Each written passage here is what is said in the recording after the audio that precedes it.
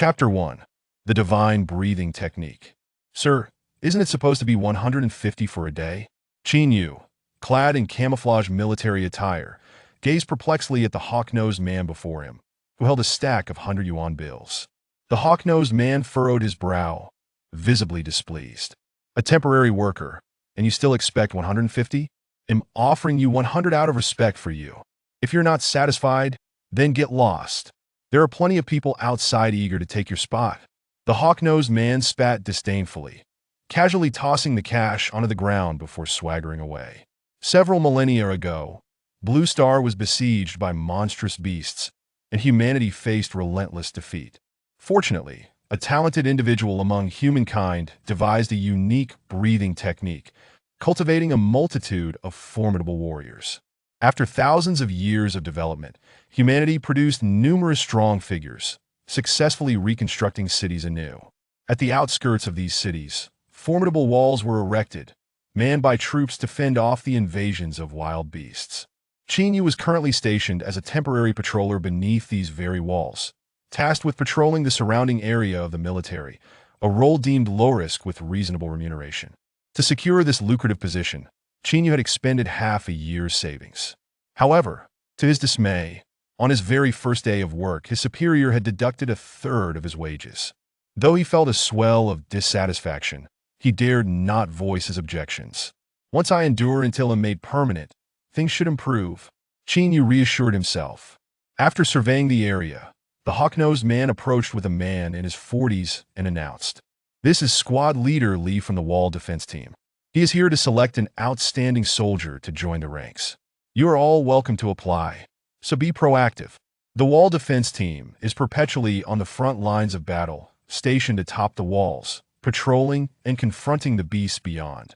This position is exceedingly perilous, notorious for its high mortality rate, a grueling task indeed. Noticing his soldiers with their heads bowed in silence, the hawk-nosed man turned to Squad Leader Lee, revealing a sinister smile. "Squad Leader Lee, how about I recommend a soldier to you?" "Sure." The hawk-nosed man beamed at the crowd, his gaze ultimately landing on Qin Yu. A jolt of apprehension shot through Qin Yu. As expected, the hawk-nosed man pointed at him and declared, "Squad Leader Lee, I believe this soldier here is quite suitable." "Damn it," Qin Yu cursed inwardly. Squad Leader Lee then turned to Qin Yu. With a handsome visage, sharp brows, and striking eyes, he appeared tall and fit, save for a slight gauntness, hardly a flaw. "What is your name?" Squad Leader Lee inquired.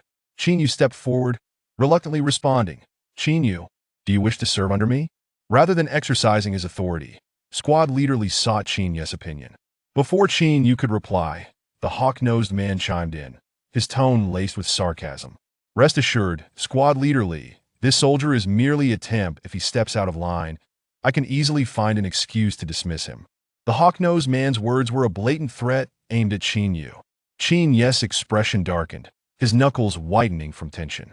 Perceiving the discord between Qin Yu and the hawk-nosed man, Squad Leader Lee approached Qin Yu and whispered, "Young man, serving under me may not be as safe as here, but you won't have to endure such indignities."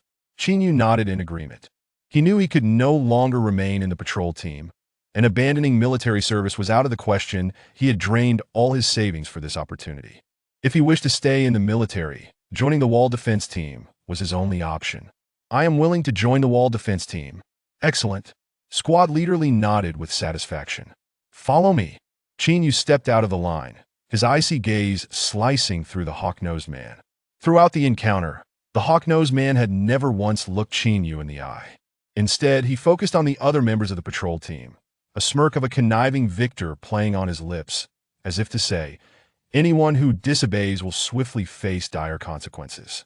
The soldiers in the patrol team lowered their heads, unwilling to meet his gaze.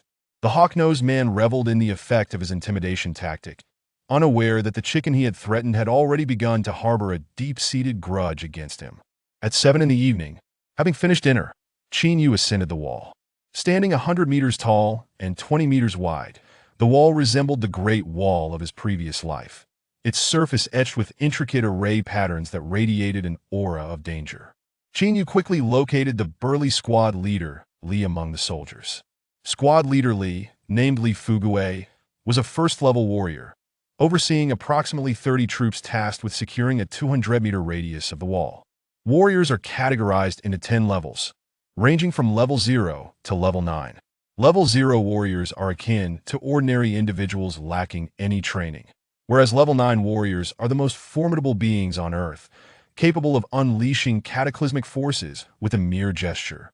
Correspondingly, the beasts are also classified from level 0 to level 9, divided into 10 tiers.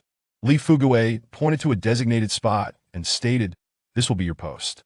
You've worked hard all day, just hold on tonight and don't fall asleep." "Rest assured, squad leader," Qin Yu replied. As he approached his assigned post, he found a wall crossbow intricately inscribed with patterns. This formidable wall crossbow possessed tremendous power, with both the crossbow body and bolts engraved with unique arrays within a range of 300 meters. Even a level 3 beast would not withstand a single shot.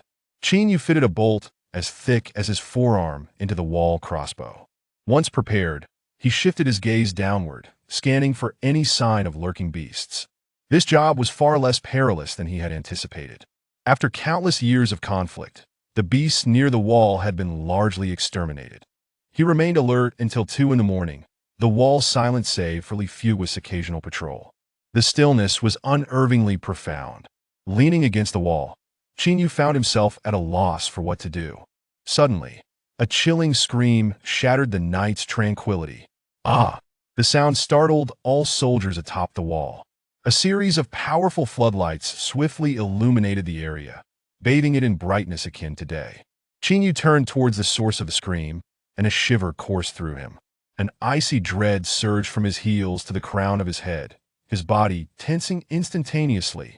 He saw that the second soldier to his left had already succumbed, his lifeless form bearing signs of savage tearing at the neck, blood gurgling from the wound. The distance between them was merely a few meters, and Qin Yu could already scent the faint metallic tang of blood in the air. Clearly, a beast had emerged. Qin Yu swiftly grasped the trigger of the wall crossbow, resolute in his determination to protect himself while awaiting reinforcements. "Over here!" "Ah!" A scream erupted again from behind him. Qin Yu pivoted swiftly, only to behold a beast resembling a monkey, half his height, clinging to a soldier. Its razor-sharp claws effortlessly severed the soldier's carotid artery, its foul maw greedily sucking the life from the wound. Drawing a deep breath, Qin Yu deftly adjusted the wall crossbow.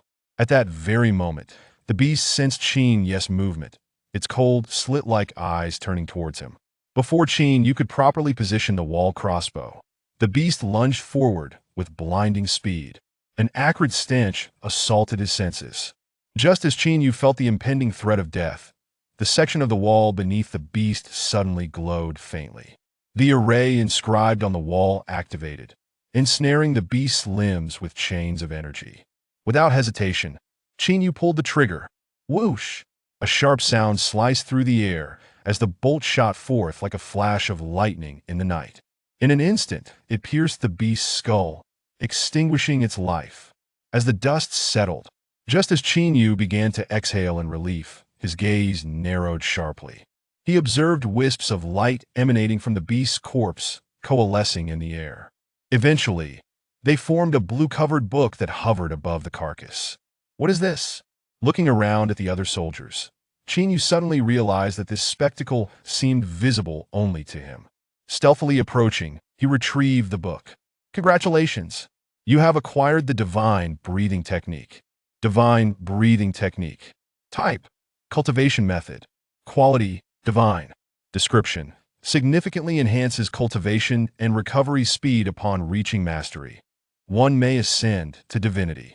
Lines of text appeared before Qin Yu's eyes, causing his breathing to quicken. Chapter 2. The Terrifying Speed of Cultivation. As the information about the Divine Breathing Technique faded, a character panel materialized before him. Name: Qin Yu. Age: 18. Level: 0.311 Level 0.3 Warrior. Talent: 0.82 Average Human Talent 1. Cultivation Method: None. 3 years prior, Qin Yu had traversed into this world. At that time, he was a high school freshman, just beginning to practice the breathing technique. Due to financial hardships, he lacked sufficient auxiliary elixirs and resources for cultivation, compounded by mediocre talent, leaving him at the bottom of his class. Until now, his blood energy barely reached zero point 0.3. Chinyu had nearly abandoned the path of a warrior, but the sight of the divine breathing technique reignited his hopes for strength. Breathing techniques form the foundation of a warrior's cultivation. Individuals draw the spiritual energy from the air into their bodies, continuously refining it within their meridians until it converges into their own blood energy. Blood energy serves as the primary source of a warrior's power. Chinyu knew that within certain ancient families, there existed unique breathing techniques. These techniques could accelerate cultivation speed to several times that of the ordinary.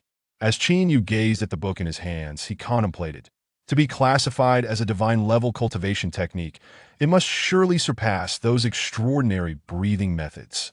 Chinyu suppressed the urge to immediately delve into it with so many people around. It was not the right moment for study. Casually concealing the book in his pocket, he looked around cautiously.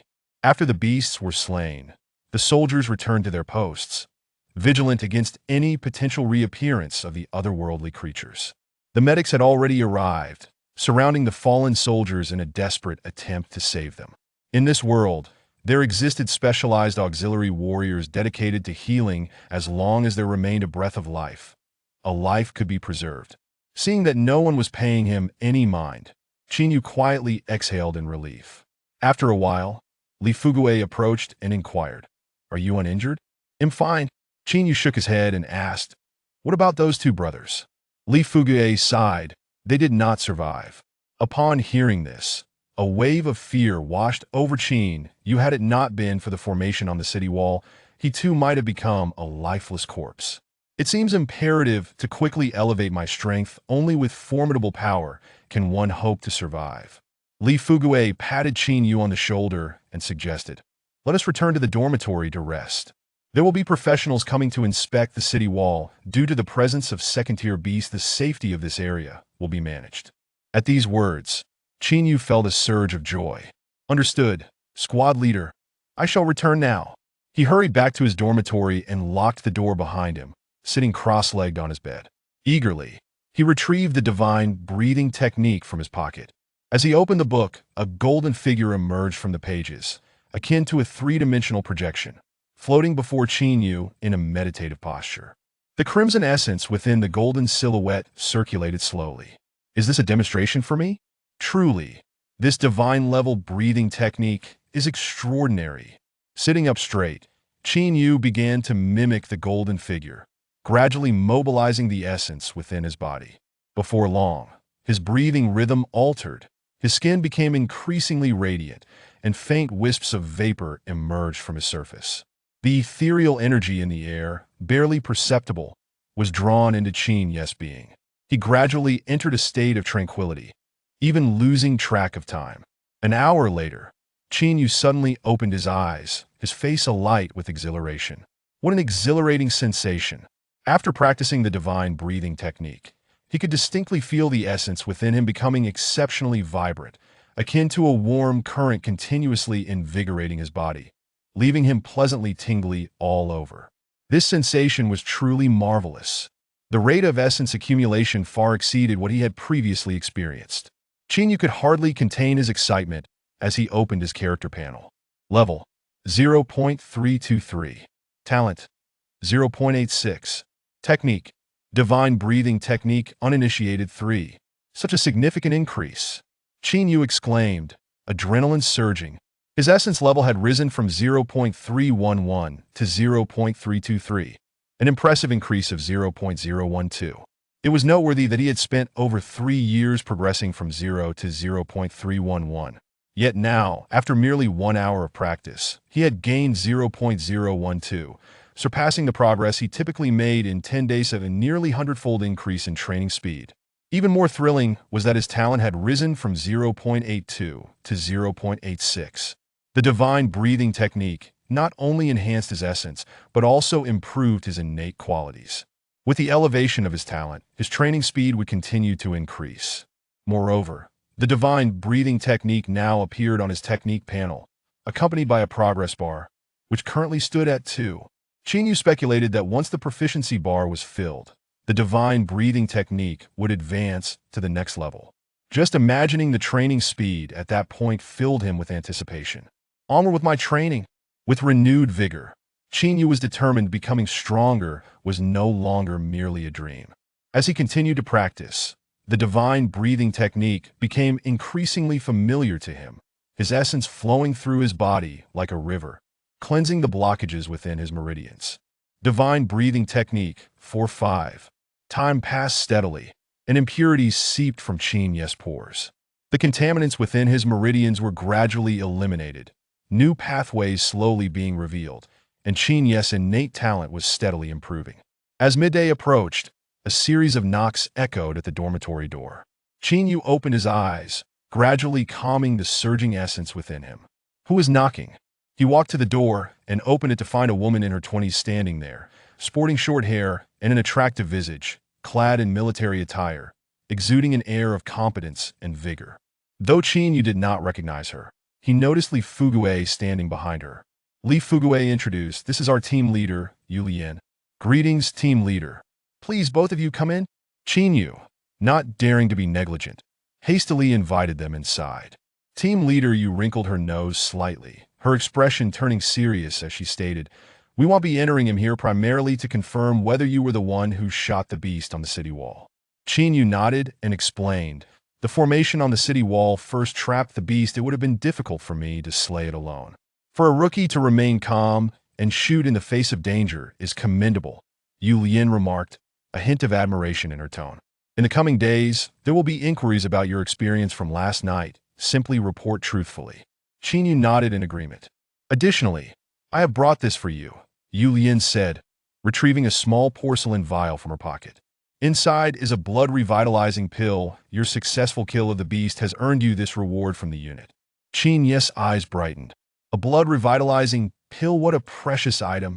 Chapter 3 Goodness. He devoured a staggering 30 plates. The revitalizing elixir, known as Huaxueden, is a potion designed to enhance the speed of cultivation. Chinyu had previously encountered it through a classmate, who mentioned that even the most inferior Huaxueden costs no less than 10,000. "Thank you, Lieutenant." Chinyu hastily accepted the small porcelain vial and tucked it into his pocket. After exchanging a few more pleasantries with Lieutenant Yu, he hurriedly departed. Upon closing the dormitory door, Chinyu was suddenly struck by a foul odor permeating the air. What is that smell? It's utterly repugnant. After searching for a moment, he realized the stench was emanating from his own body. The intensive practice of the divine breathing technique for an entire morning had led to a significant expulsion of impurities from his system, leaving his skin grimy and sticky, accompanied by a faint, fishy odor. This scent is unbearable. No wonder the lieutenant didn't enter earlier. Chinyu cautiously sniffed the air, nearly gagging at the noxious aroma. He promptly rushed to take a shower. After stashing the Huaxueden, Chinyu grabbed his toiletries and made his way to the bathhouse. Once he had cleansed the grime from his body, he emerged feeling rejuvenated. His skin now smooth and radiant, as if he had been reborn. Time was swiftly approaching noon, and with his stomach audibly protesting, Chinyu made his way directly to the mess hall. The meals at the military district's cafeteria were complimentary, as warriors expended considerable energy and required substantial nourishment, resulting in a menu predominantly featuring meat. Among the offerings were various dishes prepared with exotic beast meat. While procuring exotic beast meat is relatively straightforward, the chaotic and potent energy contained within it renders it nearly unmanageable for the average person. Only after being meticulously prepared by skilled chefs can it be consumed safely. Consequently, the edible exotic beast meat is quite rare, with each soldier permitted only 2 plates. For warriors, consuming exotic beast meat is immensely beneficial. It not only aids in rapid energy replenishment, but also enhances their physical constitution and increases muscle strength. After queuing for his 2 plates of exotic beast meat, Chinyu found a seat and began to devour his meal with fervor. Yes, each morsel of exotic beast meat entered his mouth. Chinyu felt warmth enveloping him, waves of heat coursing through his meridians, bringing immense comfort that in no time, the 2 large plates of meat were entirely consumed. However, rather than feeling satiated, Chinyu found himself even hungrier. As though his body was desperately craving energy, I'm starving. Chinyu dashed to the regular food counter to collect a generous helping of ordinary meat, He devoured the succulent chunks of meat, savoring the delicious broth. With the influx of energy, Qin Yu's muscle fibers began to grow rapidly, his previously gaunt physique gradually transforming towards a healthier, more robust form.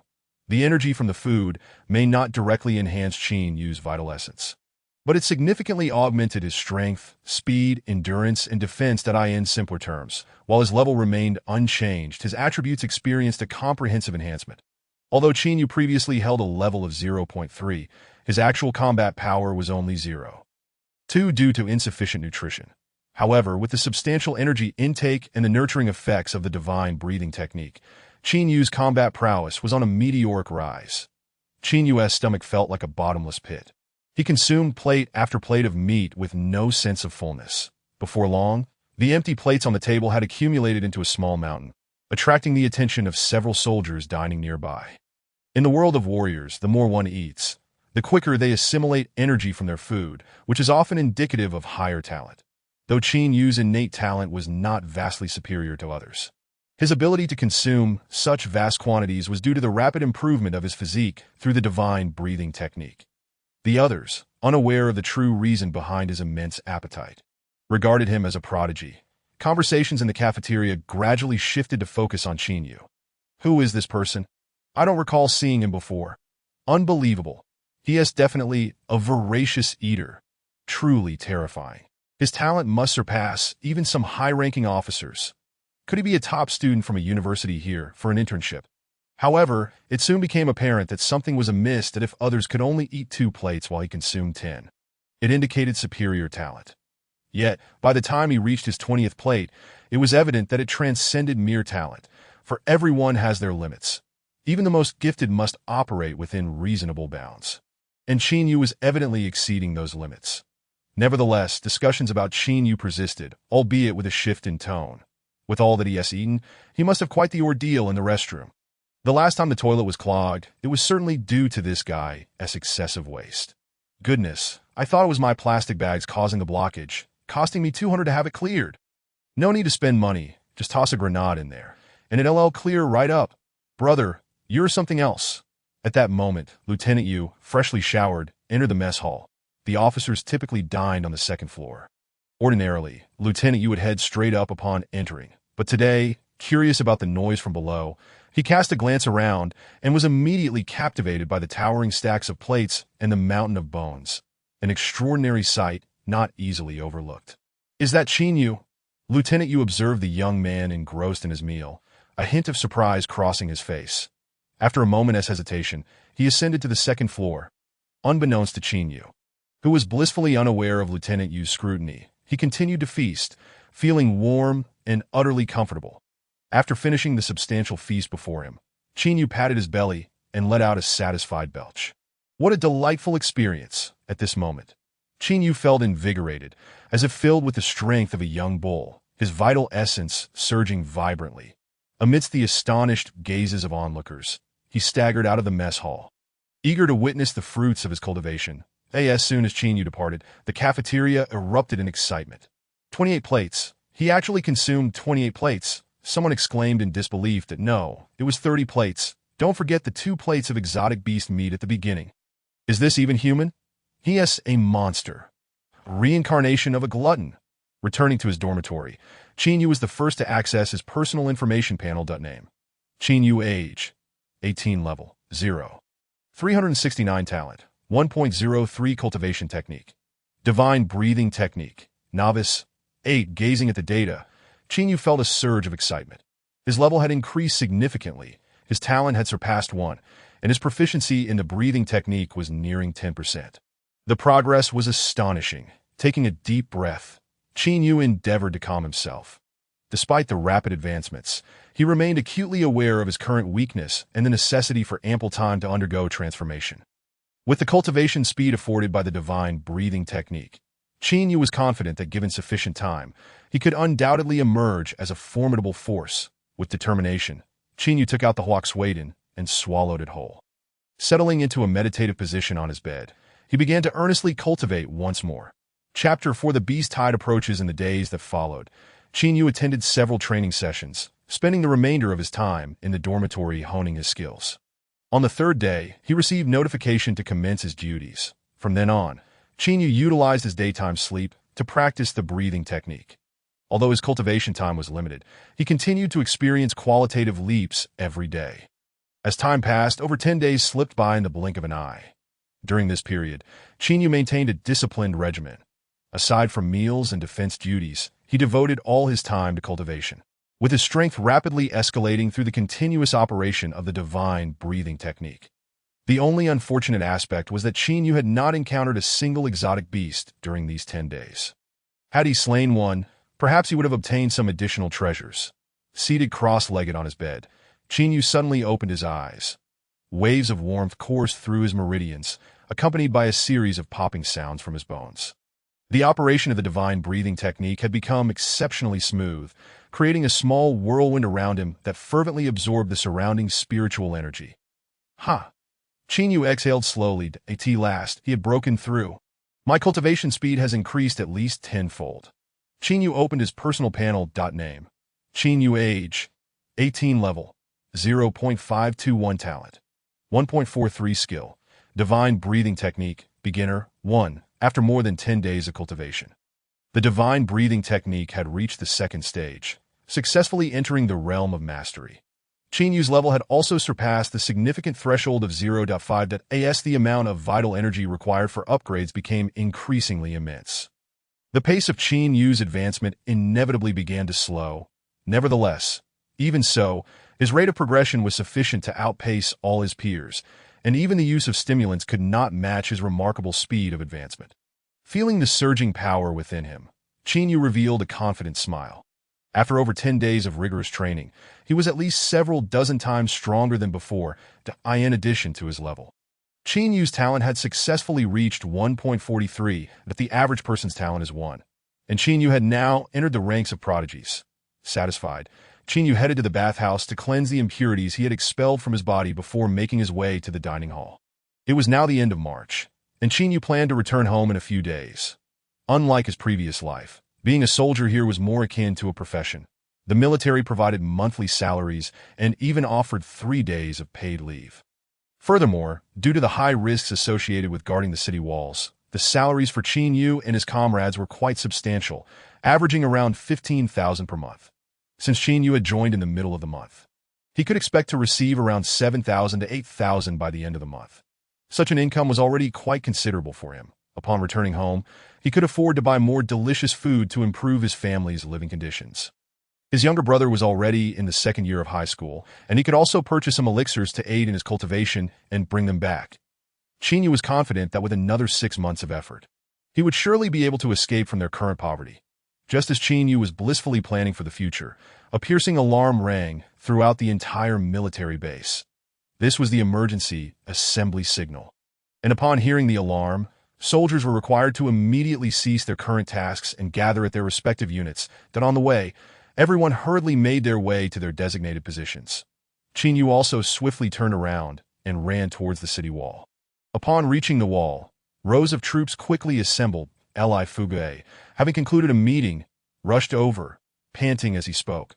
Drones have observed that a large number of mutated beasts are congregating 30 kilometers outside the city wall, reaching the scale of a minor beast tide. A beast tide is a perilous catastrophe, wherein mutated beasts gather in large numbers for some reason and collectively assault the city wall. That if the wall were to be breached, the entire city would be plunged into danger. Historically, many cities have perished in beast tides, with all living beings within the city meeting a grim fate. Millions would be reduced to fodder for the mutated beasts. Each beast tide represents a calamity, depleting vast amounts of weaponry and financial resources, while also resulting in significant soldier casualties. Therefore, when the crowd heard of the beast tide, their expressions turned grave. Fugue encouraged. Do not be afraid, everyone. This beast tide is merely of minor scale, and with our current strength and weapon reserves, we should be more than capable of handling it. Everyone, focus. We must eliminate the mutated beasts outside the city wall and prevent any from threatening the safety of our families within. Yes, the soldiers shouted in unison, attempting to mask their inner fears. Return to your defensive positions and prepare. Fugue commanded, seizing the moment. Understood. Yu arrived at his defensive post, placing the crossbow bolts on the wall-mounted crossbow and effortlessly drawing back the bowstring.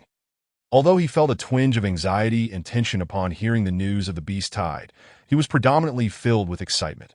Last time, he had slain a second-level mutated beast and obtained a volume of the divine breathing technique. He wondered what valuable rewards awaited him this time. Yu's heart brimmed with anticipation. At 8 o'clock in the evening, heavy machine guns were transported to the city wall. These machine guns had been specifically modified to combat mutated beasts, with inscriptions of formations etched onto their bodies and each bullet engraved with corresponding formations, making them exceedingly expensive. Each round fired represented a burn of money. At 9 o'clock, the artillery was ready. Missiles were in position, prepared to fire at any moment. The formations on the city wall were primed for activation, awaiting orders. Logistics personnel were in place, with emergency supplies adequately prepared. Medical personnel stood ready to treat any casualties. The sounds of readiness echoed through the command center. All deployments were complete, ready to repel the mutated beasts. At 11 o'clock, a warning was issued. The mutated beasts were only 5 kilometers from the city. All personnel should prepare for combat.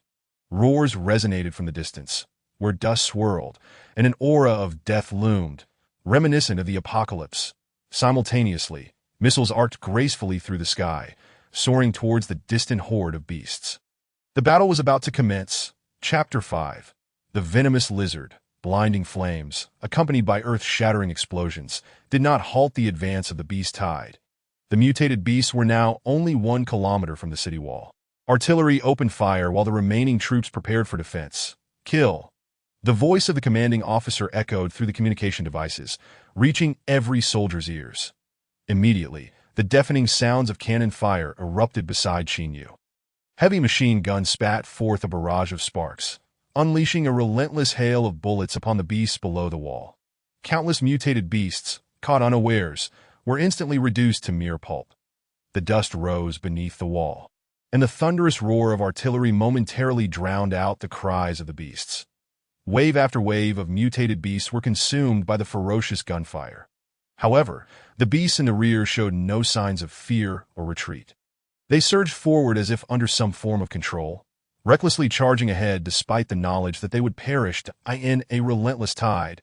The mutated beasts pressed on, taking advantage of the gaps between cannon fire and machine gun fire to reach the base of the wall. Subsequently, a rain of crossbow bolts fell upon the first wave of beasts, impaling them like hedgehogs. Below the wall, one mutated beast shimmered with golden light, and then a fruit erupted from it, hovering above its carcass. This beast had been slain by Yu before. Before Yu could touch the fruit, it appeared as a phantom, invisible and intangible to others. Yu continued to load his crossbow bolts. Whoosh! Another mutated beast fell to Yu's aim. More and more beasts endured the onslaught of cannon fire and clambered up the wall, relentlessly attempting to ascend. The intricate formations on the wall began to glow as the array was activated. In an instant, countless mutated beasts were reduced to ashes. Just then, amidst the swirling dust, a massive shadow emerged. This shadow was far larger than the other beasts, resembling a powerful gorilla with sharp fangs and a pair of enormous wings sprouting from its back. It's a sky ape, a 6th-level mutated beast. Quickly, bring it down. Someone shouted that 6th-level mutated beasts are exceedingly dangerous and far exceed the defensive limits of the city wall. That a cannonball was fired towards the sky ape. The sky ape caught the cannonball in its hand and, like throwing a baseball, hurled it back towards the wall. The immense force propelled the cannonball directly into the structure, followed by a deafening explosion. The walls trembled within a radius of several dozen meters. Most terrifyingly, the formations on the wall suffered damage from the blast, their patterns dimming. The formations on the wall were of a high level and possessed self-repair functions. However, repair required time, and what was most lacking at that moment was time. The sky ape's strike succeeded, and with a flap of its wings, it soared into the sky, letting out a thunderous roar. Countless mutated beasts below echoed its fury. With a powerful flap of its wings, the sky ape lunged towards the wall. Yu watched as the enormous figure drew closer, the overwhelming pressure making it difficult for the soldiers on the wall to breathe. Faced with the sky ape, they found themselves utterly powerless. The disparity between them was far too great. Even the most formidable artillery seemed like mere toys in its hands that a sense of helplessness surged within every soldier. Concentrate your efforts on eliminating the mutated beasts. Leave this sky, ape to me. A resonant voice, like a beacon of light in the darkness, rang in everyone's ears that a figure in white appeared like a specter above the city wall, delivering a single punch that sent the sky ape staggering back several hundred meters. The white-clad figure stood before the sky ape, appearing as small as a grain of rice. Yet, the force he unleashed compelled the sky ape to retreat step by step. With the pressure from the sky ape dissipating, Chinyu felt an instant sense of relief that he gazed at the white-clad man battling in the air, filled with envy. This was the true embodiment of strength. I am still too weak. I must strive to surpass him within a year. Chinyu silently resolved himself. The threat posed by the flying ape had been temporarily abated. However, the formations on the city walls had yet to be fully restored. Below, the monstrous beast surged forth like a torrent breaching a dam, charging towards the fractured walls. The section of the city wall where Chinyu stood had become a veritable focal point for the onslaught of these creatures. In the face of the wall, artillery became ineffective. Heavy machine guns swiftly converged towards this direction, unleashing a relentless barrage of bullets upon the beast scrambling up the walls, abandoning the city crossbow, which, despite its formidable power, was hindered by its sluggish rate of fire, and thus unsuitable for the current skirmish. Chinyu reached for a long spear among the array of weapons. One of the beasts evaded the hail of bullets and successfully ascended the wall. Just as it emerged, Chinyu swiftly drove his spear through its skull. The spear, inscribed with formations, possessed both armor-piercing and piercing capabilities, allowing Chinyu to effortlessly penetrate the beast's head without exerting much force. With a flick of his wrist, he sent the creature plummeting down, its golden essence flickering and vanishing amidst the relentless tide of beasts. Having dispatched one beast with ease, Chinyu remained vigilant. More were sure to follow, and he had to prepare for a protracted battle. As the monsters continued to pour in, soldiers, under the commander's orders, quickly gathered at this location. Officers, including Li Fugue and Captain Yu, also rushed to the scene. Compared to the ordinary soldiers, their strength was greater, tasked with confronting higher-tier beasts. One particular beast scuttled up the steep wall with the grace of a dancer. This reptilian creature, dubbed the venom lizard, bore suction cups the size of plates on its claws, capable of adhering to human skin and tearing away substantial flesh. Yet its most terrifying trait lay in the green venom it secreted. Just a single drop could fell an adult elephant. The venom lizard, agile and adept at climbing, effortlessly reached the summit of the wall that it peeked over. Chinyu's spear was already poised for a strike. However, the venom lizard deftly evaded the lethal thrust by dipping down and tilting its head aside, skillfully avoiding the fatal blow. With his attack thwarted, Chinyu quickly withdrew his spear. Seizing the opportunity, the venom lizard clambered onto an outcropping of the wall, its cold green slit eyes fixated on Chinyu. Its long tongue flicking in and out, it was determined to poison the one who had dared to strike at it. The venom lizard studied Chinyu. He too observed it, recognizing its toxic nature and swift agility. He knew he had to maintain a safe distance that moment. Li Fugue's voice rang out from behind. Xiao Qin, this beast has a blood level of 0.6. Fall back, I will handle it. 0.6, is it? Let me test my strength against it. Chinyu replied with a smirk. Although currently at 0.5, the essence cultivated through his divine breathing technique was far richer, enhancing his capabilities beyond those of an ordinary practitioner. Despite not undergoing formal assessment, he was certain his power exceeded that of a typical 0.5 level warrior. Brandishing his spear confidently, Chinyu declared, Captain Li, I will take care of this beast. Chapter 6. Instant Kill. Li Fugue certainly did not approve of Chinyu's reckless gambit, that he recalled that Chinyu had only registered at a mere 0.3 level upon joining the team. How could a 0.3 level warrior confront a 0.6 level beast, especially one as troublesome as the toxic venom lizard? It was akin to courting death. Just as Li Fugue prepared to forcibly pull Chinyu down, Captain Yu raised a hand to halt him. Let him try, Captain Yu stated, her tone unwavering. But Captain, he is only at 0.3.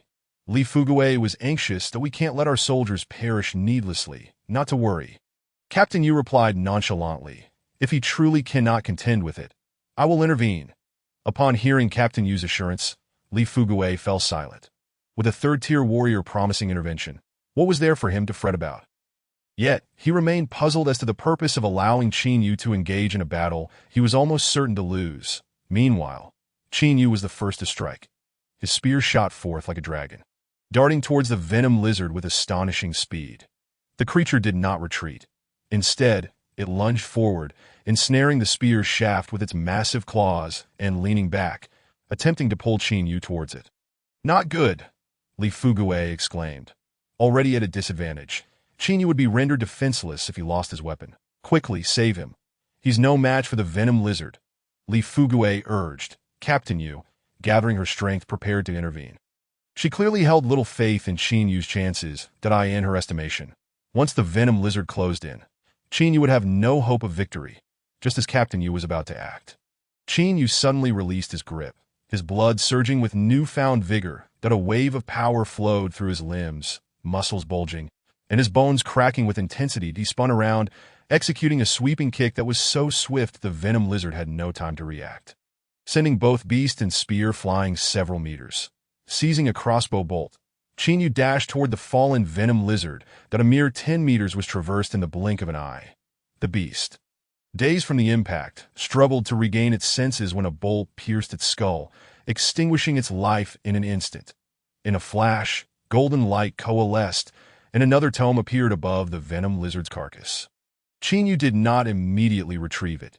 Too many eyes were upon him, and touching the book would expose him before the onlookers. He dusted off his hands and returned to his defensive position. 0.6? Is that all? He mused. It turned out the 0.6 level was so easily dispatched. How foolish of him to overthink strategy. He had evidently underestimated himself. Feeling invigorated, Qin Yu noted that Li Fugue, watching from a distance, appeared utterly bewildered from his vantage point. It seemed the venom lizard had just gained the upper hand before being effortlessly dispatched by Qin Yu's kick, followed by a swift thrust that ended its life. Were the beasts now so feeble, or were the younger warriors simply that formidable? The notion of a 0.3 level warrior slaying a 0.6 level beast left Li Fugue questioning his very existence. In contrast, Captain Yu scrutinized the situation more closely. The power and speed Qin Yu had just displayed had reached a level of 0.85, far surpassing the 0.3 Li Fugue had cited. After witnessing Qin Yu's prodigious appetite in the dining hall, she had long been curious about his combat prowess. Today's engagement was also a means to gauge Qin Yu's capabilities, though she had never expected him to actually slay the beast. The outcome, however, was that Qin Yu not only defeated the creature, but did so with such overwhelming ease that it defied all expectations. What astonished Captain Yu further was her inability to ascertain Qin Yu's level. Typically, higher-tier warriors could gauge the blood levels of their lesser counterparts through their energy fluctuations. Just as Li Fugue had quickly discerned the venom lizard's 0.6 level, Captain Yu found Qin Yu's violent surge of energy to be wholly inscrutable, as if it emanated from an entirely different source. Could it be a treasure that concealed his level? How intriguing! After quietly voicing her thoughts, Captain Yu shifted her focus. Let us also take action. We cannot simply stand by and watch the soldiers fight for their lives. Taking the lead, Captain Yu approached the edge of the wall, her energy surging as gusts of wind swirled around her. She casually seized an arrow and hurled it downward. These arrows, ordinary in nature and lacking any engravings or special devices, transformed into formidable projectiles under her command, possessing tremendous lethal force. The speed of her shots exceeded that of the crossbow bolts launched from the walls. With a single volley, a vacuum of space emerged upon the battlements. This wave of beasts included only one high-tier creature, the flying ape, while the rest were relatively weak.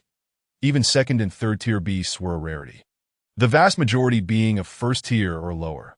Such creatures stood no chance against Captain Yu, a pinnacle third-tier warrior. With the involvement of senior officers, the situation atop the walls gradually stabilized.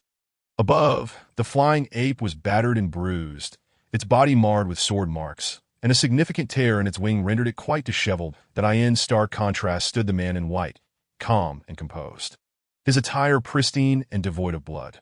Suddenly, his gaze sharpened, and a tempest of sword energy coalesced around him. Drawing his long sword, he stepped forward, unleashing a strike that had been charged with anticipation. The silver blade flashed forth, resembling a crescent moon as it cleaved toward the flying ape, The robust arm of the flying ape was severed in an instant, and a portion of its wings was likewise cleaved away. The flying ape tumbled downwards for hundreds of meters before barely stabilizing itself.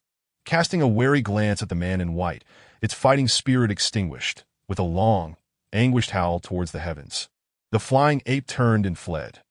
The man in white did not pursue. Instead, he sheathed his sword and soared back to the military camp. Upon witnessing the retreat of the flying ape, the soldiers atop the city wall erupted into a chorus of excited cheers. Long live Mayor Zhang. Mayor Zhang is the strongest. The man in white was none other than the mayor of the city, Zhang Tianjian, a peak 6-tier martial artist.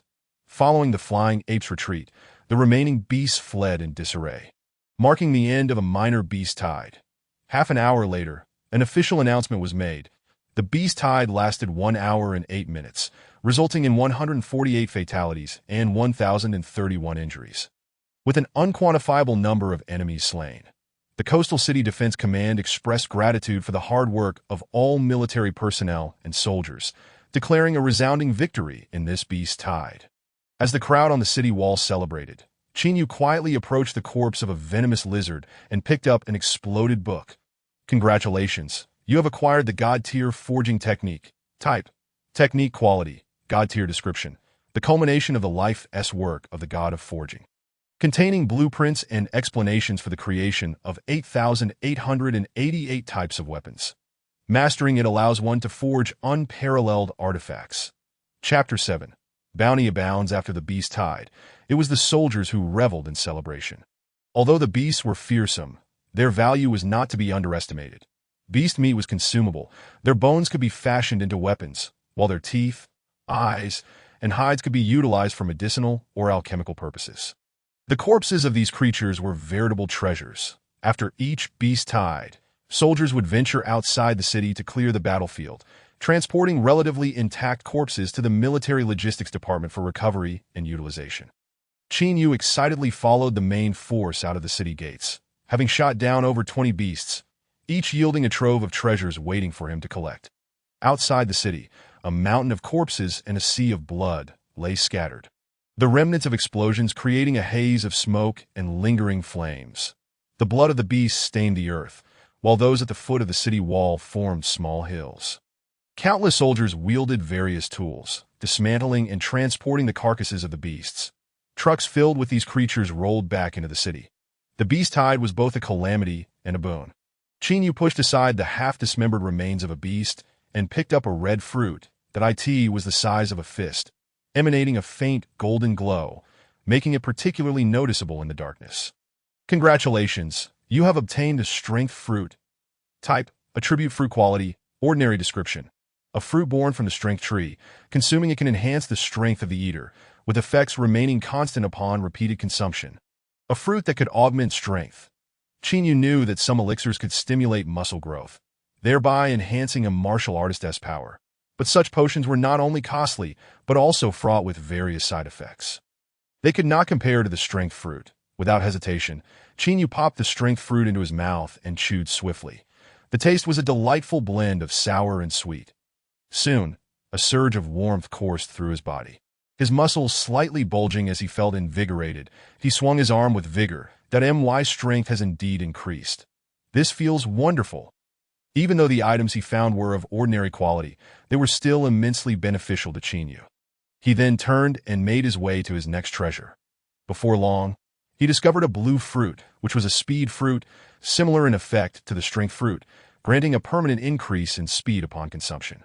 After a thorough search, Qin Yu amassed 6 strength fruits, 4 defense fruits, 4 speed fruits, and 3 stamina fruits. In addition to these ordinary items, he also found a god-tier alchemy technique, a poison recipe, a storage artifact, and a vial of Xinjin powder, god-tier alchemy technique.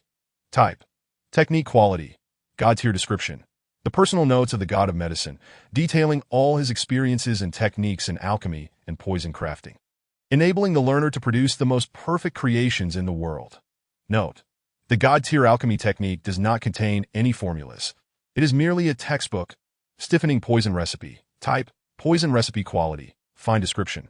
A poison composed by a master poisoner, capable of numbing the thoughts of the poisoned, reducing their muscular vitality, and inhibiting their blood flow, thus slowing their speed and agility. Storage ring. Type. Artifact quality. Ordinary description. An exceedingly mundane storage artifact containing 10 cubic units of storage space. It serves no other purpose beyond storage. Xianjin powder. Type. Material quality. Fine description. Leftover scraps from the god of forging's work. When added during weapon forging, it significantly enhances the weapon's hardness, accelerates the flow of vital energy within the weapon, and augments its lethality. Qin Yu was immensely satisfied with his haul. Not only had he obtained the god-tier forging technique and god-tier alchemy technique, but he also acquired a poison recipe, a vial of materials, and a highly convenient storage ring. Additionally, he had consumed numerous fruits that enhanced his strength, which, while not reflected in his level, nonetheless elevated his capabilities to new heights. It was akin to striking gold overnight. Tomorrow, he would assess the extent of his newfound powers.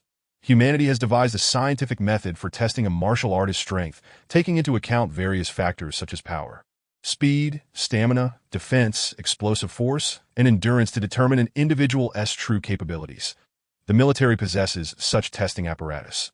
Qin Yu resolved to undergo testing the following day to gain a clearer understanding of his abilities, lest he find himself in a situation like today's again, hesitant to exploit his opponent's weaknesses, only to discover too late that the adversary could withstand his best strike.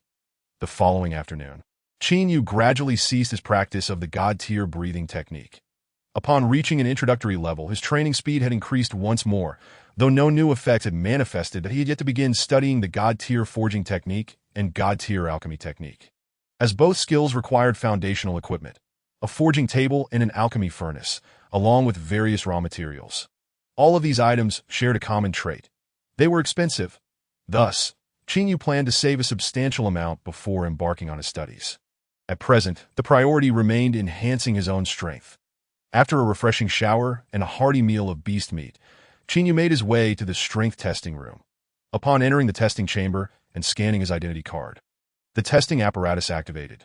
Please strike the testing zone with your right fist at full power. The electronic prompt echoed. Qin Yu summoned his internal vital energy, channeling it into his right arm, and delivered a powerful punch. Bang! The apparatus emitted a muffled thud. Please strike the testing zone with your left fist at full power. Following the machine's instructions, Qin Yu completed tests for strength, speed, defense, stamina, and several other metrics. Eventually, the results were displayed. Your overall strength assessment is 0.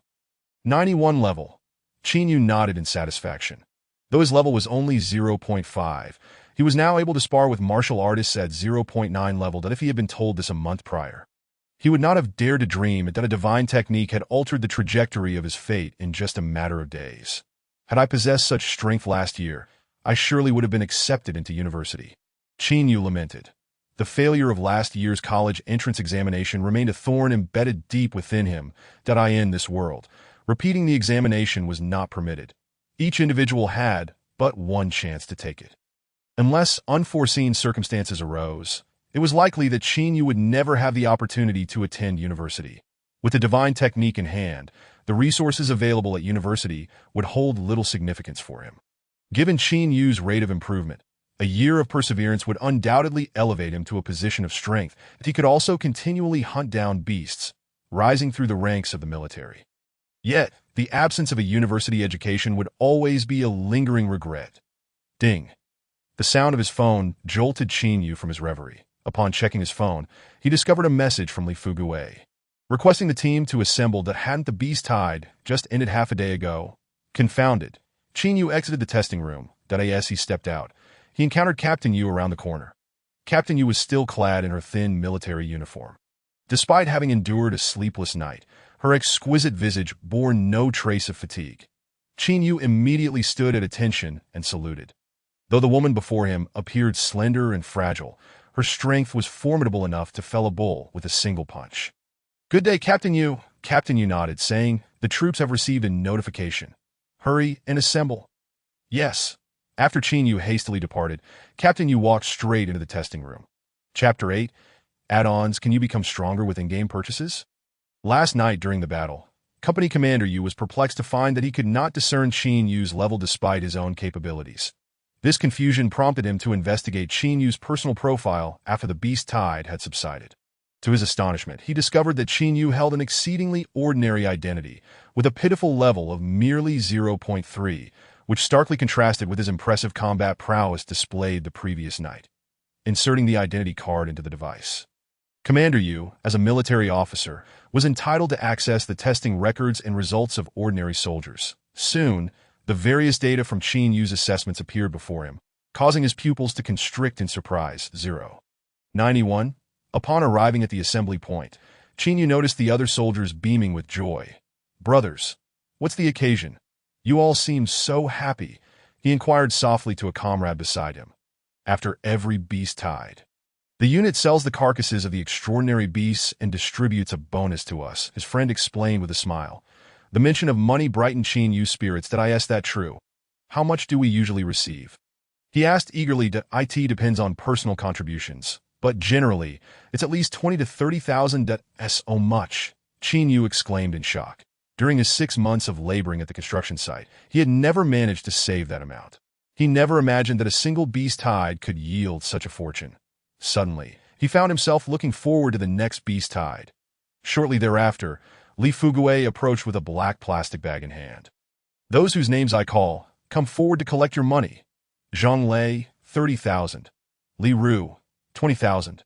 Qin Yu, 40,000. Upon hearing his name, Qin Yu hurriedly stepped forward. Li Fugue grinned as he handed over a stack of banknotes and patted Qin Yu on the shoulder, saying, "Well done."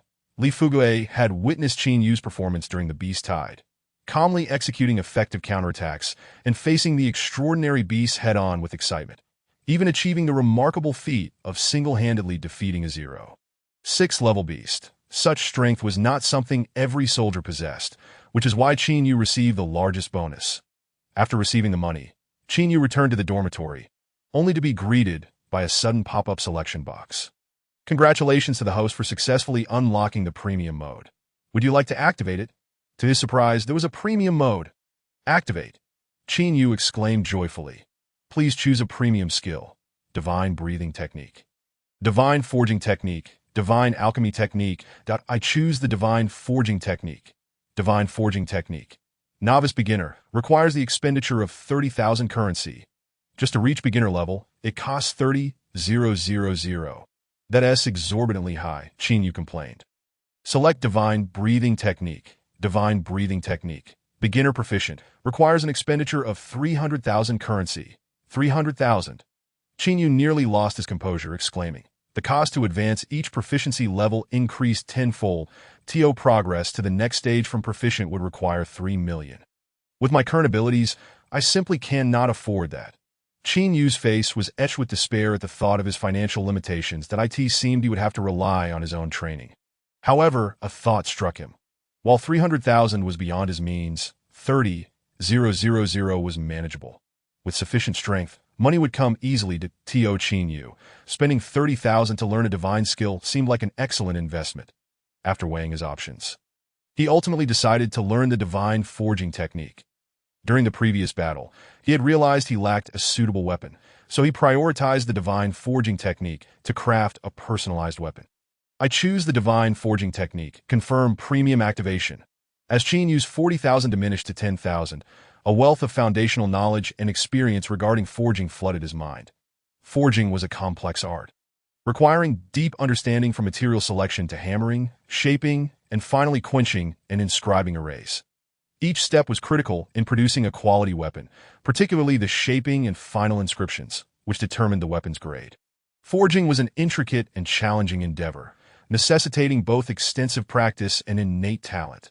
Some individuals might study for 3 years without mastering the basics, yet Qin Yu grasped methods and techniques in mere moments that others might take years to comprehend, and he excelled beyond them.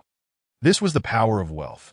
Having spent 30,000, Qin Yu still retained 10,000 that he planned to request leave the next day to return home and test his forging skills in crafting a weapon. The following morning, after securing his leave, Qin Yu departed from the military. Though he had only been in the army for a brief fortnight, it felt as though an eternity had passed, just half a month ago. He was weak, lost, and too intimidated to voice his grievances against the eagle-nosed officer who deducted his wages. Now, though he did not consider himself a master, his future seemed bright. given sufficient time for growth. He was confident he could become the foremost individual of his era. Chinyu first visited the supermarket to purchase some meat and vegetables conducive to training before heading to a dilapidated neighborhood. His home was nestled here, in a community so impoverished that it lacked even a decent supermarket. 3 years ago, upon his arrival in this world, he had silently vowed to lead his family away from this place. Yet, he had not soared as he had envisioned. Instead, reality had dealt him a harsh blow. How could he alleviate his family's plight when he struggled to support himself? However, all that had now changed. Clenching his fists, Chinyu strode confidently through the neighborhood entrance. He retrieved his keys and opened the door that a familiar scent filled his nostrils. Though their home was impoverished and worn, it was clean and welcoming. "Who is it?" A woman emerged from a room upon hearing the door open. "Mom, it's me." Chinyu smiled, placing the groceries on the table. His mother looked surprised. "That aren't you supposed to be in the army? Why are you back so soon after just half a month?" "The army has monthly leave." Chinyu explained that if I didn't take leave now, I would miss this month's opportunity. His mother nodded, concern etched on her face. "How are you doing there? Is it dangerous? Has anyone bullied you?" "The officers and my comrades treat me quite well." Chinyu briefly recounted his experiences in the army, omitting the fact that he had been transferred to the front lines to spare his parents any worry. "By the way, Mom, this is my salary for the past half month." Chinyu pulled out 2,000 from his bag and handed it to her. It wasn't that he wished to give her less, but rather that 2,000 was the entirety of his patrol unit's earnings for half a month. If he presented her with 10,000, she might suspect he had engaged in some illicit activity. Offering more might only heighten their concerns. Chinyu's parents were ordinary individuals with regular jobs, earning modest wages. Tio nurtured Chinyu and his younger brother into becoming warriors. They had borrowed significantly, resulting in a tight financial situation. 2,000 would already help improve their living conditions. "Take this money and spend it. We still have some savings." His mother insisted that I hardly spend anything in the army since my meals are provided for free. "It's of no use to me. Please accept it," Chinyu urged. Eventually, his mother conceded and accepted the money. His father and younger brother would return home in the evening, while his mother had to work in the afternoon. After sharing a simple lunch with her, Chinyu set out to find a place to forge weapons. Chapter 9. Seeking the forging station. The Forgers Guild should be around here. Chinyu glanced at a map and entered a lavish building. Approaching the front desk, he noticed several attractive young women at work. One of them, upon spotting Chinyu, inquired, "Hello, are you here to find a forger to craft a weapon, or are you interested in joining the Forgers Guild?" After pondering for a moment, Chinyu asked, "What does it take to join the guild?" "You only need to pay an annual fee of 100,000. 100,000? Annually?" Chinyu was taken aback, thinking to himself, no wonder forging is a profession for the affluent. Merely joining the guild requires such a hefty sum. "Indeed," the young woman elaborated, "by joining the guild, you can attend weekly classes taught by various master forgers for free and explore with like-minded friends. Additionally, guild members have free access to the guild's forging stations and other tools, and they can purchase materials at discounted member prices." "Could I possibly borrow your forging station?" "I can pay," Chinyu tentatively asked. The young woman shook her head firmly. "I'm sorry, sir, but our forging stations are exclusively for guild members and are not available for rent." "All right, I'll think about it." Chinyu turned to leave the Forgers Guild. It seemed he needed to consider alternative options. Currently, he required a forging station, a furnace, a forging hammer, and even the materials necessary for forging. At present, he had only his newfound skills that a skilled artisan cannot work without the proper resources. "I still have over 7,000. I should be able to find a place to rent a forging station. In order to rent a casting platform, one must first ascertain the locations where such platforms are available." Following this line of thought, Chinyu quickly recalled a place: the weapon shop. Typically, the proprietors of weapon shops possess their own casting teams dedicated to supplying their establishments. With this idea in mind, Chinyu wasted no time and opened the map, swiftly selecting the nearest weapon shop. "What? A fee of 20,000? No. I am not here to learn the craft or become a disciple, nor do I require your master to teach me. I am capable of casting. I merely wish to rent your casting tools to forge a weapon. That I cannot join you, as I have my own profession and cannot work here indefinitely. You do not rent out to outsiders." "Is that so?" Chinyu sighed. This was already the third weapon shop he had approached. The previous two had similar responses. Upon hearing his intentions, they informed him that their casting rooms were exclusively for their own craftsmen or paid apprentices. As for someone like Qin Yu, who had not joined them, he was deemed unworthy to enter the casting room, let alone borrow any tools. Undeterred, Qin Yu continued his search for the next weapon shop. After visiting 7 shops in succession, he encountered the same dismissive responses. Each individual rebuffed him, their tones offering no glimmer of hope. Frustrated, Qin Yu continued to scour the map. Weapon shops are not typically owned by ordinary individuals. In Linghai City is a small locale. It is likely that only these 7 shops exist, leaving Qin Yu momentarily at a loss. Just as he prepared to wait until next month when his salary would arrive to forge a weapon, he suddenly stumbled upon a weapon shop named Xiao Yu on the map. The reason he had only now discovered it was that the icon for Xiao Yu's weapon shop appeared gray, indicating that it had either ceased operations or gone out of business. That if it had indeed closed, might there be abandoned casting tools within? Qin Yu pondered, given that he had no other options. He decided to take a chance that he hailed a cab and made his way to Xiao Yu weapon shop. Inside, Xiao Yu was wielding a massive hammer, rhythmically striking a glowing piece of iron. After some time, the iron block barely resembled the shape of a sword, yet its surface was riddled with imperfections and lacked smoothness. An experienced craftsman would instantly discern that this was not a quality weapon. However, for Xiao Yu, she had exerted her utmost effort. Setting down the hammer, she surveyed the empty shop, her eyes filled with sorrow. Her father had been a renowned craftsman, and after saving up some capital, he had opened this weapon shop. With his exceptional forging skills and connections, the shop quickly established a prominent position within the weaponry industry. However, good fortune was short-lived. 6 months prior, due to health issues, Xiao Yu's father departed from this world. The remaining craftsmen were swiftly lured away by other shops, and within a mere month, the once thriving establishment was forced to close its doors due to a lack of inventory. After her father's passing, Xiao Yu had begun to learn the art of forging, hoping to uphold her father's legacy. Yet, her talent was not exceptional. After 6 months of study, she had yet to successfully forge a single weapon. Clenching her fists, she thought, the weapon exhibition is in 2 days. Am I truly unable to present even one exhibit after my father's departure? Linghai City hosts an annual weapon exhibition where formidable weapon shops and craftsmen showcase their finest creations from the year, demonstrating their prowess. Although Xiao Yu's father had passed, a spot was still reserved for Xiao Yu weapon shop at the exhibition. This was a fortuitous opportunity. If utilized wisely, it could be a chance for Xiao Yu weapon shop to revitalize. Yet, Xiao Yu felt ill-equipped to seize it.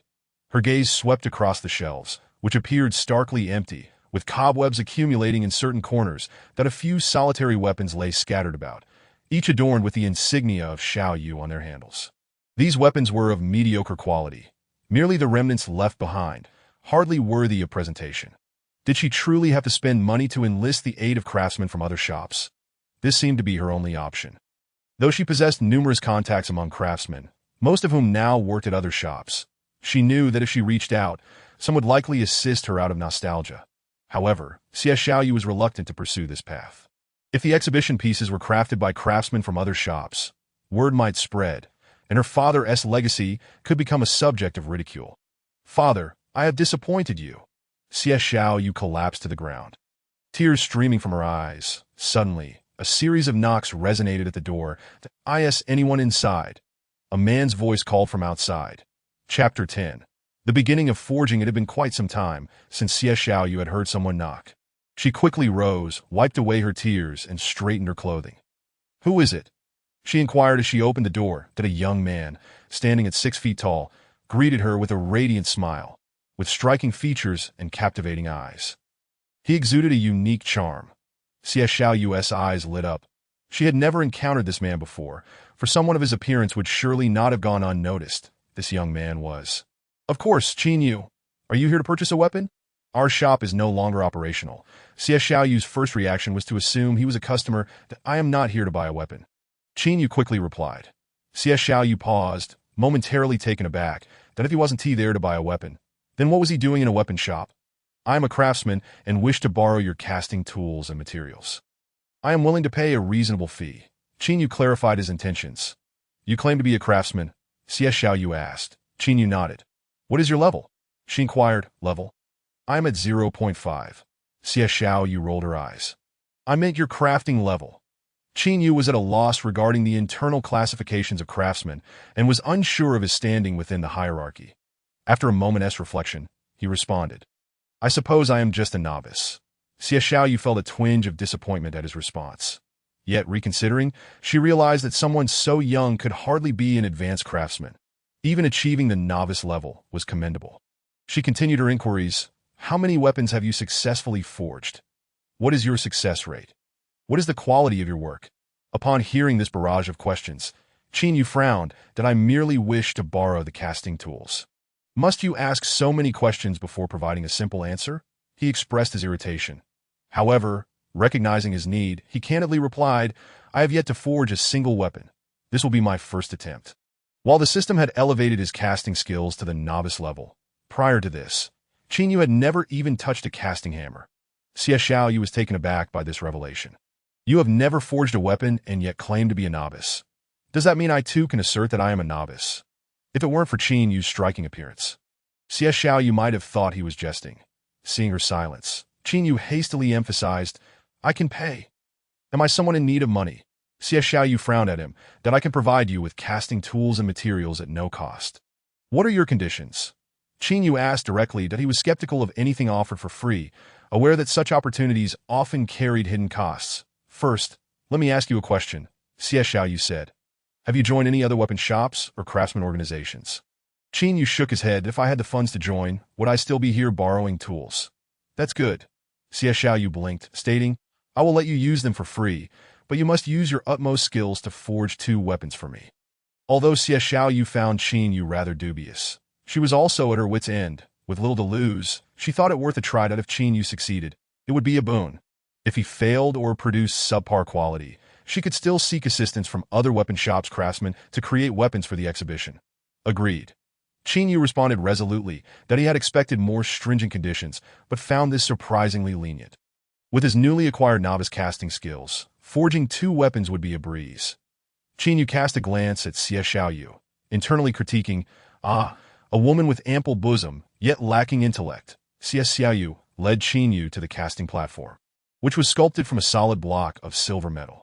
Before the casting platform stood a high-temperature furnace.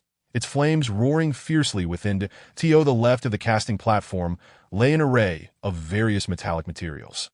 As Qin Yu approached the platform, he felt an uncanny familiarity with the tools, despite having never seen them before.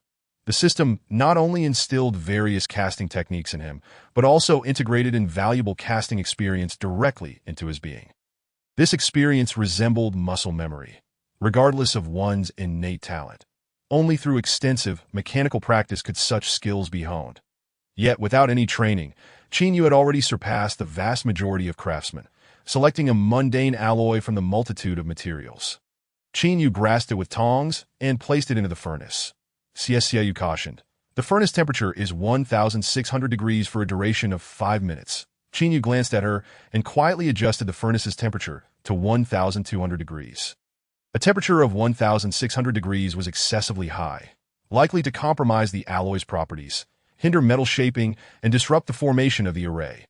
All casting masters set the furnace temperature to 1,600 degrees when forging alloys. This is documented in the casting manual. Haven't you studied? Xie Xiaoyu countered. What everyone does is not necessarily right. Qin Yu replied, unfazed. Seeing that he was not persuaded, Xie Xiaoyu sighed and sat down on a nearby stool. Thinking, I shall see what you can forge. Previously, she had held a glimmer of hope, but now she was utterly disillusioned. Heating the alloy to 1,600 degrees was knowledge even a novice apprentice would grasp. Had it not been for her desire to prove herself right and embarrass Qin Yu, she would have expelled him from the premises. Before long, the alloy glowed red, its once unyielding metal now exhibiting remarkable ductility. As Qin Yu placed the glowing alloy on the casting platform, he lifted the casting hammer, and an immediate transformation enveloped him, and an ethereal aura, akin to morning mist, surrounded him. Witnessing this, Xie Xiaoyu sprang from her seat, mouth agape, exclaiming in astonishment, how can you claim this is your first time when you clearly possess such battle-hardened experience? Chapter 11. Xie Xiaoyu's astonishment, having encountered hundreds of craftsmen, Xie Xiaoyu had only felt such a unique aura during her father's forging. This aura's emergence was not contingent upon the craftsman's rank. It manifested only when a craftsman reached a certain level of understanding in their craft. Forging, at its essence, is the alchemy of transforming the mundane into the extraordinary. A defiance of nature, to elevate a creation, it must resonate with its surroundings. Hence, this aura is referred to as the craftsman's domain. Once this domain is established during forging, even the most mediocre of products would attain the status of a fine work. And the rarest of masterpieces might emerge. Even CSCIU's father, a fourth-level craftsman, had only experienced the craftsman's domain 5 times throughout thousands of forges. Each occurrence left him exhilarated, keeping him awake for an entire week. It is an extraordinarily wondrous feeling, as if the very universe is collaborating with me. Every experience significantly enhances my forging skills. His words echoed in CSCIU's mind. With widened eyes, she keenly perceived the enchanting changes within the craftsman's domain. His domain seems to surpass my father's. This realization implied that the young man before her possessed a deeper insight into forging than her father. Amidst her astonishment, a flicker of fear ignited within her that a mere 20-year-old, yet his comprehension of the forging domain was greater than that of a fourth-level craftsman. How terrifying must his talent be? He may well ascend to the 6th level. No, perhaps even the 7th level of craftsmanship. Good heavens, I am fortunate to witness the forging of a future master craftsman up close. Suppressing her swirling thoughts, CSCU focused intently on Qin Yu's forging process that I end Qin Yu's world. All that existed was the glowing red alloy before him. His vital energy surged within, and as he raised the casting hammer, the surrounding aura shifted dramatically with his movements. Uncertain of the force required or the angle from which to strike, he relied solely on instinct. Each hammerfall landed at the optimal angle and with perfect force, as natural as breathing. With a resounding chime, sparks flew from the alloy as it was struck upon the casting platform. Qin Yu's motions flowed like water, continuously wielding the hammer to expel impurities from the alloy. The rhythmic clang of metal against metal resonated like a soaring symphony, stirring the surrounding spiritual energy. With the final strike, the alloy glowed a brilliant crimson, devoid of any impurities, that I in a mere 5 minutes. Qin Yu completed the first step of forging, the hammering process. Quietly retrieving a small vial of Xianjin powder from his spatial ring, he poured the entire contents into the alloy, the Xianjin powder. A product of the beast tide, significantly enhanced a weapon's hardness when added during forging, accelerating the flow of vital energy within the weapon and augmenting its lethality. The golden powder settled upon the fiery red alloy like snow, quickly dissolving and leaving behind glimmers of gold. Without a moment's pause, Qin Yu proceeded to the second step, shaping that he intended to craft a long sword for himself. Raising the casting hammer high, he envisioned the sword's form within his mind as he brought the hammer down. With exquisite control, the rough shape of the long sword swiftly took form. Setting down the casting hammer, he picked up a delicate small hammer to refine the sword's details, sharpening and tempering. After a series of meticulous processes, an ancient longsword appeared on the casting platform, its entire body an inky black adorned with glimmering golden inscriptions. The blade exuded an aura of coldness, razor-sharp, and a gentle tap would elicit a haunting melody. As if several waves of sword energy circled around it, Qin Yu felt immense satisfaction with his first creation. The Xianjin powder compensated for the alloy's lack of rigidity while providing sufficient ductility.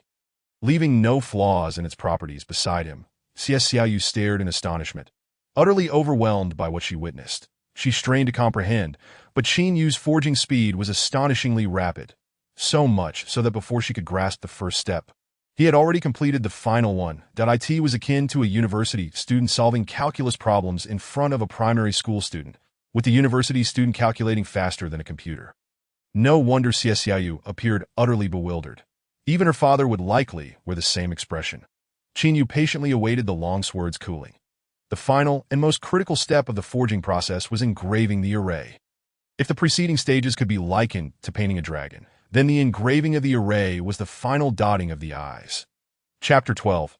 Perfect level weapon if a weapon were to be graded on a scale of 10. Its appearance, aerodynamics, materials, and sharpness would contribute a maximum of 5 points. The remaining 5 points would be determined by the degree of the array's compatibility with the weapon.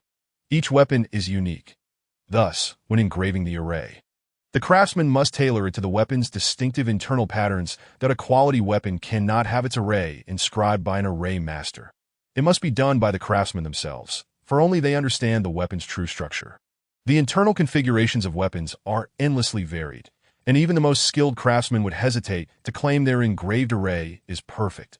For millennia, countless array masters have sought the limits of perfection, leading to the development of a weapon evaluation system. Weapons are classified into 9 grades, from 1 to 9, with each grade further subdivided into 4 tiers: ordinary, fine, excellent, and superb, based on the enhancement rate provided by the array. The enhancement rate indicates the degree to which the array augments the weapon's capabilities. An ordinary weapon has an enhancement rate of 1 to 40. A fine weapon ranges from 40 to 70. And an excellent weapon boasts an enhancement rate of 70 to 100. If the enhancement rate exceeds 100, meaning the array can double the weapon's effectiveness, it is deemed superb. Beyond the superb classification lies a level known as perfect. Perfect level weapons are defined by an enhancement rate of 150. This is a figure that one can only approach infinitely, but never truly attain. Among recorded weapons, the highest enhancement rate stands at 145. Crafted 3 centuries ago by 3 9th-level craftsmen, named the Demon Slayer's Sword, a 9th-level superb weapon.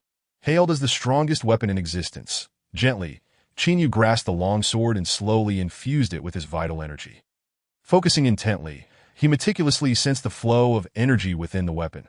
After approximately 10 minutes, he suddenly opened his eyes. With his right hand, he seized the engraving knife and swiftly etched intricate patterns onto the longsword.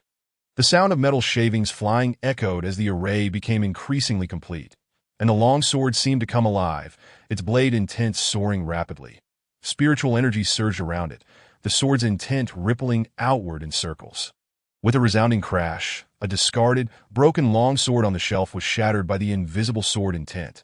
Xiaoyu instinctively recoiled 2 steps, her eyes wide with fear. What? What on earth is he doing? Why is there such a commotion?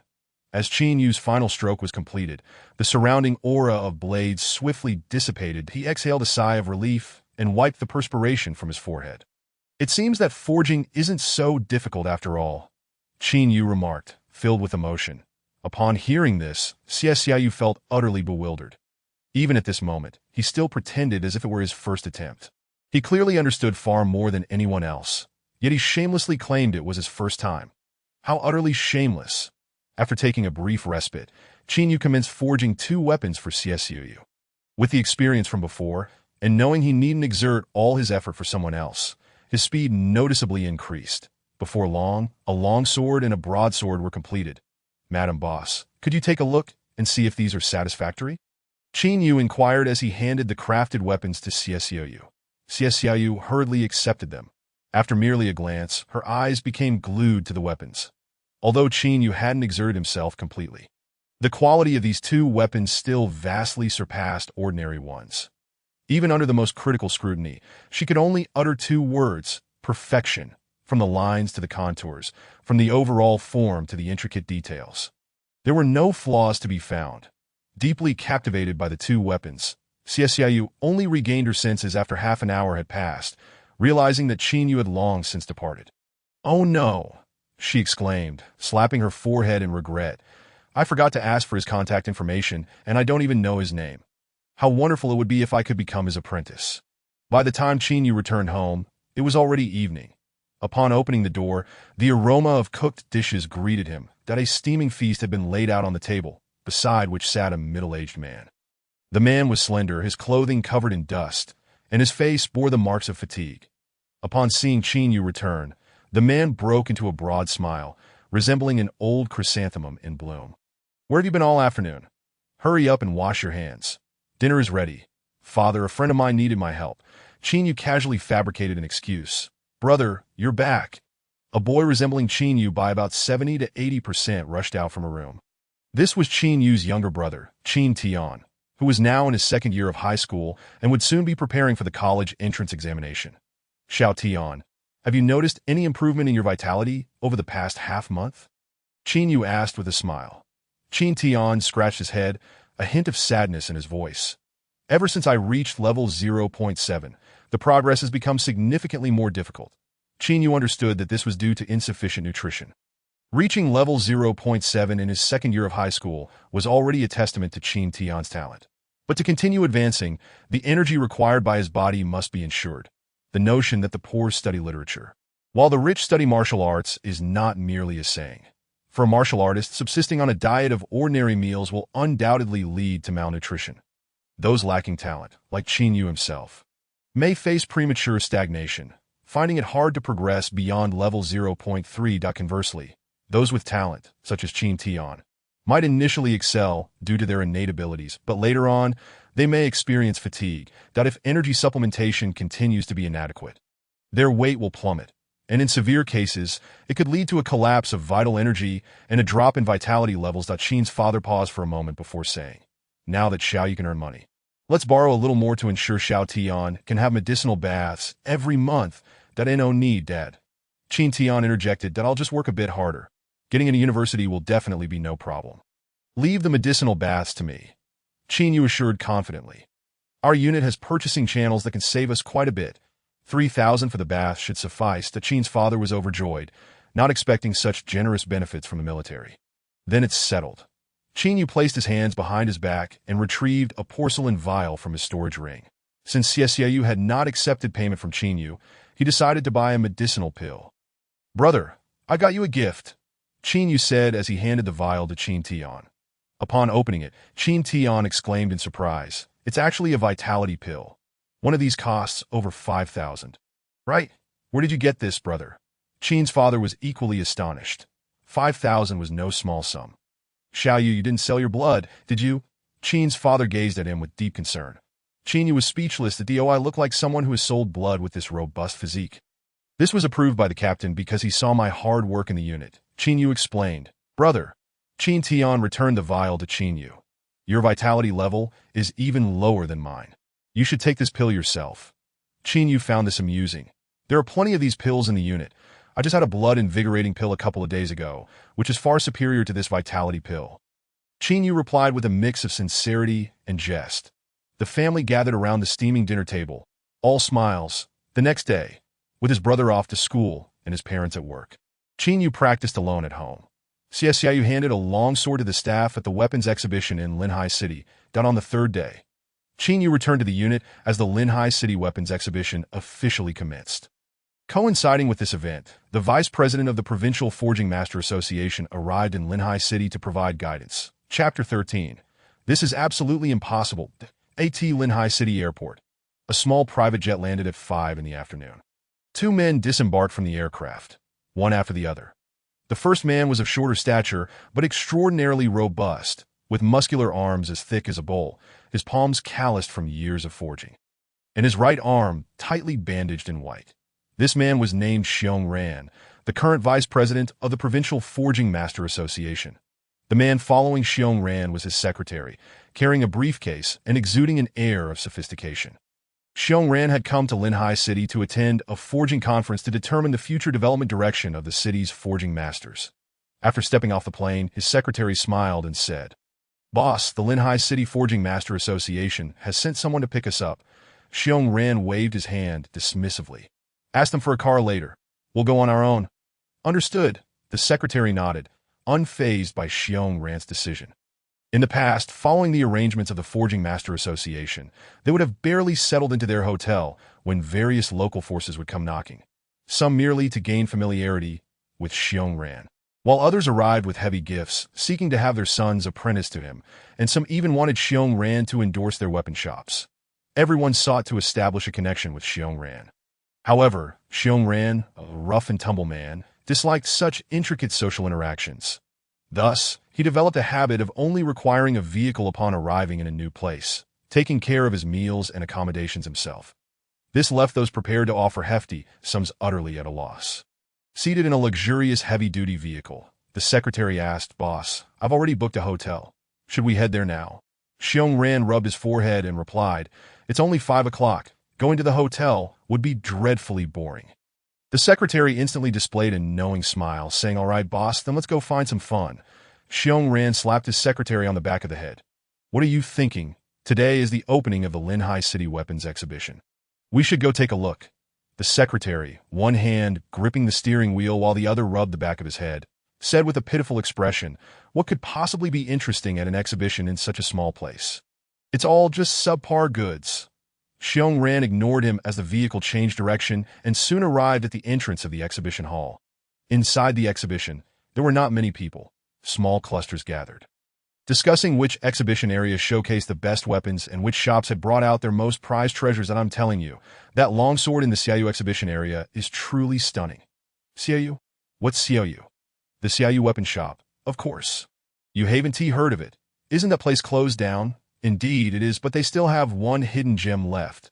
This time, the Xiaoyu exhibition features only one weapon, but in my opinion, even if all the other weapons here were combined, they wouldn't measure up to that one. You're just boasting, and no matter how good that one weapon is, it can't possibly compare to thousands of others here. I'm not exaggerating. That weapon is truly unique.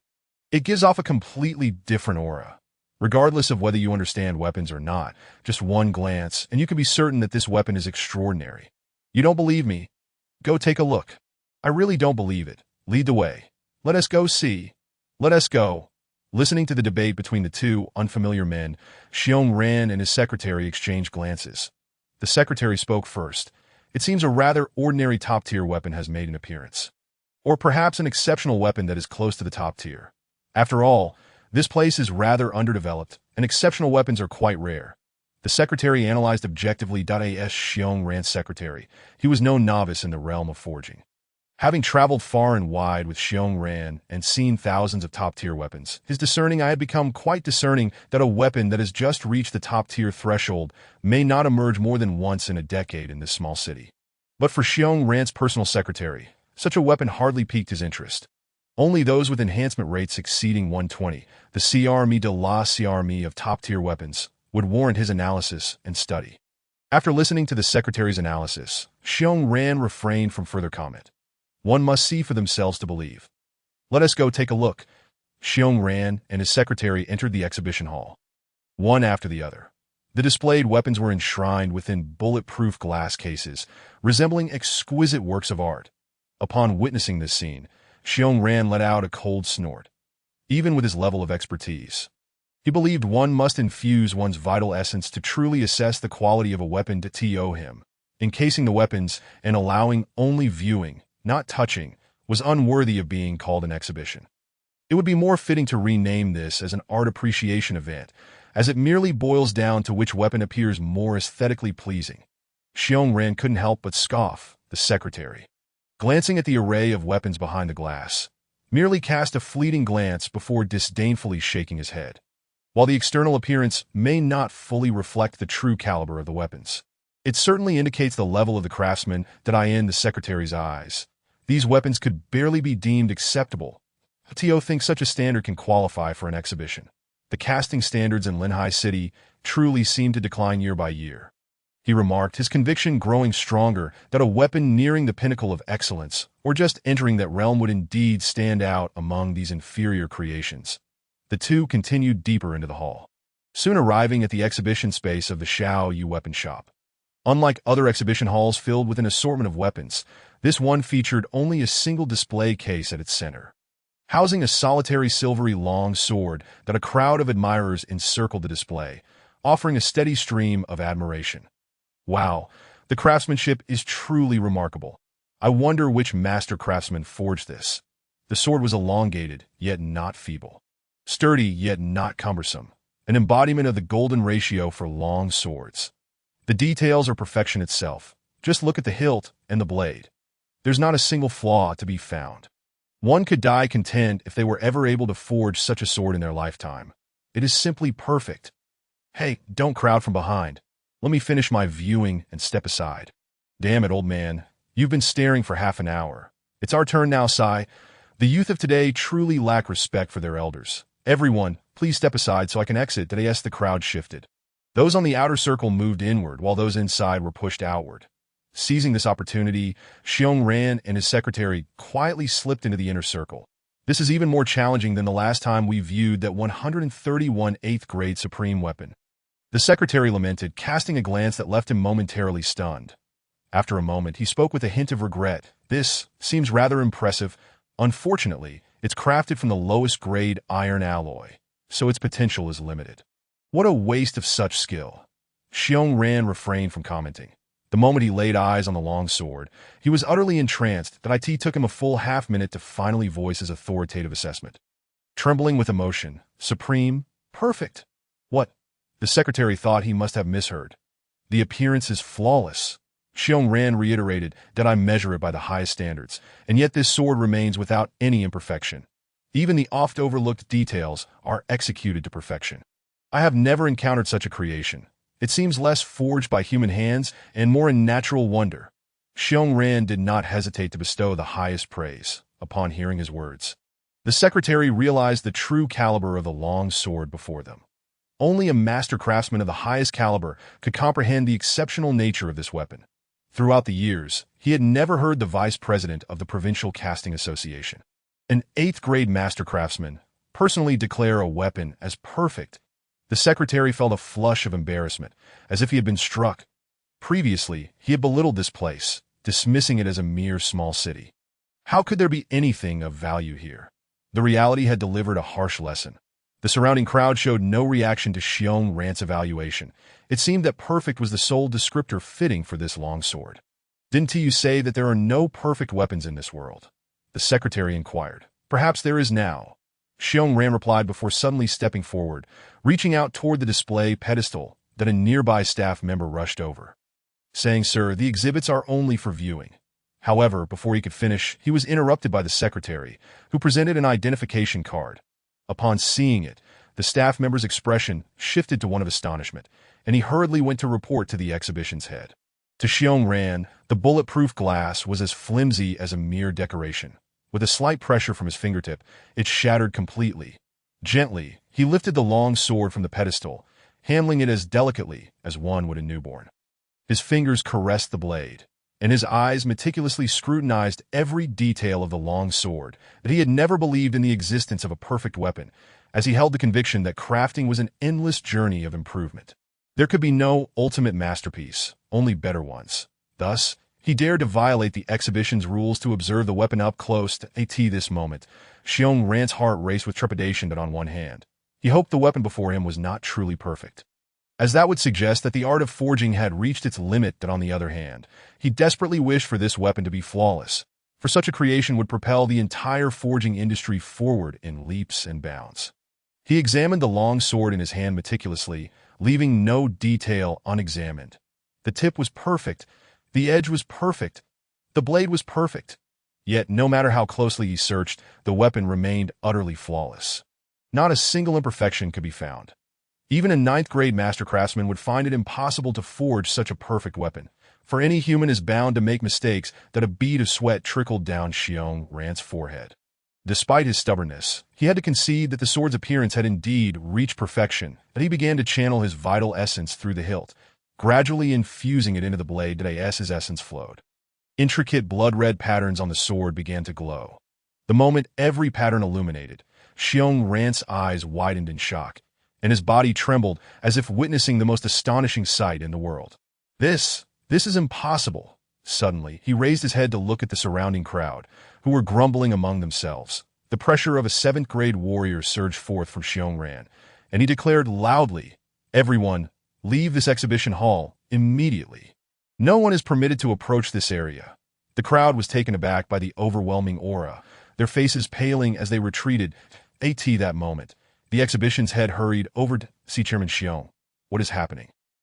The head, unable to withstand the pressure of a 7th-grade warrior, trembled as he spoke.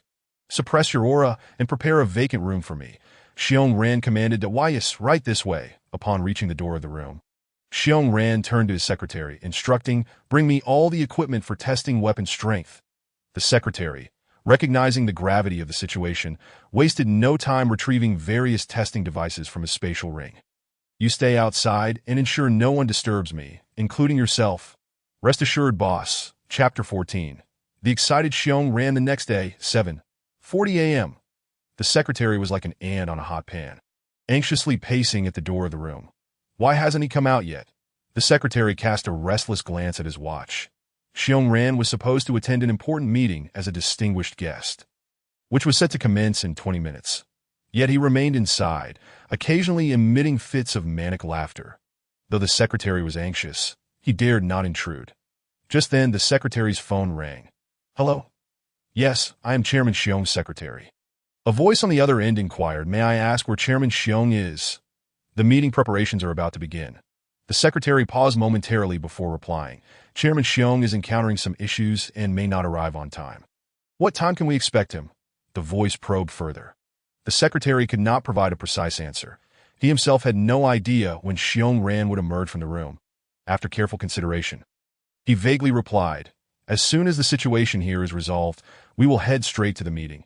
There was a brief silence on the other end before a middle-aged voice, laced with a tinge of sarcasm, chimed in. "I am Zhang Tianjian.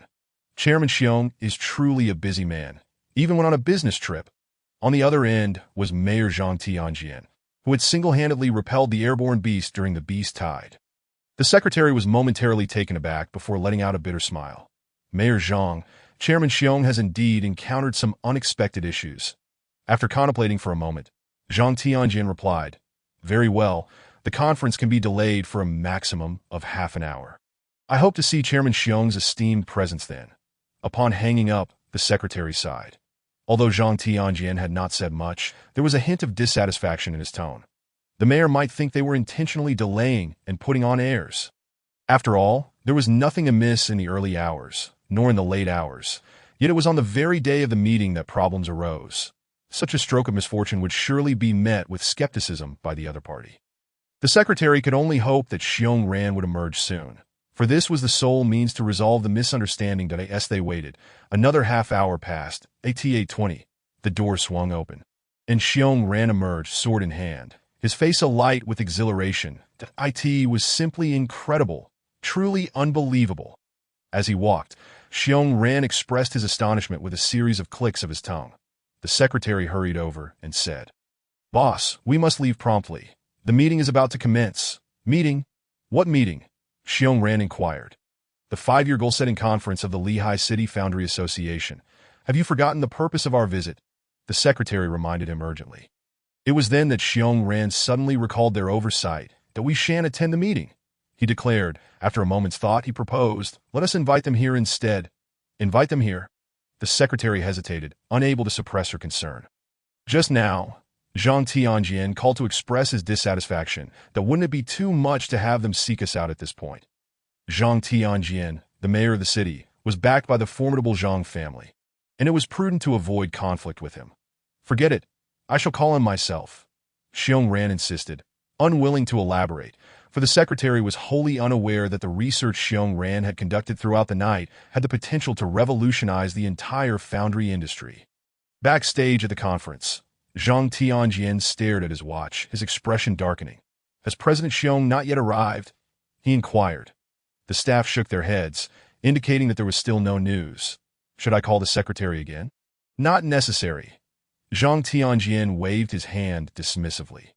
Not only was Zhang Tianjian a peak 6th-level martial artist, but he was also a 7th-level foundry master, and he placed great importance on this conference, having invited numerous friends from the foundry industry, as well as several high-ranking foundry masters through family connections.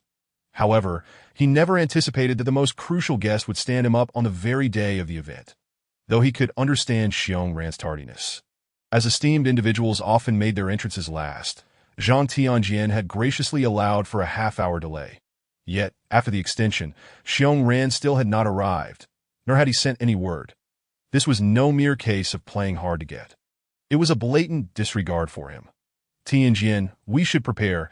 The meeting is about to start," a friend beside him reminded. Zhang Tianjian, maintaining his stern demeanor, replied, "I never imagined President Xiong's reputation held such weight. It seems I shall have to personally extend an invitation next time."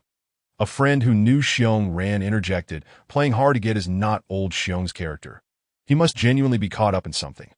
"Let us hope so." Ding, ding, ding. Suddenly, a phone rang. Zhang Tianjian glanced at the number and suppressed his mounting anger. "President Xiong, where are you right now? Do you require me to come and fetch you?" "I am at the exhibition. Do hurry over, for I have discovered something remarkable." Upon hearing this, Zhang Tianjian's temper flared. "President Xiong, the meeting is about to commence. As the guest speaker, not only are you absent, but you also expect us to seek you out? Hold a meeting. What kind of meeting is that? Once you see my treasure, you'll understand just how laughable your meeting truly is. Zhang Tianjian gritted his teeth. Very well, wait for me at the exhibition. I shall be there shortly, bang. Unable to contain his fury, Zhang Tianjian crushed his phone in his grip. This is utterly insulting. I extend a sincere invitation, and you stand me up. Now, with the meeting imminent, you mock me by asking me to find you and deriding the significance of our conference. That IT is one thing to be insulted, but this is beyond comprehension. To seek you out. Very well. I shall go find you. That if you do not provide me with a satisfactory explanation, I will not let this matter rest. Zhang Tianjian stormed out, visibly furious. Look how furious Tianjian is. He's headed the wrong way. Tianjian, the door is over here. With a crash, Zhang Tianjian leapt from the window, leaving onlookers in shock. Has he truly jumped out of anger? Surely not. Tianjian, where are you going? You can't abandon the meeting. I'm going to find Xiongran.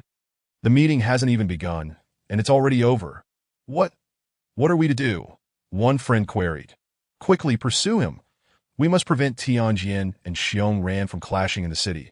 A group of people hurriedly followed, leaving an assembly of oblivious foundry masters eagerly awaiting the start of the meeting. The secretary cautiously inquired, did Mayor Zhang agree? Of course he did. He mentioned he would be here shortly. Xiongran suppressed his joy and remarked, Mayor Zhang is quite straightforward. That I had anticipated a lengthy negotiation, but after just 2 sentences, he readily acquiesced. Mayor Zhang is certainly someone worth cultivating a friendship with. The secretary chimed in, equally impressed that I initially thought he would refuse in anger. But to my surprise, he is genuinely amiable. Chapter 15. I offer 10 million, Old Zhang. You must remain calm. Do not cause a scene in the city. Old Xiong is not one to seek trouble unnecessarily. There must be some misunderstanding at play. The crowd hurried to catch up with Zhang Tianjian, fearful he might lose his composure. Rest assured, I have no intention of causing a ruckus within the city. However, Xiongran better provide me with a reasonable explanation. Otherwise, this matter is far from over, and no one can intervene. Zhang Tianjian spoke through gritted teeth. Anyone could discern that Zhang Tianjian was genuinely enraged. Seeing that he still possessed some semblance of reason, the group ceased their attempts at persuasion. In short order, they arrived at the exhibition site. Upon witnessing the sudden influx of distinguished figures from the foundry industry, Xiongran was positively elated. He resembled a child who had just acquired a new toy, eager to boast to his peers. Xiongran approached, but before he could speak, Zhang Tianjian coldly interjected, President Xiong, the meeting is about to commence. Your timing in summoning us here appears rather deliberate. Xiongran seemed oblivious to the discontent, instead smiling broadly as he replied, I invited everyone here primarily to assist in appraising a longsword. A longsword? Zhang Tianjian surveyed the exhibition, realizing it was indeed something he had discovered there. Xiongran calmly nodded. The crowd exchanged skeptical glances, and Zhang Tianjian scoffed, bluntly stating, Xiongran, you are so lazy you couldn't even find a decent excuse. At a showcase of this caliber, a decade might pass without a single exceptional weapon. What could possibly warrant our attention? The others nodded in agreement, sharing Zhang Tianjian's sentiment. What remarkable weapon could possibly emerge from such a small city? Seeing the disbelief among the gathering, Xiongran chose not to engage in futile debate. Let us refrain from jumping to conclusions. Instead, allow me to present the long sword. He unveiled the sword, wrapped in black cloth. How theatrical! Zhang Tianjian remarked as he took hold of the sword, swiftly pulling away the black cloth from the hilt. The silver-white grip was revealed, appearing quite ordinary, devoid of any ornate gemstones, upon seeing the hilt. The foundry masters exchanged disdainful glances. It is merely crafted from the most inexpensive iron alloy. The performance of an iron alloy is rather mediocre, typically reserved for the production of low-cost weaponry. Thus, upon recognizing the hilt's material, the anticipation for this weapon plummeted considerably. If I am not mistaken, this is merely a first-level weapon. Zhang Tianjian stated coldly. Regarding Xiong, Ran, the TO present a cheap first-level weapon is nothing short of an affront. Xiongran remained silent, merely gesturing for the others to continue observing. I look forward to your explanation later. Zhang Tianjian declared, tearing away the remaining black cloth to reveal the entirety of the sword. In that instant, merely a glance was enough to leave Zhang Tianjian speechless. While the grip had not evoked any sense of awe, the moment the entire sword was fully unveiled, an aura of regality, entirely distinct from other weapons, astonished everyone present. The graceful lines melded seamlessly, leaving no trace of hammering. The sharp tip resembled a viper poised to strike, emanating a palpable sense of danger.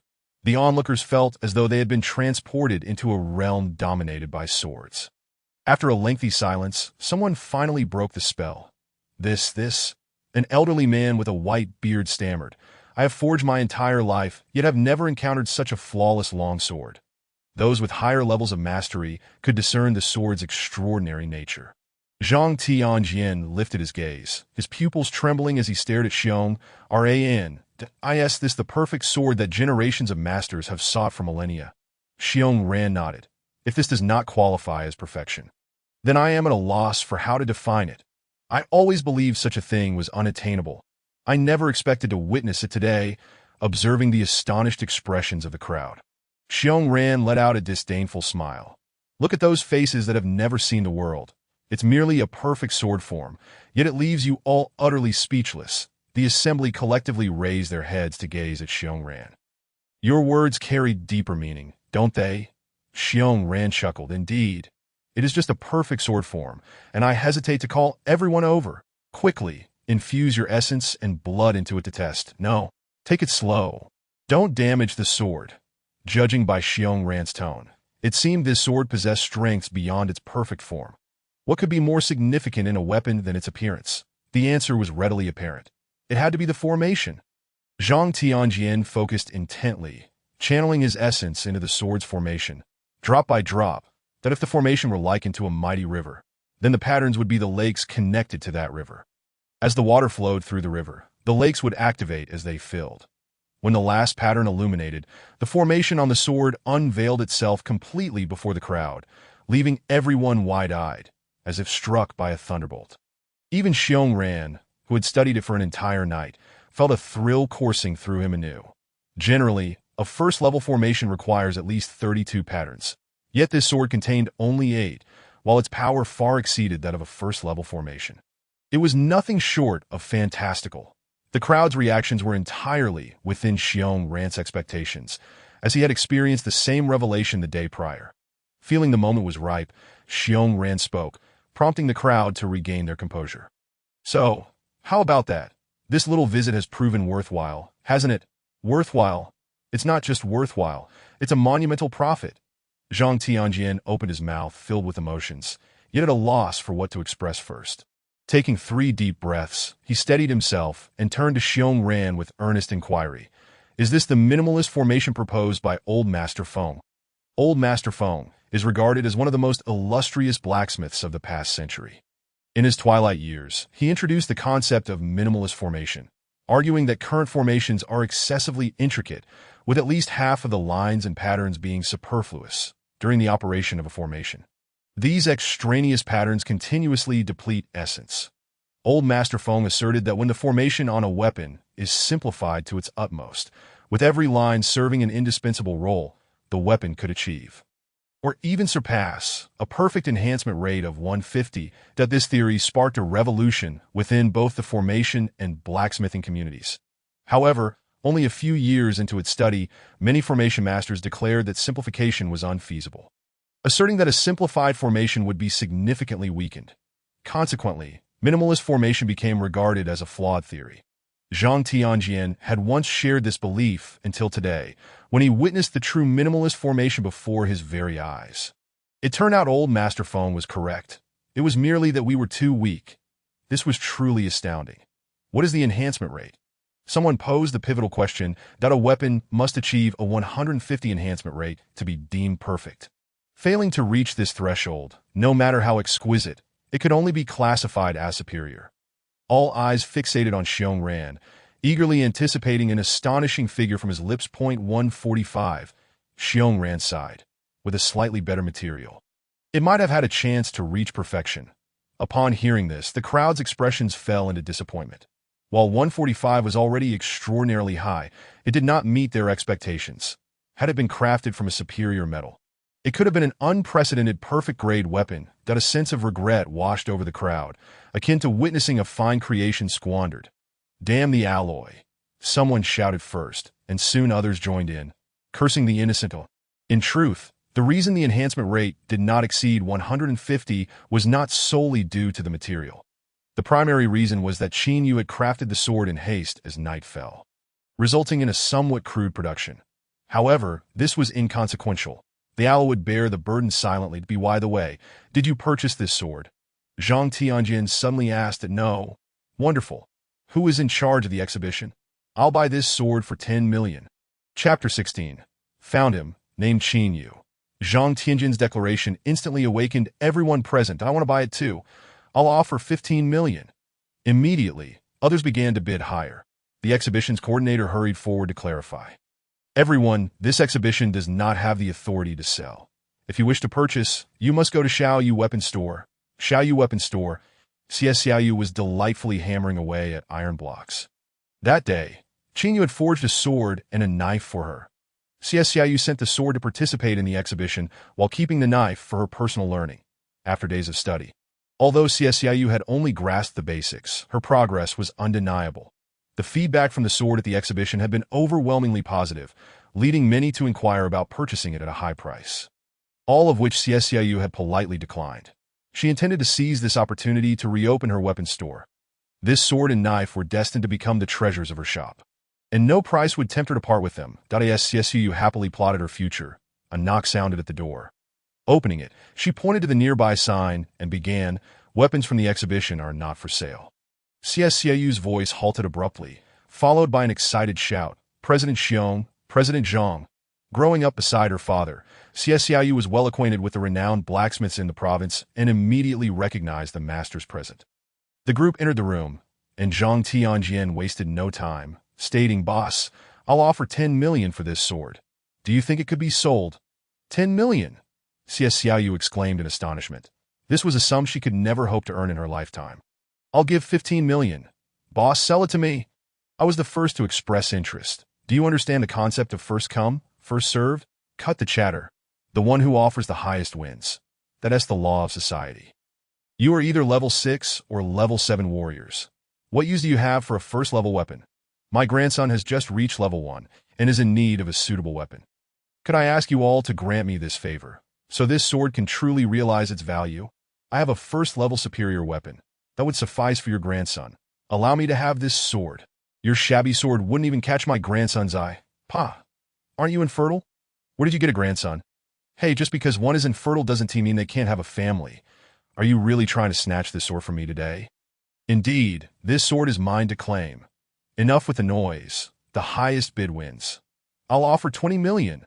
Valuing this sword in monetary terms was an affront to its true worth. I'll offer an 8th-level superior weapon. I'll offer 2. The atmosphere grew increasingly intense. Whoever could claim this sword would be akin to Columbus in the blacksmithing world, destined for historical recognition. The bids escalated. The price of the sword soared to an outrageous height. Witnessing this, Xiong Ran felt a wave of regret wash over him. He could have acquired this sword for a mere pittance. Who would have thought that a single phone call would attract such fierce competition? Xiong Ran wished he could slap himself twice. Why do I have such a loose tongue? I was the one who spotted this sword first, inviting you all to admire it, instead of gratitude. You repay me with ingratitude. Doesn't your conscience ache? Xiong Ran shouted, attempting to stand on a moral high ground to criticize the crowd. President Xiong, you can't say that. It's true you saw it first. But as long as you haven't bought it, it isn't yours exactly. When you were born, the first person to see you was the midwife. Why don't you recognize her as your mother? You. Xiong Ran's nose twisted in anger. That's fallacious reasoning. Ignore him. I'll offer 10 8th-level superior weapons. I'll offer 1 9th-level superior weapon. When someone called out a 9th-level superior weapon, Xiaoyu's mind went blank that 9th-level superior weapons had reached a strategic national level. Something Xiaoyu considered legendary. Could that youth's casually crafted sword truly hold equivalent value to a 9th-level superior weapon? She felt as though she were living in a dream. 3 pieces. Xiong Ran raised 3 fingers. I'll offer 3 9th-level superior weapons. Instantly, the noisy crowd fell silent. Even Zhang Tianjian found himself momentarily speechless. 3 pieces? President Xiong, how much are you hoarding? Where did all this wealth come from? Get lost. Xiong Ran retorted angrily. This is money I earned through my own efforts. Now tell me, do you have a higher bid? The crowd fell silent, while Xiong Ran's heart was already bleeding. Those three exquisite weapons represented his entire fortune.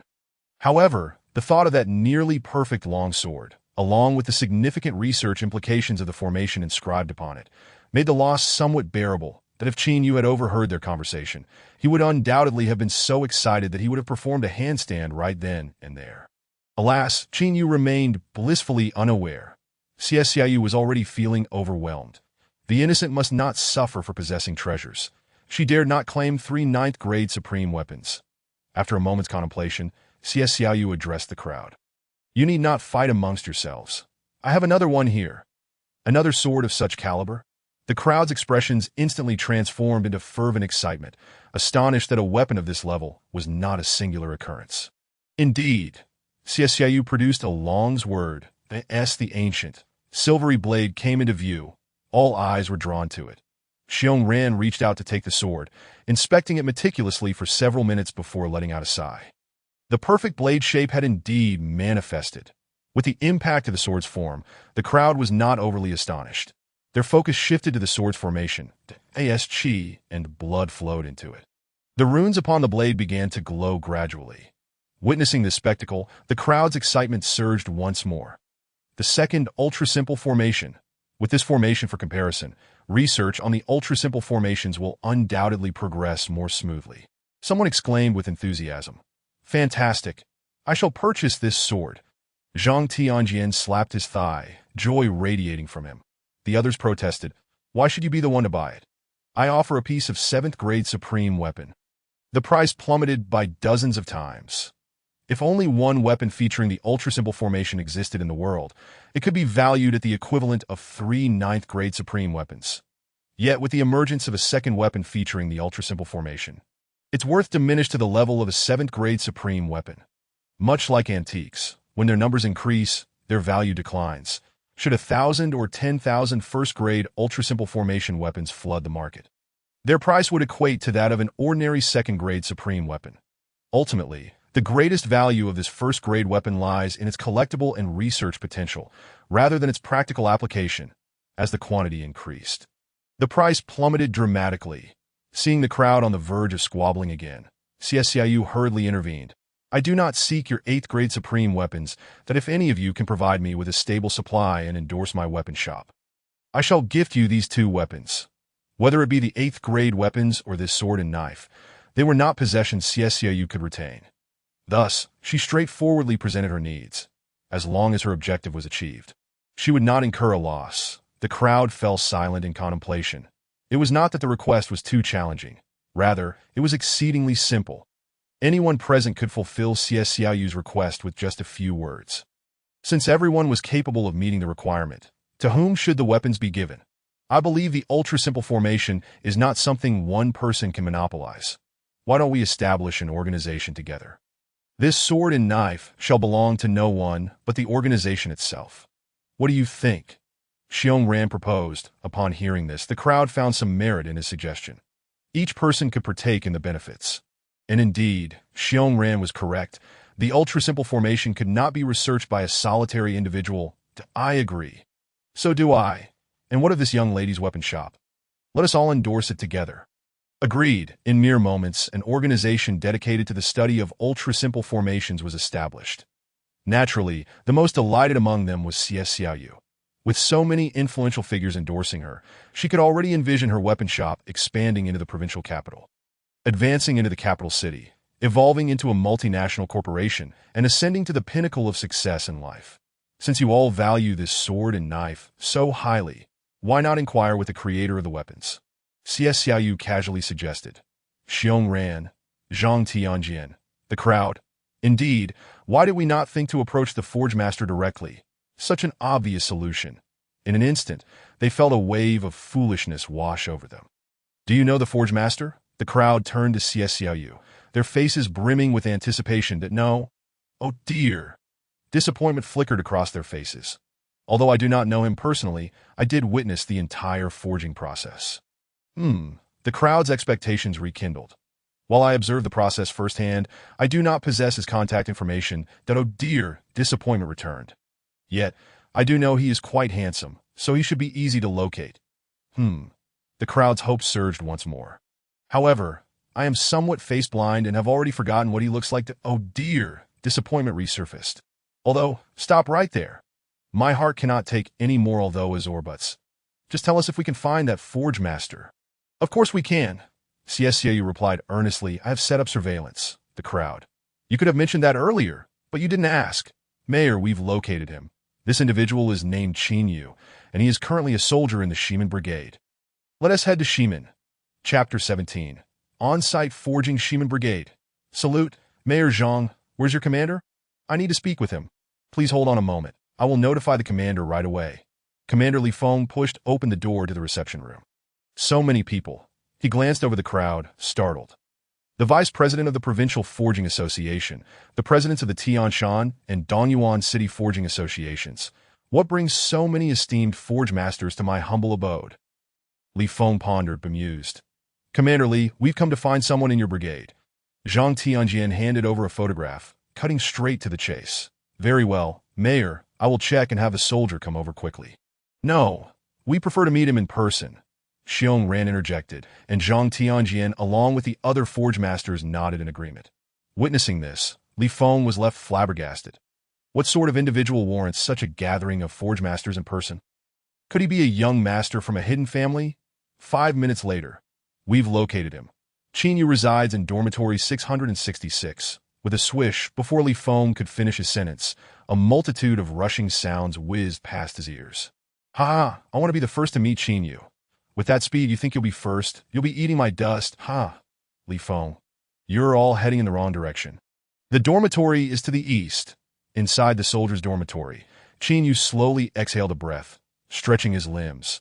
The speed of improvement from his divine breathing technique had noticeably slowed. It appeared he needed to devise a new strategy. Ever since the last time he had reached the entry level of the divine breathing technique, the progress bar for proficiency had significantly declined. Currently, Yu had 2 methods to enhance his proficiency. The first was to increase his training time, though this was not a viable option unless he resigned from his job. The second was to consume medicinal pills. Last time, after taking a blood-activating pill awarded by the brigade, his training speed had markedly improved. Yu possessed a book on divine alchemy. Once he acquired a formula, he could concoct his own pills that it would be splendid if another beast tide occurred. Yu mused, lost in thought, when a knock suddenly echoed at the door. He approached and opened it, revealing a round face peeking in. Hello, my name is Xiong Ran, and I am. Before Xiong Ran could finish, he was pulled to the back by Zhang Tianjian. Hello, I am Zhang. As Zhang Tianjian began to speak, another individual squeezed in front of him. Don't push. Let me speak first. Why should you go first? Step aside. Let me take my turn. A group of esteemed forge masters, merely attempting to introduce themselves, erupted into an untimely brawl. Yu instinctively stepped back, feeling intimidated. Though many of these forge masters were over 60 years old, their physiques were exceptionally robust due to years of forging. Moreover, since most were dressed in black suits for the meeting, a casual observer might mistake them for a gang rather than distinguished forge masters. As Yu opened the door, he found a group resembling thugs fighting at his doorstep, and the likely cause of their brawl was himself.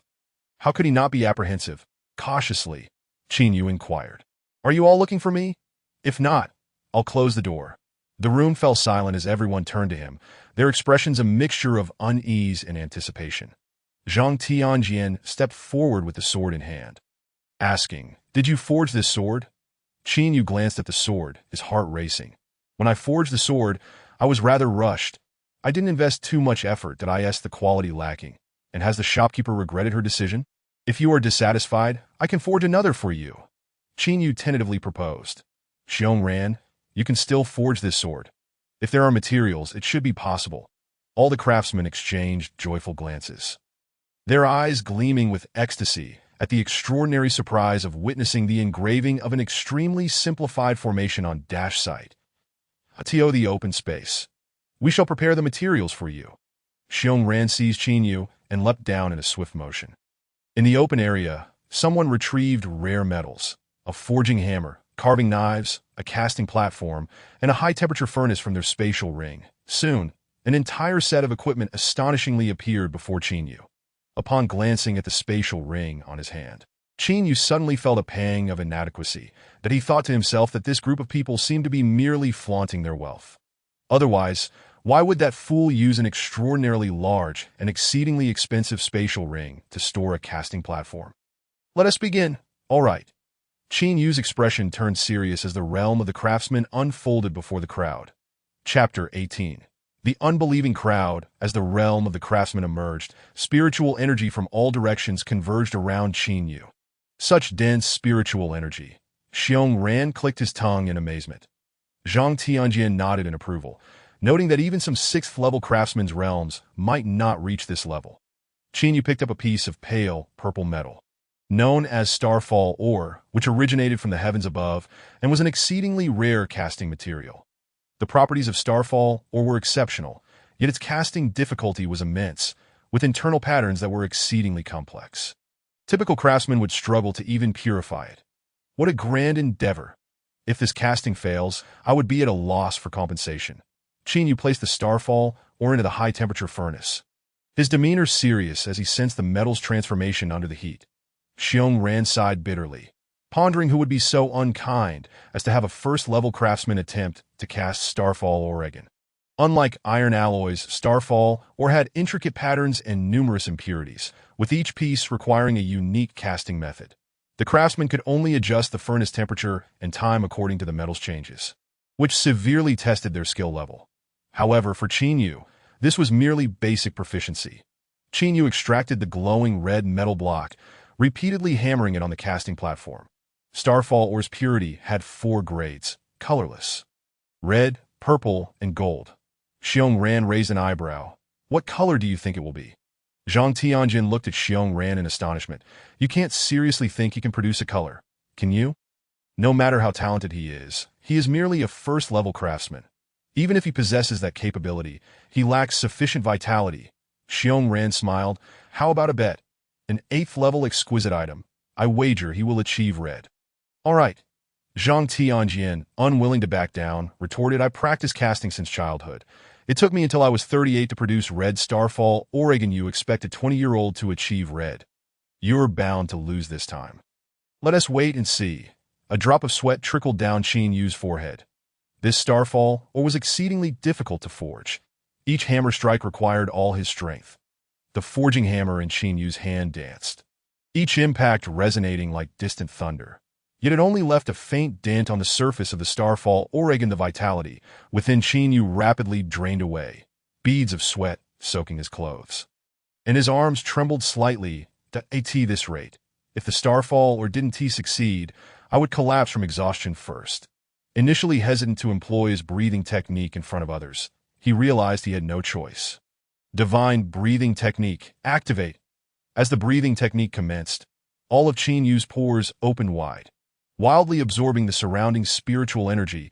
That a vortex of spiritual energy formed around Qin Yu, drawing in the essence of the heavens and earth. Zhang Tianjin's eyes widened in disbelief as he beheld this scene. What kind of breathing technique is this?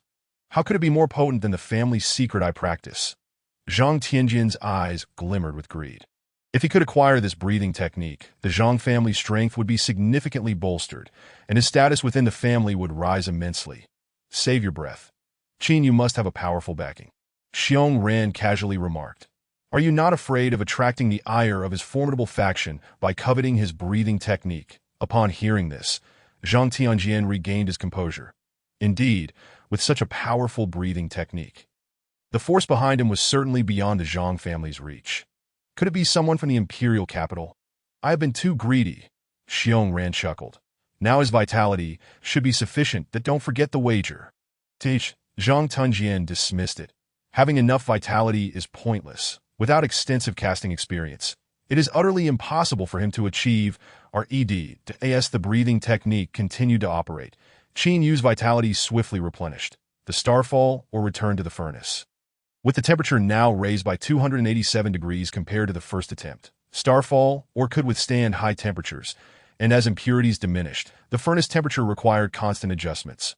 Only through countless rounds of reforging could Starfall or reveal its most exquisite colors. On the 19th reforging, the impurities in the Starfall or dropped below 1, transforming it into a superior casting material. IT truly succeeded. No wonder he is the genius who invented the extremely simplified formation. Wait, he intends to reforge it again. He is still not satisfied with its current quality. Is his goal to achieve red light? That's impossible. Producing red light is 10 times more challenging than before. Even 5th-level craftsmen find it difficult to accomplish. Even with adequate vitality, it is unlikely his strength can expel the impurities from the metal. Being so fixated is not a good thing at this moment. Qin Yu also sensed the challenges of forging. Those minute impurities were indeed difficult to dislodge. Yet for him, it was not yet the limit, but he had learned a forging technique called resonance technique within the divine casting technique, allowing him to expel impurities by inducing resonance in the metal. With the forging hammer in hand, Qin Yu began to strike the surrounding air, causing air particles to vibrate at a certain frequency. What is he doing? Hammering the air to scare the impurities away. The other craftsmen were equally baffled by Qin Yu's actions. Zhang Tianjian remarked, "It seems there is no way forward. Prepare the stakes for the bet. It is not over yet. Don't be hasty. You don't think he is just randomly striking the air? Look, the starfall or is moving. What? The impurities in the starfall are dropped below 0.5, and a blazing red light shot up into the clouds, while spiritual energy surged wildly into the starfall ore, aiding its transformation. Everyone stood agape, witnessing this spectacle. This is impossible. Chapter 19. Enhancement Rate. 176. No one could have anticipated that Qin Yu would indeed succeed in forging a red starfall Oregon. Xiong Ran slapped his thigh in regret. Had I known, I would have bet on a 9th-level exquisite weapon. This defies logic. It took me until 38 to accomplish this feat. How could he achieve it at such a young age? Zhang Tianjian cursed. Is this fellow practicing casting in the womb? Xiong Ran shot Zhang Tianjian a glance.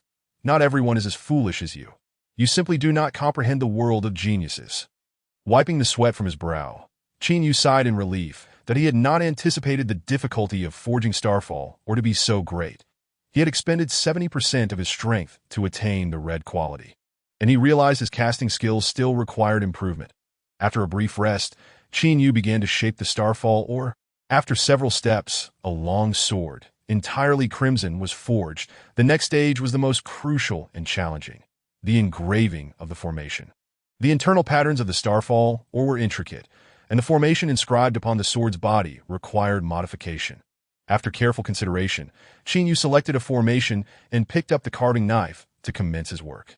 The surrounding formation masters widened their eyes, observing him with the intensity of a student. What? He is starting to carve from the formation patterns. Zhang Tianjian found himself astonished yet again. The conventional order for engraving formations is to carve the main pattern first and then inscribe individual formation patterns based on the flow of vitality. Yet Qin Yu began with the formation patterns before carving the main patterns. Only someone who knows nothing could approach it this way, or a master thoroughly familiar with formations. Naturally, Qin Yu was not the former. However, this was Starfall ore. Its internal patterns were convoluted, and even I could not anticipate the distribution of the formation patterns. Xiong Ran muttered to himself, perhaps the extremely simplified formation requires starting with the formation patterns. As he focused his mind, time flew by rapidly. A resounding sword cry erupted in everyone's ears, the sword energy shooting forth in all directions, as if proclaiming its arrival to the world. The world's strongest first-level weapon was born. The craftsmen awoke from their reverie in the realm of formations, continually marveling at the exquisite brilliance of the extremely simplified formation. Qin Yu handed the sword to Xiong Ran. Are you satisfied with this sword? Having exerted 70% of his strength, Qin Yu felt confident in the weapon's quality. Xiong Ran accepted the weapon and hurriedly stepped aside, with the other craftsmen following suit. Quickly bring out the testing instruments to see what the enhancement rate is this time. The combination of Meteorite and the minimalist array is likely to achieve a remarkable 150 perfection level this time. I have the instruments, as the Meteorite longsword is placed within the apparatus. Everyone fixates intently on the display screen, fearing that a mere blink might cause them to miss this historic moment. The device begins to operate, and the numbers on the screen gradually ascend. 32. 69,101. In an instant, the instrument surpasses the 100 threshold, yet the rate of increase shows no sign of slowing. 131, 142. The hearts of the onlookers race, their attention wholly captured by the machine. 145, 146, 147, with each increment. The crowd feels their blood pressure rise.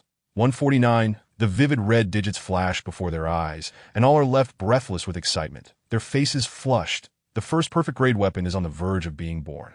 And everyone present will bear witness to history. The numbers on the instrument flicker once more. 150. Simultaneously, the three blacksmiths erupt with excitement, spitting blood and collapsing to the ground, trembling. The remaining craftsmen, disregarding their status, embrace one another in a frenzy of ecstatic shouting. Chinyu steps back in fear, thinking, goodness, could these people truly be insane? The chief commander, Li Feng, stands at a distance. Hesitant to approach, he nudges his aide beside him and instructs. Go ask Mayor Zhang if those blacksmiths on the ground, still bleeding, require assistance. The aide replies, I'm afraid. I dare not go near to Li Feng retorts. What are you afraid of? Mayor Zhang won't eat you, the aide whispers. Based on my years of experience, Mayor Zhang is likely participating in some cult ritual. Anyone who approaches now would become a sacrificial offering. Li Feng? Look, the numbers are still rising. Suddenly, someone shouts, halting the crowd. Everyone hurriedly turns to see. 161. How is that possible? The digits continue to climb, showing no signs of stopping. Is this instrument malfunctioning? Someone queries. The crowd collectively gazes at the owner of the device. Impossible, the owner insists. Slapping the apparatus, this instrument employs the latest detection technology, with an error margin of under 1. Your junk device is nearing 170. How absurd!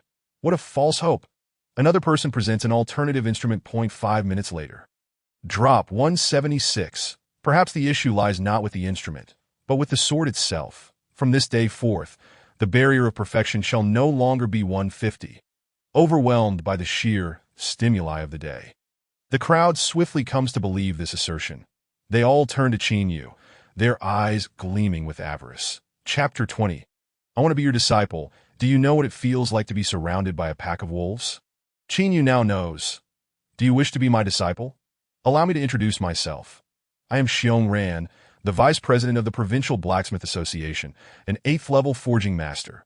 Xiong Ran gazes at Chinyu, his eyes sparkling with ambition. 8th-level forging master. Chinyu is somewhat taken aback. This is a true heavyweight.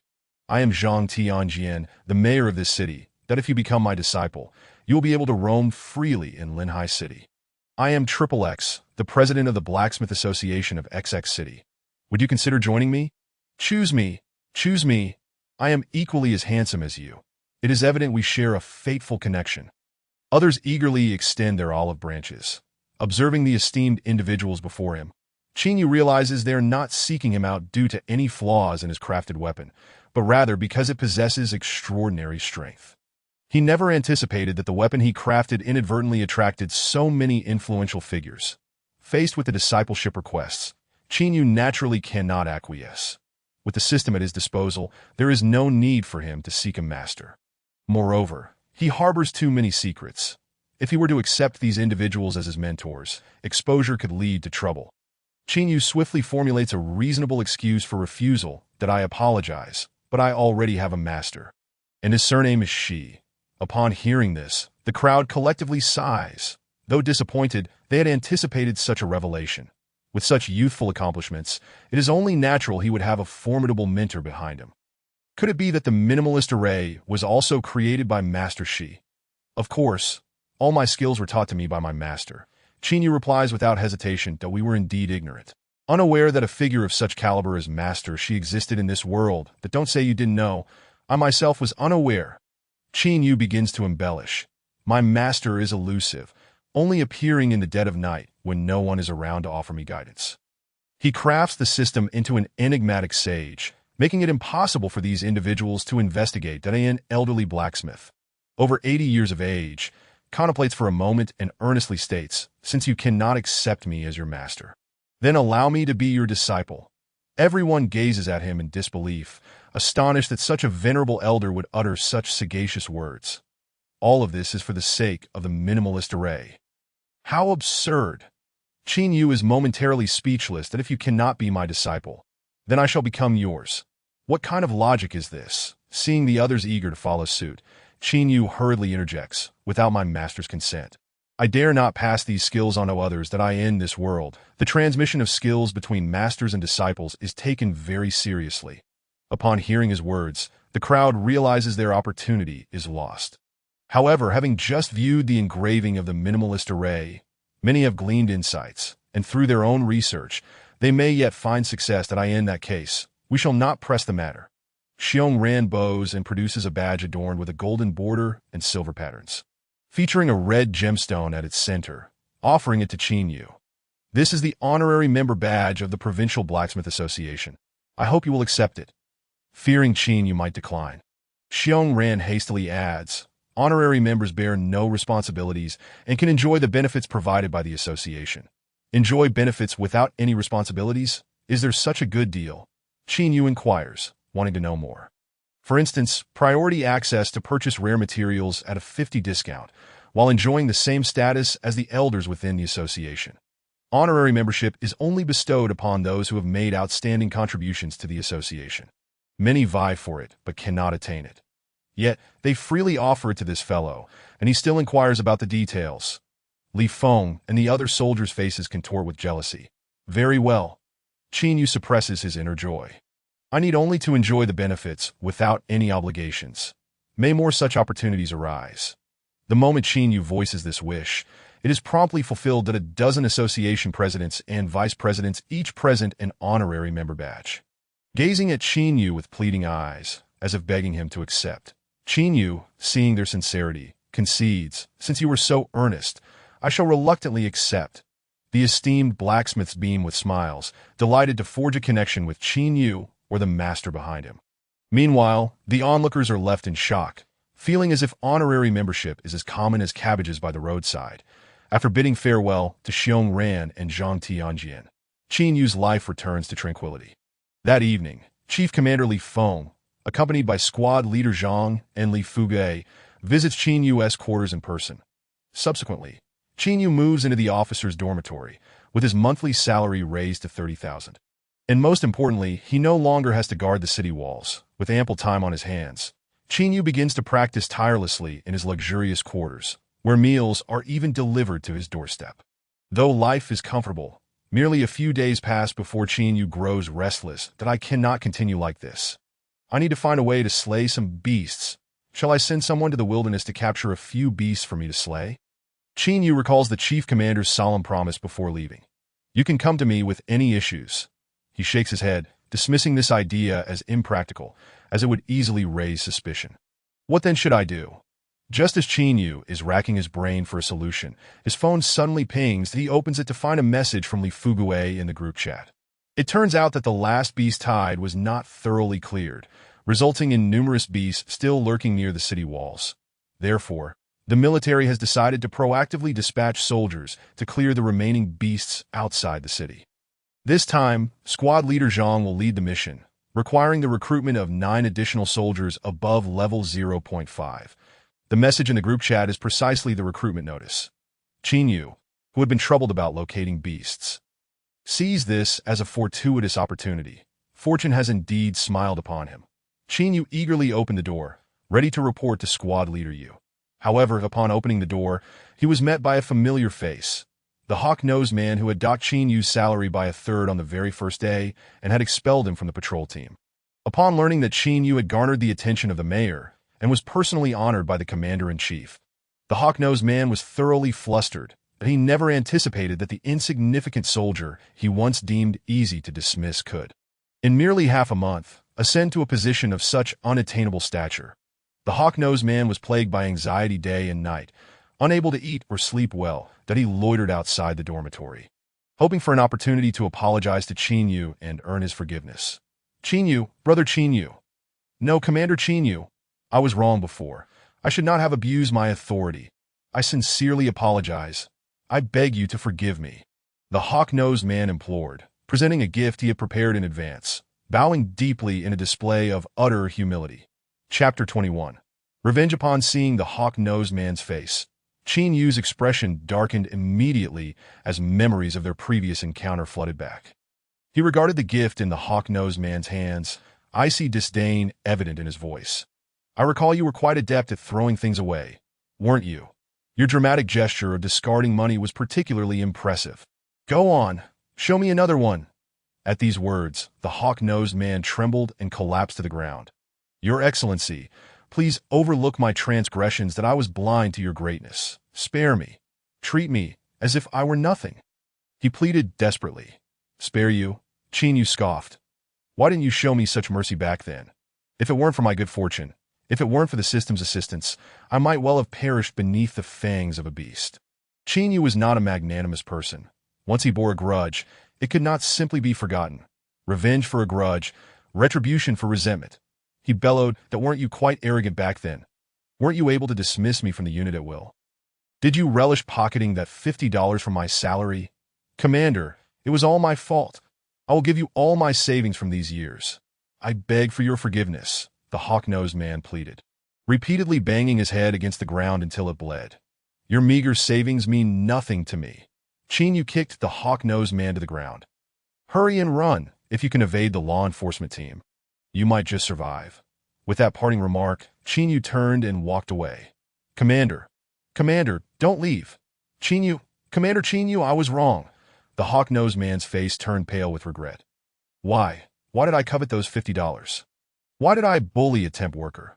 As he spoke, the hawk-nosed man drew a short knife, his eyes filled with malice as he glared at Qin Yu's retreating figure.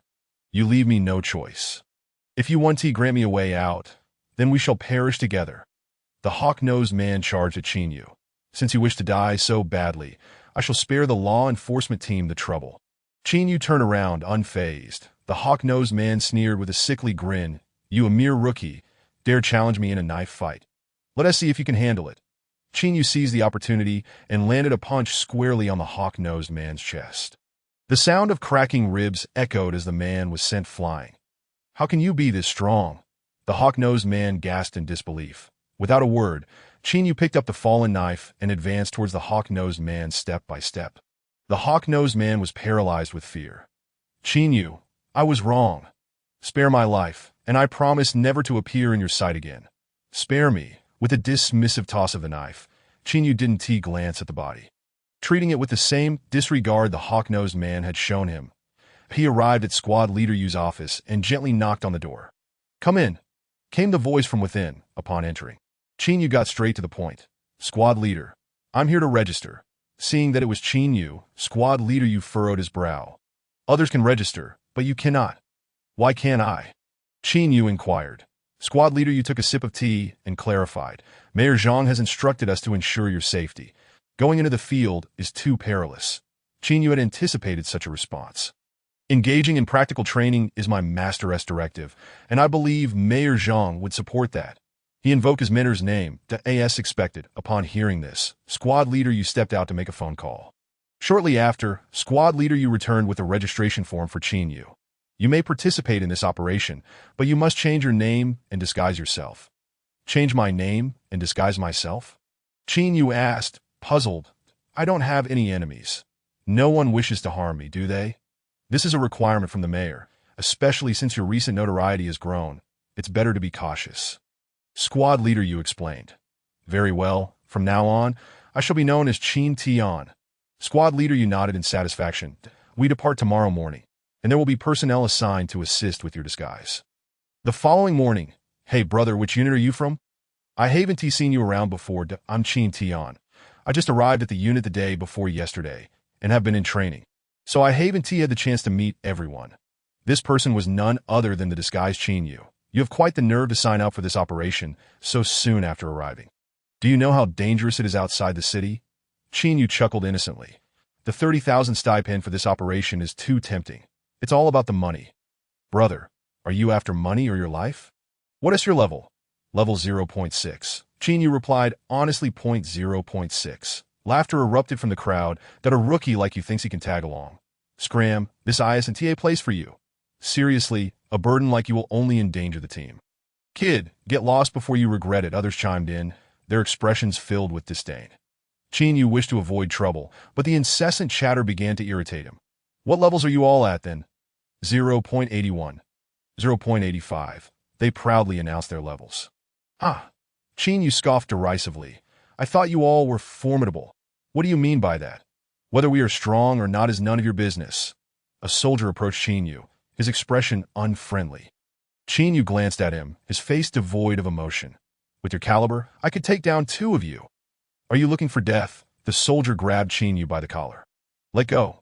Qin Yu replied coldly. Otherwise, I'll ensure you spend a month in the hospital. Your skills are lacking, yet your bravado is impressive.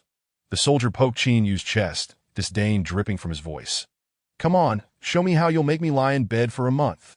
As Qin Yu tightened his fists, ready to impart a lesson, Squad Leader Yu arrived. What is going on? Violate military discipline and get out. Though Squad Leader Yu was a woman, no one dared to challenge her authority. The soldier quickly released Qin Yu and returned to the ranks. Report. Squad Leader, he only has a strength level of 0.6. I believe he isn't fit for this operation. Someone declared loudly while eyeing Qin Yu. Whether he is fit or not is not for you to decide. Squad Leader Yu retorted fiercely. But Squad Leader, if you think he is unfit, you may withdraw from this operation. Seeing Squad Leader Yu's anger, the others immediately fell silent. For this operation, everyone must obey my orders. Anyone who defies me will face military law. Yes. All right, let us head out. The group boarded military off-road vehicles and drove out of the city. Old Strong, once we're in the wild, find an opportunity to teach that ignorant brat a lesson. Agreed. That kid actually dared to talk back to us. He is asking for trouble. Chapter 22, Acquiring the Blade Technique.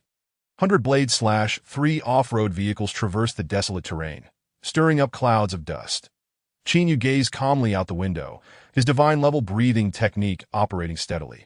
After reaching the entry level of the divine-level breathing technique, new changes began to manifest. While employing the technique, Qin Yu became acutely sensitive to the fluctuations of spiritual energy in the environment. Any appearance of beasts or warriors within a certain radius would not escape his detection, rendering him a formidable human radar. After half an hour of travel, the towering city walls dwindled to indistinct silhouettes on the horizon. They had completely entered a no-man's land, devoid of reinforcements. The group could only rely on themselves. As the vehicle slowed, everyone remained vigilant, peering through the windows for any potential dangers lurking outside. Suddenly, Qin Yu's body jolted. At the same moment, the vehicle's scanning radar emitted a piercing alarm. Immediate stop, as the commander Yu shouted. 3 vehicles abruptly braked. The next moment, a violent explosion erupted directly in front of them, sending forth a tremendous shockwave that left behind a crater over a meter deep. What incredible power! Muttered Qin Yu. Commander Yu kicked open the car door, and everyone immediately disembarked. Be cautious. The group hurriedly exited the vehicle and beheld the source of the fiery explosion, a blazing fire giant lizard.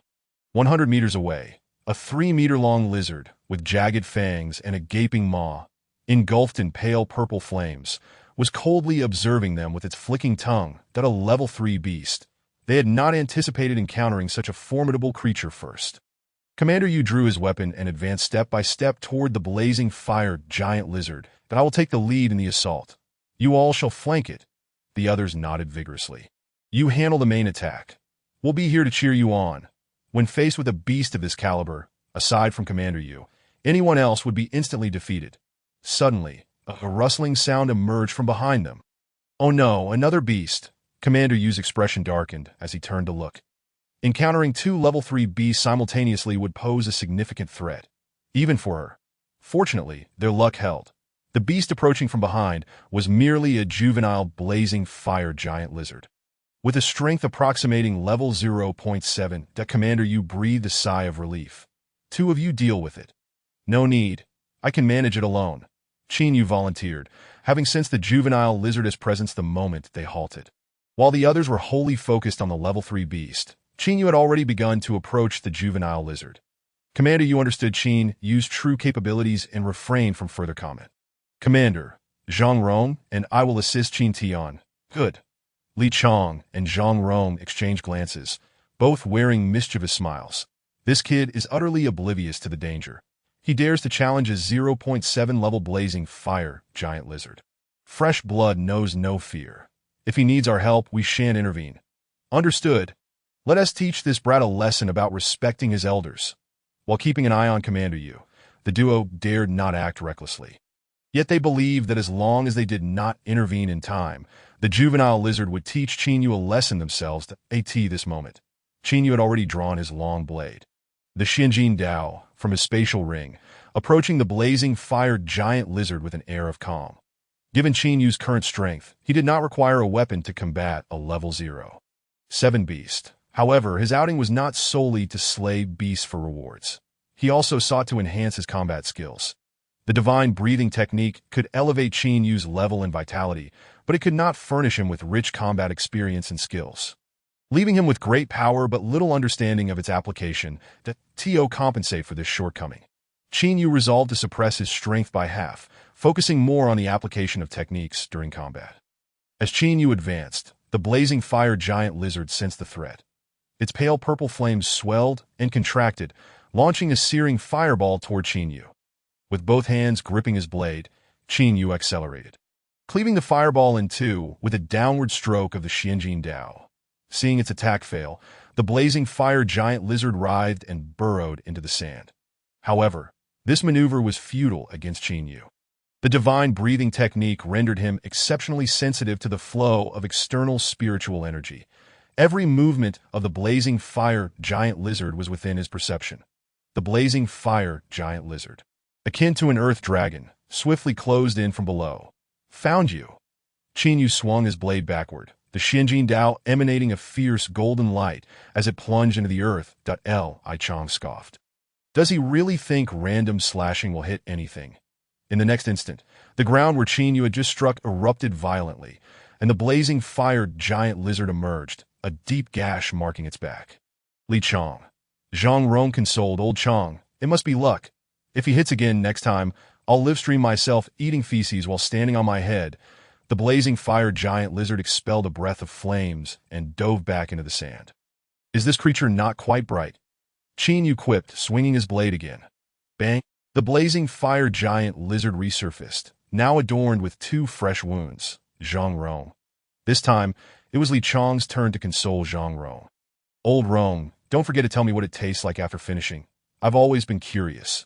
Zhang Rong replied, exasperated. What do you think it tastes like? Bitter. It's undoubtedly bitter. Li Chang looked on, astonished. After 2 consecutive failures, the blazing fire giant lizard was incensed. Its slitted eyes filled with hatred as it hissed and roared at Qin Yu. Qin Yu brushed off the sand from his body.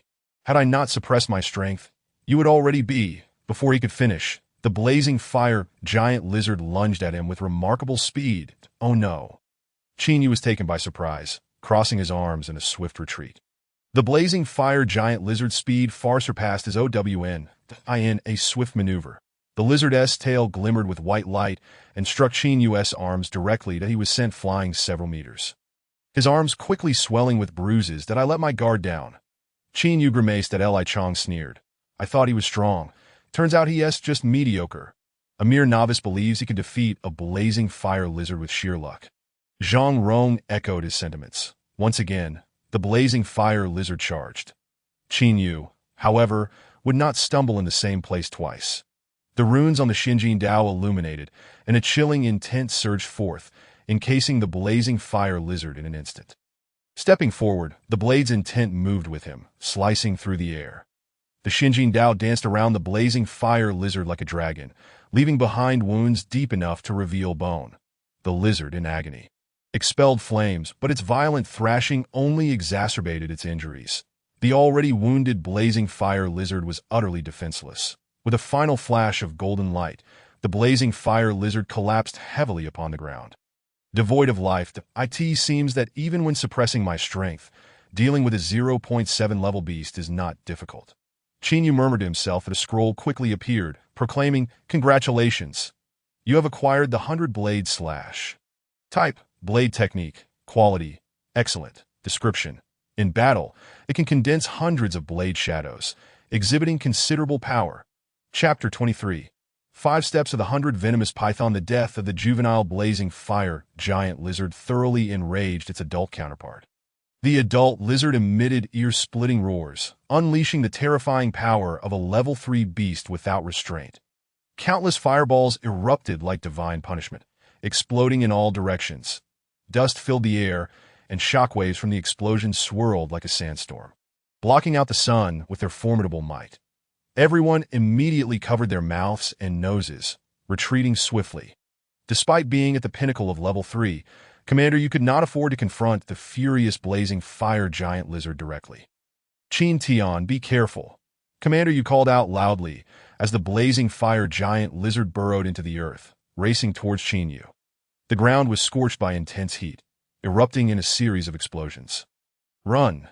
Qin Yu shouted, sprinting towards the off-road vehicle. Li Chong and Zhang Rong, witnessing the blazing fire giant lizard's rapid approach, were momentarily stunned that it was your fault for killing its offspring.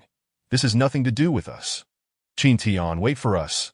The trio clumsily leaped into the vehicle, flooring the accelerator as the engine roared like a beast. The immense force pushed them back as the off-road vehicle surged forward like an arrow. The blazing fire giant lizard pursued closely behind, the ground erupting beneath it with each thundering roar drawing nearer. Qin Tian, speed up. Zhang Rong's voice trembled with fear. The gas pedal is already to the floor. Qin Yu, lacking in driving skills, nervously gripped the steering wheel, dodging obstacles. The blazing fire giant lizard thrust its head forward, a pale purple fireball rapidly coalescing in its mouth. Upon seeing this, Zhang Rong was completely petrified. It is catching up. Accelerate. Qin Yu felt the intense heat radiating from behind and desperately pressed the accelerator. Just as they reached a critical moment, a massive boulder shot in from afar, striking the blazing fire giant lizard on the head. Commander, you had arrived just in time, restraining the furious beast. Qin Yu breathed a sigh of relief, not daring to reduce speed.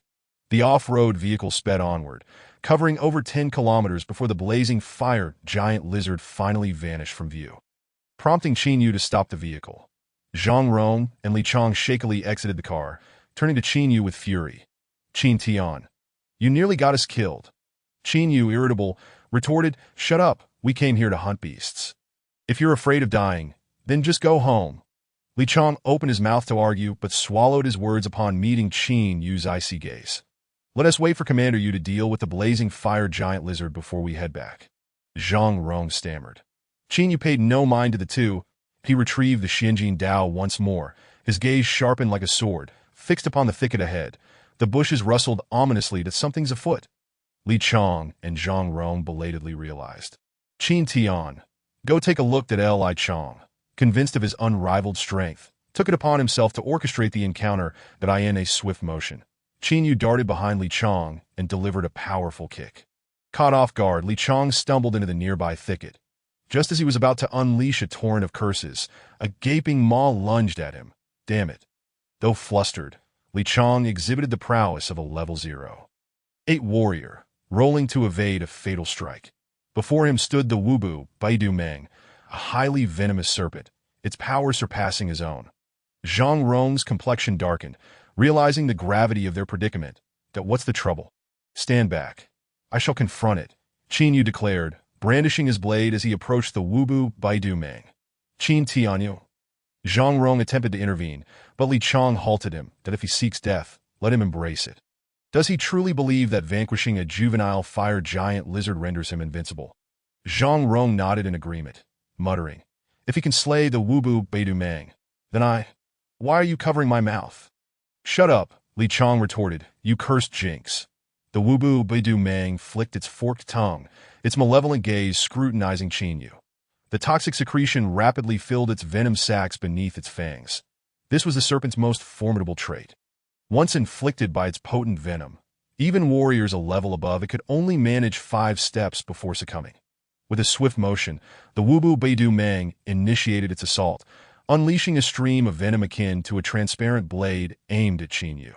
He swung his arm, deftly deflecting the venom with his Xianjin blade.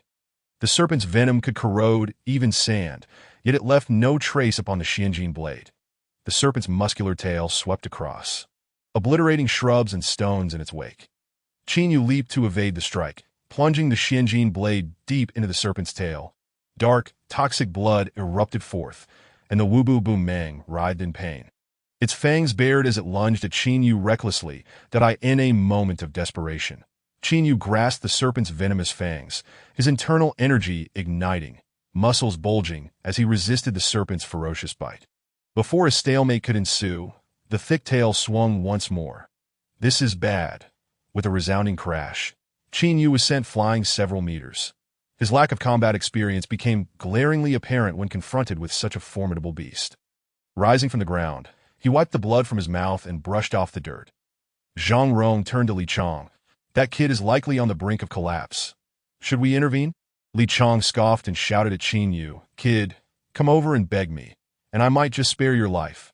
Qin Yu glanced at Li Chong, licking his crimson lips. "I have stated before, I alone am sufficient to deal with it." Qin Yu's aura surged, his internal energy mobilizing to its fullest extent. With a powerful thrust of his calf muscles, he surged forward, his speed and strength now a world apart from before. The Wubu, Bidumang, shattered the boulder in its path. Its gaping maw poised to consume Qin Yu. He slipped aside. He seized the Xianjin blade still embedded in the serpent's tail. The sound of the blade slicing through flesh echoed in his ears. When Qin Yu withdrew the blade, the serpent's tail cleaved in two. The massive serpent thrashed wildly, blood saturating the sandy ground, causing the surrounding flora to wither instantly. "It is over." Qin Yu turned to face the mutilated creature. He actually killed the Wubu Baidumang. How could his power have surged so dramatically? Li Chong and Zhang Rong stood agape. Either of them would have faced dire consequences alone against the Wubu Baidumang. The very novice they had mocked now surpassed them in true combat prowess. "The fool was me all along. Congratulations. You have received a recipe. Qi Shuidan recipe type. Elixir quality. Excellent description. Consuming it can invigorate one's internal energy. Enhance cultivation speed and boost combat effectiveness for a short duration. Ingredients required: 30 grams of red snake blood, 5 grams of bighorn deer teeth, 3 grams of red monkey skull cap, 5 grams of fur, and 10 grams of red treasure ginseng." The recipe Qin Yu had long yearned for had finally arrived, yet his mood remained largely unchanged. Instead, he gazed eastward, his eyes ablaze with combat fervor. In that direction. An imposing creature, drawn by the conflict, began to approach slowly. Chapter 24. God-level spell 1. A black bear, measuring 5 meters in length, approached step by step, drawn by the scent of blood in the air. A distinctive V-shaped pattern adorned its chest, and its golden claws shimmered, extending half a meter and glinting like metal in the sunlight. Witnessing this formidable creature, which left massive footprints in the sand with each step, despair washed over Li Chong and Zhang Rong. It's the golden claw bear. Among the beasts, there exists a hierarchy. For instance, the eagle tribe can effortlessly hunt multiple rabbit tribe members of equal rank. Though the recently slain Wubu Beidumang boasted terrifying venom, it ranked only as an upper-level beast. In contrast, the golden claw bear stood at the pinnacle of the beast hierarchy, its indomitable golden claws coupled with remarkably resilient fur rendering it nearly invulnerable. Rightfully the king of beasts. Despite the golden claw bear being only level 0.8, its true combat strength had already reached around level 1.2. Li Chong nudged Zhang Rong with his elbow. "Old Rong, speak up." Zhang Rong stammered. What should I say?" "Say that you're live-streaming your demise." Zhang Rong retorted. "You're the one live-streaming your demise. Let us get to the vehicle." With a shout, Zhang Rong dashed towards the off-road vehicle, now their sole hope of escape. "Don't go over there." Qin Yu warned as Zhang Rong approached the vehicle. The golden claw bear closed in, arriving first. With a flash of its massive claws, it effortlessly raked deep gashes into the vehicle. "Roar!" The golden claw bear bellowed, its powerful forelimbs crashing down upon the vehicle. The once formidable off-road vehicle now resembled a mere toy, easily reshaped by the bear's might. "Look, the gasoline is leaking." A glimmer of realization crossed Li Chong's eyes. "Does anyone have a lighter?" He intended to detonate the vehicle to obliterate the golden claw bear. "I have one." Zhang Rong produced a lighter and tossed it towards the vehicle. Boom! The vehicle transformed into a formidable explosive, the shockwave forcing Qin Yu and others to stumble back several steps. Did it work? They were pushed back by the blast even from a distance of several meters. let alone the golden claw bear that faced the brunt of the explosion. Even if it survived the blast, it would surely sustain grave injuries. Zhang Rong and Li Chang appeared visibly relieved, while Qin Yu's expression grew even more solemn. That in his perception, the golden claw bear's internal energy exhibited only slight fluctuations. It not only survived the explosion unscathed, but seemed almost unharmed. The bear's defensive capabilities were astonishingly robust. Qin Yu glanced down at the Xinjin blade in his hand. Whether or not I can slay the golden claw bear hinges on you. Though the Xinjin blade was crafted from ordinary iron alloy, Qin Yu had infused it with Xinjin powder produced by the system during its creation, elevating its quality. Its attributes far surpassed the long sword forged from star-fallen rock he had previously wielded. Several kilometers away, two individuals observed Qin use every move through the gaps in the foliage. This guy has truly poor luck. He encounters a golden claw bear on his first venture outside the city, one remarked. The other chuckled in response. Setting off the vehicle was clever, but it won't suffice against the golden claw bear. Prepare yourselves. It seems we must intervene. The two were Zhang Tianjian's skilled operatives, sent to covertly protect Qin Yu, one codenamed Zhang San, and the other codenamed Lao Lu. Wait, what is Qin Yu doing? Has he lost his mind? Zhang San shouted, leaping down from the branch and charging forward. As the smoke from the explosion began to clear, Qin Yu, with determination, charged toward the beast. Qin Tian, don't go, Zhang Rong bellowed. Ignoring the warning, Qin Yu accelerated, his speed rapidly increasing. The golden claw bear, enraged, swung its claws with a furious roar. Although the earlier explosion had not harmed it, it had startled the beast. Having been happily toying with its prey, the sudden explosion left it bewildered and infuriated. It sought to tear apart every creature in its sight. The runes on the Xinjin blade flared to life, radiant like a miniature sun. With a swift clash, the blade met the bear's claws, sending sparks flying. The golden claw bear's eyes flickered with confusion. This weapon can withstand my claws. Qin Yu mirrored its confusion. Its claws can withstand my weapon? As both beast and warrior exerted their strength, Qin Yu was forced back several steps. That I have underestimated the golden claw bear's power, he murmured. Previously, against the Wubu Beidu Meng's armor-like hide, his Xinjin blade had sliced through effortlessly. Yet now, a full-force strike had failed to inflict any damage on the golden claw bear. That I refuse to believe every part of you is as tough as your claws.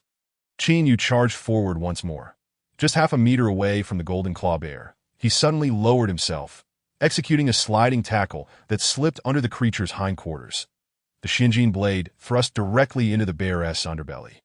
A flash of golden light erupted, and a drop of blood splattered onto Qin Yu's face. Indeed, while the Xinjin blade could not sever the bear's formidable claws, it easily penetrated its skin.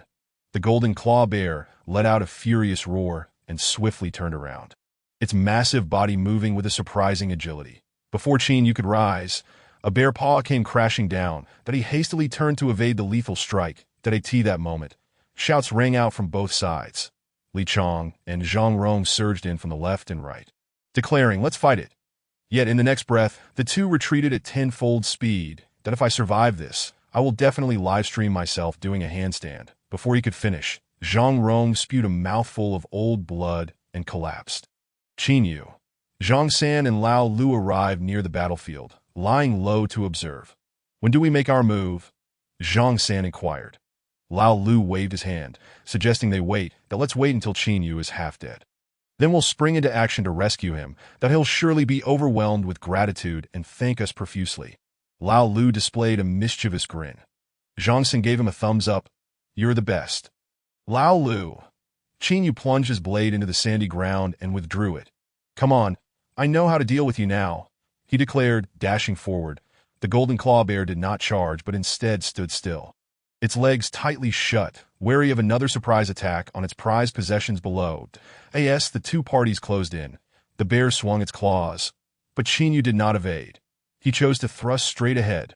In an instant, his divine breathing technique activated, causing all the blood and energy within him to boil. That moment, Qin Yu unleashed his full strength, his speed skyrocketing. The simultaneous sounds of blades piercing flesh echoed as Qin Yu's right arm was deeply wounded. The Xinjin blade embedding itself in the bear's abdomen, blood gushing forth from the wound. "Got it." Qin Yu spat out a mouthful of blood and began counting silently 5, 4, 3, 2, 1 down. With a resounding thud, the golden claw bear convulsed, its pupils dilating, crashing heavily to the ground. What is going on? Why is the golden claw bear suddenly so weak? Zhang San exclaimed in astonishment. Lao Lu pondered for a moment, then lamented, that old Lu. He actually used poison. Exactly, just now. Qin Yu plunged the Xianjin blade into the sand to coat it with the deadly venom of the 5-step 100-poison python. Congratulations. You have acquired divine healing technique. Type, skill quality, divine description. Capable of curing all ailments in the world, resurrecting the dead, and restoring flesh and bones. Qin Yu discreetly stored the divine healing technique in a spatial ring and turned to face Zhang San and Lao Lu. Gentlemen, are you done watching? Chapter 25. You truly are a Lao Lu this. Have we been discovered? Zhang San was about to rise when he was pulled back by Lao Lu. Shoo. Lao Lu placed a finger to his lips, signaling for silence that we must remain concealed. This kid won't detect us. Zhang San retorted, but he just addressed us. Lao Lu gave him a look of exasperation. You fool. He was bluffing. He is definitely a Lao Lu. Qin Yu observed the two men lying motionless in the sand, momentarily at a loss for words. Their vital energy was immense, even surpassing that of Captain Yu. In Qin Yu's perception, they resembled two small suns. Exceedingly conspicuous. Gentlemen, if you don't emerge soon, my two comrades may perish. Zhang San scratched his head awkwardly and stood up. Don't be alarmed. We are here to protect you on behalf of the military. Qin Yu nodded, having anticipated this. Lao Lu crawled out of the sand and swiftly approached Qin Yu. How did you discover us? Qin Yu shrugged. I just called out randomly. And to my surprise, there were indeed people. Damn, you really are a Lao Lu. Qin Yu replied, first, stop my bleeding, then save those two on the ground. Though the duo had been all talk, they never considered abandoning Qin Yu to flee on their own. As soldiers, they were commendable. All right. Zhang San stepped forward to provide medical assistance, being a healing-type warrior.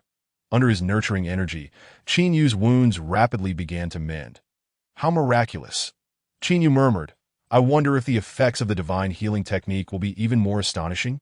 Zhang Rong and Li Chang's injuries healed, allowing them to stand with difficulty. Thank you, generals, for saving our lives. Zhang San and Lao Lu nodded. This place isn't safe. We should return and discuss further. Wait for me. Qin Yu approached the corpse of the golden claw bear and severed its valuable claws. Such a pity about the rest. Qin Yu lamented, shaking his head. The golden claw bear's claws were the most valuable. Yet the other parts of its body also held worth. Unfortunately, Qin Yu's spatial ring had limited storage, allowing him to take only the most valuable portions. After walking for half an hour back, they finally encountered Captain Yu's convoy. You all get in the vehicle. We are returning immediately. Captain Yu commanded. Returning? Aren't we supposed to stay for 7 days? This situation is dire. Captain Yu did not elaborate further, but rushed over to Zhang San and Lao Lu. There is something strange outside the city. I encountered a 3rd-tier mutant beast and a 2nd-tier mutant beast in the same area. Mutant beasts have territorial awareness. Zhang San frowned. A 3rd-tier beast would never tolerate a 2nd-tier beast living within its territory. Lao Lu added, the golden claw bear and the 5-step 100-poison python seem to be too close together. Indeed, something is amiss. Zhang San produced a satellite phone and after a moment stated, the commander has ordered us to suspend this operation and return immediately. While ensuring Qin Yu's safety, the off-road vehicle turned around, returning to the city before nightfall. The next morning, Qin Yu heard the news that the loss of personnel in the entire operation team had reached 1/10. In just one day, the losses were staggering. The number of mutant beasts outside the city had increased abnormally, and the troops entered a state of readiness. However, this did not significantly impact Qin Yu, as he had already taken leave and departed from the military. Qin Yu found a weapon shop and sold the golden claw bear's claws for 100,000 that armed with sufficient funds. He immediately spent 60,000 to elevate both the divine alchemy technique and the divine healing technique to beginner level. Having learned 2 divine skills at once, Qin Yu felt invigorated. Activating the divine healing technique, he felt warmth coursing through him. Under its restorative effects, the internal injuries he sustained yesterday dissipated like mist meeting the blazing sun. How delightful. Qin Yu sighed in satisfaction. According to the system's description, mastering the divine healing technique grants the ability to resurrect the dead and restore flesh and bones. That is akin to achieving immortality. Isn't it? Qin Yu suddenly felt a surge of anticipation, envisioning himself on the battlefield in the future, shouting at countless mutant beasts. If you're a brother, come at me. If you can kill me, I'll concede defeat. Chapter 26. Healing. Qin Yu retrieved the crimson blood pill recipe from his spatial ring and entered a herbal medicine shop. Upon seeing Qin Yu step inside, the owner set down his teacup and inquired, "Young man, are you buying or selling medicine?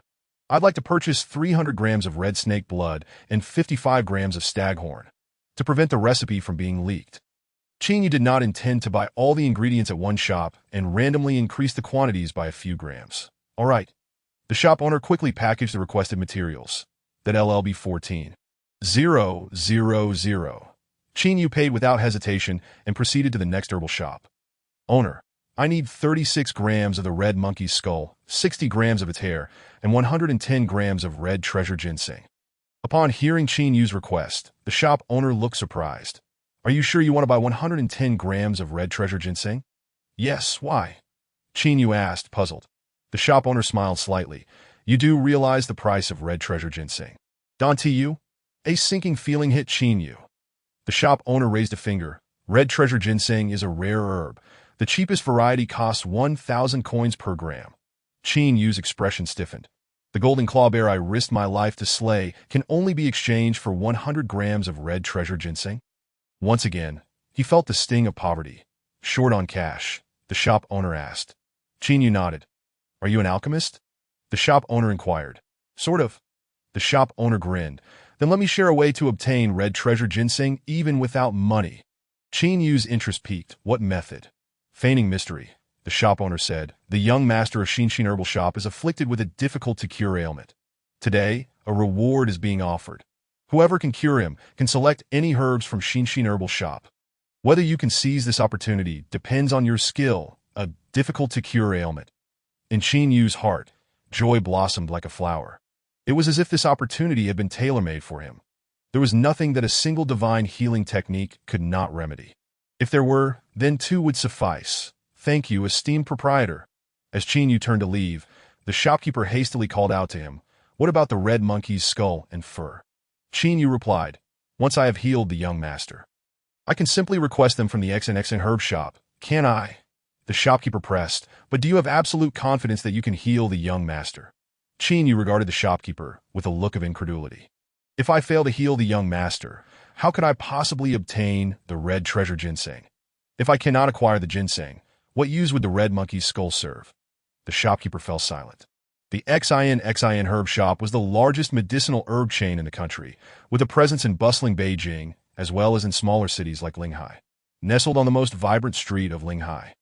The shop boasted 2 stories constructed from the rare EC wood, and its large golden sign exuded an air of antiquity, standing in stark contrast to the surrounding concrete edifices, further accentuating its nobility and historical significance.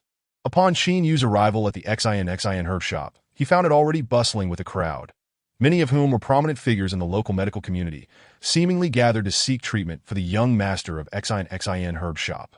Dr. Wang, even you are here. It appears we have no chance, exclaimed one to he. Brother, he is the foremost alchemist in Linghai City that I never anticipated this matter would draw you in. Another noted, Brother Zhang, you a 4th-level healing martial artist, have come as well. It seems my visit is in vain. The patrons were largely acquainted, engaging in mutual conversations and flattery. Qin Yu positioned himself in a corner of the shop, quietly awaiting the arrival of the central figure. After an indeterminate period, a weak cough resonated through the air, prompting everyone to turn their gaze. Descending from the 2nd floor of the herb shop was a slender young man clad in luxurious garments. His eyes vacant and red, his cheeks sunken, a visage that spoke volumes of excess. That I am Sun Yoshin. Whoever can cure my ailment may take any herb from this shop at their leisure, he declared in a feeble tone, yet no one doubted the veracity of his claim, for he was the young master of XIN herb shop, one of the wealthiest youths in this realm. May I inquire what affliction you suffer from, young master Sun? Someone eagerly posed. Sun Yoshin's cheeks flushed slightly as he sheepishly admitted, "It is a condition difficult for even men to articulate." Upon hearing this, and given Sun Yoshin's obvious signs of excess, the crowd swiftly grasped the situation. Due to his numerous childhood sweethearts in the capital, Sun Yoshin had been compelled to retreat to Linghai City for recuperation. However, he found the local maidens too alluring, and in moments of weakness, he succumbed to repeated encounters, culminating in a fateful morning when he awoke to find himself in a weakened state, leading to the present dilemma. "I shall take the first turn," proclaimed an elderly man with a white beard, exuding confidence that I, Wang, have practiced medicine for decades, specializing in various male ailments that I possess a pill passed down through generations. Once young Master Sun consumes it, he shall surely be cured. Many nodded in agreement, recognizing Dr. Wang's authority in this field. Alas, such a splendid opportunity has been seized by Dr. Wang. Several lamented, shaking their heads. Excellent. Sun Yoshin accepted the pill and swallowed it. As he circulated his internal energy, he quickly absorbed the medicinal power. His complexion improved slightly, yet he remained exceedingly feeble. "Let me test its efficacy," he exclaimed, rushing to the second floor. Within 3 seconds, he descended, his expression one of disappointment. "Its no good." "Not good? How can that be?" Dr. Wang questioned, grabbing Sun Yoshin's wrist, his countenance darkening as he muttered to himself. "In all my years of practice, I have never encountered such." Releasing his grip, he sighed, "Alas, young Master Sun, I cannot cure this affliction." This statement incited a wave of astonishment. What? Dr. Wang's ancestral pill cannot remedy it. Dr. Wang was an expert in this domain, and if he could not succeed, then hope was bleak for the rest of them. Clearly, young Master Sun's condition was dire. I knew it. The herbs at XX Herb Shop could not be so easily obtained. Sun Yoshin was on the verge of tears. Is it truly that severe? Will I have no joy in my life henceforth? What meaning is there in living? Do not fret, young master. The ailments that Dr. Wang can cure, I can also heal, and those he cannot remedy. I can. A commanding voice quelled the clamor in the room as a man clad in white emerged slowly. Chapter 27. Even the Pill King cannot help. This affliction is hopeless. Who dares to be so audacious as to dismiss Dr. Wang? The crowd turned to see a figure whose face elicited a collective recognition. Qin Yu realized, to his surprise, that this arrogant man was none other than Zhang San, a 4th-level healing martial artist. I never anticipated this fellow to be so boastful in public.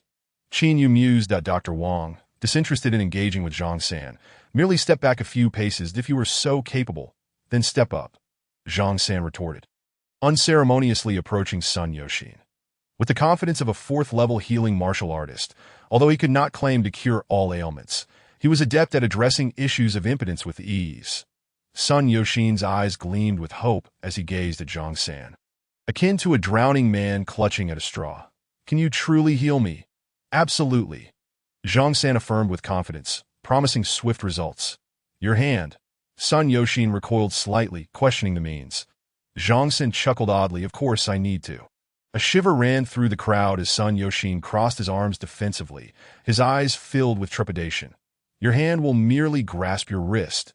The onlookers sighed in relief, quietly returning their phones to their pockets. Zhang San grasped Sun Yoshin's wrist, channeling healing energy into him.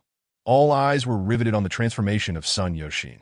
Yet 5 minutes passed, and there was nary a sign of improvement. It hardly seems effective, murmured the crowd. Zhang San felt a touch of embarrassment. This shouldn't be. With my healing abilities, results should manifest within a minute. Young Master Sun, do you feel anything? Zhang San inquired tentatively. Sun Yoshin concentrated for a moment, noting a faint warmth within. That's it. Zhang San rallied, increasing the flow of healing energy. Half an hour elapsed. Sun Yoshin's arm began to feel numb. Zhang San, are you competent? The crowd grew impatient. That if you can't deliver, step aside and let another try. Enough of this ruckus. Zhang San's face was flushed with embarrassment as he declared, Young Master Sun has been cured by my hand. Cured. Sun Yoshin's face lit up with hope. Though he felt no definitive change, he chose to trust Zhang San's words. I shall verify this immediately. Sun Yoshin dashed to the second floor, returning within 3 seconds. His demeanor despondent, but in no change. Another failure. The healing technique practiced by Zhang San fundamentally accelerated the rapid division of healthy cells, replacing damaged or dead cells to effectuate healing. However, when all cells in a particular area were exhausted, how could they regenerate? Thus, the healing technique became ineffective. The crowd regarded Zhang San with derision, mocking his earlier bravado. "You shouldn't be so arrogant." Zhang San retorted defiantly. "If you possess the capability, step forward." A hush fell over the crowd. Though laughter echoed, none dared to challenge Zhang San's skills, with both Dr. Wang and Zhang San having failed. Who among the remaining dared to assert superiority? At that moment, a brazen voice rang out. "If you lack the ability, do not step forward. You are merely embarrassing Linghai City." This remark disparaged both Dr. Wang and Zhang San. Initially believing Zhang San to be the most audacious, the crowd was astonished to find someone even more arrogant. Who could this individual be? As the crowd turned to locate the source, they exclaimed, "It's him! It's him! It's the one!" If there existed anyone stronger than Dr. Wang and Zhang San among them, it could only be He Xingxue, the Pill King of Linghai City. As the imposing He Xingxue, clad in alchemical robes, confidently approached Sun Yoshin, his self-assurance appeared to surpass even that of Zhang San. Confidence must be backed by merit. After all, He Xingxue had been studying alchemical formulas since the tender age of 3. Began concocting elixirs at 5, and achieved notable success by the age of 11. Now, he bore the illustrious title of Alchemy King of Linghai City, though he would not claim that his potions could cure every ailment. Alleviating the troubles of impotence seemed a trivial task. Observing He Xingxue's assured demeanor, Sun Yoshin felt he had rediscovered the lifeline that could rescue him from his predicament. He Xingxue retrieved a cauldron from his storage ring, proclaiming, "I shall concoct elixirs on the spot." Sun Yoshin immediately responded, "No problem. I will provide the ingredients one by one." Expensive aphrodisiac herbs were cast into the cauldron. Under He Xingxue's masterful control, the fragrant aroma of the elixirs soon enveloped the entire Xinshin apothecary. The Alchemy King's skill remains consistently exceptional. We are truly incapable of matching his prowess. It was indeed a fruitful visit to witness the Alchemy King at work. Flattery began to circulate among the crowd. "The elixirs are complete." He Xingxue gestured, and the cauldron opened to reveal 3 milky white pills. "This elixir is called the Revitalizing Essence, and it should surely resolve young Master Sun's troubles," He Xingxue explained with a smile. "Revitalizing Essence? Why have I never heard of it before?" A voice in the crowd inquired. "That a fine question." He Xingxue thought to himself, delighted. This elixir is the product of a sudden inspiration today, judging by its fragrance. It should be successful.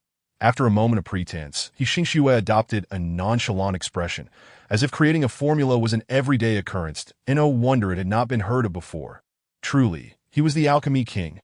Only someone of his caliber could resolve young Master Sun's dilemma. "I have a friend who is quite interested in this elixir. Might the Alchemy King sell one to this old man?" Upon witnessing He Xingxue's display of confidence, Zhang San revealed an envious expression. Sun Yoshin, feeling a surge of hope, immediately grasped one of the elixirs and swallowed it, that as he circulated his vital energy and felt the effects course through him. He joyfully ascended the stairs. 3 seconds later, Sun Yoshin descended with a face full of disappointment. He Xingxue's expression stiffened, and the crowd fell silent. "No, it didn't work," He Xingxue ventured tentatively. Sun Yoshin nodded in resignation. "It had no effect." He Xingxue paused, forcing an explanation. "I forgot to mention that the revitalizing essence must be taken 3 at a time to be effective." Hearing this, the atmosphere relaxed. That's why the Alchemy King prepared 3. It must be taken together. The crowd acknowledged the Alchemy King's wisdom. Sun Yoshin, skeptical yet hopeful, picked up the remaining 2 pills and swallowed them. That he ascended the stairs 3 seconds and descended once more. The same ingredients yielded the same outcome. Chapter 28. Qin Yu takes action. Curing the ailment, still no effect. He Xingxue exclaimed in disbelief. "None," Sun Yoshin lamented. "How is this possible?" He Xingxue took a faltering step back, as if facing a personal defeat. His confidence transformed into ridicule. The crowd, once eager to praise He Xingxue, now found themselves at a loss for words. "That if anyone else has a method to cure this ailment, please step forward." Sun Yoshin broke the silence. With the experienced physician Wang, the 4th-tier healer Zhang San, and the Alchemy King, He Xingxue all having failed, how could this ailment possibly be cured? The crowd's gazes fell, silence enveloping them. Sun Yoshin's expression darkened. Must I return to the capital for treatment? But I have yet to get to know those gentle and beautiful ladies of Linhai City. Leaving now would render me no different from a cad.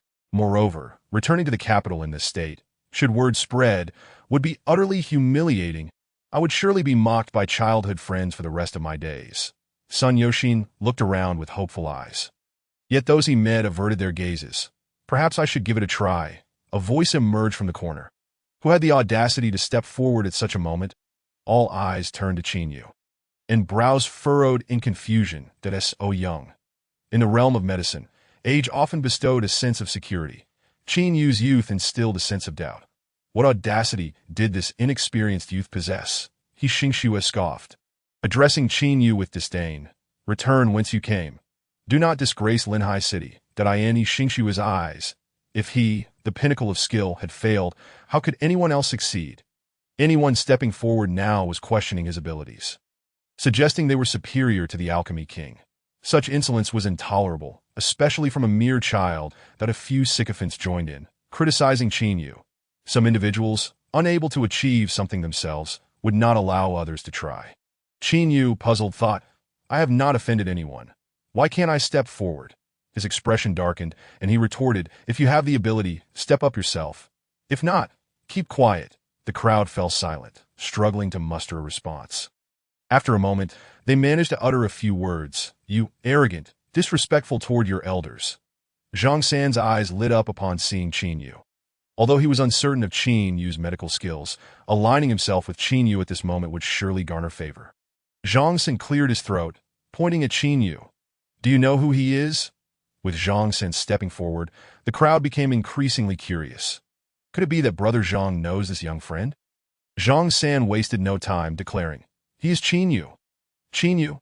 The crowd turned their gazes back to the young man, recalling the recent reports of him being hailed as a genius in metallurgy by Mayor Zhang. The upper echelons of Linhai City were small, and news of Qin had spread widely. Indeed, no wonder he looks down on us. He is the metallurgical genius esteemed by Mayor Zhang. He Xingxue stood before Qin, remarking, however, this contest concerns healing, not metallurgy. Has this metallurgical genius stumbled into the wrong arena? Are you suggesting replacing young Master Sun's ailment with a metal? This jest evoked laughter from the crowd. Sun Yoshin's eyes sparkled.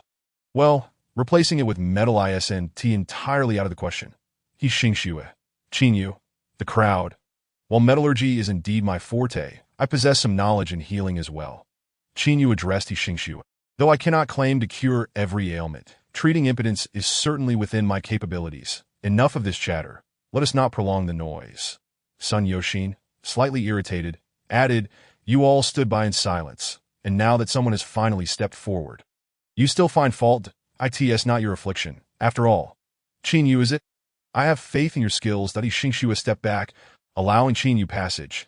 I hope your abilities are as formidable as your words. No need to worry on that front. Qin replied confidently, that he approached Sun Yoshin, grasping his wrist, and began to channel his divine, healing technique. I had expected something novel. He Xingxue scoffed. It turns out you rely solely on healing techniques. Zhang San felt perplexed. He had just demonstrated that healing was futile, so why would Qin persist with it? Before the crowd could comprehend Qin intentions, Sun Yoshin let out a satisfied moan. Ah, delightful. What is happening? Look. Young Master Sun is changing. Sun Yoshin's complexion visibly transformed, becoming rosy and smooth, his gaze regaining vitality, and his sunken cheeks filled out with health, even his dark circles swiftly dissipating in mere seconds. Sun Yoshin was transformed from a weary, overindulgent youth into a robustly handsome man. This was no ordinary healing. It was as if he had been reborn. The speed of recovery was astonishing, beyond belief. The treatment concluded, Sun Yoshin eagerly darted upstairs. The crowd sensed that this time it was a success, for 3 seconds had passed, and Sun Yoshin had yet to return. Those lacking in skill should refrain from stepping forward. You truly embarrass Linhai City. Qin remarked to He Xingxue in a calm tone. He Xingxue's face flushed red. The very words he had used to deride Zhang San now returned to haunt him. This slap was swift and stinging. A full 10 seconds passed before Sun Yoshin emerged, his face brimming with satisfaction. Qin Yu, my dear friend, I adore you. After this treatment, Sun Yoshin felt as if his body had reverted to that of a 10-year-old, brimming with energy and vitality. This was no mere cure. It was a complete rejuvenation. Sun Yoshin clasped Qin Yu's hand tightly. Brother, I am determined to befriend you, that as long as you are around, I shall never need to exercise restraint again. The nights of indulgence in the capital are back, Sun Yoshin thought to himself, reveling in his newfound vitality.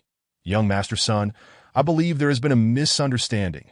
Hishueshue's voice suddenly broke the silence, declaring that your recovery was due to the efficacy of my elixir, albeit with a slight delay, coincidentally overlapping with Qin Yu's treatment time. Such a statement borders on shamelessness. Your elixir neither acted too soon nor too late, yet it conveniently worked during Qin Yu's treatment. Even Hishueshue's sycophants found themselves at a loss for words. Sun Yoshin's expression darkened instantly, and he bellowed, Do you take me for a fool? Hishueshue's face turned as pale as a sheet. The so-called Dan King of Linhai City? In front of the young master of Shinshin Medicinal Materials Store, he is nothing. Manager Li, see our guests out. Sun Yoshin commanded. Manager Li hurriedly appeared, thanking everyone for their assistance, and announced that Shinshin Medicinal Materials Store had prepared small gifts for each guest, urging them not to forget to take them before leaving. Wait, someone suddenly interjected. Young friend Qin Yu, could I trouble you for your contact information? I have a friend who also requires treatment. Yes, I have an old friend too. Chapter 29, a late-night visit from Commander Yu. Qin Yu enjoyed making friends, particularly with charming and dashing young nobles like Sun Yoshin from the imperial capital. After exchanging contact information, Sun Yoshin presented Qin Yu with a box of red snake blood, a box of deer antlers, a box of red monkey skulls and fur, along with a box of red ginseng. Indeed, while others sold items by the gram, in the hands of an imperial capital young master, they were gifted by the box. Eventually, due to the sheer volume of gifts from Sun Yoshin, Qin Yu's spatial ring became overstuffed. Thus, Sun Yoshin gifted him an extra-large spatial ring, along with a refining furnace. At parting, Sun Yoshin clasped Qin Yu's hand, exclaiming, Brother Qin, you are truly my benefactor. Similarly, Qin Yu held Sun Yoshin's hand, replying, Brother Sun, you are my provider. Upon returning to the military, Qin Yu first spent 30,000 to elevate his 100-blade slash to novice level. Until now, Qin Yu had relied on the advantages of the Xianjin blade to slay exotic beasts. However, against formidable foes like the Golden Claw Bear, he found his offensive options lacking, and the 100-blades slash perfectly compensated for this deficiency. Presently, Qin Yu's personal profile had significantly expanded since its inception. Name: Qin Yu. Age: 18 level. 0.630 talent. 1.74 skills. Divine breathing technique, novice 7. Divine forging technique, novice 3. Divine alchemy technique, novice 0. Divine healing technique, novice 0. 100-blade slash novice 0. Qin Yu had transformed from a penniless youth, often bullied, into a successful individual now, attracting the attention of numerous influential figures. However, this was still inadequate. Why current strength is still too weak. Relying on others' favoritism is ultimately not a sustainable strategy. Only one's own power is truly reliable. Qin Yu retrieved boxes of medicinal materials, dividing them according to the formula for the red blood pill. Currently, his progress with the divine breathing technique had slowed considerably with normal training. Given Qin Yu's talent, even with daily rigorous practice, it would take approximately 50 days to advance to the next stage. With the red blood pill, however, I anticipate that my training speed will increase several-fold. As for the effectiveness of the red blood pill, it remains to be seen. Yet, based on previous experiences with explosive items, it should not disappoint Qin Yu. Having prepared 10 portions of medicinal materials, he ignited the alchemy furnace. With his divine alchemy technique at the novice level, Qin Yu's success rate for producing the red blood pill, a common elixir, was nearly 100%. However, refining them individually was time-consuming, and since Qin Yu had no shortage of materials, he decided to produce 10 pills at once. He poured 300 grams of red snake blood into the furnace, swiftly controlling the flames with his vitality. Once the steam from the blood evaporated, forming a dark red solid, he added the red monkey fur. Following the formula, Qin Yu meticulously added the materials, carefully regulating the temperature of the furnace flames. Although it was his first attempt at alchemy, Qin Yu's technique was not unfamiliar. In fact, it surpassed that of many apprentices who had practiced for 2.5 years. Finally, he added the red ginseng, intensifying the flames to extract its essence. With the flames extinguished, a faint fragrance wafted from the furnace as 5 blood-red pills floated into Qin Yu's hand, their surfaces smooth and exuding a unique aroma. Only 5 pills from 10 portions? A mere 50% success rate. My control over vitality is still not precise enough.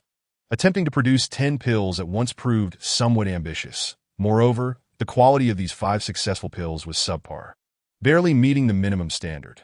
Suddenly, as Qin Yu attuned to the vitality within him, he made a surprising discovery. My control over vitality seems to have improved slightly. What a delightful surprise in alchemy.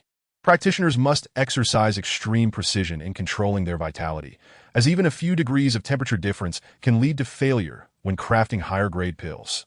Thus, quality pills demand a high level of vitality control from the alchemist. By producing 10 pills at once, Qin Yu naturally enhanced his mastery of vitality. With this realization, Qin Yu's interest in alchemy deepened. First, let's see how effective this red blood pill is. That he picked up one of the pills and placed it in his mouth. Moments later, Qin Yu's skin flushed a deep crimson, resembling a boiled shrimp, while the vitality within him surged like a boiling cauldron. This moment, his body felt like a high-powered machine operating at full throttle. Without delay, Qin Yu sat cross-legged, focusing intently as he activated the divine breathing technique. With each breath, his vitality was drawn in, compressed, and solidified. External spiritual energy flowed through every pore in Qin Yu's body, ultimately coalescing as vitality, merging into a torrent of energy. The effects of the red blood pill were astonishing. My training speed had increased nearly tenfold, and with my breathing technique, I was poised to achieve a breakthrough within a month. This was far superior to the vitality pill Commander Yu had previously provided. Qin Yu's excitement surged as the red blood pill exceeded his expectations. The only drawback was that its effects lasted merely half an hour. And after consuming one, he had to wait 2 hours before taking another. The potency of the red blood pill was immense. If used consecutively, one's meridians might not withstand the tremendous impact, though there were some limitations to the red blood pill. Qin Yu remained quite satisfied. It is worth noting that aside from enhancing training speed, consuming it during combat could also boost one's fighting capability. That if utilized wisely, it could yield unexpected results in the following days. Qin Yu alternated between practicing and refining pills. As he elevated his level, his mastery over vitality became increasingly refined. Now he could consistently produce 7 to 8 red blood pills per furnace, with noticeable improvements in their quality. The progress bar for the divine breathing technique was nearing 2/5, while the divine alchemy technique had risen to 1-1.83 in the afternoon. Having completed his final batch of pills, Qin Yu placed them into a small porcelain bottle. The red snake blood and red ginseng were now depleted. Qin Yu had amassed approximately 200 red blood pills, sufficient to sustain him for an extended period. 9 in the evening. A knock echoed on Qin Yu's door. "Who is it?"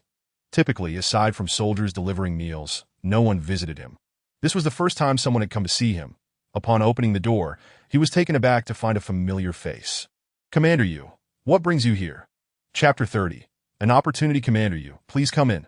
Qin Yu quickly welcomed Commander Yu into his room, suspecting there might be new developments in the military.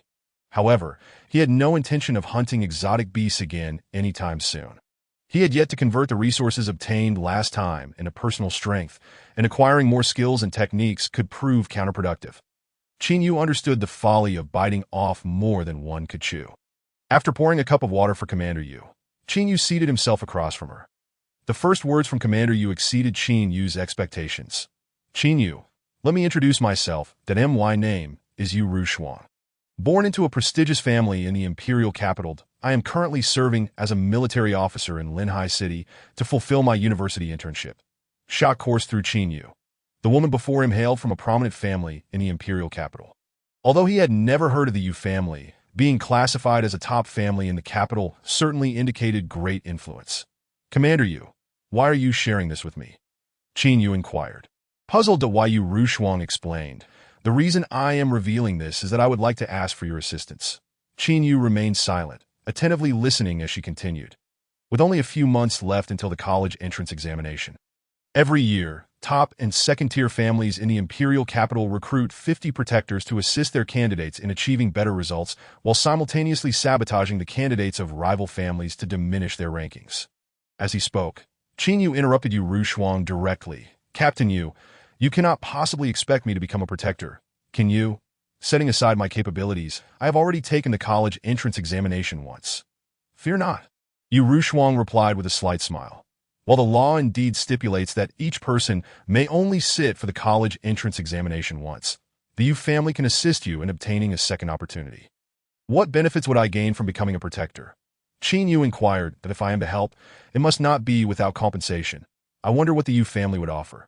Yu Rushuang responded, I possess only one recommendation for a protector. Whether or not you are selected ultimately depends on your own abilities. Of course, even if you are recommended, certain benefits will still be afforded to you. Captain Yu then asked, have you heard of the elite students training camp in Donghai province? Qin Yu nodded. The camp gathers the most outstanding students from Donghai province for a month of secret training. Last year, one of my high school peers was selected, and our school promoted it for an entire month. I can secure you a spot in the training camp. Whether you become a protector hinges entirely on your performance there, Yu Rushuang stated. And if I ultimately become a protector, what advantages would I receive? Qin Yu pressed on. After a moment of contemplation, Yu Rushuang replied, the chance to retake the college entrance examination and the friendship of the Yu family, that if you perform exceptionally well during the examination, you may enter the Yu family's treasury and select a treasure. Of course, even if your results are outstanding, you can refuse a university's invitation. It is entirely up to your personal wishes, she added. With an array of divine skills at his disposal, becoming a top-tier powerhouse was merely a matter of time for Qin Yu. Attending university held little significance for him. Moreover, protectors not only safeguard the Yu family, but also suppress the students of rival clans. In acquiring the friendship of the Yu family, one would inevitably attract hostility from one or more other families. What piqued Qin Yu's interest were the opportunities presented by the training camp and the Yu family's treasury. The treasures of a premier family in the imperial capital were worth their weight in gold. Yet these incentives alone were insufficient to sway him. By the way, should you rank within the top 100 nationally in the college entrance examination, the state will reveal a secret related to extraordinary beasts. This is not a reward from the Yu family, but something you can strive for. Yu Rushuang added that a secret. Qin Yu's curiosity was piqued. The world bore many differences from the one he had traversed before, and he wished to explore the reasons behind them. Having grown weary of this place, perhaps I shall seek solace in the training camp. Yu Rushuang observed Qin Yu quietly, allowing him ample time to contemplate. I have one more question. Qin Yu said, why choose me? You seek strong individuals, not those who merely cultivate talent. Although Qin Yu had recently garnered attention, it was largely due to the influence of cultivation rather than his combat experience. Yu Rushuang smiled faintly because you are rather handsome. Qin Yu, you possess excellent taste. When does the training camp commence? In 10 days. I wish you success. With their agreement reached, Yu Rushuang hurriedly departed. Selecting Qin Yu was certainly not based on his appearance. Rather, it stemmed from her inability to fully comprehend his true strength. From the onset of the Beast Tide, Yu Rushuang had presumed Qin Yu to be at level 0.3, only to be astonished when he effortlessly dispatched a beast of level 0. 6. Subsequently, she categorized him as level 0.7, only to soon discover that his measured strength reached level 0.91. This measurement was derived from professional instruments, and there was no doubt left, or so she thought. Yet, merely days later, Qin Yu had slain a golden claw bear with a combat power of level 1.2. Although level 1.2 was still insufficient to qualify as a protector, Yu Rushuang believed it was far from Qin Yu's true limit. He resembled an endless abyss. Just when one believed they had reached the bottom, they would find it lay even deeper. With his nebulous strength drawing the attention of several esteemed cultivators, and rumored to have a master of elusive nature behind him, Qin Yu was indeed a fitting candidate to become a protector. That a subtle smile graced Yu Rushuang's lips. Qin Yu, I hope you will surprise me. In the training camp, all participants possess an average level of 1 or above, and ascending challenges are commonplace among such talents that TO stand out among them. I must elevate my level further. 10 days should suffice. Qin Yu retrieved a crimson blood pill and consumed it. Chapter 31. The plan from the 6th. Let us hurry. Commander Qin has begun his sword practice again. What is so fascinating about sword practice? You wouldn't understand. Commander Qin's swordsmanship is quite profound. It is said that merely watching it can greatly enhance one's own abilities. Many officers are currently observing that is that true. Of course, this sword technique was passed down from Commander Qin's mysterious master. Then let us rush over. A similar scene unfolded in various corners of the military camp.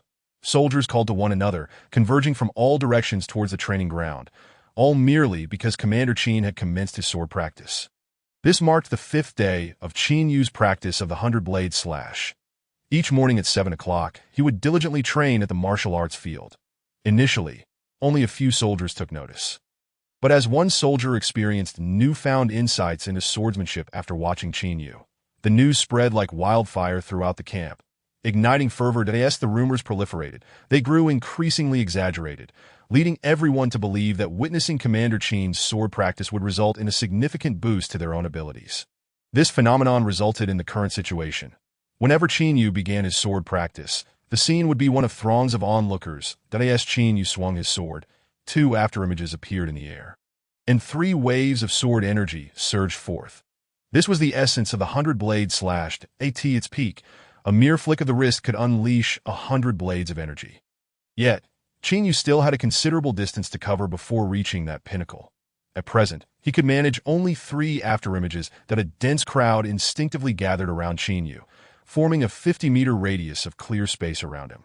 As he wielded his mysterious golden sword, executing a fluid sequence of movements, the sound of slicing through the air could be faintly heard. After completing his sword practice, Qin Yu glanced at his personal panel. 100-blade slash, beginner 11. The 100-blade slash, being of a lower grade, saw its proficiency increase more easily than those of divine techniques. Wiping the sweat from his brow, Qin Yu exited the training ground. The remainder of the day was spent in a blend of potion-induced cultivation and regular training. Once Qin Yu departed, the surrounding soldiers began to discuss among themselves. Why do I feel nothing at all? That means your talent is lacking, that haven't you heard? Those with talent can grasp the subtleties of Commander Qin's swordsmanship. Now that you mention it, I do feel a bit different. I must have overlooked it earlier. Haha, brother, it seems you possess some talent as well. Haha, we are all little prodigies, for the vast majority. Observing Qin Yu's sword practice yielded no tangible benefits, yet this did not dampen their enthusiasm. With only 1 day remaining until the training camp commenced, Yu Rushuang handed Qin Yu a plane ticket. Tomorrow at 9 o'clock, take this ticket to the airport and board the special flight to the training camp. Qin Yu acknowledged her instruction. After requesting leave from the commanding officer, he departed from the military. The training camp would last for a month, and Qin Yu felt it necessary to inform his family. After purchasing some medicinal bath ingredients and fresh fruits and vegetables, he returned home. His family spent a joyful evening together. Yet little did Qin Yu realize that the following day, he would arrive by helicopter, making a dazzling entrance amidst the astonished gazes of all the training camp students. The airport was about an hour's drive away, so to avoid tardiness, Qin Yu rose early at 6 to freshen up. However, despite waiting for a taxi from 6:30 until 8, he saw not a single one. Truly unfortunate. Just as Qin Yu prepared to seek assistance from the military, a stretched limousine pulled up before him. The window slowly lowered, revealing a familiar face. Mayor Zhang. Inside the vehicle sat Zhang Tianjian. Qin Yu. Mayor Zhang also expressed surprise. What are you doing here? Qin Yu quickly explained his situation. Zhang Tianjian, upon hearing this, readily replied, "That's simple. I happen to have some free time. Get in. I'll take you there." Qin Yu did not hesitate and swiftly climbed into the vehicle. Mayor Zhang, I truly appreciate your help. Otherwise, I would have been late. It's a small matter that I just finished a meeting and happened to run into you. It's fate. Still, I must thank you. Observing Qin Yu's earnest demeanor, Mayor Zhang could not help but display a sly smile at the corners of his mouth. It was evident that Zhang Tianjian was not here to attend a meeting. His presence was largely thanks to a certain individual known as Lao Lu. Last night, Lao Lu had approached him stealthily, inquiring if he wished to enhance Qin Yu's favorability. Naturally intrigued, Zhang Tianjian had asked how one might achieve such a feat. No one knew what Lao Lu had divulged, but shortly after his departure, an unusual policy was issued from the mayor's office. This policy essentially stated that no taxis were permitted in the vicinity of Qin Yu's residence. Zhang Tianjian timed his appearance perfectly, manifesting before Qin Yu at the very moment of his greatest anxiety and need, akin to a deity descending from the heavens. and thus he systematically reaped Qin Yu's goodwill.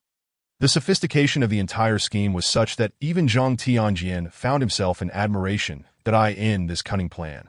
Lao Lu garnered Zhang Tianjian's goodwill. Zhang Tianjian earned the affection of Qin Yu, while Qin Yu saved on taxi fares. Truly, a triumvirate of triumph. Indeed, such a nefarious, exquisite plan could only have originated from Lao Lu. Zhang Tianjian envisioned the favorable points incrementally accumulating above Qin Yu's head. Xiong ran. This time, allow me to demonstrate the advantage of being in close proximity to the source of opportunity, he mused contentedly. Chapter 32. Boarding. Is this where you live? Zhang Tianjian feigned casual conversation. Yes, Qin Yu nodded. Are you an only child? Zhang Tianjian had conducted thorough research on Qin Yu, even knowing the age of the neighbor's large white dog. His inquiry was, of course, a strategic element of his plan. I have a younger brother who is currently in his second year of high school, Qin Yu replied candidly. Which high school? XX High School. Zhang Tianjian subtly shook his head. The academic standards of the 20th high school were rather lackluster. How about this, he said, crouching down to rummage through the car. Finally retrieving a set of keys. I possess another property in the city center that has been uninhabited for 2 years. Here, he handed the keys to Qin Yu. The conditions are much better, and your brother could directly enroll in the finest school in the city, Linghai No. 1 High School. You need not worry about your parents' jobs. The city government will take care of that. Zhang Tianjian had indeed thought of everything. Qin Yu understood that Zhang Tianjian was extending an olive branch, and he was more than willing to accept it. After all, striving for strength was ultimately to ensure a better life for those around him. While he protested, "This seems inappropriate," he nonetheless pocketed the keys. Zhang Tianjian smiled with satisfaction. Indeed, those with children targeted the children, those without children targeted the wives, and those without either targeted the family members. The art of gift-giving never deceives me. He chuckled inwardly. Xiong ran, I wonder how you will even begin to compare. The conversation flowed pleasantly until the driver slammed on the brakes. Oh no. What is going on? Xiao Zhang. The driver turned back to report. Mayor, it seems there has been an accident up ahead. We're stuck. What, stuck? Zhang Tianjian, upon hearing this, felt a surge of urgency surpassing even that of Qin Yu. What on earth is the traffic department doing? He muttered in frustration, then offered Qin Yu a reassuring look. Do not worry. As long as your Uncle Zhang is here, you shall not be late. Qin Yu nodded, indicating his lack of concern. At worst, we can just have the plane wait a little longer. Zhang Tianjian pulled out his phone and dialed a number. Bring my private jet over. I'll send you the address. Yes, and make it quick. At 9 in the morning, at the airport. Why isn't the plane taken off yet? A flashy young man with dyed blonde hair inquired. One person hasn't arrived yet, the supervising teacher explained. Damn it. He swore to that moment. A heavily made-up young woman beside him began to sob melodramatically. I didn't even get a proper beauty sleep just to avoid delaying everyone. Yet here we are. The young man looked at her with concern, comforting her. Don't be sad, darling. When that latecomer arrives, I'll make sure he regrets it. Really, darling? She asked sweetly. Absolutely, he replied confidently. Unless he is the mayor's own son. Huang Hao, will certainly ensure he is expelled from Linghai City. Wait, why is a helicopter landing on the runway? Someone exclaimed in astonishment. Huang Hao and the others immediately turned to look out the window, witnessing the helicopter's bold descent as Zhang Tianjian emerged from it. What on earth is the mayor doing here? Huang Hao exclaimed in disbelief. Just then, Qin Yu also jumped down from the helicopter. After exchanging a few words with Zhang Tianjian, Qin Yu approached the aircraft. The young woman glanced at Huang Hao, puzzled. Who is that person to warrant the mayor personally flying him in? Huang Hao shook his head. I don't know. I've seen everyone around the mayor, but perhaps he is the mayor's illegitimate son? Could he possibly be a student heading to the training camp? The young woman speculated. Highly likely. It's quite easy for the mayor to secure a spot in the training camp, Huang Hao replied. Huang Hao's father was the deputy mayor, and the young woman, named Wu Lily, was his girlfriend. The two had obtained their training camp spots through Huang Hao's father's connections. Is he really the mayor's illegitimate son? Wu Lily wondered as she observed Qin Yu approaching that a mischievous idea began to form in her mind. Where are you going? Huang Hao asked hurriedly. Wu Lily smiled slightly, explaining, I'm just going to the restroom. Hurry up, the plane is about to take off. Huang Hao reminded her. As Qin Yu boarded the plane, the supervising teacher approached him. asking, "Are you part of the training camp?" "Yes," Chinyu affirmed. "What is your name?" "Chinyu." The supervising teacher found his name on the list and marked it. "Quickly find a seat. The plane is taking off soon." "Understood." Chinyu entered the cabin, casually glancing around. There were not many students from Linghai City eligible for the training camp. Only about 20 people occupied the cabin. The vast majority wore uniforms from Linghai No. 1 High School, with only a few donning attire from other schools. While Chinyu surveyed the group, they too regarded him with curiosity. Initially, they had harbored resentment toward Chinyu for his tardiness. But upon witnessing the helicopter, their grievances were swiftly quelled, replaced by friendly smiles. Chinyu had presumed that these talented students from Linghai would be arrogant and dismissive, yet his first impression revealed them to be quite amiable. At that moment, he noticed a rather pretentious young woman approaching. This was, of course, Wu Lily. She planned to feign a fall as she neared Chinyu, hoping to land in his arms, thus providing her with an excuse to engage him in conversation. She had employed this tactic when pursuing Huang Hao years prior. Although uncertain of Chinyu's identity, the fact that the mayor personally flew him and suggested a significant status, one that Huang Hao certainly did not possess. Once she captured Chinyu's interest, she would concoct a reason to dismiss Huang Hao. That Wu Lily was confident in her strategy. After all, what man could resist the allure of a beautiful woman? As she neared Chinyu, she gauged the distance, then pivoted on her toes, gasping dramatically as she fell, intending to land in his embrace. Upon seeing Wu Lily for the first time, Chinyu felt a twinge of distaste. He had already prepared to sidestep her approach. Thus, as he shifted aside, Wu Lily stumbled and fell flat on the ground. Chapter 33. Arrival at the training camp. Wu Lily awkwardly scrambled to her feet. Having taken quite a tumble, blood trickled from her nostrils, and her expression was one of disarray. Huang Hao, witnessing Wu Lily's fall beside Chinyu, instinctively assumed that Chinyu had knocked her down. "What the hell? Are you trying to get yourself killed?" Huang Hao sprang up, charging over as if ready to fight. "What is your problem?" Chinyu was momentarily taken aback, but upon seeing Huang Hao approach with aggression, he knew he could not simply stand there and take a hit. He raised his foot and kicked out. Chinyu swore he had only exerted half his strength, yet unexpectedly, Huang Hao went flying. "Damn it, this guy is trying to scam me," Chinyu thought instinctively. How could someone selected for the training camp be so weak? Huang Hao clumsily picked himself up, wiping the blood from the corner of his mouth, and threatened, "You dare to hit me? You're looking for trouble. Enough, sit down and behave. If you cause any more trouble, you're out." The supervising teacher barked, prompting Huang Hao to fall silent. "Just you wait," he muttered, retreating to his seat, crestfallen. The other passengers regarded Chinyu with admiration. They had long been displeased with Huang Hao, but were too intimidated by his father's status to confront him. No wonder he was sent by the mayor. He clearly doesn't care about Huang Hao at all. After enduring a 1-hour flight followed by a 3-hour bus ride, the group finally arrived at their destination. It was a dense forest, where a chaotic arrangement of trees and weeds occupied every inch of land. Under normal circumstances, this place would be a desolate wilderness, a paradise for strange beasts.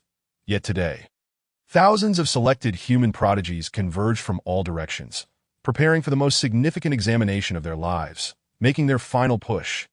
As the bus came to a halt, the leading instructor distributed a sheet of paper to each individual, upon which were inscribed the 3 formidable characters: life and death contract. Allow me to clarify, this training camp is exceedingly perilous and may even pose a threat to your lives. Those who harbor regrets may choose to return home. Those who do not may proceed to sign. Who are you trying to scare? Huang Hao waved his hand dismissively and signed his name. Wu Lily, gazing at Huang Hao, gently inquired, How, is there really a danger?" "Fear not," Huang Hao replied with an air of confidence. "We are not the only ones who have taken shortcuts to get here, and if something were to happen to us privileged few, could this training camp bear the consequences?" "Indeed, my dear, you are quite astute." The others, without much hesitation, signed their names as well. After all, having made it this far, how could they possibly give up? For children from ordinary families, this might be their sole opportunity to turn their lives around. The instructor, with a bemused expression, observed the group as he prepared to announce the first assessment task. "The training camp is situated at the summit of this mountain. All of you will depart at 5 o'clock this afternoon. Anyone who fails to arrive by 5 o'clock the following afternoon will be eliminated. Creatures of level 1.5 and above have been cleared from the mountain. However, numerous beasts still roam here. You are free to form teams or venture alone, employing any means and wielding any weapons. There are no rules to bind you. Your sole responsibility is to ensure that you arrive alive at the entrance of the training camp. Furthermore, your arrival order will factor into your final assessment score, with the first 50 to arrive receiving corresponding point rewards. Lastly, I must remind you that the total resources of the training camp are finite.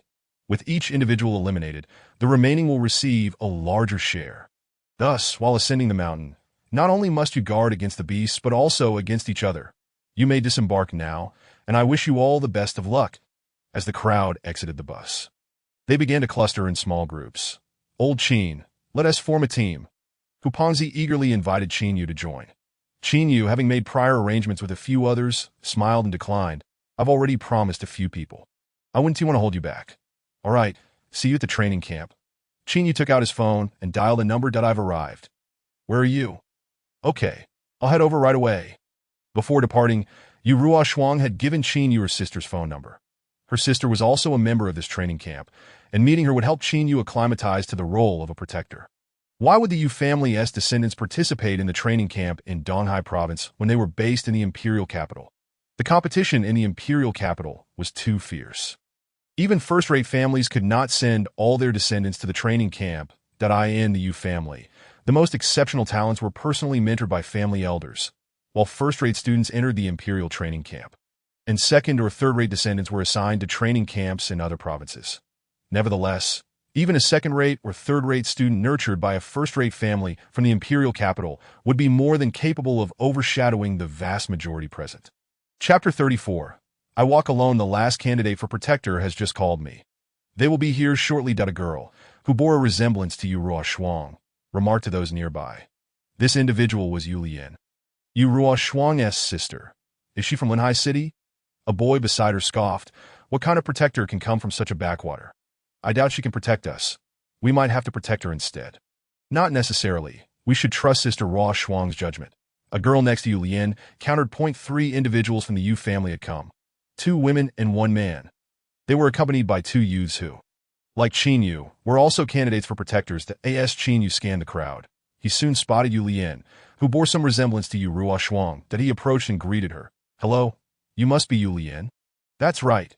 Her eyes lit up upon seeing him, and she smiled. You must be Chinyu. Let me introduce you. This is Yu, a level 1.3 warrior, Yu Lian said, gesturing to the girl beside her. Hello. Yu firmly shook Chinyu's hand, her eyes sparkling with admiration. And this is Yu Xiangming, a level 1.3 warrior. As Chinyu withdrew his hand from Yu's grasp, he noted that while her hand was soft and pleasant to hold, his loyalty belonged solely to his weapon, the Xianjin blade. Women? They would only hinder my speed in drawing my blade. Noticing that Yu Xiangming seemed indifferent, Chinyu refrained from extending his hand, not wishing to embarrass himself. These 2 are Zhang Tianhu and Li Ao, both protector candidates like you. Yu Lian continued the introductions. Both are level 1.4 warriors. Good heavens. Chinyu gasped in astonishment. The average level at the training camp hovered around 1. While the Yu family's trio at level 1.3 was strong, it was still acceptable considering their imperial capital origins. However, those 2 protectors were something else entirely, standing a staggering 0.3 levels above the average. Where did the Yu family find such formidable individuals? Was their selection standard truly that stringent? Chinyu felt the suffocating pressure of fierce competition closing in on him. After contemplating for less than a second, he resolved that as long as no one inquired, he would never voluntarily disclose his level. Chinyu, what is your level? Yu Xiaoming asked. How could they bring up such an awkward topic? In reality, level does not equate to strength. The great physicist Newton once stated. What is your level? Yu Xiaoming pressed, fixing his gaze on Chinyu, leaving him no room to evade the question. I'm at approximately 0.8 level. Chinyu admitted candidly. How much? The crowd assumed they had misheard. About 0.8 level. Chinyu repeated. The 2 protector candidates burst into laughter. They had anticipated a formidable rival, only to discover a mere jester. Had Linhai City truly fallen to such depths that they were resorting to selecting a 0.8 level individual as a protector? Li Ao mocked at why Yu Xiaoming scoffed. a 0.8 level trying to protect us 3-1. 3-level warriors? Doesn't that strike you as amusing? Level doesn't necessarily define strength, Qin Yu retorted. How strong can a 0.8 level be? I see you are just here to make things easier for us. Yu Lian quickly intervened. All right, that's enough. Qin Yu sighed and waved his hand. Fine, I won't hold you back, that I'll go on my own. See you at the summit. With that, Qin Yu turned and walked away. Hey, Qin Yu. Yu Lian wanted to say something, but Yu Xiaoming pulled her back. Good riddance. He was nothing but a burden. Yu Xiaoming remarked with satisfaction. The Yu grasped Yu Lian's hand, grinning, though his 0.8 level can't serve as a protector. His looks make him worth pursuing, don't you think? If you like him, go ahead and chase him. Just don't bother me. Then quickly give me Qin Yu's contact information. Yu eagerly replied. A handsome guy like that would be a regret to miss out on. Qin Yu preferred solitude. However, given that the training camp and the opportunity for the college entrance exam were gifts from the Yu family, and out of respect for Yu Lian, he sought out Yu Lian. Alas, it seemed others had little regard for him. Perhaps it was for the best, allowing Qin Yu to enjoy his freedom, at 5 o'clock in the afternoon. The signal sounded. Everyone rushed up the mountain, each following their own planned route. Qin Yu settled beneath a large tree, patiently observing the crowd disperse. The climbing period extended for 24 hours. Waiting a few extra minutes would not affect the final results. Furthermore, Qin Yu's objectives diverged from others. While others aimed to reach the summit as quickly as possible, Qin Yu intended to hunt as many beasts as possible upon reaching the cave. The training camp staff had thoughtfully cleared level 1.5 beasts and above. Was there a more suitable place for Qin Yu to grind? This was truly tailor-made for him. Once the crowd gradually vanished, Qin Yu dusted off his pants and began his ascent, choosing a path with the fewest people. In the training camp's monitoring room, a tall man clad in military attire, standing 2 meters tall, observed the flickering images on the monitor. Upon closer inspection of the insignia on his shoulder, one would discover that this middle-aged man held the rank of Major General. Before him, the surveillance footage displayed the scene of students participating in the training camp as they ascended the mountain. The entire mountain had been equipped with concealed cameras. General Shangguan, are you truly certain about not deploying personnel to protect these students? A young officer inquired cautiously. Shangguan Feng exhaled a plume of smoke. Responding slowly, on the battlefield, is there anyone to safeguard you while battling the beasts? Yet among these students, many are offspring of high-ranking officials that if something were to happen here, it would be difficult to justify. The young officer quietly reminded. Upon hearing this, Shangguan Feng erupted in fury, slamming a stack of documents onto the table. It is your indulgence that has allowed so many inept individuals to slip through the cracks and waste resources, occupying precious slots. The training camp is intended for the gifted, for the future pillars of humanity, not for a bunch of useless individuals to pad their resumes. Glance at the documents. This year there are a total of 200 slots, nearly 400 of whom gained entry through backdoor means, taking up a third of the opportunities. The young officer bowed his head, too intimidated to speak. Shangguan Feng took a deep breath, calming himself. His gaze remained steady on the surveillance footage as he slowly stated, let a batch of useless individuals perish, so that those in power may learn a lesson. Thereafter, none shall dare to exploit backdoor channels. Although the beasts of level 1.5 and above have been eradicated, the number of those below level 1.5 has surged threefold. The journey up the mountain over the next 24 hours will not be an easy one. Without true skill, not only will they fail to reach the summit, but they may struggle to survive the descent. Shangguan Feng aims to eliminate a group of underqualified individuals to eradicate this issue. As for the subsequent pressure, he alone shall bear it. Chapter 35. A night of peril. Qin Yu cautiously wielded his Xianjin knife to hack through the underbrush, proceeding with utmost care. Shortly after entering the mountain, Qin Yu discovered numerous signs of beasts, fur, droppings, tracks, and more. The density of beasts in this area appears alarmingly high. Qin Yu murmured. As expected, this selection assessment will not be simple. He dared not be complacent and began to slowly circulate his divine breathing technique, attuning himself to the fluctuations of spiritual energy around him. Indeed, there are beasts nearby. Qin Yu looked toward a tree trunk 100 meters away, where he had just sensed a faint ripple of spiritual energy. The fluctuation was subtle, yet it could not escape Qin Yu's perception. It should be a low-level beast. Qin swiftly unleashed a blade of energy, striking precisely at the location of the spiritual fluctuation. Approaching to investigate, he found a small green snake, the size of a bean worm, entwined among the severed branches. This snake, known as the thumb snake, may be diminutive in size, but it harbors potent venom. Typically, it hides among the leaves and drops down to deliver a lethal blow to passing prey, making it a particularly cunning beast. Indeed, one must not let their guard down. Who knows how many beasts lurk upon this mountain?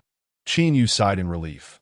However, with my divine healing technique in hand, various toxins should be ineffective against me, right? Still, it is wise to remain cautious. The thumb snake released a power fruit, which Qin promptly consumed. After advancing for about an hour, Qin unexpectedly discovered that the density of beasts in this mountain was exceptionally high, encountering a beast roughly every 10 minutes. This necessitated that everyone remain constantly vigilant, unable to rest, while continually slaying any beast that appeared. For the vast majority of teams, this posed a significant challenge. Ahead, rustling sounds indicated a group of 5 individuals. Qin exchanged a glance with them from several hundred meters away before choosing to retreat in the opposite direction. As the leading instructor had previously advised, while on the mountain, one must not only be wary of beasts, but also remain vigilant of those around them. The total resources available are finite. With one less person, more resources can be allocated to the rest. As dusk approached, the most arduous phase of the assessment was imminent. At night, beasts become exceedingly active, their vision unrestricted, and their mental state heightened, resulting in a 20 increase in combat capability. At that time, the entire mountain would belong to the beasts. Even Qin preferred to avoid direct confrontation with them during the night, and he sought out a relatively concealed tree hollow as his resting place for the night. Retrieving pre-prepared food and water from his spatial ring, indulging in a satisfying meal. Having eaten his fill, Qin began practicing his divine breathing technique to restore his vitality and relax his nerves. In the training camp surveillance room, Shangguan Feng, cigar in hand, silently observed the footage. General Shangguan, currently, there are 11 deceased students and 73 injured students, reported the young officer beside him. Shangguan Feng frowned slightly, dissatisfied with the death toll. Nonetheless, he refrained from voicing his concerns, for the true nightmare had only just begun. As night fell, the roars of beasts echoed. All humans must hide themselves as much as possible. This is a fundamental rule for survival. Shangguan Feng watched a particular surveillance feed, a faint smile playing on his lips. In the footage, a group of 7 was gathered around a campfire, roasting a leg of a beast, with the carcass of the slain creature not far from them. In Shangguan Feng's eyes, these 7 were already dead, for they had committed 3 grave mistakes. First, the use of continuous light sources at night is prohibited. Many beasts are drawn to light, and a campfire at night serves as a beacon akin to a lighthouse on the sea. Extremely conspicuous. Second, consuming strongly scented food in the wilderness is ill-advised. Beasts possess acute senses of smell, and the aroma of roasted meat will easily attract nearby predators. Third, after slaying a beast, one should swiftly distance themselves from the carcass and cleanse any bloodstains.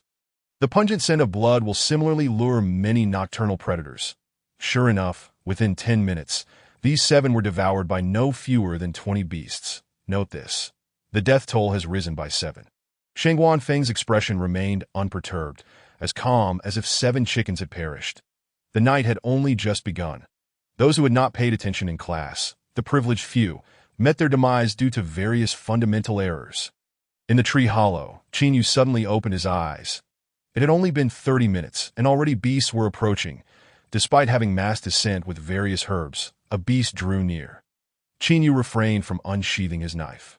Instead, he swiftly vacated the area. Throughout the night, Qin remained in constant motion, shifting positions every half hour as beasts approached him. Fortunately, with his keen perception, he managed to leave before they drew too close. In his continuous search for new locations, Qin frequently heard the terrified cries of humans. After a night like this, many must have perished or been injured. Even if one survived this night, they would likely be left mentally and physically exhausted. Thanks to the formidable restorative powers of his divine breathing technique and his acute perception, Qin could maintain peak condition while navigating among the beasts. However, for others, even with teamwork, if the lookout failed to spot a beast in advance, they would surely fall into a dire struggle. the sounds of battle would incessantly attract more beasts, easily leading to encirclement and heavy casualties. Even with the advantage of numbers, should they resolve a conflict before the beasts were drawn in and swiftly retreat, the frequency of battles every half hour, coupled with the constant tension, would still leave everyone utterly fatigued. All were tormented to the brink of despair. As dawn approached, the faint light of daybreak finally appeared in the east. Day transitioned to night, and the morning sun poured over the earth. Chinyu leaped down from a large tree. Stretching luxuriously, the dreadful night had finally passed. Now it was time for the hunt. Chinyu adjusted his clothing, only to stiffen suddenly, a bitter expression crossing his face. How careless of me. I've been surrounded. Chinyu drew forth his Shinjin knife, sensing over 10 fluctuations of spiritual energy converging from all directions. By gauging the intensity of the spiritual energy, Chinyu deduced that the strongest beast had reached level 1.5, while the others ranged between levels 1.2 and 1.3, that the fact that these beasts could coordinate to encircle their prey indicated their social nature and a degree of intelligence. Let us see what you truly are. Chinyu slashed forward with vigor, unleashing a wave of energy that a howl echoed forth, soon followed by a chorus of howls from all directions that a silver-white giant wolf, measuring 1.5 meters in length, sprang forth from the underbrush. Its icy gaze sizing up Chinyu. My goodness. Is that a Siberian silver wolf? Chinyu stared wide-eyed, astonished. Isn't this creature native to Siberia? Why is it appearing here? Chapter 36. The time for the hunt. In the training camp's surveillance room, General Shangwan, the Siberian silver wolf you trained, has been released. Shangwan Feng nodded, eager to incite further chaos with the introduction of the Siberian silver wolf into this assessment. However, General, could the damage caused by this be too severe? After all, many lives were lost last night, the young officer cautioned. Even those who secured their spots through legitimate means are no match for the Siberian silver wolf. Shangwan Feng chuckled, reassured, saying, Fear not, the Siberian silver wolf I trained can use its keen sense of smell to actively seek out individuals with the lowest vitality. That will eliminate all those who slip through the cracks. With a confident smile, Shangwan Feng commanded, Now switch the surveillance feed. Let us enjoy the spectacle of my prized wolf's first hunt. As the scene shifted, a colossal silver wolf emerged, facing a young man wielding a golden dagger. What misfortunate soul is that? Inquired Shangwan Feng. The young officer promptly conducted a facial scan. His name is Chinyu, hailing from Linhai City. Chinyu, Shangwan recalled, the name ringing a bell from the list of privileged individuals. Has his entire team perished? Shangwan Feng asked, noticing Chinyu standing alone. The young officer quickly checked the records. No, General. He has always been by himself, alone. Shangwan Feng raised an eyebrow, taken aback. That is indeed surprising that one could survive a night unscathed. This lad appears well-groomed. Perhaps fortune smiled upon him last night. Shangwan Feng remarked that he might possess a treasure that conceals his presence. However, his good luck has surely run out. Shangwan Feng observed the surveillance footage with keen interest, akin to watching numerous wolves encircle a lone monkey. Yet, Chinyu's subsequent actions surpassed Shangwan Feng's expectations. What a bold lad. Instead of fleeing from a pack of Siberian silver wolves, he chooses to attack. Shangwan Feng exclaimed. Though foolish, his bravery is commendable. Still, the outcome will be the same. What to do when surrounded by wolves? Simply carve out an escape route and charge forth. With Chinyu's speed, it was not impossible to evade the wolves' claws. But why flee? This was a veritable gathering of wealth-bringing spirits. Letting one go would be a sign of disrespect to the system. In an instant, Chinyu pivoted, launching into 100-blade slash. Swish, swish, swish, 3 blade shadows swept through the air, striking towards the silver wolf behind him. While the 100-blade slash might not suffice to vanquish the Wolf King, dispatching a level 1.3 wolf posed no challenge. The silver wolf, taken aback by the prey's sudden offensive, instinctively recoiled to evade the blade's trajectory. However, the 3 blade shadows had already sealed its escape route. The silver wolf narrowly dodged the first strike, but was swiftly hit by the subsequent 2. One of the blades landed on its flank, leaving a gash deep enough to see bone. Wolves are known for their tough exteriors, yet this blow was sufficient to render the silver wolf incapable of further combat. With a mournful howl, the silver wolf collapsed, utterly incapacitated. In the monitoring room, Shangwan Feng furrowed his brow, muttering to himself. Could it be that this Siberian silver wolf has chosen the wrong adversary? Based on that single strike, he cannot possibly be among the weakest. Having trained against Siberian silver wolves, Shangwan Feng was well aware of each wolf's combat prowess. To dispatch a silver wolf in one move placed Qin Yu among the elite. Why then would he need to exploit connections? Shangwan Feng found himself puzzled. Is there any hope for Qin Yu? He inquired. The young officer briefly assessed the situation and shook his head. General, the Wolf King is about to launch an assault. We have no personnel nearby, and it will take at least 10 minutes for the closest team to arrive. Then it is of no consequence. Shangwan Feng waved his hand dismissively. 10 minutes is ample time for him to meet his demise a dozen times over. Shangwan Feng remained unfazed by the impending loss of a promising talent. Having ascended to his current position through the trials of battle, he had witnessed far too many prodigies fall, rendering him numb to the specter of death. Humanity has never lacked genius, nor will the fall of one alter the course of events. Upon witnessing his subordinate's plight, the Wolf King was consumed with rage. Its eyes turned a fiery red. Its silver fur bristling, and its razor-sharp claws sank deeply into the ground, seeking greater grip. With a howl, the Wolf King rallied the pack, charging towards Qin Yu. At present, Qin Yu's vitality level stood at 0.78, bolstered by breathing techniques, healing spells, and the 100-blade slash, his true combat power exceeding 1.4. Facing the 1.5 level Wolf King, Qin Yu felt immense pressure. The Wolf King surged forward like a tempest, jaws agape. Aiming for Qin Yu's throat, gripping the golden dagger tightly, Qin Yu slashed horizontally at the Wolf King. Bang! The Wolf King clamped down on the golden dagger, a semblance of a human smile flickering at the corners of its mouth. Unable to retract his weapon, Qin Yu decisively abandoned it and faced the other silver wolves with bare hands. Yet mere fists could not withstand the onslaught of four. In mere moments, Qin Yu's garments were shredded, his abdomen marred with claw marks.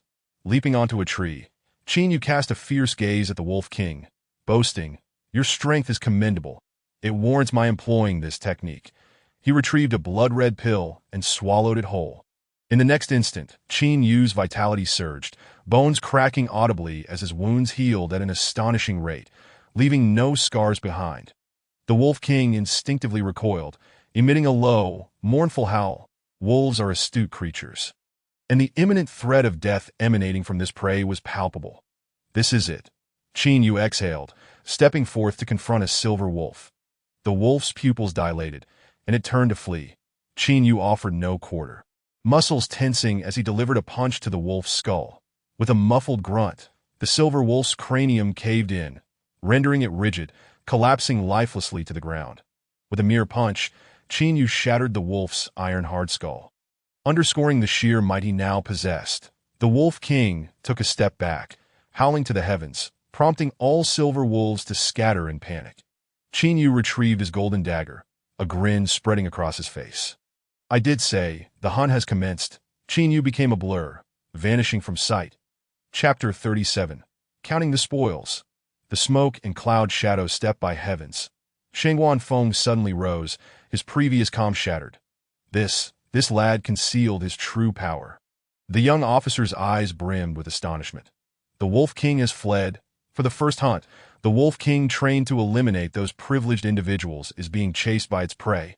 This cannot be true. Either the Wolf King or Qin Yu must be a fraud. Shangwan Feng slapped his thigh, hastily instructing, "Quickly, send someone over." The young officer, bewildered, replied, "General, if all goes as expected, Qin Yu likely does not require assistance." "Who told you to save Qin Yu?" Shangwan Feng pressed his forehead, anxiety mounting. "I instructed you to assist the Wolf King. I was counting on it to eliminate those privileged parasites. If the Wolf King falls, how much more resources will those wastes squander?" Shangwan Feng lamented. But General, it may be too late," the young officer whispered. Shangwan Feng sank into his chair, weary, waving his hand in resignation. "Alas, I never anticipated being outmaneuvered by a youth. Yet many have perished this time. Surely, those considering exploiting connections will think twice in the future." The Wolf King sprinted forward, eyes wide with terror.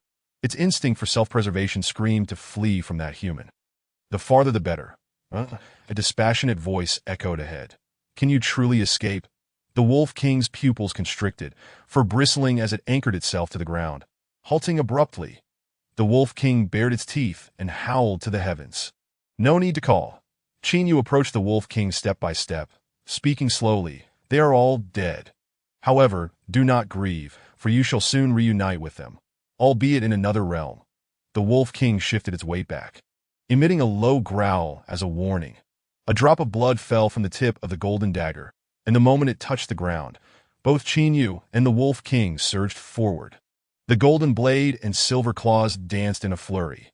The clash of gold and silver illuminated the surroundings, shattering boulders and scattering grass. Amid the violent exchanges, the Wolf King was forced to retreat. Its silver fur, once pristine, now soaked in a vivid crimson, appeared strikingly sinister.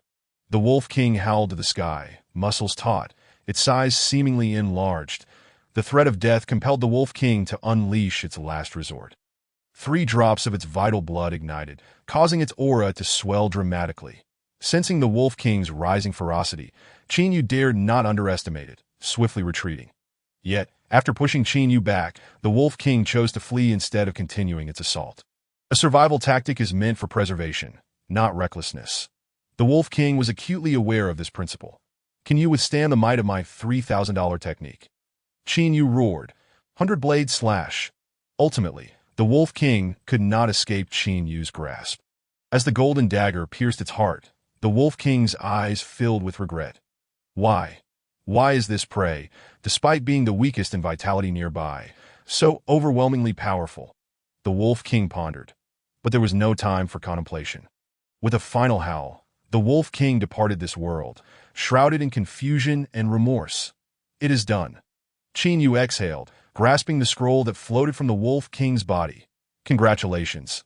You have acquired the God-tier array art. Divine Array Technique Type. Sorcery Quality. Divine Introduction. This tome draws upon the 4 great ancient formations, merging the myriad array techniques of the world, encapsulating the most superior experiences and methodologies of array arrangement. Mastery of its contents may empower one to slay deities. Note: this book is solely for educational purposes, providing experience and techniques, but does not include specific strategies for various formations. Yet another divine skill, akin to the alchemical arts, offering only the techniques without the formulas. It appears that to arrange a formation, one must acquire array recipes similar to elixirs. It seems I must hunt more exotic beasts in the future. Chinyu shrugged, feeling an additional surge of motivation to hunt these creatures. First, let us see what treasures the remaining silver wolves have yielded. Speed fruit. Chinyu casually tossed the fruit into his mouth, chewed a few times, and swallowed. Purple gold shin iron, a fine forging material, splendid. Bland flour, an alchemical ingredient. I shall collect it. Chinyu consumed the fruit directly, while the forging and alchemical treasures were stored in his spatial ring. After searching thoroughly, Chinyu found no books or scrolls among the spoils. The treasures obtained were of varying ranks. For Chinyu, the most valuable at this moment were the various divine skills. His progress to this point was largely due to their contributions. Next in value were techniques akin to 100-blade slash that, although 100-blade slash is not of high rank, it is perfectly suited for Chinyu at this stage. Counting the spoils, it seems there was still one more. Chinyu slapped his forehead, suddenly recalling that the first wolf he attacked had only been severely wounded, but not killed. He hurried back to the spot and, as expected, found that silver wolf lying there, barely clinging to life. One swift strike. A flash of white light appeared, and a scroll materialized before Chinyu. What a wonderful find. Chinyu's eyes sparkled as he quickly reached out to grasp it. Congratulations! You have acquired the Shadowless Cloud Step. Shadowless Cloud Step Type. Movement Technique Quality. Excellent introduction. Amidst the misty rain, the step is without shadow. When mastered, it can create countless illusions, making the real indistinguishable from the false. How splendid! An excellent level technique. 1 rank higher than 100-blade slash. Chinyu stowed the scroll and departed from the area swiftly. As dawn broke, everyone embarked on their mountain climbing journey, and naturally, Chinyu could not lag behind. He leaped swiftly through the woods, propelled forward by the effects of the crimson blood pill, which lasted for half an hour. Chinyu had slain the Wolf King in about 5 minutes. Thus, for the next 25 minutes, he was virtually invincible on this mountain, not needing to fear any exotic beast. One would be slain as easily as two. Amidst his leaps, Qin Yu suddenly heard two familiar voices. Could it be them? Qin Yu halted his steps, a dangerous smile creeping upon his lips. You said this place was safe, Wu Lily lamented tearfully. If I had known, I wouldn't have come to this wretched place. It's all your fault. Huang Hao leaned against a large tree, his eyes brimming with resentment, his whole body trembling with anger. Both were in dire straits, their clothes tattered and adorned with scratches and holes. Bloodied wounds marring their faces, arms, backs, and chests, presenting a pitiful sight that I'm going to die here. It's all your fault. Wu Lily blurted out. You need to call your dad right now and have him send a plane to rescue us. Shut up, Huang Hao roared. You dare to yell at me? Wu Lily's face contorted with grievance. I'm nearly dying here, and yet you yell at me. Truly, all men are worthless. Break up, break up. Huang Hao sprang to his feet in an instant. Seeing Huang Hao's frantic movement, Wu Lily smirked inwardly, thinking, can I not control you? Break up? Huang Hao seized a handful of Wu Lily's hair and slammed her against the nearby tree that Wu Lily screamed. Instantly bloodied from the impact. You wretched woman dare to speak of breaking up. Do you truly consider yourself of any significance? Huang Hao's eyes turned crimson as he bellowed. Without me, you are nothing but a barmaid. What are you worth? Chapter 38. The Yu family in peril, a forceful rescue, you wretched woman. Had I not found your service satisfactory, would you even be worthy of coming here with me? What status do I hold that you dare to complain? Huang Hao gripped Wu Lily's head, repeatedly slamming it against the trunk, his mouth frothing with mad curses. Having been my woman, you dare to entice other men. Who gave you the audacity? No, I didn't. Wu Lily trembled as she spoke, still denying it. Do you think I'm a fool? Huang Hao's expression darkened. The airplane's restroom is at the back. Yet you run forward to use it. Is it just because that Qin Yu was sent by the mayor?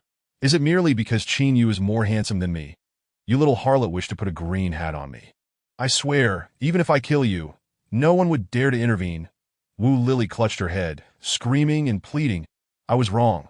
Huang Hao, please forgive me. I've had my fill of you. Huang Hao leaned close to Wu Lily's ear, whispering, once I return, I shall send your entire family to accompany you.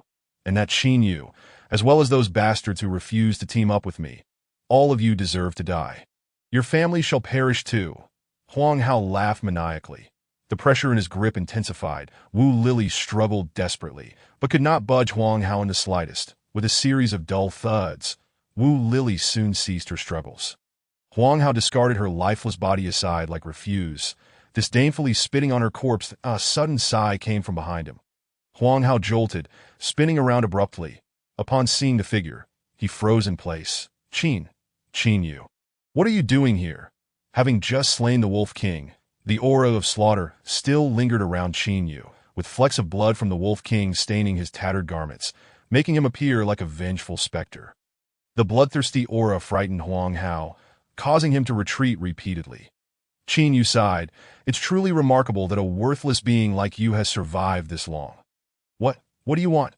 Huang Hao backed against the very tree where Wu Lily had met her demise, trembling as he brandished a short knife toward Qin Yu. Nothing much. I merely happened to pass by, heard someone calling my name, and came to take a look. However, I didn't quite catch what you just said. Could you repeat that? Qin Yu gazed at Huang Hao with a playful expression. Huang Hao swallowed hard, trembling as he spoke. I said you were more handsome than me. As if that needed saying. Qin Yu stepped closer to Huang Hao, his expression void of emotion as he inquired. And what else? Huang Hao shook his head repeatedly. No more, no more. A flash of golden light crossed Huang Hao's vision, and the world around him began to spin. That I just didn't hear clearly. I'm not deaf. Qin Yu removed Huang Hao's spatial ring and vanished from sight. The further one ascends, the smaller the mountain becomes. And naturally, the probability of encountering others increases. Indeed, in less than 5 minutes, Qin Yu was once again forced to halt his steps. The likelihood of running into acquaintances is unusually high. Qin Yu hid in the shadows, silently lamenting. The 3 members of the Yu family were ragged and battered, their 2 guardians lying on the ground, one in front of the other, their fates unknown. Opposite them stood 4 young men, each wielding weapons, their faces twisted with malicious grins. Zhou Hu, you truly are despicable. Yu Ruyu spat blood, straining to shout. You take advantage of our poisoning to launch a sneak attack, if you have the courage. Wait until we've detoxified before striking. Ha ha! The four adversaries erupted into laughter, as if they had heard the greatest joke. That why you rue you? Are you still a child? Zhou Hu sneered. I've gone to great lengths to have you infected with this chi blood dissolution powder. I intend to take your life while you're down. So the poison was your doing. Yu gritted her teeth, declaring, You are truly vile. Thank you for the compliment. Zhou Hu beamed with pride. You are not dying in vain. I spent a great deal to recruit you. This protectorly AO and the chi blood dissolution powder was painstakingly developed by the family's elders. Otherwise, how could your detoxification pills have been ineffective? Yu gazed at the fallen Li Ao, astonished as she asked. Li Ao was your man. Then why did you kill him? Ha ha! Zhou Hu laughed. If he could betray you, he could betray me. Besides, if he were alive, I would still have to pay him. You are truly vile. Zhou Hu, do you truly wish to wage war with the Yu family? Yu Xiangming threatened. Others may fear your Yu family, but my Zhou family does not. Zhou Hu scoffed. Moreover, as long as I keep you three eternally here, how would the Yu family ever know it was me? Furthermore, with your three mediocre science. Do you really think your family would intervene? Yu Xiangming gritted his teeth and stepped forward, positioning himself in front of Yu Ru Shuang, and Yu that I will hold them off. You two must flee quickly, no. How could we allow you to remain here alone to meet your demise? Our family motto is one of unwavering loyalty. We do not abandon, nor do we give up. If one must walk, we shall all walk together. Such sentiment is truly moving. Zhou Hu let out a sinister laugh, assuring, Fear not, none of you shall escape. He directed his words towards the three candidates for protectors beside him, commanding, Dispose of that man. As for the two women, a lewd grin spread across Zhou Hu's face as he added, Bind them up first. Do not even think about resisting, in a fit of rage. Yu Ruyu shouted, drawing her weapon in a desperate attempt at self-termination. Even in death, you shall not defile me.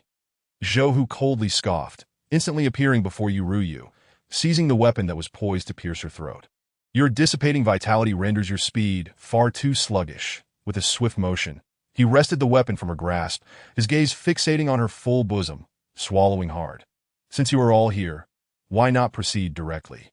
Zhou Hu's wicked thoughts manifested as his hand unconsciously reached towards a certain area. Yet to his surprise, the anticipated sensation did not materialize. Hard, flat.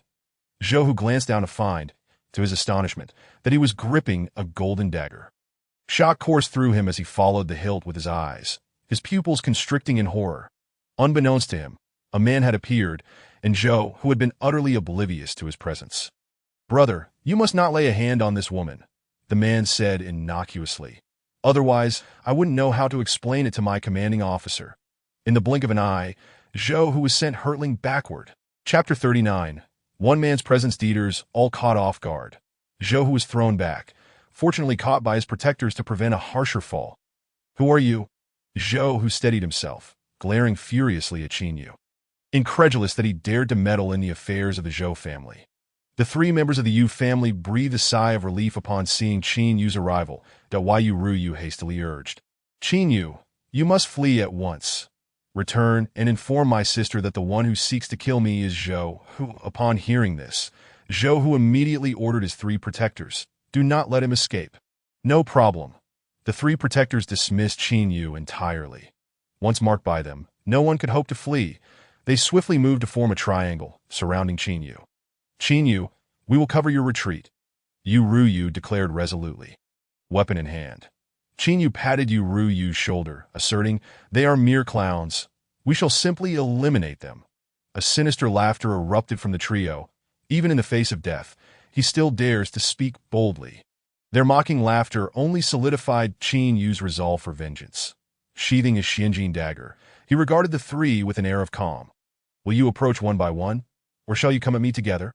One of them, infuriated by Qin Yu's nonchalance, retorted, You are not worthy of us all attacking at once. He charged first, brandishing a gleaming dagger, exuding an aura of murderous intent that a commendable display of courage.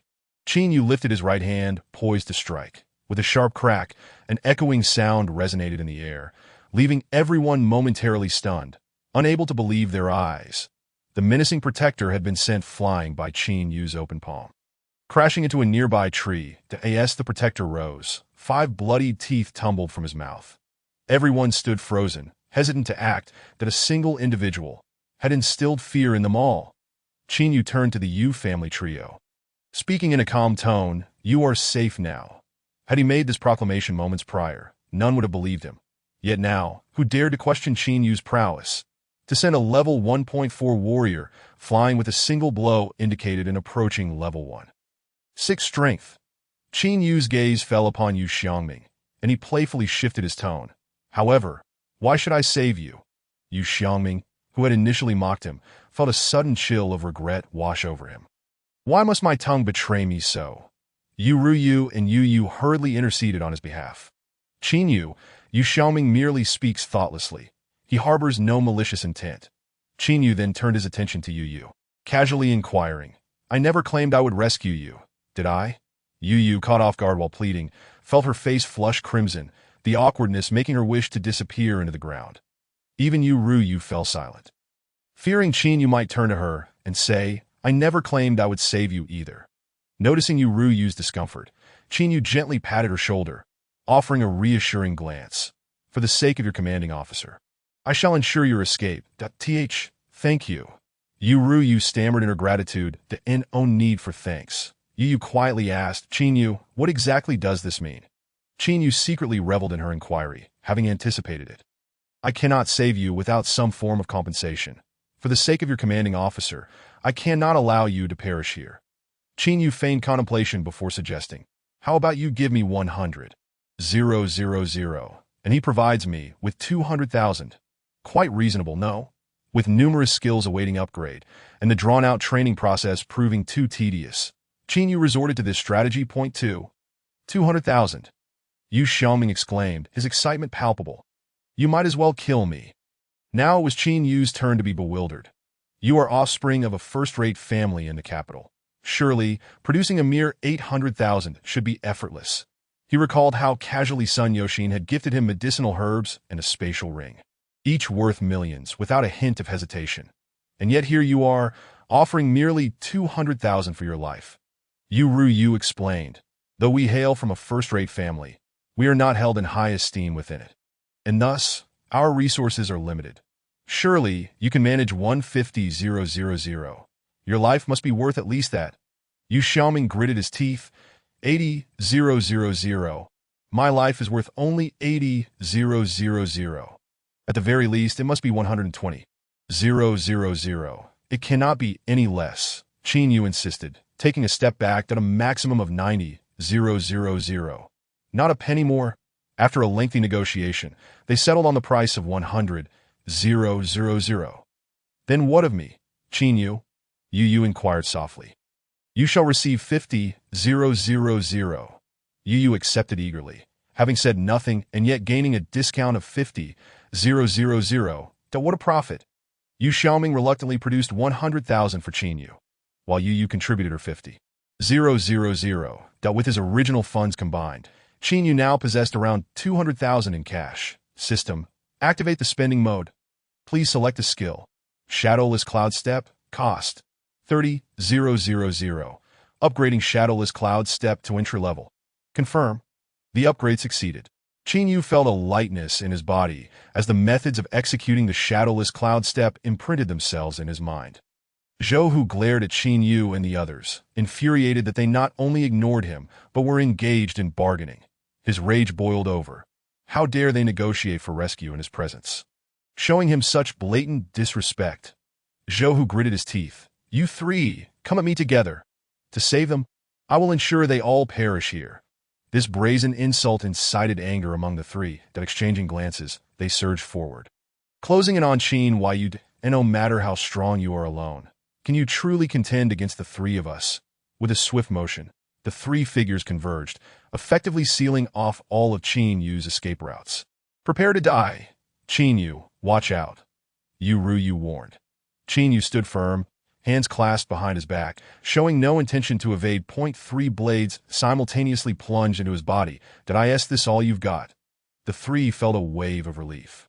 Expecting a fierce battle, only to find him so easily overcome that something's amiss. Zhou, whose pupils dilated as he swiftly cautioned, "Be careful, that's an afterimage." But it was too late. Qin Yu's voice echoed as a golden dagger erupted from the chest of one of them. The remaining two felt a chill run down their spines, instinctively retreating. To flee? Is that even possible? Qin Yu's voice resonated from all directions, his figure flickering as if cloaked in swirling mist, so swift. Before the two could fully comprehend Qin Yu's movements, they found themselves beset by numerous wounds that in a flash of golden light, a line of blood appeared at their necks, and with a thud, they collapsed lifelessly to the ground. Zhou, whose expression shifted dramatically, and without a moment's hesitation, he turned to flee. Chapter 40. Yu Xiaoming's hair-raising experience. Did you not intend for us all to perish here? Qin Yu obstructed Zhou Hu's path. Zhou Hu, terrified, stumbled backward, exclaiming, "What benefits has the Yu family granted you? I shall offer you double. No, tenfold." Qin Yu appeared to disregard him entirely, advancing step by step, dagger stained with blood in hand. "I must inform you, I am of the Zhou family. Should you take my life, the Zhou family will not let this transgression go unpunished." Realizing that persuasion had failed, Zhou Hu resorted to threats. Discreetly retrieving a pill from his spatial ring that an illustrious family from the capital, Qin Yu gradually halted, contemplating. "Indeed, I would prefer to avoid inciting their ire." Upon hearing these words, Zhou Hu felt a sudden sense of relief, sensing that there was still room for negotiation. However, before he could utter a word, a flash of golden light darted before his eyes. Zhou Hu widened his eyes and collapsed helplessly to the ground. The meticulously crafted plan, the easily attainable success, was utterly shattered due to the actions of a single individual that I do not wish to offend the Zhou family for the time being, Qin Yu said, addressing Zhou Hu's lifeless body. "Thus, you will have to endure the indignity of remaining forever silent." Qin Yu removed Zhou Hu's spatial ring, his imposing aura swiftly diminishing as the effects of the blood-red pill wore off. With his hands tucked into his pockets, Qin Yu approached the three members of the Yu family. "Let us make our way to the mountaintop first." "Wait a moment," Yu Xiaoming hurriedly called out to Qin Yu. "What is it?" "We are currently poisoned, our vital energies dissipating, that if we encounter any exotic beasts, we will undoubtedly perish," Yu Xiaoming said, lowering his head, his face turning crimson as if it were bleeding. Earlier, he had driven Qin Yu away, and now he found himself humiliatingly seeking his return. The dignity he had maintained for the past 20 years was lost in a single day. "Apologies, I had forgotten about this issue." "Thankfully, you reminded me," Qin Yu said, looking gratefully at Yu Xiaoming, internally adding, "Otherwise, I would have missed this opportunity to earn a little money.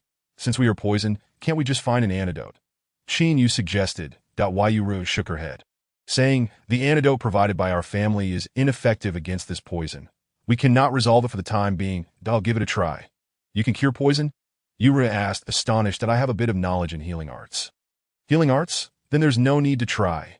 Yu Xiaoming could not suppress his cynical nature, interjecting, "If the antidote from our family is ineffective, we certainly shouldn't expect miracles from healing arts." Qin Yu paid him no mind and firmly grasped Yu's wrist. "What are you doing?" Yu flinched slightly in fear. "Let go of Yu, acting gallantly. "Step forward if you have the ability. Then come at me." "Do not move," Qin Yu commanded, channeling his divine-level healing technique. A warm current flowing through Yu's meridians, that the vital energy dissipation powder researched by the Zhou family was indeed formidable.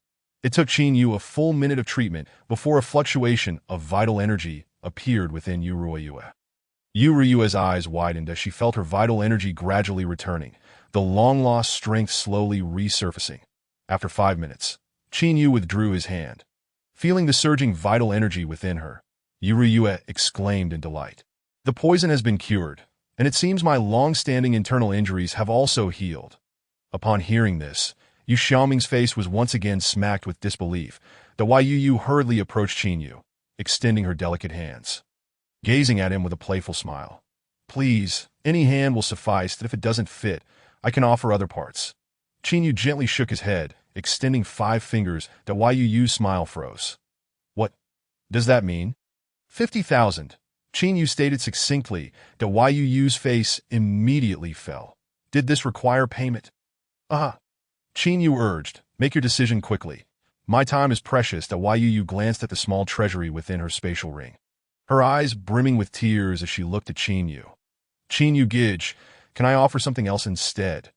Yu replied, in this lifetime, I only recognize money. Could you perhaps lower the price a bit? I no longer have that much money. Yu also chimed in. Yu, we are all friends here. Can't you give us a discount? All right, then I'll charge 30,000. Yu waved his hand, feigning a look of a businessman suffering losses. By the way, Yu turned to Yu, you need to settle the treatment fee from earlier. I have to pay too. Yu nodded, 30,000. Thus, another sorrowful individual was added to this world. Yu Xiaoming was the first to pull out 30,000, handing it over to Yu. Yu shook his head again. Your 30,000 is insufficient. You owe me 50,000. Why? They are all 30,000. Why must I pay 5? Yu leisurely explained, because we are not yet friends. Then I won't get treated. Yu Xiaoming retorted angrily. Very well. Yu replied nonchalantly, if my weakness affects the overall climbing speed of the team, I will certainly feel a great deal of guilt and remorse. Enough of that.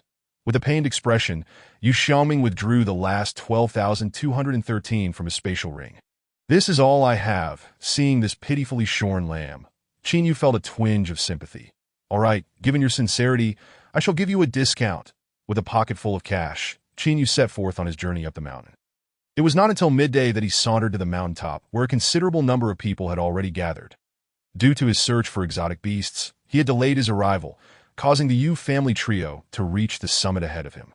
Yu, why did you arrive so late? Yu Ryue and the others approached, with Yu's gaze filled with the melancholy of a young maiden, while Yu Xiaoming's expression radiated open resentment that I encountered numerous exotic beasts along the way, which delayed me a bit. Yu explained. Humph. Yu Xiaoming couldn't help but mock. Those who enjoy deceiving others seldom have good fortune. Indeed, but I am quite wealthy at the moment. Yu Xiaoming's face stiffened at this revelation. As more individuals continued to arrive at the mountaintop, among them was the previously acquainted Hu Pengzi. The current plump boy looked rather miserable, having endured quite a bit to reach the summit. By 5 in the afternoon, approximately 700 individuals had gradually gathered. Shangguan Feng, along with several others, emerged from the training camp, surveying the disheveled crowd with a look of satisfaction. Only through the trials of blood and fire can one become a pillar of humanity in the future. Congratulations, talented individuals, on passing the assessment. Shangguan Feng proclaimed. From this moment onward, you officially become members of the training camp and will undergo a month of training here. His voice resonated powerfully, clear, and distinct, even without amplification, ensuring every person heard him. Now, let me introduce you to the instructors in our training camp. Forging Instructor, Fang Ka, Elder of the Provincial Forging Association, a 7th-level Forging Master. Applause erupts, Formation Instructor, Mo Fong. Vice President of the Changshan City Formation Masters Association, a 7th-level Formation Master. Applause Pharmacy Instructor, Liu Bei, a 7th-level Alchemy Master and Elder of the Provincial Alchemist Association. Healing Instructor, Zhu Wu, a 7th-level Healing Warrior, Combat Skills Instructor. Xiang Kaiyu, a 7th-level Warrior, Exotic Beasts Encyclopedia Instructor, Wu Di, a 7th-level Warrior and a lifelong professor at Donghai University.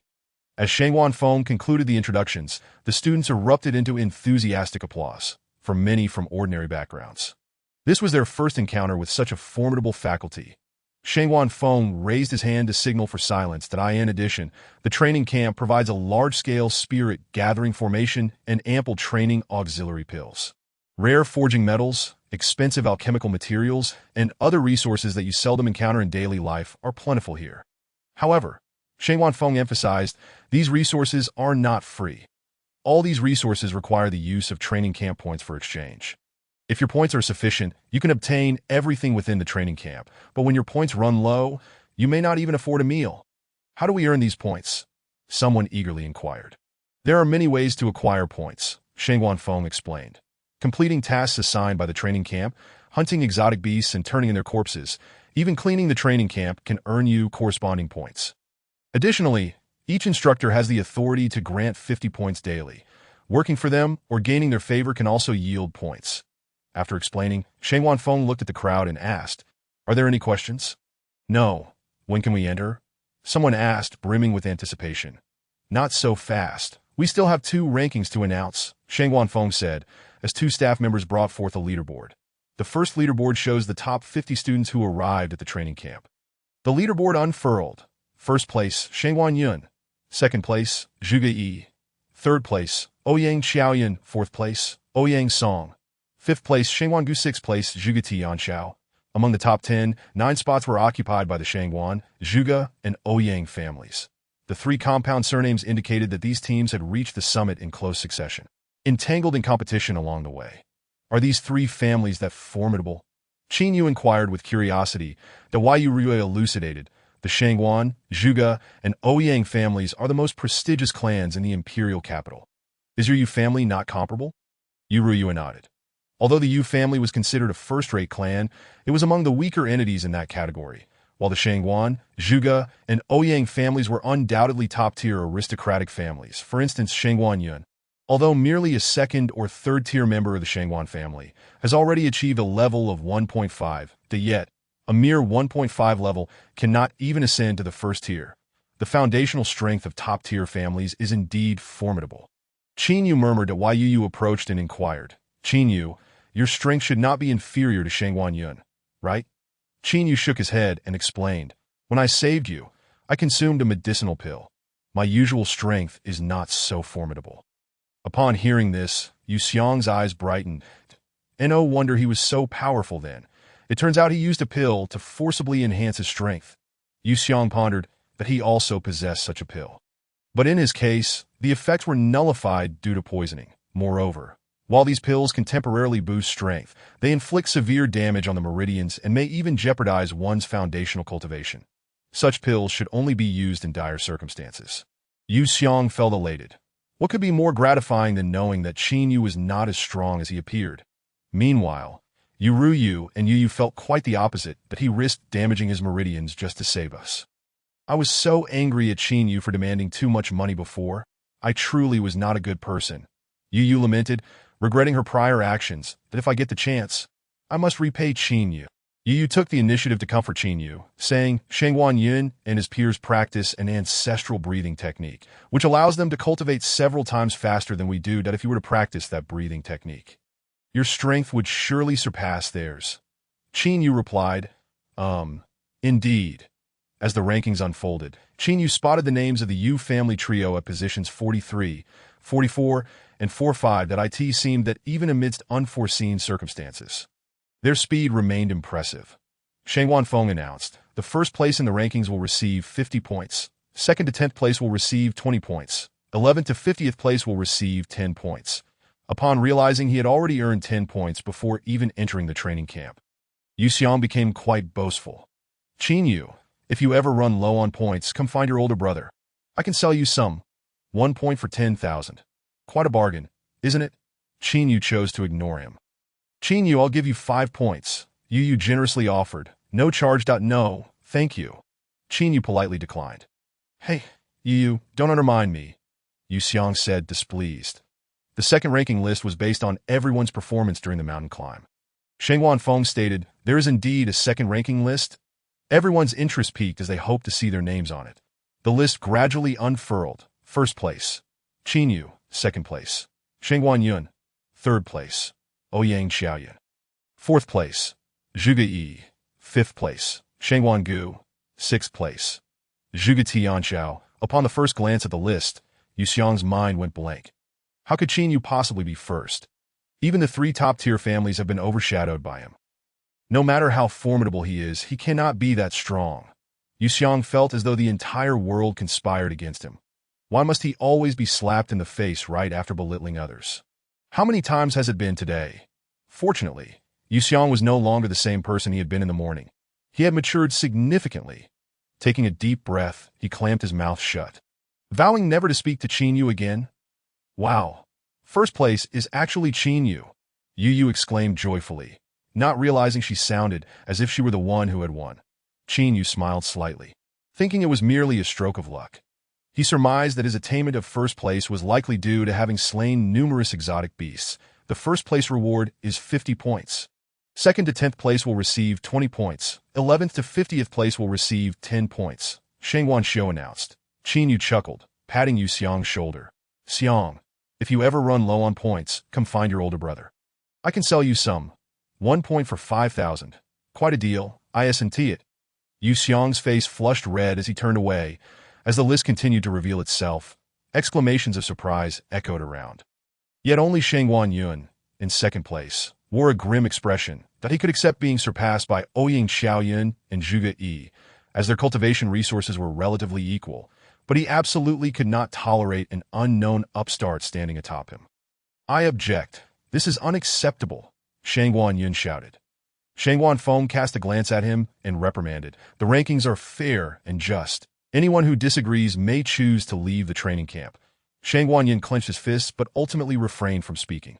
Chapter 42. Competition is beneficial for innovation. Upon entering the training camp, everyone should first go to the service center to collect their identity tokens. The tokens can be used to pay for points and accept tasks. You may now proceed. Wait, Instructor Feng Ka suddenly shouted. Feng Ka, what is the matter? Shangguan Feng inquired. Feng Ka cleared his throat and looked at the crowd, asking, May I ask who is Qin Yu? The three members of the Yu family looked at Qin Yu in astonishment. Do you know Instructor Feng Ka? Qin Yu shook his head. He did not know Feng Ka, but could guess why he was being sought out, that IT was most likely related to the simple array technique. Qin Yu raised his hand and said, That would be me. Instantly, all eyes turned towards him. Feng Ka's figure flickered, and he appeared before Qin Yu in an instant that he was a slender old man with white brows and beard. Significantly older than Xiong, are and S.O.U. or Qin Yu? Feng Ka asked. Qin Yu nodded. Are you the Qin Yu from Linhai City? Qin Yu nodded again. Are you the Qin Yu that Xiong Ran mentioned? Feng Ka confirmed once more. Qin Yu replied helplessly. If you are here regarding the simple array technique, then yes, it is indeed me. Upon hearing that term from Qin Yu's lips, Feng Ka's brows twitched. And he quickly covered Qin Yu's mouth, his expression brimming with excitement as he whispered, Do not mention that term in public. It is yet to be disclosed. Qin Yu. Feng Ka glanced at the crowd and hoisted Qin Yu up. This is not a place for discussion. Let us go to my office. Qin Yu protested. Please put me down. I can walk on my own. The crowd stared in bewilderment as Feng Ka and Qin Yu vanished from sight, utterly clueless about what had just transpired. Shangguan Feng coughed to redirect everyone's attention. All right, everyone may now enter the training camp. The group promptly cast Qin Yu from their minds and hurried into the training camp. Inside the forging room, Feng Ka tightly grasped Qin Yu's hand and said, Qin Yu, you must not only teach the simple array technique to Xiong Ran. You have no idea how arrogant he has become since acquiring that technique. He boasts daily about leading forging into a new era. And he even formed a simple research institute with Zhang Tianjian and a dozen others, gathering daily to study the simple array technique. Qin Yu curiously asked, How are they progressing? I hear they have recently cracked the first-level simple array technique and are preparing to delve into the second-level research that so soon. Qin Yu was taken aback. However, upon further reflection, it made sense. Xiong Ran, Zhang Tianjian, and others had already reached a high level of proficiency in forging, so researching a first-level array with a template was not particularly difficult that I, too, was slightly interested in joining. But they collectively refused me, Feng Ka said, his beard twitching with indignation. Qin Yu internally scoffed. You are merely slightly interested. Your envy is practically spilling over. Qin Yu, the simple array technique will undoubtedly lead humanity to prosperity. Feng Ka advised gently that if Xiong Ran and his group monopolize it without competition, it would be detrimental to future development. Qin Yu feigned ignorance, asking, So what is your suggestion? Feng Ka, the little old man, chuckled and said, You should share the array with me. With my connections, I could easily gather a team whose strength would not be inferior to the Simple Research Institute. I even have a name in mind. Anti-Monopoly Research Institute for Simple Arrays. What do you think? Qin Yu fell into contemplation. The first-level simple array technique had already been deciphered. Once made public, it would lose its value, that IT would be wiser to leverage the last vestiges of its worth at this moment. Furthermore, once Feng Ka's team was formed, it would create competition with Xiong Ran's group. Whether competition would foster development was uncertain, but it would undoubtedly benefit Qin Yu in his endeavors. Once the divine forging technique upgraded, and he mastered the second-level simple array technique, he could sell it to whichever team offered the highest price. They would surely engage in a frenzied competition. How delightful! With this thought, Qin Yu beamed with radiant joy. Instructor Feng Ka, That is certainly agreeable. Upon hearing this, Fong Ka's face lit up with joy. Since you are willing to share the simple array technique with me, I shall not be stingy. I will allocate my daily 50 points entirely to you. Qin Yu smiled and expressed his gratitude to the teacher. In front of Fong Ka, he inscribed a simplified formation on the spot. Subsequently, Fong Ka embraced the formation, lost in a trance, continuously murmuring about its cleverness and perfection. No wonder Xiong Ran wouldn't let me take a look.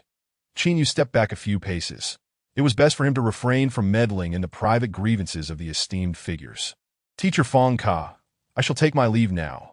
Please remember to credit my account with the daily 50 contribution points. Fong Ka did not respond, leaving Qin Yu uncertain if he had even heard. Not wishing to linger, he quietly exited and closed the door behind him. Upon reaching the service center, Qin Yu discovered that the Yu family trio was waiting for him at the entrance. Spotting Qin Yu, Yu cheerfully waved. Qin Yu, over here. Qin Yu approached and inquired, why haven't you all settled into the dormitory yet? Yu explained. You wanted to be close to your dorm. So we decided to wait for you. Yu's face flushed with embarrassment. I just thought it would be nice for the four of us to be together for mutual support. By the way, what did Teacher Fong Ka want with you? Yu hastily changed the subject. He sought my counsel on a few matters. Qin Yu replied candidly. Yu Xiangming burst into laughter. You must be joking. How could Teacher Fong Ka, mid-sentence? Yu Xiangming abruptly recalled the earlier situation, and his voice trailed off. Qin Yu, uninterested in him, said, I'll head in to collect my identity token. Let us go choose our dorms afterward. All right, as most individuals had already collected their identity tokens. Qin Yu's processing was swift, and he soon emerged. The four of them made their way toward the dormitory area. As they walked, Yu remarked, I just found out that breakfast is complimentary at the training camp, while lunch and dinner each cost 1 contribution point. Additionally, practicing in the spirit gathering array for an hour costs 1 point. Attending a lecture for an hour costs 1 point, and one-on-one tutoring with a teacher for an hour costs 10 points. The value of medicinal materials, forging materials, and other items increases with their quality. Qin Yu nodded, finding it quite reasonable. With Teacher Fong Ka's daily 50 points, he felt confident that he wouldn't have to worry about contribution points that moment. 3 individuals approached from the front. The leader, clad in a gold-embroidered robe, was tall and imposing, exuding an innate sense of pressure. As they reached Qin Yu, the leader spoke. Are you Qin Yu? Qin Yu nodded, sensing that many seemed to be searching for him. Although I am uncertain how you managed to surpass me in rank, I shall defeat you in the final arena match and demonstrate to everyone that I am the strongest. Qin Yu was taken aback. Who are you? The leader replied. I am Shangwan Yun. Yu whispered a reminder. Realizing this, Qin Yu looked at Shangwan Yun politely and said, All right, do your best with that. Qin Yu took the Yu family trio and walked away. Circumventing him, Shangwan Yun's forehead twitched with anger.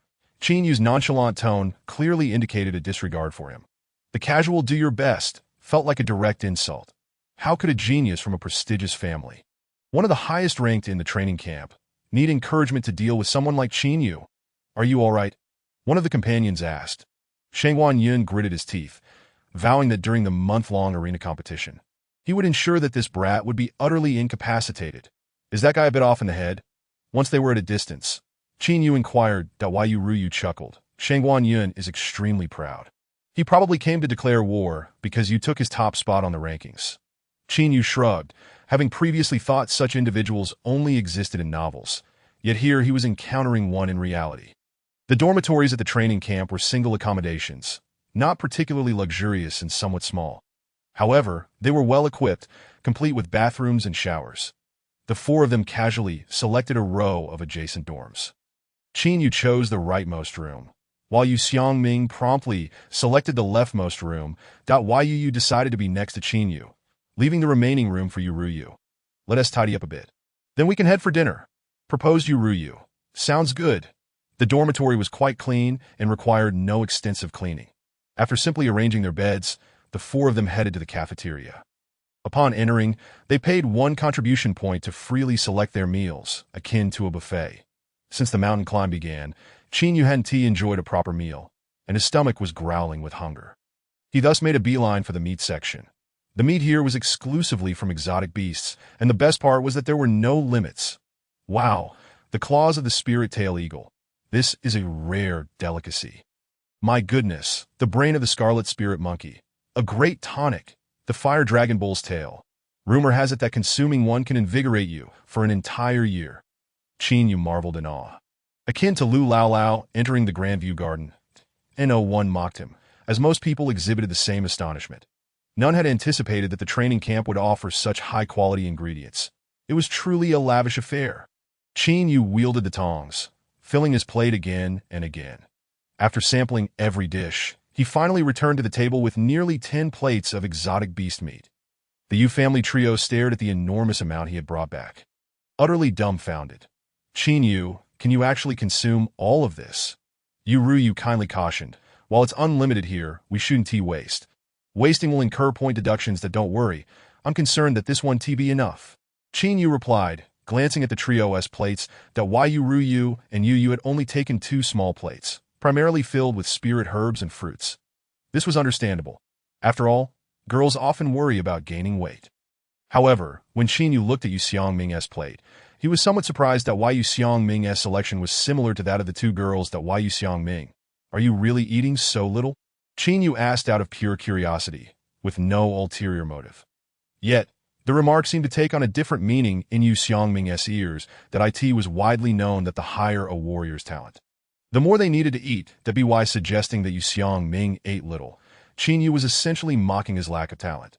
This was a blatant provocation. Who could tolerate such an affront? It was akin to a woman asking a man, "Are you capable?" What man could respond in the negative? Yu Xiangming felt an explosion of determination, his eyes gleaming with resolve, akin to a warrior preparing for battle. This is merely an appetizer. The main course hasn't even begun.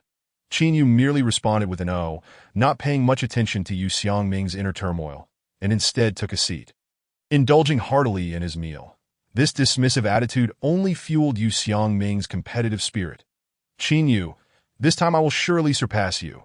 Yu Xiangming devoured his spirit herbs and fruits in a few bites before rushing back to the meat section. Soon, he returned with an impressive 11 plates of meat. Yu glanced at Yu Xiangming in astonishment. Can you handle that much? Yu Xiangming shot her a sidelong glance. Never ask a man if he can handle it. With that, he began to feast voraciously. Qin Yu also glanced at Yu Xiangming, somewhat astonished. His ability to consume so much stemmed from his divine breathing technique, which allowed him to rapidly absorb energy from food. He expected Yu Xiangming to take even more than himself. Truly, one should not judge by appearances. Yu Xiangming had underestimated the immense energy contained in the exotic beast meat. By the time he finished his 4th plate, Yu Xiangming felt quite stuffed. However, seeing Qin Yu still devouring with unabated enthusiasm, he gritted his teeth, steeled himself, and plunged back into his meal. By the time he finished his 7th plate, he was trembling from the fullness. At this point, Yu and Yu had already finished their meals and were occupied with their phones. Yu Xiangming then quietly asked, Yu, would you like to try some of this exotic beast meat? It's truly delicious. The 2 beauties shook their heads in unison. No thanks. I've been allergic to exotic beast meat since childhood. No, eating exotic beast meat will affect my figure. Yu replied curiously to Yu Xiangming. You're not actually struggling to eat, are you? Yu Xiangming forced a smile that was more painful than bitter. Of course not. I just feel that it would be a shame for you not to try such delicious exotic beast meat. With that, he shakily picked up a deer leg and took a hefty bite. Finally finishing yet another plate, he felt that if he ate any more, his stomach might burst. Just then, Qin Yu returned after washing his hands. Although I'm not yet full, since you've all finished. I wouldn't want to keep everyone waiting and wasting time. Let us go. Yu Xiangming, however, was adamant. No worries, we can wait for you a bit. Yu Xiangming wiped the sweat from his forehead, trembling as he stood up. Just then, a middle-aged man wearing a chef's hat suddenly appeared behind him. Classmate, wasting food will incur a penalty of points. It's fine, I'll take the penalty, Yu Xiangming exclaimed, pulling out his identification token. Very well, deducting 5 points. 5 points? Yu Xiaoming swiftly retracted his identification token, his voice rising an octave. I won't waste food until I'm full. Ryue, could you go get me some digestive tablets? In the end, that proud man still stuffed the last piece of meat into his mouth. Ryue, sire, don't walk so fast. Come help me. Yu Xiaoming, with his bulging belly, waddled painfully towards the dormitory. Chapter 44. The perverse beast hunter. Upon returning to the dormitory, Qin Yu took out 2 spatial rings. It's time to open the blind boxes. One ring belonged to Huang Hao, the other to Zhou Hu. Since the owners had passed away, the protective barriers on the rings had automatically dissipated. Qin Yu was the first to open Huang Hao's spatial ring, and upon sensing its contents, his face lit up with joy. Wow, over 200,000 in cash. He extracted 2 large stacks of coins and mused, truly, the ancient adage holds true, golden belts from killing and arson. He began to sift through the remaining treasures. However, as he emptied the ring, his expression darkened. Black silk, white silk, lace, bikini. Why is this so sticky? How disgusting. Qin Yu quickly withdrew his hand from the spatial ring, uncertain if it bore any tracking marks, and promptly discarded it into the trash. Next, he examined Zhou Hu's ring. Soon, he found approximately 80,000 in cash along with a collection of bottles and jars. This bottle seems to contain healing pills. It's of no use to me, so I can sell it. This one should be a cultivation aid pill. Qin Yu uncorked it and took a whiff, finding its efficacy far inferior to the blood-red pill. Utter rubbish. After rummaging through the items, Qin Yu's gaze finally settled on a small vial of white powder with the label Qi blood dissolution powder. He opened the cap, pinched a bit of the white powder, and brought it to his nose, colorless and odorless. He tasted a small amount and felt a slight fluctuation in his internal energy, which quickly returned to calm. Given that even the 3 members of the Yu family had fallen to this powder, it clearly had merit. Too bad there was no recipe for its creation. Qin Yu transferred all the useful items into his own spatial ring. Now, with nearly 550,000 in assets, he had enough to elevate his skill from beginner to proficient. However, he had yet to decide which skill to upgrade. Leaving it aside for now. The next morning, everyone rose early.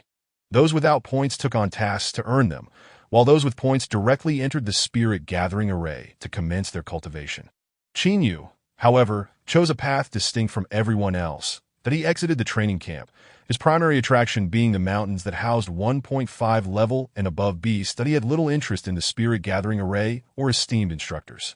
His thoughts were solely occupied by the homeless beasts within the mountains. With the dawn, he toiled, and by dusk, he returned triumphant. Although he didn't acquire a god-level technique today, he did obtain something intriguing, a Joker mask. Type: item quality, excellent description. This mask can conceal one's aura and shield against others' probing. Upon returning to the training camp, Qin Yu first headed to the task hall. Excuse me, where can I exchange the bodies of beasts? He inquired. The staff member replied with a smile. Classmate, you can recycle them right here. Please place the beast corpses on the ground, and we'll assess their value. All right. Qin Yu poured out a heap of beast limbs from his spatial ring. Deer antlers, tiger fangs and claws, snake fangs and venom sacs, bird feathers and talons, a gruesome pile covered in blood. Due to the sheer size of some corpses, he could only bring back the most valuable parts. The staff stared in astonishment at the chaotic assortment of limbs, unsure of how to respond. After years in this job, it seemed like the first time encountering such a scenario. Other students in the task hall were equally frozen, wondering if this fellow had raided a beast den, as such a multitude of limbs surely represented at least 100 beasts. Seeing everyone silent, Qin Yu asked, "Can I exchange this for points?" "Yes." The staff member snapped back to reality, hastily adding, "But this is quite a lot. We'll need time to organize and evaluate the value. That's fine." Qin Yu nodded. "You take your time? I'll go grab a bite to eat." After that night, tales of the beast hunter began to circulate throughout the training camp. The following day, the routine remained unchanged. Yet, today Qin Yu's luck seemed to wane. Aside from acquiring a formation, everything else was a hodgepodge of materials. True spirit gathering array type. Formation quality. Excellent description. When this formation is set up, it can gather surrounding spiritual energy, enhancing the concentration of energy within the formation. On the third day, the same formula, the same flavor. However, when Qin Yu submitted the beast limbs, everyone regarded him with peculiar expressions. Some even staked out the area in hopes of catching a glimpse of him. Isn't he that psychological deviant who must kill a sufficient number of beasts daily and dismember each one to sleep at night? Yes, that's him. How can someone so handsome appear so deranged? Don't judge a book by its cover. I heard the cleaning lady found a spatial ring in the trash he discarded. Do you know what was inside? It couldn't be a human head, could it? Not quite, but it was filled with black silk, white silk, lace, and bikinis, all previously worn by others. That's just too twisted. On the fourth day, Qin Yu noticed a significant decrease in the number of beasts in the mountains. After the initial wave of hunting, the population had halved. Coupled with many students out hunting for points, the nearby beast numbers plummeted. Yet today, luck was on Qin Yu's side, but he discovered a martial technique. Thunderbolt Fist. Type: Fist technique quality. Fine description: unmoved as a mountain, swift as thunder. When executed, the fist carries the force of wind and thunder, delivering electric shocks that can paralyze the target. Although the Thunderbolt Fist was inferior to the Shadowless Step, it compensated for Qin Yu's shortcomings in close combat. "How are the students faring lately?" Shangwan Feng inquired.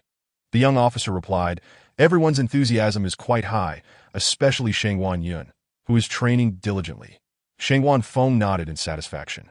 However, the officer continued, "Instructor Feng Ka has been giving all his 50 points to Qin Yu, causing discontent among the other students." "Why?" Shangwan Feng asked. "At IT seems that on the first day, Feng Ka struck a deal with Qin Yu. Perhaps Qin Yu offered him some sort of benefit." Shangwan Feng shook his head. "Feng Ka's integrity has been tested. Besides, what could a backgroundless kid like Qin Yu offer him? Should we discuss this with Feng Ka?" Shangwan Feng pondered for a moment before shaking his head again. "That is a teacher's prerogative to allocate points. We have no right to interfere. By the way, what has that kid been up to lately?" Hunting beasts. Hunting beasts? That kid doesn't lack points. Why is he killing so many?" Shangwan Feng questioned, puzzled that it seems Qin Yu has a peculiar fondness for slaying beasts. The young officer reported the recent rumors circulating in the training camp. Upon hearing this, Shangwan Feng gasped in disbelief. "Goodness, is this what today's youth have become?" Chapter 45. A recipe second only to God level. On the fifth day, Qin Yu's luck took a nosedive, whether it was due to the nearby beasts being hunted to near extinction or other reasons. He spent a whole hour without encountering a single beast. Yet today also brought him fortune. After slaying his first beast, he directly obtained a golden legend. It was an ancient alchemical recipe. Initially, Qin Yu paid it little heed, as he had recently come across several such recipes, most of which were merely useless ordinary grade ones. However, upon opening this particular recipe and merely glancing at its title, Qin Yu realized that he had just acquired another trump card. Deadly Poison, Blood Dissolution Powder Type, Alchemical Recipe Quality, Perfect Grade Description, an upgraded version of the blood dissolution powder. When used on a target, it can cause the target's blood to dissolve within 1 hour. During the poisoning period, only healing techniques of a higher level can take effect. Qin Yu was uncertain whether the deadly poison, blood dissolution powder, was a pre-existing entity within the system or if it had been conjured by the system in response to his acquisition of the blood dissolution powder. Nonetheless, this was of little consequence. What truly mattered was that the quality of this recipe had reached perfect grade. This was second only to the divine grade quality. Apart from those divine level spells, this was the first time Qin Yu had obtained an item of such high caliber. After meticulously examining the recipe, Qin Yu quickly noticed a phrase in the description: during the poisoning period, only healing techniques of a higher level can take effect. What could this possibly mean? Interpreting it literally, he deduced that the deadly poison, blood dissolution powder, had attained perfect grade, suggesting that only divine grade healing methods could counteract it. In other words, did this imply that only his divine grade healing technique had the capacity to cure this poison? Qin Yu's eyes sparkled with excitement that if this were indeed the case, wouldn't he be invincible? Yet this was merely speculation. The true effects could only be determined through experimentation. At present, he needed to gather the raw materials required for the deadly poison, blood dissolution powder. He glanced at the recipe. 5 grams of azure dragon scale, 3 grams of nether color feather of the spectral bird, 5 grams of venom sac from the wicked wind snow serpent, 5 grams of fabled flame infant serpent's fangs. Upon seeing these materials, Qin Yu felt a wave of overwhelming dread that he had never heard of any of these exotic beasts, and judging by their names alone, one could surmise that these materials would be quite costly. Wait a moment. Qin Yu suddenly recalled that he had unearthed a piece of azure scale just 2 days prior, which he believed belonged to the azure dragon. That he hurriedly retrieved a palm-sized scale, which shimmered with a faint azure glow. Qin Yu exclaimed, "Indeed, it is the scale of the azure dragon. This sizable piece must weigh at least 50 grams. My luck is simply remarkable." Now, he only needed to collect 3 more materials. Qin Yu returned to the training camp and headed to the alchemical chamber, that he remembered that Shangguan Xiao had mentioned the presence of many rare herbs within that I currently possess a substantial amount of points. Exchanging for these herbs should suffice. That as he entered the alchemical chamber, a delicate fragrance of elixirs wafted through the air. Numerous students were engaged in alchemical practices under the guidance of teacher Ruby. Upon noticing Qin Yu's arrival, Ruby assumed he was there to learn and spoke up. "Please swipe your points first. Teacher, I'm not here to attend a class. I wish to exchange some herbs with my points." Qin Yu clarified. "Very well. What herbs do you wish to exchange for, and in what quantities?" Ruby inquired. 30 grams of nether color feather of the spectral bird. Before Qin Yu could finish, Ruby abruptly interrupted him. "What feather from what bird?" he asked, digging into his ears, convinced he had misheard. "The feather of the nether color spectral bird. Is it not available here?" Qin Yu reiterated that if it weren't for Qin Yu's earnest gaze, Ruby might have thought he was attempting to create mischief. "Do you know what level of exotic beast the nether color spectral bird is?" Ruby retorted. Qin Yu shook his head. Ruby explained, "The nether color spectral bird is said to be a demon that escaped from the depths of hell, possessing the prowess of a level 7 exotic beast from birth. Even if we had it here, your points would undoubtedly be insufficient." "What, a level 7 exotic beast?" Qin Yu exclaimed in astonishment. The rarity of these materials far exceeded his expectations. Naturally, the conversation between Qin Yu and Ruby caught the attention of nearby apprentices engaged in alchemical practices. My heavens, isn't that the super abnormal exotic beast hunter? Indeed, that's him. He's the most handsome one in the entire training camp. Isn't he usually out there dismembering exotic beasts? Why is he here? Didn't you hear him discussing a level 7 exotic beast with teacher Ruby? I suppose dismembering ordinary exotic beasts no longer satisfies him. Now he aims for level 7. Tio dare set his sights on a level 7 beast. Is he a pervert or simply not very bright? You don't understand the mindset of perverts. They relish that feeling of continually courting death. And what of the venom sac from the wicked wind snow serpent and the fangs of the fabled flame infant serpent?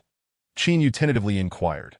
Ruby chuckled. The items you seek can only be found in an auction house, and the prices will be astronomical. All right then. Qin Yu exited the alchemical chamber. Though the difficulty of obtaining these materials surpassed Qin Yu's expectations, he was resolute in not giving up and had already devised a plan to procure them. System. Activate the premium mode. Qin Yu silently intoned. Please select the premium target. Divine grade forging technique. The cost to elevate the divine grade forging technique from entry level to proficient level was 300,000. Confirm. Upgrade successful. Instantly, a plethora of knowledge regarding forging flooded into Qin Yu's mind. Lifting his head, a smile graced his lips as he made his way towards the forging chamber. Within the forging chamber, Shangguan Yun was donned with a 3rd-level forging master badge, instructing other students in their crafting endeavors. He had been here for 2 days, not for points, but to enhance his reputation. At this juncture, Shangguan Yun felt quite vexed that in terms of rankings, he was first, and another was second in terms of lineage. He hailed from a prestigious family in the imperial capital in terms of strength. No one in the training camp could rival him. He had initially believed himself to be the most striking figure in the training camp, the object of everyone's admiration, the topic of casual conversation, and the most recognized student within the camp.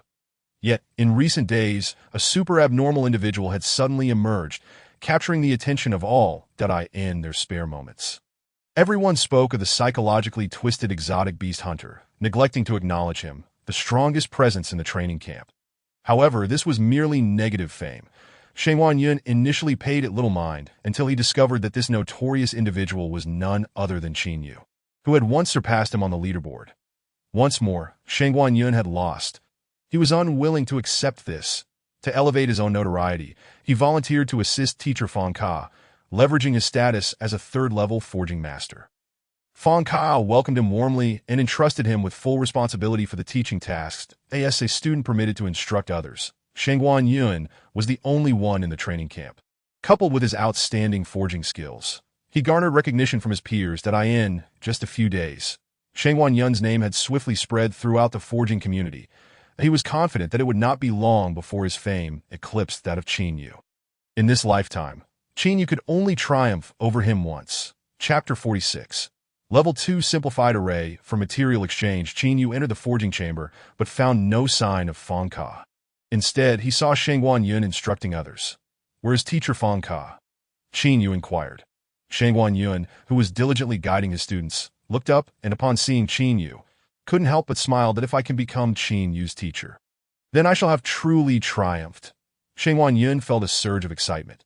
Teacher Fong Ka is currently engaged in significant research. I am fully responsible for everything here. If you wish to learn forging, I shall be your instructor. Saying this, Shangguan Yun instinctively straightened his shoulders, showcasing his third-level forging master badge. And no need. I have a matter to discuss with Teacher Fong Ka. Could you kindly summon him? Shangguan Yun chuckled lightly. Teacher Fong Ka is researching an important array. You cannot simply meet him, that if you have something to say, you may tell me first, and I will relay it once Teacher Fong Ka emerges. As Fong Ka's assistant, Shangguan Yun felt quite proud that it's merely a first-level array. Why make it seem so mysterious? Qin Yu took a step back and shouted, "Would you like to learn the Level 2 simplified array?" Qin Yu, what are you up to? Shangguan Yun was startled by Qin Yu's outburst. Just as he was about to intervene, he heard Fong Ka's urgent voice. Who is speaking of the Level 2 simplified array? Fong Ka burst forth like a startled rabbit. Shangguan Yun assumed Fong Ka was angry and quickly said, Teacher Fong Ka, I will immediately expel this loud individual. How could you possibly expel Qin Yu? Fong Ka reprimanded. Then, turning to Qin Yu, he smiled warmly. What was it that you just mentioned? I did not quite catch it. I asked if you would like to learn the Level 2 simplified array. Qin Yu reiterated. Fong Ka's face brightened. This is not a place for discussion. Let us go to my office. Observing Fong Ka's enthusiasm towards Qin Yu, Shangguan Yun felt a wave of jealousy. I have yet to even enter Teacher Fong Ka's office. At that moment, Fong Ka cast a glance at Shangguan Yun, who felt a surge of joy in her heart. Indeed, Teacher Fong Ka still holds me in regard. Is he about to commend me? However, Fong Ka abruptly interrupted her thoughts, asking, what is your name again? Shangguan Yun's expression instantly fell. Shangguan. Oh, Shangguan, remember to keep an eye outside and ensure no one disturbs you, including you, teacher. My name is Shangguan Yun. As she watched Fong Ka and Qin Yu's figures recede into the distance, her heart shattered. It seemed she had lost once more. Upon entering the office, Qin Yu spoke first. Last night, my elusive master made an unexpected visit. Upon hearing this, Fong Ka's countenance shifted. He had previously heard from Xiong Ran about the mysterious master behind Qin Yu. But he had not anticipated that this individual would come to the training camp last night. That it was known that not only did the camp house teachers like them, but also higher-tier experts like Shangguan Feng. The ability to remain undetected by them suggested that Qin Yu's associate possessed formidable strength. This realization sent a chill down Fong Ka's spine, that I must cultivate a good relationship with Qin Yu. Qin Yu continued, my master, upon seeing my proficiency in the Level 1 simplified formation, directly imparted the Level 2 simplified formation to me. Fong Ka's eyes immediately brightened that a freshly minted Level 2 formation would allow him to surpass Xiong Ran and the others in one fell swoop. Qin Yu, my young friend, don't keep me in suspense. Just tell me what you desire. Qin Yu smiled, relishing the exchange with an astute individual. He produced a pre-prepared sheet of paper and handed it to Fong Ka. The list included the feathers of the Yuming Kaiwan bird, the venom sac of the Shifeng Shuedo snake, and the fangs of the Wushang Yinying snake. Fong Ka furrowed his brow, slightly young friend Qin Yu. The items you seek are rather costly. Qin Yu chuckled lightly that if the Level 2 simplified formation were to be made public by you, your name would undoubtedly be immortalized in history, moreover, to surpass Xiong Ran and his peers. This is a rare opportunity. You did organize a research group, did you not? Splitting the cost should not be too burdensome. Fong Ka's face flushed with embarrassment. He had been at the training camp for days. And the Simplified Formation Anti-Monopoly Research Institute had yet to be established. Very well then. Qin Yu sighed that if you find the price unacceptable, I shall have to call President Xiong. I am certain he would be interested. No, Fong Ka hastily interrupted Qin Yu. Although these materials are difficult to procure, they are not impossible. Give me a week, and I will gather them for you. All right, when the time comes, we shall exchange the Level 2 formation for the materials. Deal. Both men wore cunning smiles, feeling as though they had struck a fortunate bargain. Qin Yu exited the forging room. He found himself lacking the mood for hunting, instead heading towards the dormitory while pondering how to earn some quick money. The quality of deadly poison, blood dissolution powder was perfect grade, yet Qin Yu's divine alchemy skills had merely reached the introductory level. Even with his exceptional alchemy skills, he doubted that an entry-level practitioner could concoct a perfect grade pill. He surmised that he would need to elevate his skills by at least 2 tiers to have any hope of success. Advancing from entry level to proficient level would cost 300,000, and from proficient level to master level would cost an additional 3 million. Where could he possibly obtain this 3.3 million? As he walked towards the dormitory, he serendipitously encountered Ryue and Yu, who were carrying numerous bags. What a coincidence, Yu. You didn't go out to dismantle. Hunt exotic beasts today? Ryue greeted. No, the exotic beasts are nearly all gone. Yu replied. Yu, do you think this skirt looks good on me? Yu bounced over to him, wearing a simple floral dress paired with alluring black stockings. Yu glanced over nonchalantly and replied, it looks nice. Where are you two headed with all those bags? He inquired, noticing their load. Ryue explained. There's a small market nearby, where many people exchange various treasures for points. Yes, I exchanged quite a bit for these, Yu exclaimed, showcasing her haul. Suddenly, a light bulb went off in Yu's head. Indeed. Why didn't I think of that? I can exchange points for money. Currently, he was not short on points. He had nearly 400 points stored in his identity token. Even if 1 point equated to 10,000, that would amount to 4 million. Where is that small market? Over there. Yu pointed in a direction. I'll go take a look. However, after taking a few steps, he turned back. I have one more question. Why don't you put your purchases in your spatial ring? Isn't it heavy to carry? Ha, you straight man. Only by carrying them do we feel a sense of accomplishment. Yu, old Xiong, I finally found you. Fong Ka, didn't you go to the training camp? Why are you back? I ran into Yu at the training camp. He asked me to see if you were interested in acquiring a level 2 simplified formation. A level 2 simplified formation. Xiong Ran's eyes widened with excitement. Of course, I want it. We've practically conquered the level 1 simplified formation. We're just waiting for an auspicious day to announce it to the world. However, we have made little progress with the level 2 simplified formation due to lack of direction and inspiration. If we could obtain a level 2 simplified formation as a template, research would be much easier. Fong Ka handed Xiong Ran a note. Yu said to gather the materials listed within 5 days. And after the training camp concludes, he will deliver the level 2 simplified formation to you. No problem. By the way, Fong Ka added, all phones were confiscated before entering the training camp. So don't call Yu. They confiscate phones at the training camp? Xiong Ran asked, puzzled. Of course. Otherwise, would I have needed to come all the way back to tell you this? True. Xiong Ran nodded in agreement. Also, Yu is keeping a low profile there. So please do not seek him out. Just collect the materials and hand them over to me. Xiong Ran eyed Fong Ka suspiciously. You're not planning to keep it for yourself, are you? Nonsense. What use would a forger have for that? I'm just joking. Why are you getting angry? Xiong Ran chuckled. I'll contact someone now and try to gather these materials as soon as possible. After Xiong Ran left, Fong Ka let out a sigh of relief. This was a triple win. Chapter 47. Selling points, reaping 4 million, a level 1 exceptional longsword, available for just 3 points, a level 2 healing pill. 3 pills for 1 point. A level 1 defensive inner armor, exchanged for 5 points. The market was bustling with activity, a myriad of treasures lining both sides of the road, a veritable feast for the eyes. Yu couldn't help but exclaim, indeed, those who can attend the training camp must come from well-off families. The notion of wealthy in martial arts, poor in literature holds true. After surveying the scene, he noted that most individuals were exchanging various treasures for points. In truth, there were not many genuine buyers. Most were merely there to observe, with few actually spending points. Points were a hard currency within the training camp, whether for gathering spirit, guidance from esteemed instructors, or even for meals, they were indispensable. While there were numerous tasks available in the training camp that could earn points, including cleaning and other menial jobs anyone could do, those born with a silver spoon in their mouths would never stoop to such labor. Thus, exchanging treasures became the simplest means to acquire points. In this case, it seems my market potential is quite vast. Yu found a vacant spot to sit and pulled out a wooden board. This action caught the attention of several onlookers.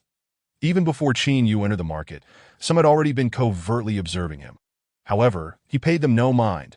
As long as they did not disturb him, they could do as they pleased. Moreover, being watched would only benefit his business. Isn't that the super abnormal exotic beast hunter? Why is he sitting down? Someone whispered. Could he be planning to sell those exotic beast limbs here? I bet he is more likely to sell various stockings. I heard that guy has quite a few points. I wonder if I could trade the stocking for my leg for a point. He had already gained 50 points before entering the training camp, and, given his daily recovery of exotic beast limbs, he likely had nearly 150 points by now that I heard he engaged in some nefarious trade with the forging teacher Fong Ka, who transfers all 50 points to him daily. Wow, doesn't that make him incredibly wealthy? Though he is a bit of a creep, I can't help but wish to be pampered by him. At that moment, Qin Yu hung out a sign he had prepared, proclaiming the sale of points. 20,000 points for 1 point. 50,000 points for 3 points. 100,000 points for 7 points. Hurry to buy. Once sold out, there will be no more. The moment this sign appeared, the entire market fell silent for a second. In the next heartbeat, all the stall owners erupted. They hurriedly packed up their goods and rushed to Qin Yu's stall, causing the whole market to collapse in a chaos. Classmate, how many points can I exchange for this exquisite flying sword? This is my ancestral technique. Would 3 points suffice? Can I trade this pair of stockings for 1 point? If so, I can take them off of you right now. Everyone, please be quiet. Qin Yu stood up, pointing at the small wooden sign beside him, and declared, "This stall only accepts cash. Prices are indicated on the sign. With no bargaining allowed, fair to all. I wish to buy 7 points. Here is 100,000. Please give me 50,000. My child hasn't eaten for 2 days. Fortunately, I found a few space rings while climbing. Here's 200,000. Give me 14 points." Qin Yu's stall was exceptionally bustling, and it was only after an hour of continuous activity that he waved his hand, stating, "Today's points are sold out. Everyone can disperse." "No, boss. I haven't made my purchase yet. Boss, will you be here tomorrow? As long as you sell points to people, you can make them do anything." Qin Yu glanced at the burly man who was picking his nose and suddenly felt a tightness. "Today's points are sold out, everyone. Until we meet again." He squeezed through the crowd and hurriedly left. "That I've struck it rich. I've struck it rich." Qin Yu's eyes curved into crescents as he stacked bill after bill on his bed. The efficiency of earning money was simply faster than robbing a bank. In just 1 hour, Qin Yu had amassed over 4 million. System, activate the premium mode. Qin Yu silently thought. Please select the premium target. Divine Level Alchemy Technique. To upgrade the Divine Level Alchemy Technique from beginner to proficient requires 300,000. Confirmed. Upgrade successful. Choose to spend again. The Divine Level Alchemy Technique from proficient to mastery requires 3 million. Confirmed. Upgrade successful. Feeling a flood of alchemical skills surging into his body, Qin Yu beamed with delight. It's done. Everything is ready. I'm just waiting for the herbs from Fong Ka. After dinner, with some leisure time, Qin Yu began to stroll around the training camp, noticing everyone else rushing about. He found himself at a loss for what to do. Unbeknownst to him, Qin Yu suddenly realized that the spiritual energy around him had become somewhat thin. Looking up, he discovered he had walked to the entrance of a gigantic spirit gathering array. Outside, he could vaguely see many men and women seated within the array, eyes closed in meditation. Since I'm here, I might as well experience it, Qin Yu thought, stepping inside. Classmate, it costs 1 point to cultivate for 1 hour. How long would you like to cultivate? The staff member inquired. After a moment of thought, Qin Yu replied, 2 hours, please. After paying 2 points, the staff member asked, Classmate, do you need any auxiliary cultivation pills? What options do you have? Qin Yu inquired. This type of pill costs 1 point each, increasing efficiency by 30. This type costs 2 points each, increasing efficiency by 60. And this type costs 3 points each, doubling efficiency. The staff member explained. No need. Qin Yu rejected without hesitation. The effect of those pales in comparison to the crimson blood pill. Upon entering the spirit gathering array, Qin Yu immediately felt his vision sharpen and his thoughts become more agile. He took a deep breath, letting out a comfortable sigh. The concentration of spiritual energy is incredibly high. This point was well spent. Finding a less crowded corner, Qin Yu swallowed a crimson blood pill and began to meditate. In the high concentration of spiritual energy, the operation of the divine level breathing technique seemed to flow even more smoothly. The surrounding spiritual energy was drawn in, transforming into a torrent that surged into Qin Yu's body. Not far from him, a strikingly beautiful woman suddenly opened her eyes. What is happening? Why has the concentration of spiritual energy suddenly dropped? This person was Ouyang Xiaoyan, ranked 3rd on the leaderboard and the strongest member of the Ouyang family. Ouyang Xiaoyan sensed the rapid depletion of spiritual energy and turned her gaze, which landed squarely on Qin Yu.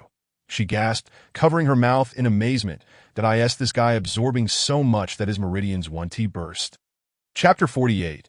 A catastrophe created indifferently general. There seems to be a problem with the spirit gathering array. What kind of problem? Shangwan Feng, reclining in a lounge chair, leisurely puffed on a cigar. The young officer quickly pulled up a dynamic graph detecting spiritual energy. Data monitoring shows that the concentration of spiritual energy in the upper right corner of the array is rapidly decreasing.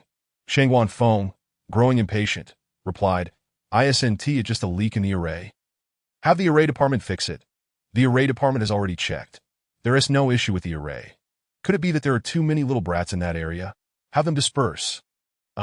General, there is only one person left in that area, because that person is absorbing spiritual energy too quickly.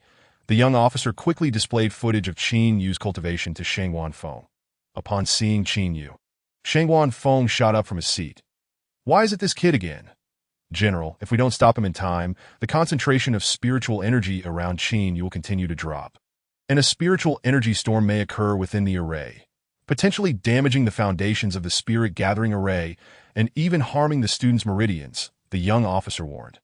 "This classmate, wake up." Qin Yu slowly opened his eyes, seeing 4 or 5 staff members standing around him. "Has the time expired? I felt like I had only been cultivating for a short while. Was I too engrossed? Add another 10 hours. Qin Yu boldly handed over his identity token. Still not satisfied with his cultivation. "This classmate, you misunderstand," the staff member said, smiling apologetically. "Your speed of absorbing spiritual energy has severely disrupted the energy balance within the array." "What do you mean?" Qin Yu was somewhat confused. "For the normal operation of the array, we must kindly ask you to leave," the staff member explained. "But I paid." Before Qin Yu could argue, he was bewilderedly carried out. "The 2 points you paid will be returned to your account." Qin Yu patted his backside angrily and turned away. "That if I can't use the spirit-gathering array here, I'll just create one myself. It'll definitely be more effective." Qin Yu had previously acquired a true spirit-gathering array, so this was the perfect opportunity to test its effectiveness. Without hesitation, Qin Yu went to the array room to purchase some spiritual paper, spiritual brushes, cinnabar, and other necessary materials for array creation. Upon returning to his dormitory, Qin Yu spent 30,000 to elevate his divine-level array technique to beginner level, as a vast amount of knowledge flooded his mind. Qin Yu dipped a brush filled with cinnabar onto the spiritual paper, drawing intricate and esoteric symbols. Following the instructions for the true spirit-gathering array, he arranged the symbols in their respective positions. Before long, Qin Yu was surrounded by spiritual paper. Finally, with the addition of spiritual stones to activate the array, he was ready to complete the task. Qin Yu retrieved a large quantity of spiritual stones from his space ring. In this world, there was no such thing as spiritual stones. The operation of the array relied solely on the spiritual power in the air and the qi and blood within the human body. All the spiritual stones in Qin Yu's possession were obtained from defeating exotic beasts. An array without spiritual stones was incomplete. Qin Yu selected the 3 largest spiritual stones, which shimmered with a remarkable light. These 3 were all top-grade spiritual stones. The higher the quality of the spiritual stone, the stronger the array would be. "If I can't use the spirit-gathering array, then I'll just build my own," Qin Yu proclaimed indignantly. "This time, I'm going to have a blast. No one can stop me." Setting the spiritual stones in place, Qin Yu infused his qi and blood to activate the array. The crimson wave of spiritual power rapidly extended, linking each array symbol into a cohesive whole. Suddenly, the sky darkened with ominous clouds, and lightning flashed. Shangwan Feng set down his cigar, puzzled as he gazed out the window. What is happening? At the same moment, teachers such as Liu Bei, Mo Feng, Zhu Wu, Xiang Kaiyu, and Wu Di also paused their work, looking out the window in confusion. "Doesn't this feel a bit off?" They all voiced in unison. In the next moment, a towering beam of light shot from Qin Yu's room, piercing the heavens. Inside the command center, a blaring alarm instantly echoed. "Alert! Alert! Abnormal fluctuations in spiritual energy. The probability of a spiritual energy storm is 67. Alert! Alert! Abnormal fluctuations in spiritual energy. The probability of a spiritual energy storm is 71. Shangwan Feng sprang to his feet, demanding, "What is going on?" "We don't know. We're rapidly investigating the cause." The staff responded, "The alarm is growing increasingly intense. The probability of a spiritual energy storm is rising rapidly." 81, 90, 95. Shangwan Feng felt the spiritual energy around him swiftly dissipating. "Quickly instruct everyone to cease their cultivation immediately and seek refuge in the nearest buildings. Activate the Level 1 emergency protocol," Shangwan Feng shouted. Everything was happening far too suddenly. The alarm blared more piercingly. "Warning, warning! A spiritual energy storm has formed, currently affecting an area of 3 kilometers. Warning, warning! A spiritual energy storm has formed, currently affecting an area of 3.3 kilometers. With a swift kick, Shangwan Feng shattered the window and leaped outside. Upon witnessing the source of the gathering spiritual energy, his pupils dilated, leaving him frozen in place. In the forging chamber, Shangwan Yun was demonstrating the latest forging techniques to the crowd, amidst their admiring gazes. A radiant glow emanated from his hands. Yet the newly formed long sword suddenly dimmed and became riddled with cracks. Shangwan Yun's arm trembled slightly, unable to believe his eyes that in the alchemy chamber, the flames in the cauldron suddenly spiraled out of control, with batches of elixirs erupting without warning. Within the array room, all formations became chaotic, entangling with one another. Fortunately, Teacher Mo Fong intervened just in time to stabilize the situation. "You all remain here. I will step outside to investigate," Teacher Mo Fong declared. Within the giant spirit array, all the cultivating students simultaneously opened their eyes. What is happening? Why is the energy in the gathering spirit array so thin? I feel as though the spiritual energy within is being forcibly siphoned away by some force. The staff sensed something was amiss and hurriedly adjusted the array's power to maximum. The array struggled to operate, as 2 opposing forces contended for the spiritual energy in the AI.in the next moment. The gathering spirit array emitted a tremendous sound and was rendered completely inoperative. All the teachers stepped out of their rooms, gathering beside Shangwan Feng, gazing at the enormous spiritual energy tornado in the distance. "What is that? How did it form?" Shangwan Feng inquired. Silence enveloped the group, as they found it difficult to respond with their current knowledge. "That is a tornado formed by the spiritual energy storm. At its eye, there must be something voraciously absorbing spiritual energy. Spiritual energy flows from areas of higher concentration to lower concentration, and once the nearby energy is depleted, the energy from afar will surge in like a tide, thus creating a spiritual energy storm. Although I do not know what that entity absorbing the spiritual energy is, if we do not act quickly, the radius of this storm will continue to escalate." A voice explained slowly. "Let us hurry over and see if we can find a way to halt this storm," Shangwan Feng urged. All right, several individuals felt the surge of energy within them and soared toward the tornado. The instant the array was activated, Qin regretted adding those 3 premium spirit stones. The energy from the 3 premium stones was overwhelmingly vast, while the true gathering spirit array was far too small.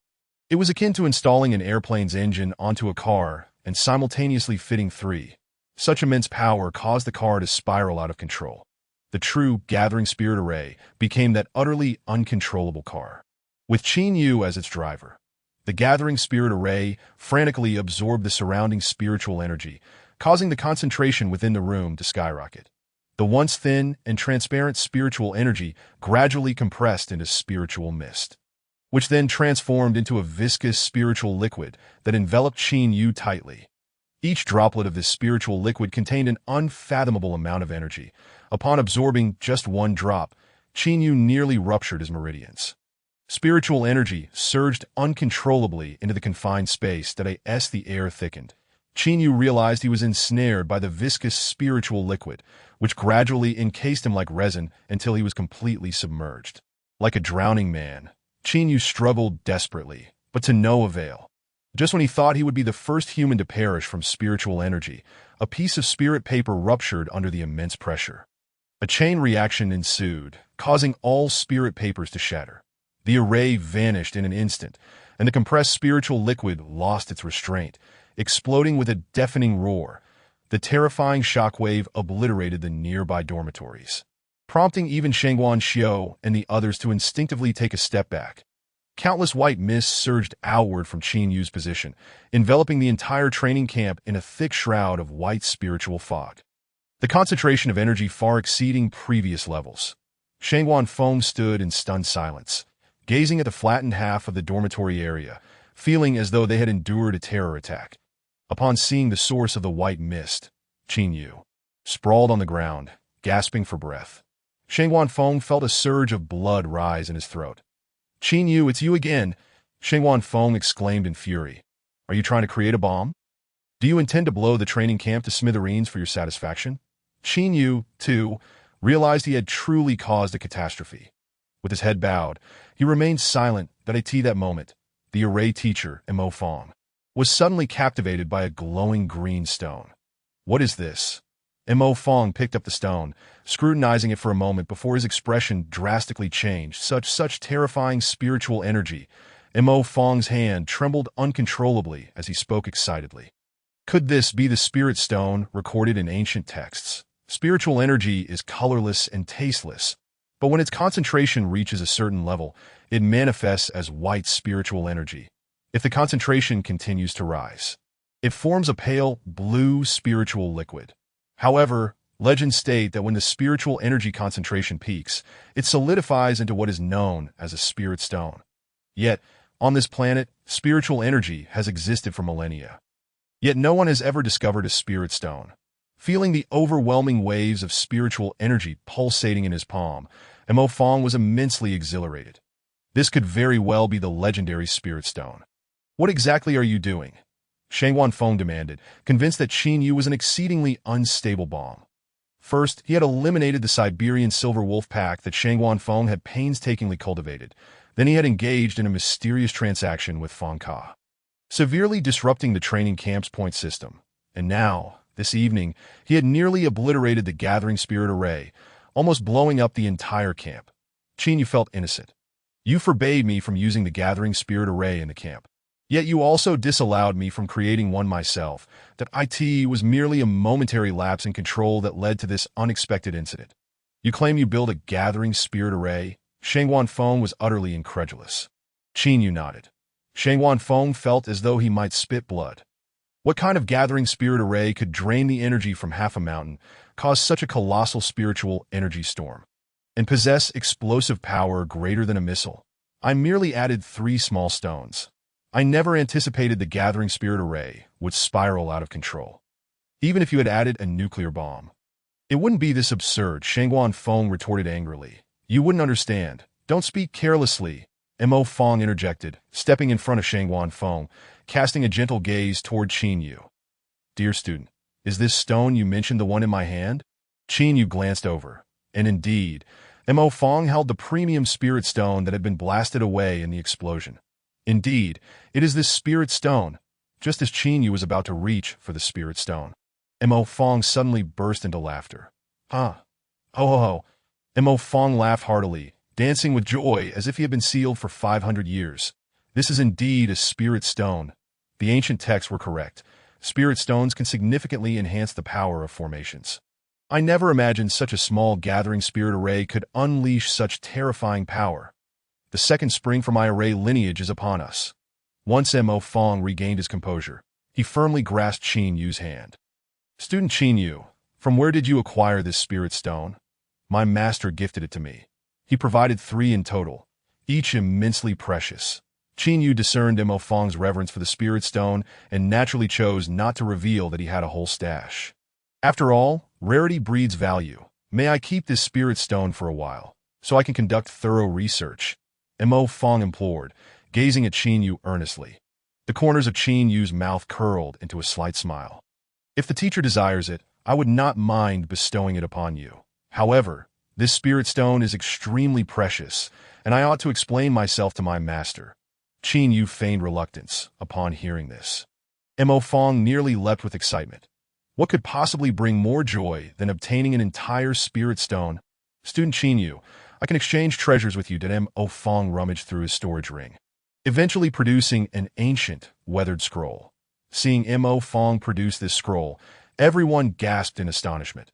"You previously refused to hand over this scroll when the president requested it. Are you truly willing to trade it for this mere stone?" Shangguan Feng exclaimed, convinced that Mo Fong had lost his mind. What mere stone? Mo Fong scoffed. You have no idea how significant this spirit stone is to the formation world. Furthermore, I risked my life to obtain this scroll. I can give it to whomever I please. Although Qin Yu was unaware of the scroll's significance, he could tell it was an extraordinary treasure. Even the president sought it. Qin Yu could not help but feel a surge of curiosity as Mo Fong handed him the scroll. This scroll was something I unexpectedly acquired while repairing the formation at the Rift of the Sky, he explained. Rift of the Sky? Qin Yu inquired, perplexed, as he had never encountered such a term before. Shangguan Feng elucidated. It is a fissure that connects to another world, said to be the origin of the otherworldly beasts. However, it has since been sealed by formations. The existence of such a place on this planet astonished Qin Yu. Mo Fong nodded slowly. That year, when the seal developed a fissure, my master received orders to lead our entire sect to repair it, that I personally witnessed this scroll float out from the rift. It is an artifact from another world. Qin Yu solemnly accepted the scroll and gradually unfurled it, only to furrow his brow in confusion. The scroll bore not a single character. It was a true book of no words. Qin Yu glanced at Mo Fong, wondering if this old man was deceiving him. Mo Fong coughed awkwardly, admitting, I have yet to uncover the profound utility of this scroll, but it is undeniable that it is indeed a treasure. Just then, a voice echoed in Qin Yu's mind. Discovered perfect level sword technique. 7-star forging blade slash. Would you like to incorporate it into your personal panel? To his astonishment, countless golden characters and illustrations appeared on the ancient scroll. It is actually a perfect level sword technique. Qin Yu's heart raced. Chapter 50, Deadly Poison. Blood dispersal powder successfully refined. Just as Mo Fong was preparing to provide examples to validate the scroll's value, Qin Yu abruptly tucked the scroll away and turned to Mo Fong. Teacher Mo Fong, I believe in you. That spirit stone belongs to you now. You truly believe this book of no words is a treasure? Are you not afraid I might deceive you? This time, it was Mo Fong who was taken aback. A normal person would never trust a blank sheet of paper as a treasure, especially when obtaining it required a highly precious spirit stone. Qin Yu beamed with a radiant smile. I do not have faith in this scroll. I have faith in you, my teacher. How could you possibly deceive me? Upon hearing this, Mo Fong felt a sudden warmth in his heart. Was this what it felt like to be unconditionally trusted?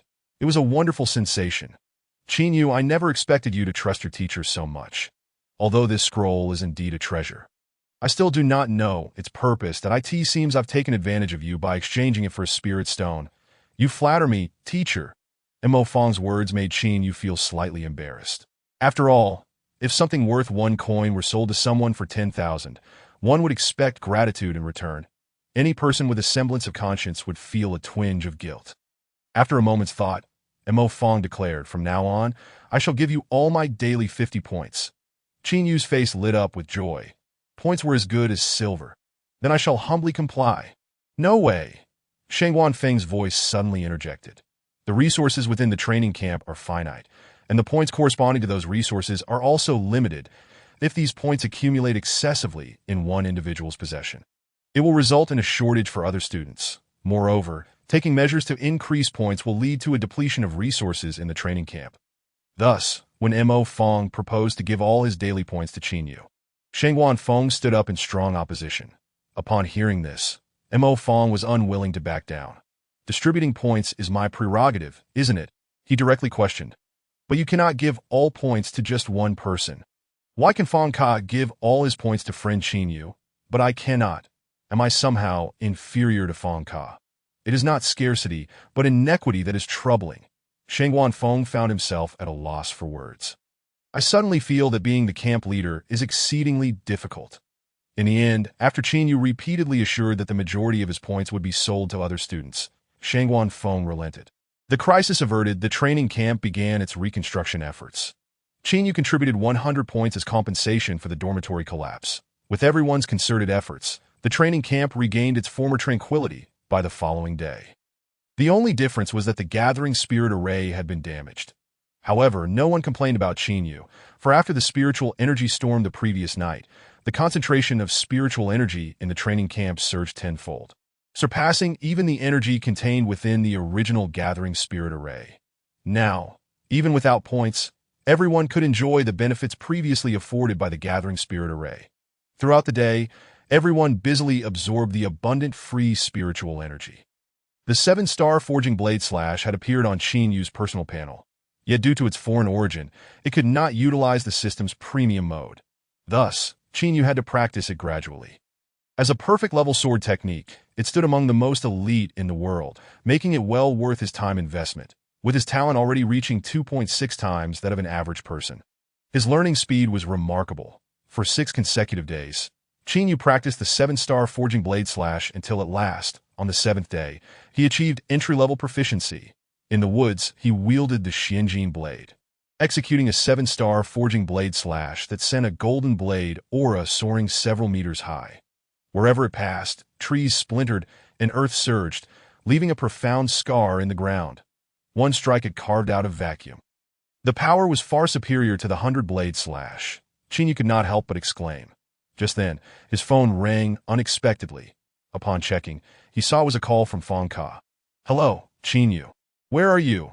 I have brought back the materials you requested." Qin Yu's face lit up with joy. "I will return immediately." Upon returning to the training camp, Qin Yu left 3 level 2 simplified formations with Fong Ka and hurried back to his dormitory, eagerly anticipating the arrival of the materials. After waiting for ages, "You have finally returned." Following the proportions of each material, Qin Yu took only a little of each for practice. After all, the grade of the deadly poison, blood dispersal powder, was exceedingly high. Although his divine level alchemy skills had reached proficient, he could not guarantee success. Qin Yu retrieved the alchemy furnace and meditated for a while to practice his breathing technique. Once in optimal condition, he commenced the alchemy process. Control the fire, control the fire, control the fire. A bead of sweat trickled down Qin Yu's forehead as he endeavored to regulate the flames within the furnace. However, with a moment's lapse, the fire surged uncontrollably, reducing all the herbs to ashes. The first attempt, failure. Undeterred, Qin Yu resumed practicing his breathing technique to restore his state. Second attempt, failure. Third attempt, failure. Nth attempt, failure. Qin Yu continuously refined his approach, inching closer to success each time, yet encountering obstacles just before triumph. Glancing at the herbs, he noted that even though he had taken only small amounts each time, nearly half of the materials had been consumed. The difficulty of refining the deadly poison, blood dispersal powder, exceeded Qin Yu's expectations. Yet he did not emerge empty-handed. Despite all failures, his mastery over spiritual energy grew increasingly adept that I have a feeling that the next attempt will succeed. Nth one attempt, failure. Success. Qin Yu wiped the sweat from his brow and cautiously collected the white powder from the alchemy furnace into a small porcelain bottle. After exhausting 2/3 of the materials, he had finally succeeded once. Onward. Qin Yu's confidence soared. With the first success under his belt, his techniques became increasingly refined, and his success rate gradually increased. After 3 days and nights of continuous refining, Qin Yu depleted his last materials that I in his hand. He held a small porcelain bottle containing 1/10 of the deadly poison, blood dispersal powder. Now it was time to test whether its effects were truly as miraculous as rumored. Qin Yu uncorked the bottle, contemplated for a moment, then recapped it. If I were to poison myself, my divine level healing technique would activate automatically, rendering the effectiveness of the medicine untestable. I need to find someone else to try it. But who? Suddenly, the image of a long unseen figure appeared in Qin Yu's mind. That it shall be you. Yu Xiaoming. Chapter 51. Even the healing teacher cannot help. Knock, knock, knock. Who is it? Yu Xiaoming opened the door and, upon seeing Qin Yu's beaming smile, immediately attempted to shut the door. Luckily, Qin Yu was quick enough to catch it. That I need to talk to you. Please don't close the door just yet. Qin Yu flashed what he believed to be his most charming smile. Get lost with that mischievous grin of yours. I know it's nothing good. Yu Xiaoming huffed. I've handed all my savings to you. I'm out of money now. That I didn't come to ask for money. I came to give you money. Qin Yu hastily replied. What did you say? Yu Xiaoming thought he must have misheard that we're friends after all. Qin Yu said with a grin, I thought about it, and it was wrong of me to ask you for so much money back then. It seems you have a bit of conscience. Yu Xiaoming extended his hand. Now hand over the money. Not so fast. Qin Yu's tone shifted. Since we are friends, could you do me a small favor? Yu Xiaoming immediately grew wary. What kind of favor? Qin Yu produced a small porcelain vial, declaring, This is my latest concoction, The blood dissipation powder. I would like you to test its efficacy. I knew you had no good intentions in coming here. Get lost, Yu Xiaoming retorted, slamming the door shut with a resounding thud. 10,000. Qin Yu immediately countered. Silence enveloped the room. 30,000. If not, I'll find someone else. The dormitory door creaked open once more, and Yu Xiaoming poked his head out. Saying, first pay me deal. Qin Yu replied. Qin Yu placed a small quantity of white powder into Yu Xiaoming's palm, while Yu Xiaoming regarded Qin Yu with suspicion, asking, this substance won't cause any issues if ingested, will it? Qin Yu earnestly nodded, absolutely no problem. It won't lead to immediate vomiting blood and death, right? Yu Xiaoming still harbored doubts. Certainly not. Then what if? Yu Xiaoming was about to voice more concerns when Qin Yu interrupted him. Enough, return the money. I'll seek others. Wait. Yu Xiaoming bit his lip, steeling himself, and inhaled the blood dissipation powder without hesitation. While the ordinary blood dissipation powder requires ingestion to take effect, Qin Yu's highly toxic variant only necessitated inhalation. Indeed, within half a second, Yu Xiaoming's energy surged forth like a balloon, losing air rapidly. That I'm not dead. Yu Xiaoming breathed a sigh of relief and remarked to Qin Yu, this blood dissipation powder is remarkable. Its effect surpasses that of the original. Qin Yu nodded in satisfaction. It was worth the expense. The results are rewarding. All right, now antidote me, Yu Xiaoming commanded.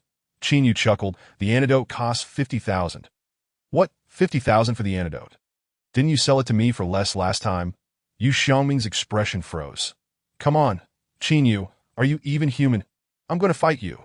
Seeing Yu Xiaoming genuinely enraged, Qin Yu ceased teasing him and quickly stated, isn't there a healing teacher here? Let's go ask him for an antidote. Get lost. Healing there requires points. Yu Xiaoming shouted angrily while weakly pounding his fist against Qin Yu's chest. That I'll cover the points. Later, I'll give you 10,000 as compensation. Really? Yu Xiaoming's face brightened. Let's go. Although he was puzzled by Qin Yu's reluctance to directly provide the antidote, he dismissed the thought, eager for the promised extra 10,000. They hurried to find the healing teacher, Zhu Wu. After the recent spiritual energy storm incident, Zhu Wu had become curious about Qin Yu, a student who managed to catch the attention of both teacher Fang Ka and teacher Mo Fang. A feat not easily accomplished. Qin Yu briefly explained the situation to Zhu Wu. You can concoct medicines? Zhu Wu inquired with intrigue. Qin Yu humbly replied, I possess some knowledge that one's energy is finite, simultaneously learning forging. Array formation and alchemy may lead to mediocrity in all fields, Zhu Wu kindly warned. Qin Yu nodded in agreement. Without a premium system, that could indeed be the case. Pay 3 points, and I'll help you with the antidote. Zhu Wu offered. All right. Qin Yu swiftly paid the points. According to the system's description, only healing methods of divine level could dispel this toxin. The moment of truth arrived as Zhu Wu gently grasped Yu Xiaoming's wrist. His fingers shimmering with healing energy that it's merely a beginner's poison. It should take 3 seconds to neutralize it. Zhu Wu thought to himself. After 5 seconds, Zhu Wu withdrew his fingers. How do you feel? Qin Yu asked Yu Xiaoming, to why Yu Xiaoming shook his head in confusion. I don't feel anything, Teacher Zhu. When do we start the treatment? I still need to return to my training. Zhu Wu paused, surprised, and grasped Yu Xiaoming's wrist again. Strange. There is still no energy in your meridians. That it seems I underestimated this poison. Zhu Wu cast another healing spell, and a vast flow of energy coursed through Yu Xiaoming's body. After a moment, Zhu Wu confidently stated, try to circulate your energy. The poison should be neutralized. Good. Yu Xiaoming complied, but soon realized he couldn't mobilize any energy. There wasn't a trace of it in his meridians. That he looked at Zhu Wu with a hint of despair. Teacher, are you sure about this? Zhu Wu raised an eyebrow. Never question a man's capabilities. Sit down. Who would have thought this poison would be so troublesome? Zhu Wu stepped back, preparing to unleash his full power. His aura surged, and his pupils glimmered with a green light. Healing technique, rebirth of all things. A pale green radiance enveloped Yu Xiaoming, and Qin Yu could feel a tremendous life force emanating from him. The mere diffusion of this energy caused fresh green sprouts to emerge from the wooden floor beneath them. It was nothing short of miraculous. This healing technique was truly formidable. If this didn't work, the toxin would remain my greatest trump card. Qin Yu mused. Moments later, Zhu Wu's aura retracted, and Yu Xiaoming stood up, feeling as though he had been reborn. his skin now as soft and elastic as that of a newborn. "How do you feel?" Qin Yu asked anxiously, unsure whether this potent healing technique would counter the toxin. "What do you think?" Yu Xiaoming began to circulate his energy when suddenly his expression froze, and his words caught in his throat. The next moment, he seized Qin Yu by the throat, shouting, "Qin Yu, what exactly did you make me consume? Why is there still not a trace of energy in my body?" He had reason to suspect that Qin Yu had directly crippled his cultivation. Zhu Wu's eyes widened in disbelief. Even my rebirth of all things had no effect. Chapter 52. You cured him? This is impossible. Zhu Wu meticulously examined Yu Xiaoming's meridians but found no issues. This defies logic. Zhu Wu frowned, pacing in front of Yu Xiaoming, while Yu Xiaoming clutched Zhu Wu's leg, pleading, "Teacher, we paid the points. You must cure me. Release my leg first. I need to think of a solution." Qin Yu contemplated informing Yu Xiaoming that the highly toxic blood dissipation powder had an efficacy duration of only 1 hour, and that his energy would naturally recover thereafter. However, observing Zhu Wu's reaction, Qin Yu dismissed the thought, eager to see if Zhu Wu's full effort would impact the blood dissipation powder. Zhu Wu halted, sighing. "It seems I'll need to bring that fellow here. You all wait here. I will step out for a moment." Zhu Wu gave Yu Xiaoming a reassuring look. "Do not worry. I will certainly cure you." After Zhu Wu left, Yu Xiaoming glared fiercely at Qin Yu. "What exactly was that poison?" "The blood dissipation powder." Qin Yu replied honestly, that while Yu Xiaoming remained unconvinced. Teacher Zhu is a level 7 healer. How could he not resolve such a trivial issue as the blood dissipation powder? Perhaps some peculiar reaction occurred during the concoction process. Qin Yu patted Yu Xiaoming's shoulder, "But do not worry. If Teacher Zhu truly cannot resolve it, you have me." "Nonsense," Yu Xiaoming scoffed at Qin Yu. "If Teacher Zhu can't handle it, how could you?" Before long, Zhu Wu's voice echoed from outside. "Let me tell you, that guy is quite peculiar. Even my rebirth of all things couldn't yield a single trace of energy. That is indeed somewhat unscientific." Another voice chimed in. From the tone, Qin Yu deduced that Zhu Wu had sought assistance from the alchemy teacher, Liu Bei.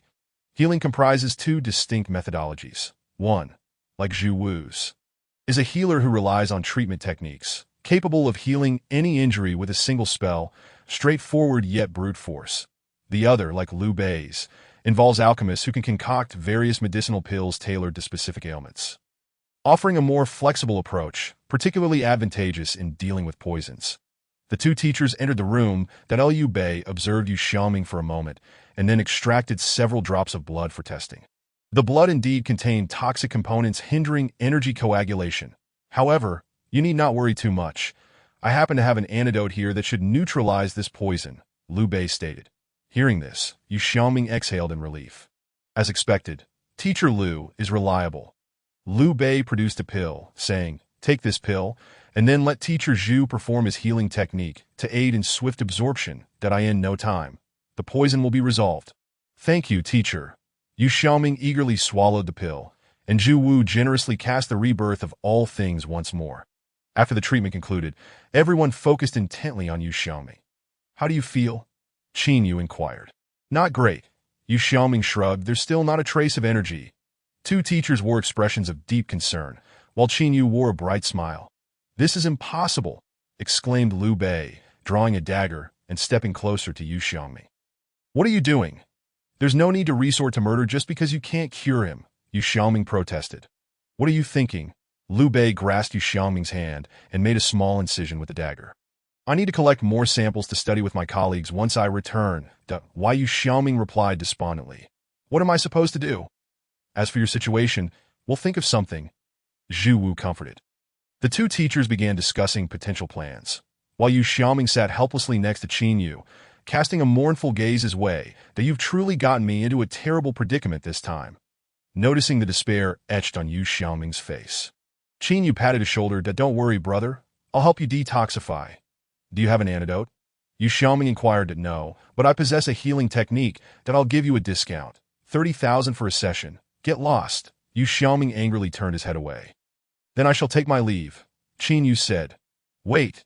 Yu Xiaoming grabbed Qin Yu, adopting a desperate attitude akin to clinging to a dying horse in hopes of it being alive. "To go ahead, but if it doesn't work, I won't pay you." "Not a problem."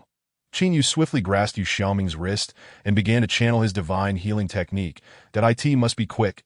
If we wait too long, the effects of the deadly poison dispersing powder will expire. As Qin Yu's energy flowed into him, Yu Xiaoming immediately sensed a significant change, as if the toxins in his blood were swiftly dissipating. 0.5 minutes later, the first strand of vitality surged through Yu Xiaoming's meridians. He gazed incredulously at Qin Yu, realizing that the poison, which even the two teachers could not resolve, had indeed been neutralized by him. Moments later, Qin Yu smiled at Yu Xiaoming, extending his hand. Little cutie. It's time to settle the bill. With the long-lost vigor returning to him, Yu Xiaoming clenched his fists and glared at Qin Yu in retaliation. Pay. Once the money is in my hands, it will not return. Ha ha ha ha. Without warning, Yu Xiaoming turned and fled. You little rascal. Qin Yu chuckled. The sounds of a scuffle echoed, followed by a loud thud, while Yu Xiaoming lay on the ground, bruised and battered, trembling as he handed over 20,000. Mumbling, You still owe me 10,000. Give me another 20,000, and we'll call it even. Hearing the commotion, the two teachers rushed over. What happened? Zhu Wu asked. Why is he on the ground? Qin Yu explained. I've cured him, but he wanted to test his strength, and we ended up sparring. By the way, teachers. Qin Yu added, the points I've used to treat him should cover his external injuries. Wait, Liu Bei interjected. You cured this student? Qin Yu nodded gently. Zhu Wu hurriedly grasped Yu Xiaoming's hand, astonished. His energy is stable and vigorous. How did you accomplish this? What Yu Xiaoming consumed was the modified deadly poison dispersing powder created by my master. Qin Yu had already prepared his explanation that my master also taught me how to neutralize this poison. The reason I approached you both was mainly to test the effectiveness of this deadly poison dispersing powder. I apologize for the intrusion. Qin Yu proactively expressed his regrets. The two teachers were not angered. Rather, they marveled. Your master is indeed a remarkable figure. This poison was beyond my capabilities. Liu Bei, feeling somewhat embarrassed, remarked, Qin Yu, could you share the recipe for this poison? Qin Yu immediately shook his head, stating that the recipe was a life-saving secret given to him by his master and must not be disclosed. No worries. I was being greedy. Liu Bei shifted his tone. If I could extract the components of this poison from the blood, I could deduce the recipe. Young friend, please do not blame me. Qin Yu smiled slightly. This poison only has a 1-hour efficacy. After that, it will dissipate automatically. The blood you extracted earlier is already devoid of toxins. Only 1 hour. Yu Xiaoming, still on the ground, suddenly felt a surge of realization, muttering, Qin Yu, you rascal. Give me back that 20,000. Yu Xiaoming had indeed assisted Qin Yu tremendously this time. Therefore, not only did Qin Yu leave him with 10,000, but he also discreetly transferred 5 points to him as a testament to their friendship. Though points could be exchanged for cash, Qin Yu hesitated to simply hand over money. Chapter 53. The arrival of Sun Yoshin. In the days that followed, Qin Yu dedicated himself to honing his sword skills, enhancing his combat techniques, selling points, and training that he would practice the 7-star blade slash for an entire morning, followed by afternoon lessons in combat techniques from his instructor, Xiang Kaiyu. Notably, Xiang Kaiyu had proven to be a valuable discovery for Qin Yu. His combat skills had always been lacking. Despite rigorous practical training, progress was minimal. After attending a session with Xiang Kaiyu, he felt as though a door to a new world had swung open.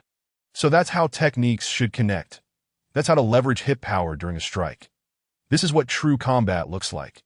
Qin Yu experienced an epiphany, realizing that his previous fighting methods resembled a child's brawl, devoid of any technique and relying solely on brute strength. After a comprehensive afternoon of combat training, it was time for Qin Yu to collect payments. To enhance efficiency, he implemented a point reservation system.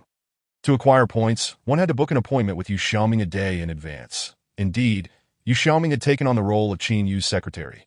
Why choose him? Mainly due to his affordability. Others deemed the task too time-consuming, charging either 10,000 or 5,000, while Yu Xiaoming only requested 1,000 per day. With Yu Xiaoming's assistance, Qin Yu found himself raking in substantial profits each day. He also slightly lowered the price of points, setting the cost between 5,000 and 10,000. By the end of the training camp, Qin Yu anticipated earning millions. A fulfilling life always passes swiftly. Unbeknownst to him, only 5 days remained until the end of the training camp. After 5 days, there would be a grand competition for all participants, revealing the students' overall rankings. This ranking was crucial, serving as an additional score akin to a college entrance examination. Consequently, in the final days, everyone was fervently training, and even Qin Yu's points were selling at an accelerated pace. After the combat technique class concluded, Qin Yu returned to his dormitory and unexpectedly found someone sitting at his door.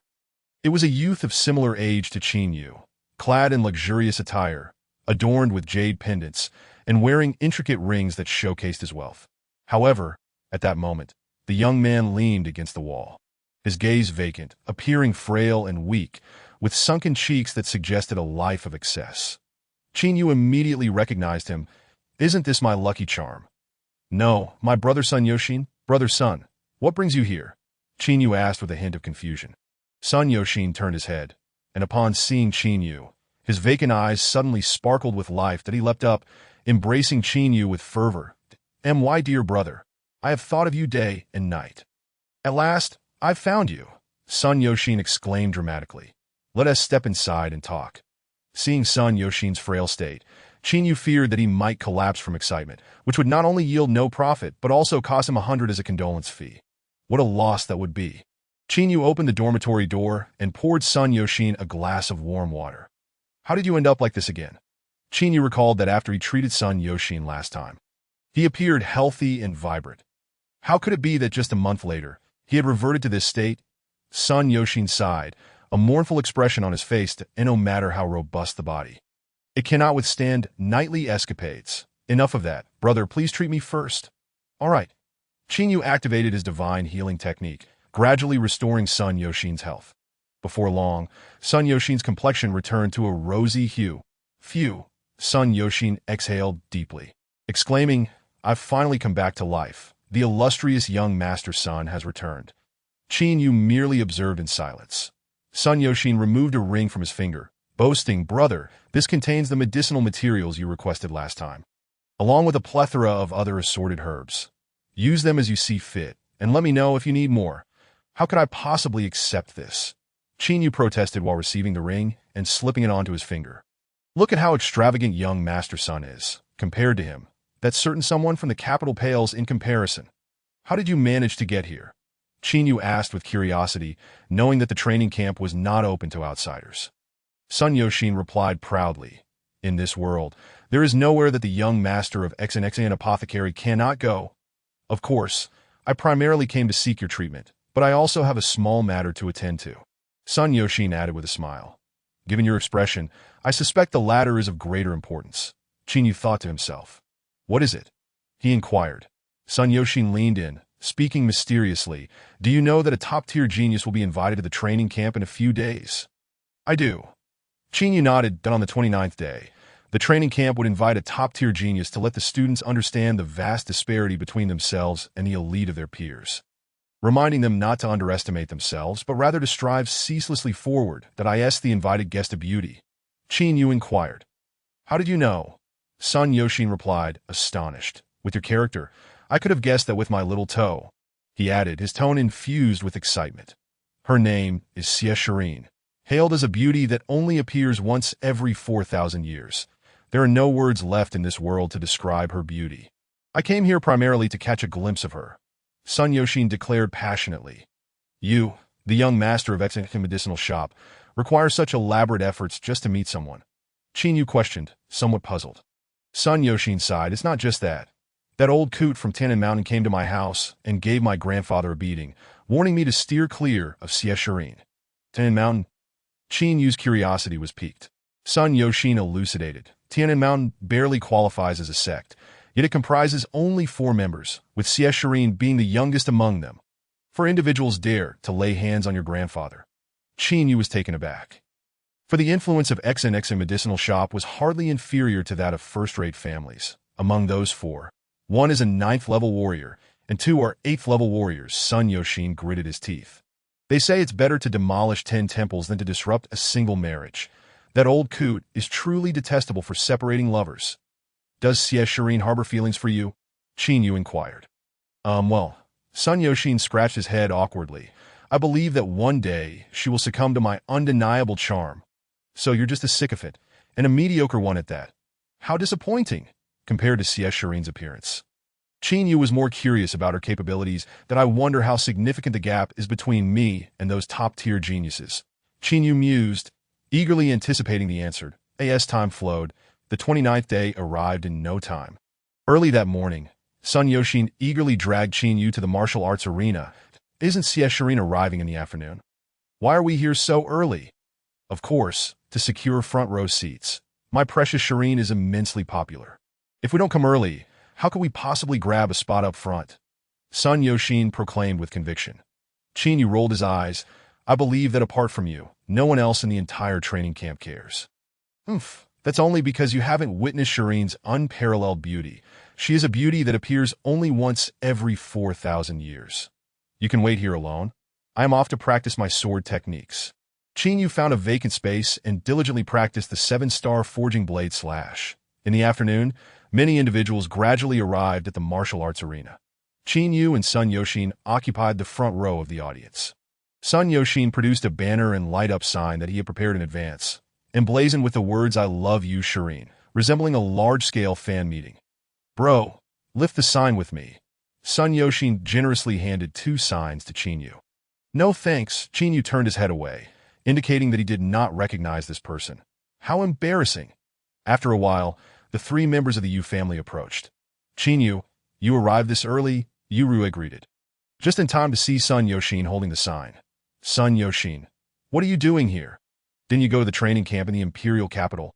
Upon seeing Yurue, Sun Yoshin immediately made a shushing gesture and whispered. Sure, I snuck out. If my dad finds out, he'll beat me to death that you 2 know each other. Chinyu asked that we are classmates. Yurue explained that why you squeezed over and asked, Sun Yoshin, why did you come here? Sun Yoshin raised the sign in his hand. Of course, I came here to follow my precious Shireen. You displayed a puzzled expression. Aren't you impotent? Even if you pursue CS Shireen, what good will it do? Sun Yoshin's expression darkened. Then he revealed a lewd grin. Little you, do you want to verify for yourself whether I'm really impotent? Get lost. Yi rolled her eyes. Enough bickering. The teachers are here, Chinyu reminded. At the entrance, Shangguan Feng walked in, accompanied by a woman. This woman was tall and graceful, her movements fluid, and just from her silhouette, it was evident that she was a beauty. Unfortunately, she wore a light black veil, obscuring her full visage. Oh, look quickly. That's my precious Shireen. Sun Yoshin frantically waved his sign, shouting with excitement. Chinyu subtly shifted his position, attempting to distance himself from Sun Yoshin. Shangguan Feng approached the podium and addressed the crowd. Tomorrow, the training camp will officially conclude. Each of you who emerges from this training camp is a prodigy of Donghai Province, the pinnacle of the human race's future. Shangguan Feng then continued. However, I hope you do not become complacent due to your own abilities. The world is vast and many are stronger than you. Always remember that there are people beyond and heavens above. Today, we have invited classmate CS Shireen, and I hope you can take her as a model to strive forward. The male students in the audience erupted into ecstatic cheers. Do you have anything to say, Shireen? Shangguan Feng inquired. CS Shireen gently shook her head. No, senior. Let us begin quickly. All right. CS Shireen gracefully walked to the center of the martial arts arena. Several teachers, including Feng Ka, tossed 3 magical beasts into the arena. Starting with 3 level 1.8 magical beasts. This is no small challenge. Chinyu murmured. The 3 magical beasts bared their teeth at CS Shireen, furious at being captured by humans. They surrounded her in a triangular formation. One of the beasts, resembling a hunting dog, let out a low growl directed at CS Shireen, and the 3 beasts launched their assault simultaneously. Beauty, be careful. Witnessing this scene, many felt a pang of anxiety for CS Shireen. Sun Yoshin, however, remained unfazed, continuing his role as a sycophant, loudly cheering for CS Shireen. Chinyu leaned back in his chair, quietly observing the battle, eager to see how CS Shireen would handle the situation. CS Shireen exhibited no sign of panic. Her eyes remained devoid of any turmoil. Calmly, she retrieved 3 silver spikes from her storage ring and tossed them into the air. The 3 silver spikes detonated in midair, soaring toward the 3 magical beasts like missiles. Whoosh, whoosh, whoosh. 3 piercing sounds echoed simultaneously as the magical beasts were punctured through their skulls, collapsing lifelessly. The battle was over in an instant, leaving many spectators bewildered, unable to comprehend what had transpired. That a collective gasp resonated from the audience, and even Qin Yu couldn't help but draw in a sharp breath. With Qin Yu's current abilities, it would be utterly impossible to face 3 level 1.8 magical beasts with such ease as Xieshirin had. However, this was to be expected. It had only been a little over 2 months since he acquired the divine level breathing technique. What were those 3 silver spikes? Qin Yu turned to Sun Yoshin and inquired. Xieshirin's ability to effortlessly dispatch 3 magical beasts is largely due to those 3 silver spikes, Sun Yoshin explained. That is the art of object manipulation, a unique skill of Shirin's sect. The art of object manipulation.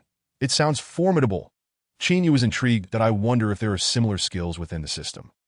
Amidst the crowd's astonishment, Xieshirin proceeded to eliminate 2 level 1.9 magical beasts and a level 2 magical beast in quick succession.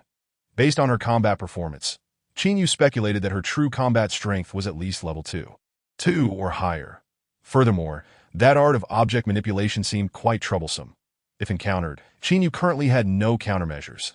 After showcasing her skills, Xieshirin gracefully departed, never once casting a glance at Sun Yoshin. Qin Yu patted Sun Yoshin on the shoulder. "Brother, I don't see much hope for you," Sun Yoshin, unfazed, declared confidently. "You don't understand. Shirin is already too shy to look at me. My proactive approach seems to be effective." After saying this, Sun Yoshin hurriedly followed after her. Qin Yu. This event proved to be immensely significant. Everyone seemed to be stimulated by some force, fervently engaging in their training. This is what constitutes the pinnacle of one's peers. Qin Yu, feeling the surging vitality within him, resolutely stated, "Give me 1 more month, and I shall surpass you."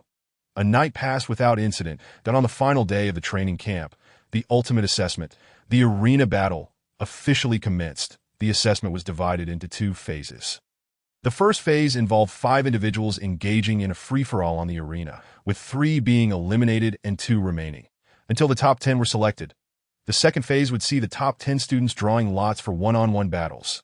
The first phase commenced. The training camp comprised a total of 755 individuals, divided into 151 groups. Students of Group 1, please proceed to Arena 1. Students of Group 2, to Arena 2. There were a total of 4 arenas available for simultaneous battles among 4 groups. Qin Yu glanced at the groupings and found himself in the 21st group, surrounded by 4 individuals he did not recognize, presumably not formidable adversaries. The battle was fierce, and within half an hour, the announcement rang out.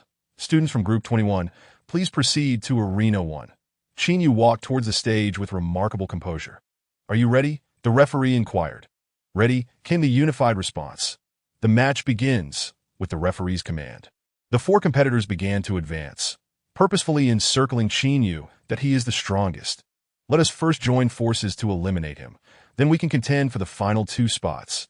Qin Yu's notoriety made him an obvious target. However, he paid them no heed. That I end herds roam the cattle and sheep, while the fierce tiger walks alone. "Come at me together. It will save us time." Lightning crackled around his fists. Together, cross-slash, earth dragon swim. Eternal palm, sun, and moon whip. Dazzling bolts of lightning flashed before the eyes of the 4. Thunderous fist. Qin Yu advanced, while the other 4 lost their ability to fight and were eliminated. Although it was a 5-2 contest, the instantaneous defeat of the 4 participants led to an unspoken consensus of their elimination. The first round concluded. Originally, 755 participants were to advance, with 302 spots available. However, due to some groups advancing only 1 individual, the final number of qualifiers was 281. That the second round was divided into 56 groups, with 1 participant receiving a bye. Qin Yu glanced at his group assignment and found himself in Group 18. "Oh yeah," exclaimed Yu Xiaoming beside him, "that I got a bye. What incredible luck." Yu marveled, lamenting, "It's a pity it's only the second round. With our strength, we could easily pass that if only this luck could carry us into the 3rd or 4th rounds. How delightful that would be. Teske, just be envious." Yu Xiaoming chuckled. The second round concluded, and Qin Yu along with the 4 members of the Yu family successfully advanced. Ultimately, 102 participants qualified, and the 3rd round was divided into 20 groups, with 2 participants receiving byes. Surviving through 2 rounds was sufficient proof that these 100 or so individuals were not weak. Each subsequent match grew increasingly arduous, as the groupings were updated. Qin Yu had yet to check when he heard Yu Xiangming's excited laughter nearby. Ha ha ha, I gotta buy again. This must be fate. Yu and Yu Ryu gazed enviously at Yu Xiangming. This time, Qin Yu was placed in Group 10, facing some formidable opponents. Ouyang Xiaoyan, ranked 3rd on the previous leaderboard, and Zhuge Tianxiao, ranked 6th, along with himself, an exotic beast hunter. This group was undoubtedly the most intense in this round. That oh dear, I'm in a group with Shangguan Yun. How unfortunate.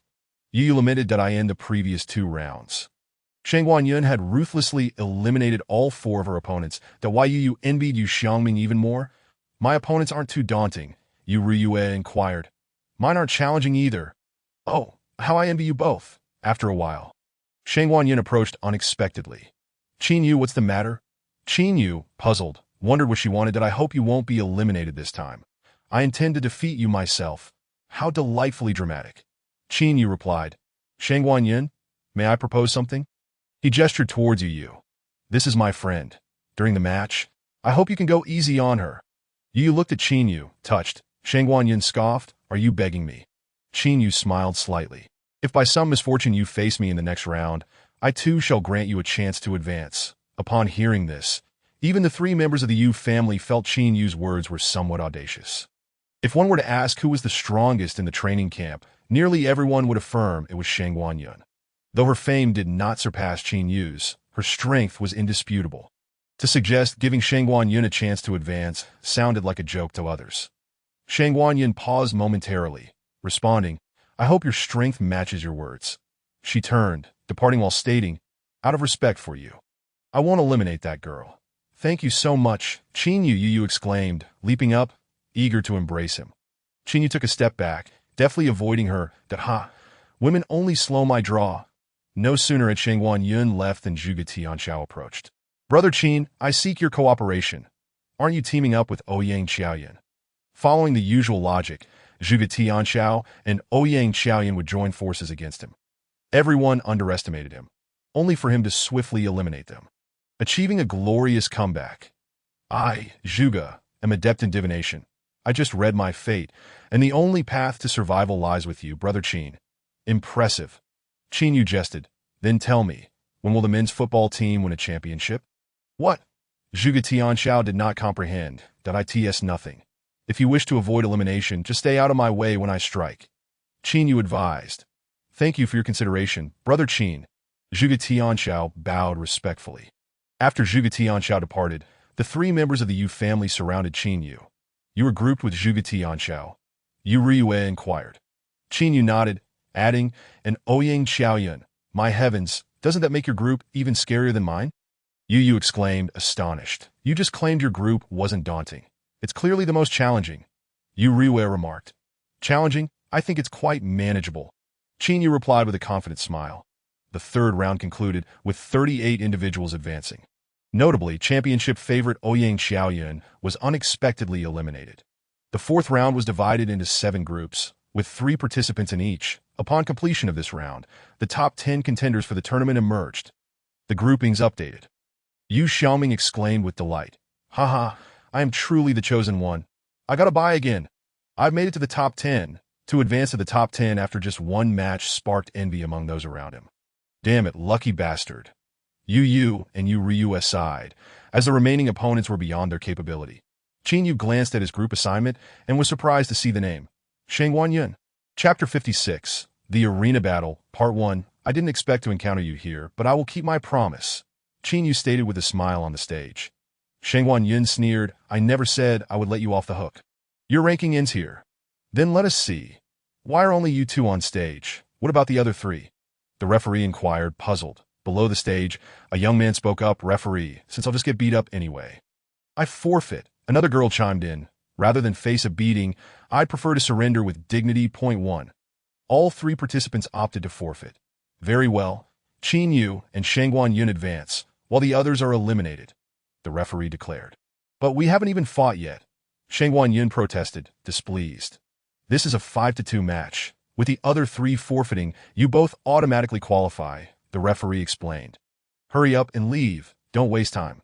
Shangguan Yun pointed at Qin Yu, arrogantly declaring, next time we meet, I will ensure you leave with your teeth scattered. Rebound. Qin Yu retorted again, rebound. Shangguan Yun countered, rebound ineffective. Qin Yu shot back, rebound ineffective, ineffective. Shangguan Yun insisted. Get off the stage, the referee commanded. Indeed, when dealing with overly dramatic individuals, one must respond in kind. Qin Yu mused as he slowly descended from the arena. The final round concluded, and as expected, Yu Ryue and Yu were both eliminated. The list of the top 10 was revealed. Qin Yu, Shangguan Yun, Shangguan Gu, Zhuge Yi, Zhuge Tianxiao, Ouyang Song, Ouyang Ming, Yu Xiangming, Feng Wen, and Tang Fei. The system automatically matched opponents for the battles. Qin Yu's opponent was once again Zhuge Tianxiao. 1 could only say that this unfortunate soul managed to evade the initial challenges, but could not escape the ultimate showdown. This time, the matchups were full, and no matter how lucky Yu Xiaoming was, he could not receive a bye. Yu Xiaoming's opponent was named Tang Fei. Both had received byes in the previous round, and their strengths were evenly matched. All 5 rounds of the tournament were held in Arena 1, ensuring that everyone could witness every match in its entirety.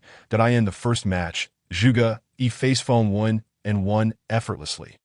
In the second match, Shangguan Yun faced Shangguan Gu, who conceded, allowing Shangguan Yun to advance. The third match pitted Ouyang Song against Ouyang Ming, with Ouyang Ming forfeiting, leading to Ouyang Song's advancement. The spectators murmured in disappointment. Out of 5 matches, 2 had been forfeited, and the only actual match was a complete rout, devoid of enjoyment. Was this truly the final round, where competitors surrendered without even fighting? Yet, there was no alternative. They were all from the same circle, and certainly wouldn't want to exhaust each other's strength. The next match promised excitement. The exotic beast hunter versus Zhuge Tianxiao. But who would emerge victorious? Do we even need to ask? It will undoubtedly be Zhuge Tianxiao. He hails from the Zhuge family, with an array of techniques at his disposal. Even his breathing techniques differ from ours. What can Qin Yu possibly counter with? A head-on clash. Foolish wretch, do you lack sense or vision? Ouyang Xiaoyan has already been defeated by Qin Yu. Can Zhuge Tianxiao truly prevail? Indeed, my only concern at this moment is how many moves Zhuge Tianxiao can endure. As the 4th match is announced, the referee's voice booms. Qin Yu, Zhuge Tianxiao, please step onto the stage. Clad in an impressive yin-yang robe, Zhuge Tianxiao strides onto the arena with an air of authority. While Qin Yu, dressed in ordinary attire, exudes an undeniable charm. Notably, his divine breathing technique has reached the 3rd stage, proficient level. The new ability born from the 2nd stage allows him to perceive the fluctuations of spiritual energy around him. And naturally, the 3rd stage has bestowed upon him yet another new function. This new ability subtly enhances Qin Yu's aura, rendering him more attractive, trustworthy, and approachable in the eyes of others. Consequently, he has shed the freak label he once bore. How could such a dashing young man possibly be deemed a freak? Upon stepping onto the stage, Zhuge Tianxiao unleashes a potent wave of energy, his vitality seemingly consumed without restraint, the fabric of his robe billowing dramatically under the force of his presence. As a member of the Zhuge clan, he cannot afford to surrender without cause, driven not only by pride, but also by the honor of his family. The referee inquires, "Are you ready?" Qin Yu responds, "Ready, wait." Zhuge Tianxiao raises his hand to halt proceedings, demanding a moment's grace. With that, he amplifies his aura once more, the pressure palpable even among the spectators. Everyone is bewildered by Zhuge Tianxiao's actions, even before the fight begins. He is depleting his own vitality. Could this be a secret technique of the Zhuge family?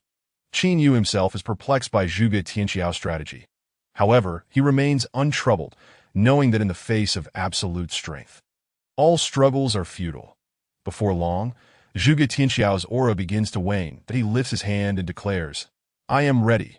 The audience, filled with anticipation, speculates on the secret weapon Zhuge Tianxiao might utilize. Even the referee is intrigued. Very well, let the match commence.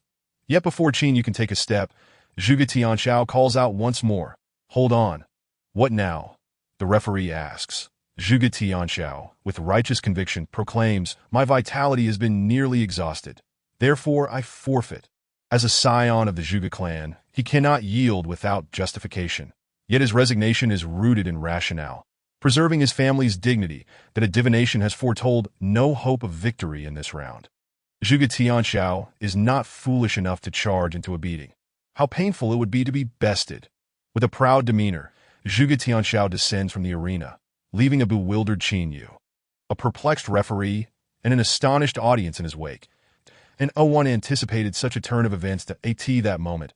A voice from the crowd cries out, "What a waste of our emotions! Let's get him!" The crowd, united in fervor, rushes towards Zhuge Tianxiao. Even Shang Wanxiu refrains from intervening, exclaiming in frustration, "These children treat the training camp's assessments as a joke, that if they wish to avoid Qin Yu's wrath, let them take a beating from others instead." Soon, the arena echoes with Zhuge Tianxiao's desperate cries for mercy. As order is restored, anticipation builds for the fifth match. Although Yu Xiangming and Tang Fei may not rank among the top echelons, they surpass the vast majority within the training camp. Given their equal strength, an exhilarating contest is expected. The fifth match. Please welcome Yu Xiangming and Tang Fei to the stage. The referee announces that a disheveled young man, covered in dust and blood, limps onto the arena. "I am Tang Fei, and I forfeit," he declares, following which he erupts in anger. "While observing Zhuge Tianxiao's match, I was inadvertently kicked from behind by some scoundrel, tumbling into the chaos of the crowd, resulting in my current state." Before he can finish his lament, he coughs up a mouthful of blood, leaving the crowd speechless. They think to themselves, "Brother, the next match is about to commence. Why stand idly by and watch, if not to invite trouble upon yourself?" Thus, Yu Xiaoming inadvertently finds himself among the top 5. Chapter 57. The Arena Battle, Part 2. The roster of the top 5 has been revealed. Qin Yu, Shang Wanyin, Zhuge Yi, Ouyang Song, and Yu Xiangming. Once again, a curious oddity arises, with yet another fortunate soul receiving a by point. One wonders if Yu Xiaoming has exhausted his luck for the latter half of his life, having advanced to the top 3 after merely one match. Such a plot twist would be deemed improbable even in fiction. The upcoming matches feature Qin Yu versus Zhuge Yi and Shang Wanyin versus Ouyang Song. Learning from Zhuge Tianxiao's misstep, Zhuge Yi refrains from any antics, simply engaging in a few exchanges with Qin Yu before conceding defeat. This is a shortcoming of the Zhuge family.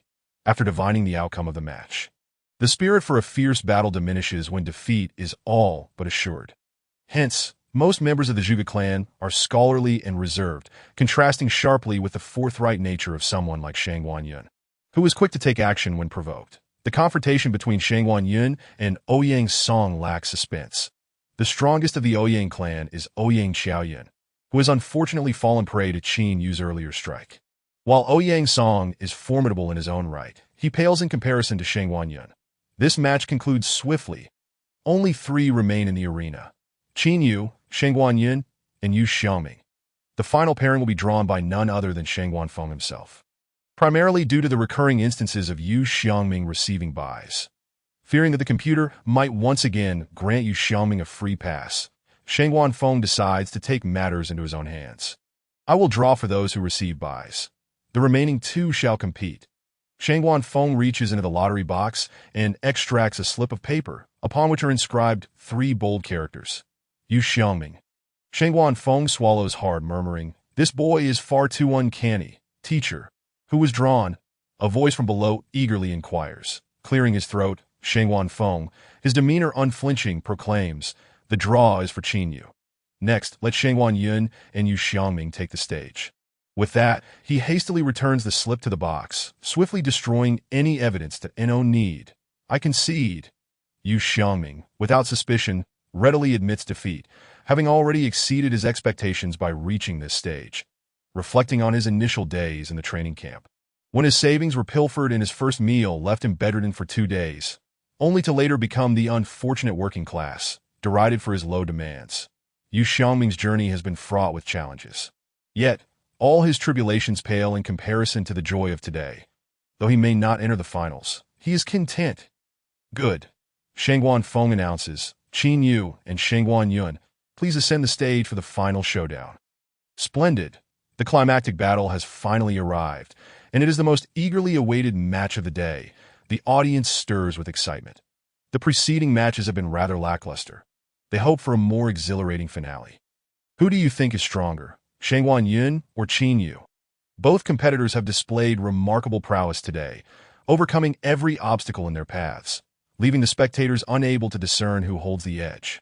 Shangguan Yun is widely acknowledged as the strongest in our training camp. I believe he has the greater chance of victory. Shangguan Yun's title was not bestowed upon him by mere flattery. He earned it through blood and sweat. Just days ago, he openly declared war on all to enhance his combat capabilities that in the training arena. He faced numerous opponents in a grueling series of battles, ultimately defeating 5 adversaries despite being afflicted by a rare poison that severely weakened him. From that moment on, Shangguan Yun established his reputation, becoming the unchallenged first in the eyes of the majority. As Shangguan Yun and Qin Yu step onto the stage, the former begins to warm up, his eyes ablaze with determination. From the very first day in the training camp, he has anticipated this confrontation. Qin Yu, let us begin. After this match, I shall be the true champion of the training camp. Shangguan Yun taunts with a downward thumbs-up gesture, yet Qin Yu remains unfazed, prepared to witness my true strength. Shangguan Yun's aura surges, his power escalating with each moment. Did you not expect this? I have been concealing my true abilities. A smirk plays upon his lips. This time, victory is assured. The crowd's expressions shift dramatically. By heavens, Shangguan Yun's aura is terrifying. What level must he be at?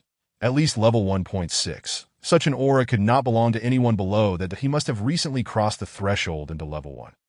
7. This observation comes from Zhuge. Level 1.7. How could that be? I have only just broken through to level 1.3. Why is there such a vast disparity among us training camp members? It seems Shangguan Yun's victory is virtually guaranteed. Let us not jump to conclusions too hastily. While Shangguan Yun is formidable, my brother Qin Yu is no slouch either. Indeed, with Qin Yu striking good looks, how could he possibly lose? Surely, no one truly believes Qin Yu can defeat Shangguan Yun? Surely not. The young officer beside Shangguan Feng chuckled and remarked, General, it seems that the championship of this training camp has already been reserved by your esteemed Shangguan family. Congratulations. Shangguan Feng replied nonchalantly. Do you truly believe that Shangguan Yun, having broken through to level 1.7, can surpass Qin Yu? With a faint smile, Shangguan Feng did not respond directly, saying, just watch closely. The results will soon be revealed. Qin Yu, unleash your full strength. Shangguan Yun declared, challenging Qin Yu. Are you certain you want me to give it my all? Qin Yu inquired. Absolutely. Shangguan Yun confidently asserted, if I defeat you without you giving it your all, this match would hold no significance. Very well, but before that, there is something of utmost importance to attend to. What is it? Qin Yu turned to the referee, asking, can we commence the match? The referee suddenly realized that he had forgotten to signal the start of the contest. Are both contestants ready? Ready. Qin Yu affirmed, I have been prepared for a month. Let us begin at once. Shangguan Yun insisted. Very well, the match begins. With the referee's command, Qin Yu's figure gradually dissipated from his standing position. Where did Qin Yu go? In the next instant, Shangguan Yun soared into the air. Following this, a crescent-shaped blade of golden light appeared, striking Shangguan Yun and resulting in an explosion that left him dazed. In the fleeting moments of consciousness, Shangguan Yun realized yet again that he had lost. Standing on the arena, Qin Yu slightly bowed. I apologize. I still could not unleash my full potential. For doing so would mean you would perish. Had Qin Yu not held back, that 7-star forging blade strike would have not merely exploded, but would have pierced through Shangguan Yun, cleaving him in twain. Silence, a deathly stillness enveloped the scene. As if time itself had halted, no sound was heard, nor any movement witnessed. Dear friends, I implore you not to neglect this book. During the new book promotion period, neglecting it will adversely affect its traffic, potentially leading to its demise, that I earnestly ask everyone to actively pursue updates during this time. Thank you all. Chapter 58. The exotic beasts. 5 seconds until the beasts reach the battlefield. Please prepare yourselves. Everyone's minds were blank. What just transpired? How did Shangguan Yun get launched into the air? What exactly did Qin Yu do? What was that crescent-shaped golden light? Did Qin Yu defeat Shangguan Yun in a single move? When Shangguan Yun showcased his 1.7 level prowess, nearly everyone assumed he was assured victory. However, upon the referee's signal, Qin Yu vanished, and moments later, Shangguan Yun was sent flying by Qin Yu. Subsequently, a golden blade of light erupted. From the start of the match to Shangguan Yun losing consciousness, scarcely a few seconds had passed. In fact, Everyone had not even had the time to react before the match concluded. It was utterly inconceivable. Even Shangguan Feng was taken aback. He knew Shangguan Yun was no match for Qin Yu, yet he did not expect him to be unable to withstand even a single strike from Qin Yu. He had underestimated Qin Yu's strength. Referee, please announce the results. Qin Yu's voice broke the trance, awakening everyone to, the referee, coming to his senses, hastily declared, in this match, Qin Yu emerges victorious. With this proclamation, the final evaluation of the training camp officially concluded. However, at this moment, no one felt any joy of graduation. Instead, they appeared burdened with pressure. The spectacle of Qin Yu effortlessly dispatching Shangguan Yun was too shocking. Although yesterday's Xie Shirin was equally formidable, perhaps even stronger than Qin Yu, she was a figure far removed from their immediate circle, a top genius of the human race. Yet, Qin Yu was one of their own, utilizing the same resources and practicing the same breathing techniques. Why was Qin Yu's strength so formidable while they felt so weak? Was it because they were not striving hard enough? Today's display of strength would undoubtedly motivate these students to train even harder upon returning home. Shangguan Xiu rose to his feet, stating, "Your final rankings are currently being compiled and will be announced at 8 this evening. Tomorrow, the training camp will transport you to the nearest airport that I hope you do not become complacent upon your return and continue to forge ahead." "Yes, thank you, teacher. Thank you, camp leader." Thus, the life of the training camp came to an end. Qin Yu, along with Yu Xiangming, Yu Riyue, and Yu Yu, sat in the dining hall, enjoying their final dinner at the camp at Once we leave the training camp, we won't be able to savor these delicacies anymore. Qin Yu lamented. "You're the biggest winner of this training camp. Do you truly care about such trivial food?" Yu Riyue chuckled. "I am not the biggest winner." Qin Yu pointed at Yu Xiangming, saying, "This guy is the true victor, having fought just one match to secure third place." Yu Xiangming suppressed his inner joy, feigning calmness as he shook his head. The final ranking is based on performance during the training camp, as well as initial and final standings. My third place finish is heavily diluted. My overall ranking won't be high. Yu pouted. "Your third place is not just diluted. It's practically all water." Laughter erupted among them. "Qin Yu's first place is surely secure. Let me preemptively congratulate you on becoming the protector of our Yu family." Yu Ru raised her drink. They clinked glasses, and Qin Yu jokingly remarked, "I am striving for first place just to be your family's servant. Boss, when the college entrance examination arrives, I will rely entirely on you," Yu Xiangming said. "Rest assured, given your fee of merely 1,000 a day, I will surely get you into the top 3 nationally." Qin Yu replied with a grin. Keep dreaming." At 8 in the evening, the final rankings were announced. As Qin Yu had anticipated, he ranked first. Yu Xiangming secured 7th place, a commendable achievement for him. Yu Yu and Yu Re placed 26th and 28th respectively, both scores qualifying for extra points post-college entrance examination. The training camp had concluded successfully.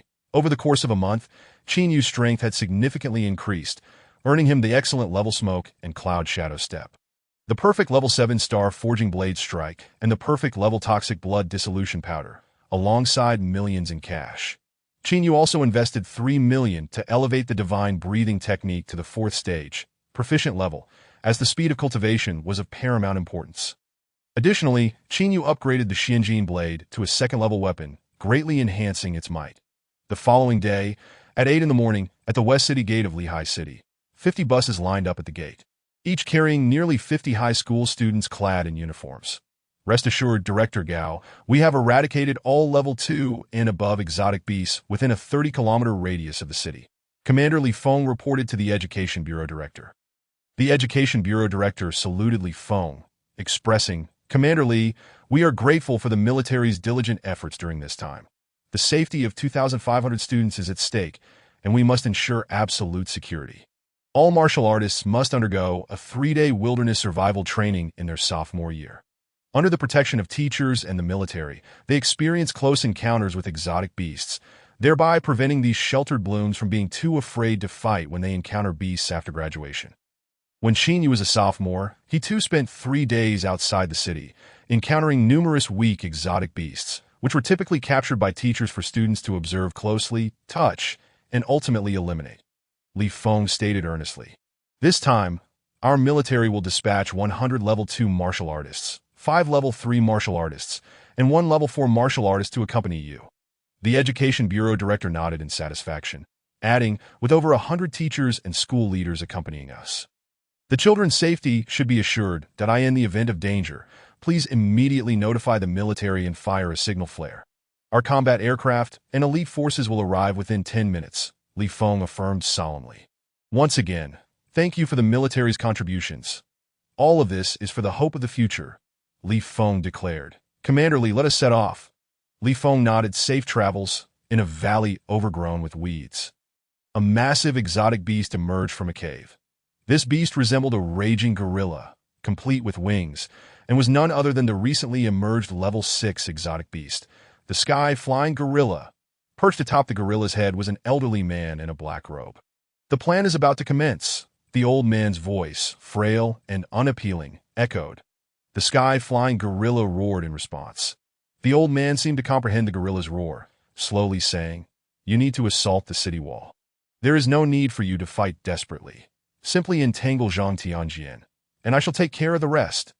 The sky-flying gorilla's eyes flickered, recalling the man who had severely wounded it with a single strike, filling it with trepidation.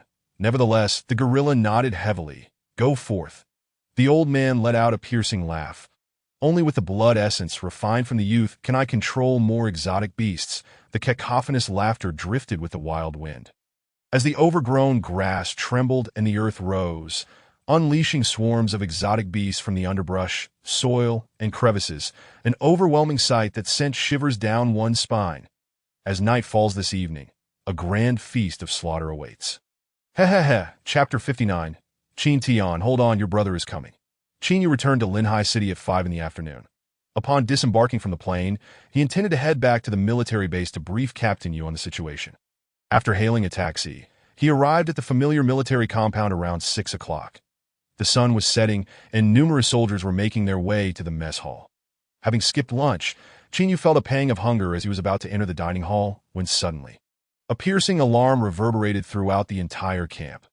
The last time Qin Yu heard such an alarm was on the night of the Beast Tide. Could it be another Beast Tide? Just as I return, I am greeted with such a grand spectacle. Qin Yu mused cheerfully. It has been far too long since I last hunted exotic beasts, and my blade is eager for action. All soldiers hurriedly assembled at their designated positions. And Qin Yu made his way to his former assembly point. Though his current status, identity, and strength far surpassed Li Fugui's, Qin Yu held a deep-seated belief that he was still Li Fugui's soldier. Perhaps it was because during Qin Yu's most challenging times, squad leader Li had lent him a helping hand. Upon reaching his previous gathering spot, Qin Yu saw Li Fugui addressing the troops. Surprised to see Qin Yu approach, Li Fugui paused for a moment before breaking into a smile. "Qin Yu, when did you return?" "I just got to the base when the alarm rang, so I rushed over." Qin Yu explained, then inquired, "What is the situation?" "It seems another beast tide is imminent," Li Fugui replied. "But there is no need for alarm. This tide is even smaller than the last. That is splendid news. It is the perfect opportunity for me to hone my skills." Qin Yu chuckled. In the command center, Li Feng wore a grave expression, his hand trembling slightly as he held the satellite phone.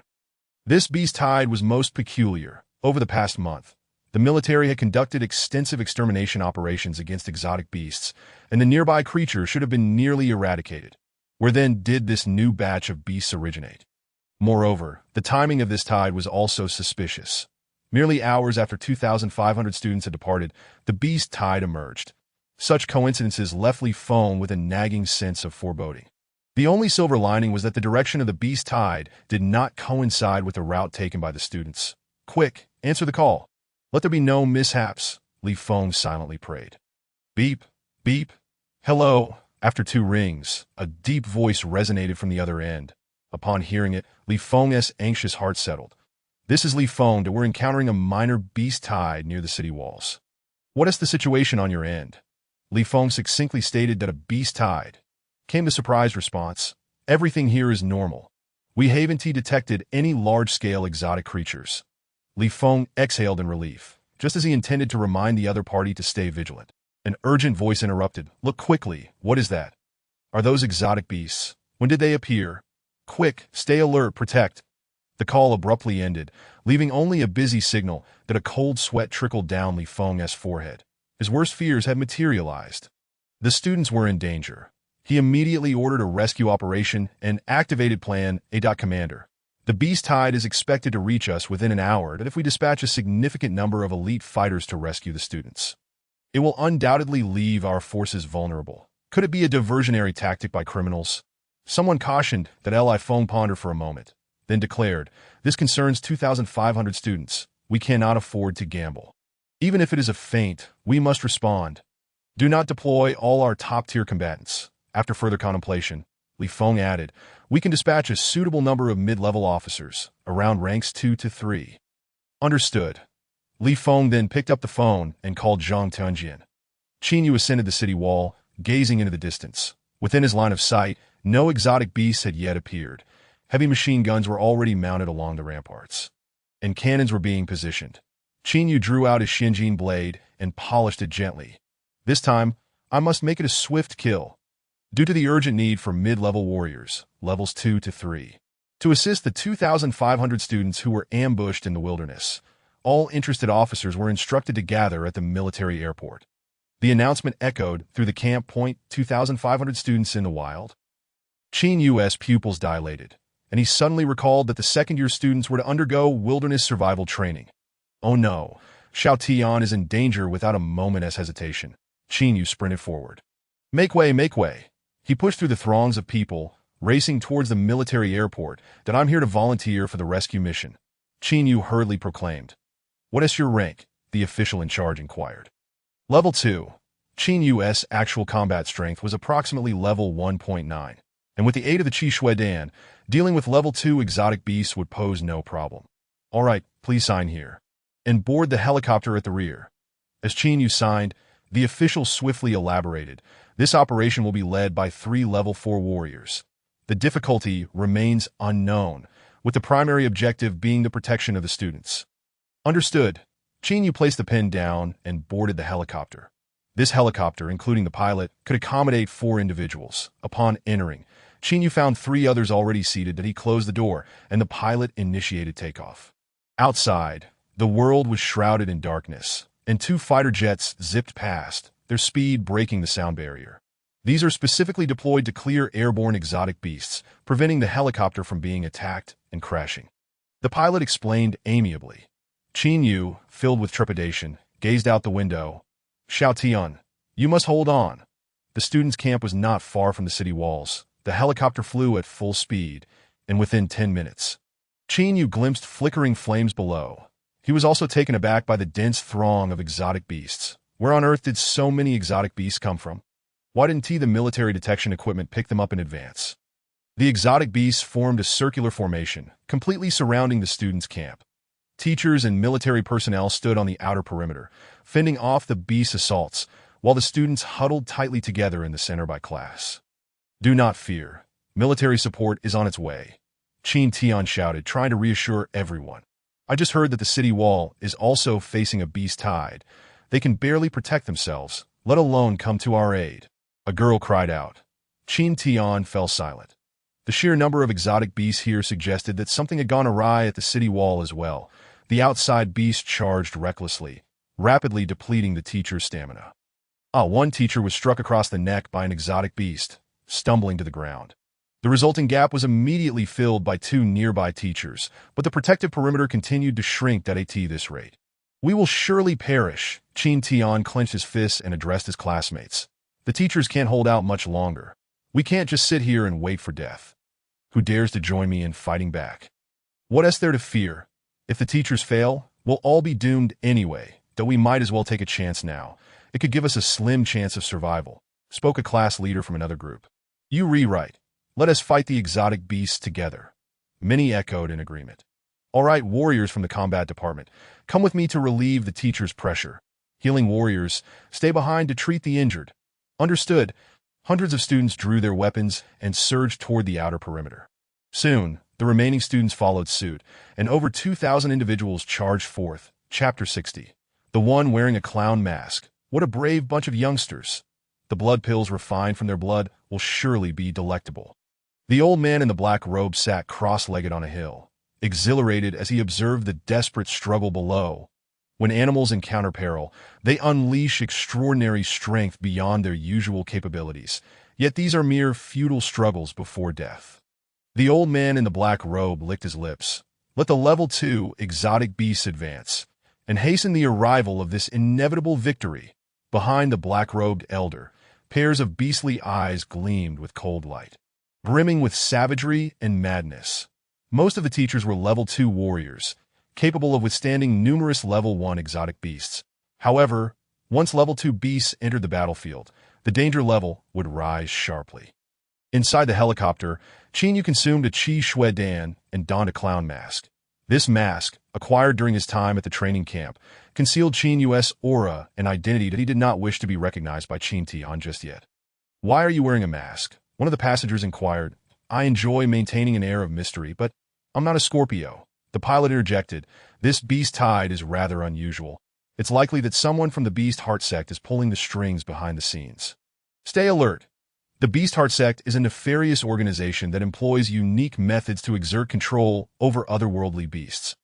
Although ordinary beasts possess formidable combat prowess, they are devoid of intellect and are driven purely by instinct. However, once manipulated by humans, these creatures appear to acquire intelligence, cunning, strategy, and discipline, as if endowed with dual enhancements, transforming them into formidable adversaries. The TO commands such a multitude of beasts simultaneously. The individual orchestrating this must undoubtedly possess exceptional strength. While remaining vigilant against the beasts, one must also guard against the potential ambush from that unseen puppet master. Qin stealthily retrieved a pill from his spatial ring and concealed it within his sleeve. This pill contained a concoction he had crafted, dubbed deadly toxic blood dispersal powder. Inspired by the manufacturing techniques of explosive firecrackers, it could be detonated in the face of imminent danger, releasing the powder into the air. As the helicopter descended, Qin flung open the door and leapt out. "Teacher, we are here to assist you," Qin Tian proclaimed, striking down a small rodent that specialized in ambush tactics. The teachers did not refuse, instructing, "Stand behind me and remain cautious." With the students' involvement, the pressure on the teachers significantly diminished. The situation began to improve until the sudden assault of the first second-tier beast shattered the temporary calm. This creature, known as the Sand Shark, launched a surprise attack from beneath the sandy cover, effortlessly tearing a gap in the protective perimeter. Fortunately, a fourth-tier warrior was present to hold the line, but this was merely a temporary reprieve. Without reinforcements, death was merely a matter of time. The thrum of the helicopter blades resonated overhead, akin to a beacon of hope illuminating the despairing souls below. Reinforcements had arrived, though only a few had come. It was a promising sign that the military had not abandoned them. "Hold on, we are merely the vanguard. The main force is on its way," the voice blared from the helicopter's loudspeaker, igniting a flicker of hope among the crowd. "Do not be complacent," Qin Tian cautioned those around him. This scant support was but a drop in the ocean. Anyone who let their guard down before the main force arrived would meet their demise. Just as he finished speaking, a second-tier beast charged forth. The teacher in front hastily attempted to block it, but was overpowered and pinned to the ground. Should the teacher fall, Qin Tian and the others would be entirely exposed to the oncoming tide of beasts. Waves of creatures surged forward, intent on breaching this vulnerable position. Qin Tian swung his sword, repelling one beast, only to be immediately beset by another that sank its teeth into his ankle. "Da-da!" Qin Tian cried out in pain. Collapsing to one knee, a massive python, as thick as a water barrel, pushed through the throng of beasts, advancing menacingly towards him. "Class leader, I will help." A classmate rushed to assist, but was ensnared by the beasts, leaving Qin Tian utterly isolated. The python drew nearer, its terrifying patterns glistening on its girthy body, the sound of its scales scraping against the ground echoing ominously. In Qin Tian's eyes, the python's form expanded rapidly. Its cavernous maw wide enough to swallow a cow, with fangs as thick as a child's arm. Cold sweat drenched his clothes. Despite his overwhelming fear, he clutched his weapon tightly. Perhaps this sword would not save his life, but even the slightest injury to the python would be a victory. The python lunged, its gaping mouth exuding a nauseating stench of blood. Qin Tian shut his eyes and thrust his sword forward. In that moment, his mind went blank. Movies are indeed deceptive. When faced with death, One has no time to reflect on their life. As time dragged on, the cacophony of beasts surged around him, mingled with anguished cries and the acrid scent of blood. What is happening? Qin Tian slowly opened his eyes to find a golden blade positioned before him, the python's head ensnared upon it. Though the blade appeared diminutive compared to the python's maw, no matter how forcefully the creature struggled, it could not budge the golden sword before it. Turning his gaze to the hilt, he beheld a figure adorned with a jester's mask, watching him intently. The sudden appearance of this jester amidst the brutality of battle seemed profoundly incongruous, that if you lack sufficient strength, do not seek to show off. A chilling voice emanated from beneath the mask.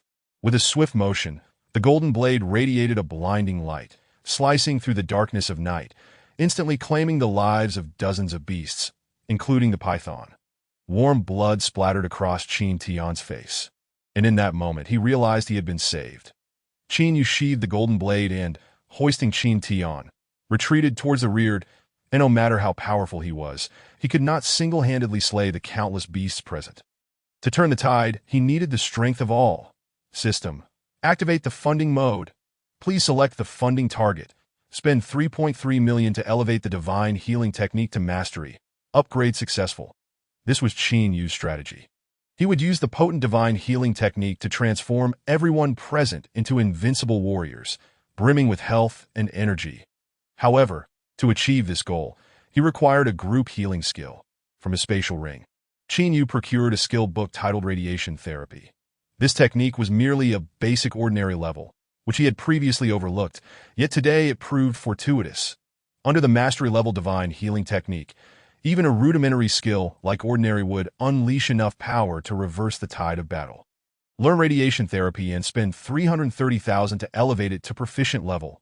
Upgrade successful. Qin Yu discarded Qin Tian and seated himself in the center of the encirclement. The main event was about to commence, on the hillside. The old man in the black robe gazed at the approaching rescue helicopters, cackling with glee. Using the blood of these powerful warriors as a medicinal catalyst should suffice, with a snap of his fingers. He commanded everyone advance. It is time to gather the net. Behind the black-robed elder, dozens of beasts slowly opened their eyes. Though few in number, their presence radiated an immense aura, comprising entirely of third- and fourth-tier beasts, including even two fifth-tier beasts. Qin Yu sat cross-legged in the midst of the encirclement, initiating the divine healing technique. Radiation therapy. Emerald green healing light rippled outward from Qin Yu, enveloping those around him. The light first illuminated Qin Tian. What a delightful sensation! Qin Tian exclaimed, warmth spreading through his body as the bleeding from his ankle ceased, and the flesh visibly healed, returning to its original state within mere seconds. Lao Lu weaved through the crowd. When the students exited the city gates, the military dispatched a fourth-tier warrior, 5 third-tier warriors, and 100 second-tier warriors. Lao Lu was the appointed fourth-tier warrior. The fact that everyone had managed to endure until now was largely credited to Lao Lu's efforts. Wherever a breach appeared in the defensive line, he rushed to the scene, delivering powerful strikes before hastily moving to the next crisis point. And in those fleeting minutes, Lao Lu was either sprinting at full speed or swinging his sword with all his might. Pushing his body to its limits, Tio maintained the defense.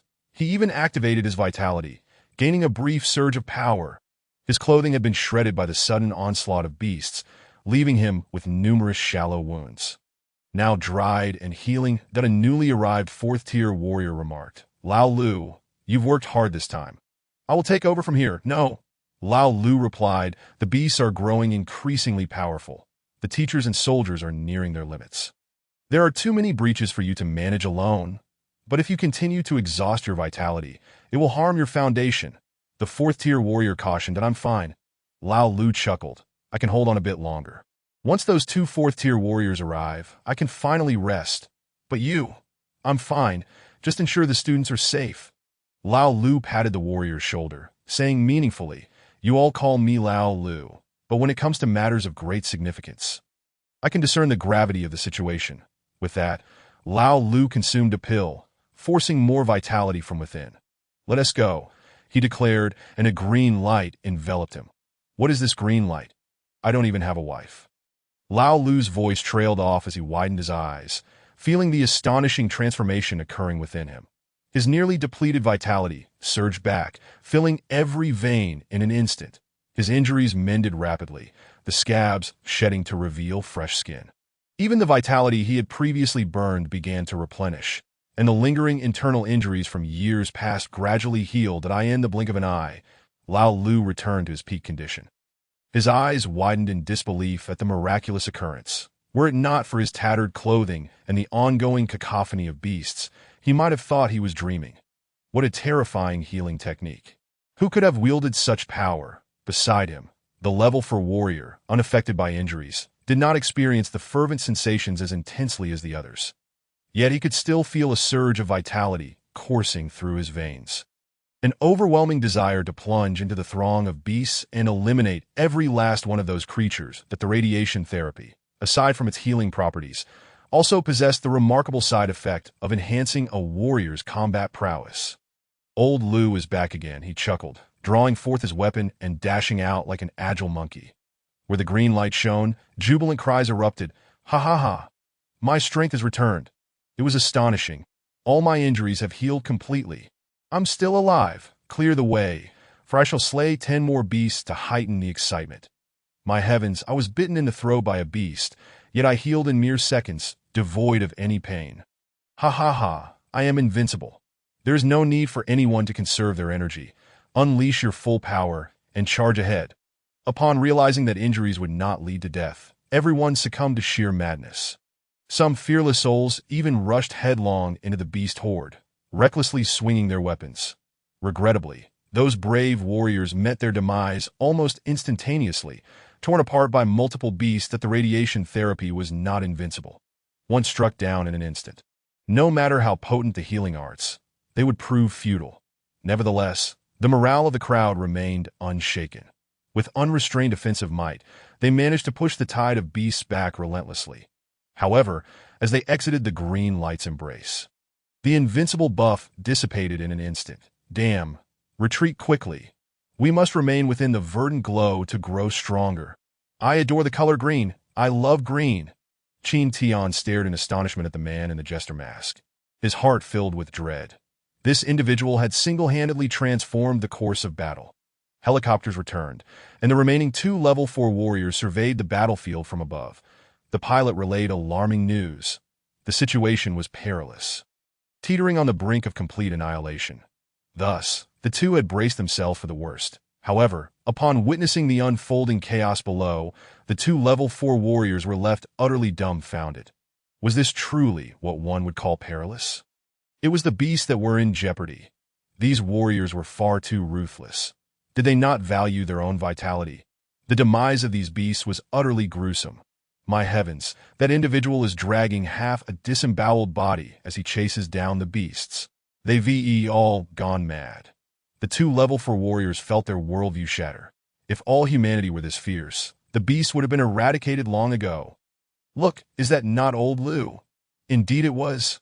Good grief, that fellow is actually pursuing 2 level 4 beasts in combat. When did he become so formidable? On the hill, the elder in the black robe suddenly rose. What is happening? Why are my beasts retreating? He had dispatched even level 5 beasts, yet the war was not unfolding as he had envisioned. The black-robed elder closed his eyes, establishing a connection with one of the beasts, through its perspective. He quickly discerned the source of the battlefield's transformation. Is it that healing warrior? The elder snorted coldly. Such extensive healing. I wonder how long your vitality can sustain. The black-robed elder had no intention of taking matters into his own hands. The Beast Heart sect had survived thus far precisely because each member operated from the shadows, never acting unless absolutely necessary. Qin Yu's consumption of vitality was immense, yet his divine breathing technique allowed him to recover at an even swifter pace. It was an endless cycle of regeneration. 5 minutes later, the black-robed elder could no longer remain seated. The flying beast would not be able to restrain Zhang Tianjian for long, and as long as the healing arts persisted below, the foes would remain unconquered. That if this dragged on, his beasts would be utterly decimated. Since you seek death, I shall oblige you. A healing warrior who allows me to draw near shall meet their demise without fail. The black-robed elder vanished from the hilltop, leaving behind a wisp of black smoke. Chapter 62. Sacred item manipulation. The black-robed elder transformed into a wisp of dark energy, swiftly weaving through the tide of beasts. Even the level 4 warriors, like Old Lu, remained oblivious to the elder's rapid approach. However, this scene did not escape Qin Yu's keen perception. What immense vitality!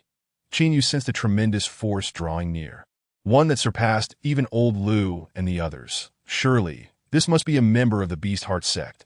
They can no longer remain idle. Taking a deep breath, Qin Yu steadied himself, remaining motionless like a meditative monk. He could not allow the opponent to realize that he had detected something. The disparity in strength was too great, and only by striking unexpectedly could Qin Yu have a glimmer of hope. With a slight loosening of his sleeve, a pill containing deadly poison, vitality-dispersing powder slipped into his hand, that a bead of cold sweat trickled down Qin Yu's forehead. Whether I live or die hinges entirely upon you, Qin Yu thought, feeling unprecedented pressure before such a formidable adversary. The black-robed elder swiftly navigated through the beasts, closing in on Qin Yu. Yet he did not attack from the front. Instead, he circled around to Qin Yu's back. Qin Yu's aura was concealed beneath the jester mask, and in the eyes of the black-robed elder, Qin Yu's enduring vitality indicated that his strength was undoubtedly comparable to his own. The black-robed elder dared not underestimate the situation, preparing to utilize his stealth techniques to launch a surprise assault from behind, leaving Qin Yu no chance to resist. However, every one of his subtle maneuvers was clearly observed by Qin Yu. As the black-robed elder materialized behind Qin Yu, he, being the quintessential villain, firmly remembered not to utter a word, for countless comrades had perished due to excessive chatter. In the instant the black-robed elder appeared, he thrust forth a skeletal claw, devoid of any superfluous words, directly aiming for Qin Yu's head. A glimmer of madness shone in the black-robed elder's eyes. Just then, something akin to a firecracker exploded upon the elder's face. What is that? Though he felt nothing, the black-robed elder instinctively sensed an ominous premonition born of years of experience. In the next moment, the elder's immense vitality deflated like a burst balloon, and the once ferocious skeletal claw lightly tapped against Qin Yu's head, producing a crisp sound. Qin Yu turned his head, the jester mask radiating silent mockery and derision. You have hurt me. The black-robed elder staggered back in terror. My vitality. What have you done to me? While speaking, the black-robed elder hastily retrieved a large handful of detoxification pills, shoving them all into his mouth. Do not struggle. Qin Yu's icy voice emerged from beneath the mask. You cannot cure this poison. No, impossible. The black-robed elder, now resembling a madman, declared, I will kill you. I will have you devoured by countless beasts. His voice was abruptly cut off as a golden mystic blade pierced through his chest. Blackened blood, steaming with miasma, trickled down the blade. Devoid of the protection of vitality, the black-robed elder became as fragile as an ordinary person and soon succumbed to silence. With the death of the black-robed elder, the beasts he had controlled instantly regained their freedom, scattering in all directions. The once mighty tide of beasts swiftly disintegrated. Qin Yu exhaled deeply, ready to rush forth and slay a few more beasts when, to his astonishment, a scroll materialized from the elder's corpse. Qin Yu's gaze sharpened. Could it be that killing also yielded treasures? Not quite. Back during the training camp, Qin Yu had slain Huang Hao and Zhou Hu. Yet no items had dropped that if it was not a flaw on his part, then it must be an anomaly with the black-robed elder. Perhaps the members of the Beast Heart sect have become indistinguishable from the beasts themselves. Qin Yu retrieved the scroll. Congratulations. You have obtained Sacred Item Manipulation. Sacred Item Manipulation type. Skill quality. Perfect description. Resonates the vital energy within the body with the external spiritual energy, enabling control over the movement of objects. At last, the coveted item manipulation. Oh, System Daddy, I truly adore you. Wishing everyone a happy new year. Chapter 63. Sacred Relics in the Abyss. Qin Tian's eyes widened. He had been fixated on the jester mask, completely unaware of the miraculous scene unfolding before him. The man in the jester mask effortlessly grasped a scroll from the air above a corpse. This truly the world of the powerful. Perhaps it was merely his illusion, but Qin Tian felt an uncanny resemblance between the figure of the jester mask and someone he knew, though that person could never appear here, nor possess such strength. Tonight, there was also a beast tide beyond the city walls. I wonder how my brother is faring. Senior. Qin Tian wished to express his gratitude to the jester mask for saving his life. Yet as he uttered the first two words, the jester mask had already dashed off into the throng of revelers, swiftly vanishing from sight. System, I wish to spend 330,000 to elevate the sacred item manipulation to proficiency level. Qin Yu recited in his mind while pursuing the beasts. Upgrade successful. Soon, the system emitted a response. Qin Yu pointed forward with his two fingers, and the Xinjin blade transformed into a beam of golden light. Instantly piercing through the skull of a strange beast, as Qin Yu swiftly passed by, he casually placed the exploded items into his spatial ring. The Xinjin blade returned, and Qin Yu gently leaped onto it. His considerable weight immediately pressing the blade into the ground. It seems I cannot fly with the sword after all. Qin Yu sighed in disappointment, perhaps due to the low level of the holy item control technique, which could not bear his weight at all. Stowing away the Xinjin blade, Qin Yu continued to pursue the scattered strange beasts, swiftly vanishing into the night. Being alone in the wilderness at night was exceedingly perilous, especially after the recent beast tide, with strange beasts scattered everywhere. However, this posed no problem for Qin Yu. The clown mask concealed his aura, preventing detection by the strange beasts. The divine-level breathing technique granted him heightened perception, allowing him to sense the presence of powerful strange beasts in advance, thus enabling him to evade them with ease. This capability allowed Qin Yu to navigate the treacherous wilderness with remarkable agility. With the holy item control technique reaching the proficient level, Qin Yu could now manipulate 5 items simultaneously, with a control range of 50 meters. This significantly enhanced his efficiency in slaying strange beasts. Although Qin Yu had not forged specialized conical weapons, he possessed numerous spirit stones. These stones, with their high density and hardness, boasted sharp edges. Once accelerated, they proved far more effective than bricks. Striking the back of a strange beast's head would inevitably result in a bloody mess. It was only by dawn that Qin Yu returned to the military camp. After a night of relentless battles, he had acquired yet another divine skill. Divine level planting technique type. Skill quality, divine description, contains the planting methods and experiences for 888 kinds of rare, earthly treasures, with a certain probability of cultivating extremely rare treasures of heaven and earth. Compared to previous divine skills, this one was of considerably lesser utility for Qin Yu. With no seeds or land, mere planting knowledge was of little use. Setting aside the divine level planting technique for future study, Qin Yu sought out Yurua Shuang. After confirming his candidate status, he began preparing for the upcoming college entrance examination in over a month. Qin Yu's combat prowess was now equivalent to a level 1.9 warrior, a strength that would undoubtedly rank him among the elite even within the Yu family. However, in direct confrontation with the most outstanding talents, such as Xie Shirin, Qin Yu had virtually no chance of victory without the use of elixirs, which were prohibited during the examination to prevent those with mediocre talent from utilizing powerful elixirs to enter prestigious schools, thereby squandering valuable resources. Yet just because he was not currently capable did not mean he would remain so in a month. With the divine level breathing technique advancing to the mastery level, Qin Yu's cultivation speed surged once more. Inside his room, he drew a spirit gathering array and consumed a chi blood pill to commence his training. As time passed, a month slipped by in the blink of an eye. Only 10 days remained until the college entrance examination. Qin Yu stepped into the casting association of Lehigh City. "Hello, how may I assist you?" inquired a staff member. Qin Yu casually handed the staff member a medal. The staff member paused momentarily upon seeing the medal, perhaps due to its rarity, failing to recognize it immediately. After a few seconds, the staff member recognized the medal, immediately donning an expression of utmost respect. "Honorable member, how may I serve you?" "I require a private casting room."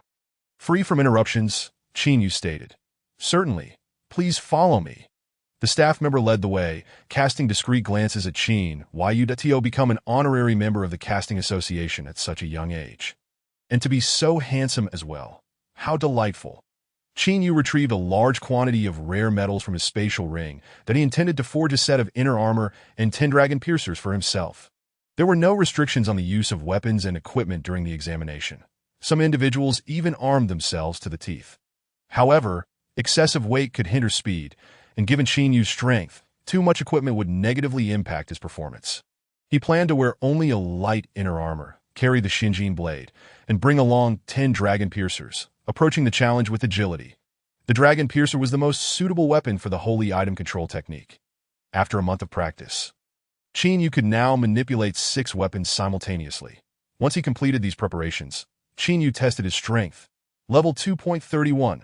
This should suffice. With 10 days left, I aim to reach level 2.4. In the sky, a rift appeared.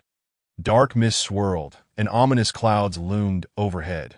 Infinite formations radiating faint light, guarding this realm. Some claimed it connected to hell. Others asserted it was the origin of strange beasts. Opinions varied, but all agreed that the other side of the rift harbored endless demons and calamities. At this moment, a large group of individuals with varying hair colors, yet terrifyingly potent auras, gazed intently at the abyss below.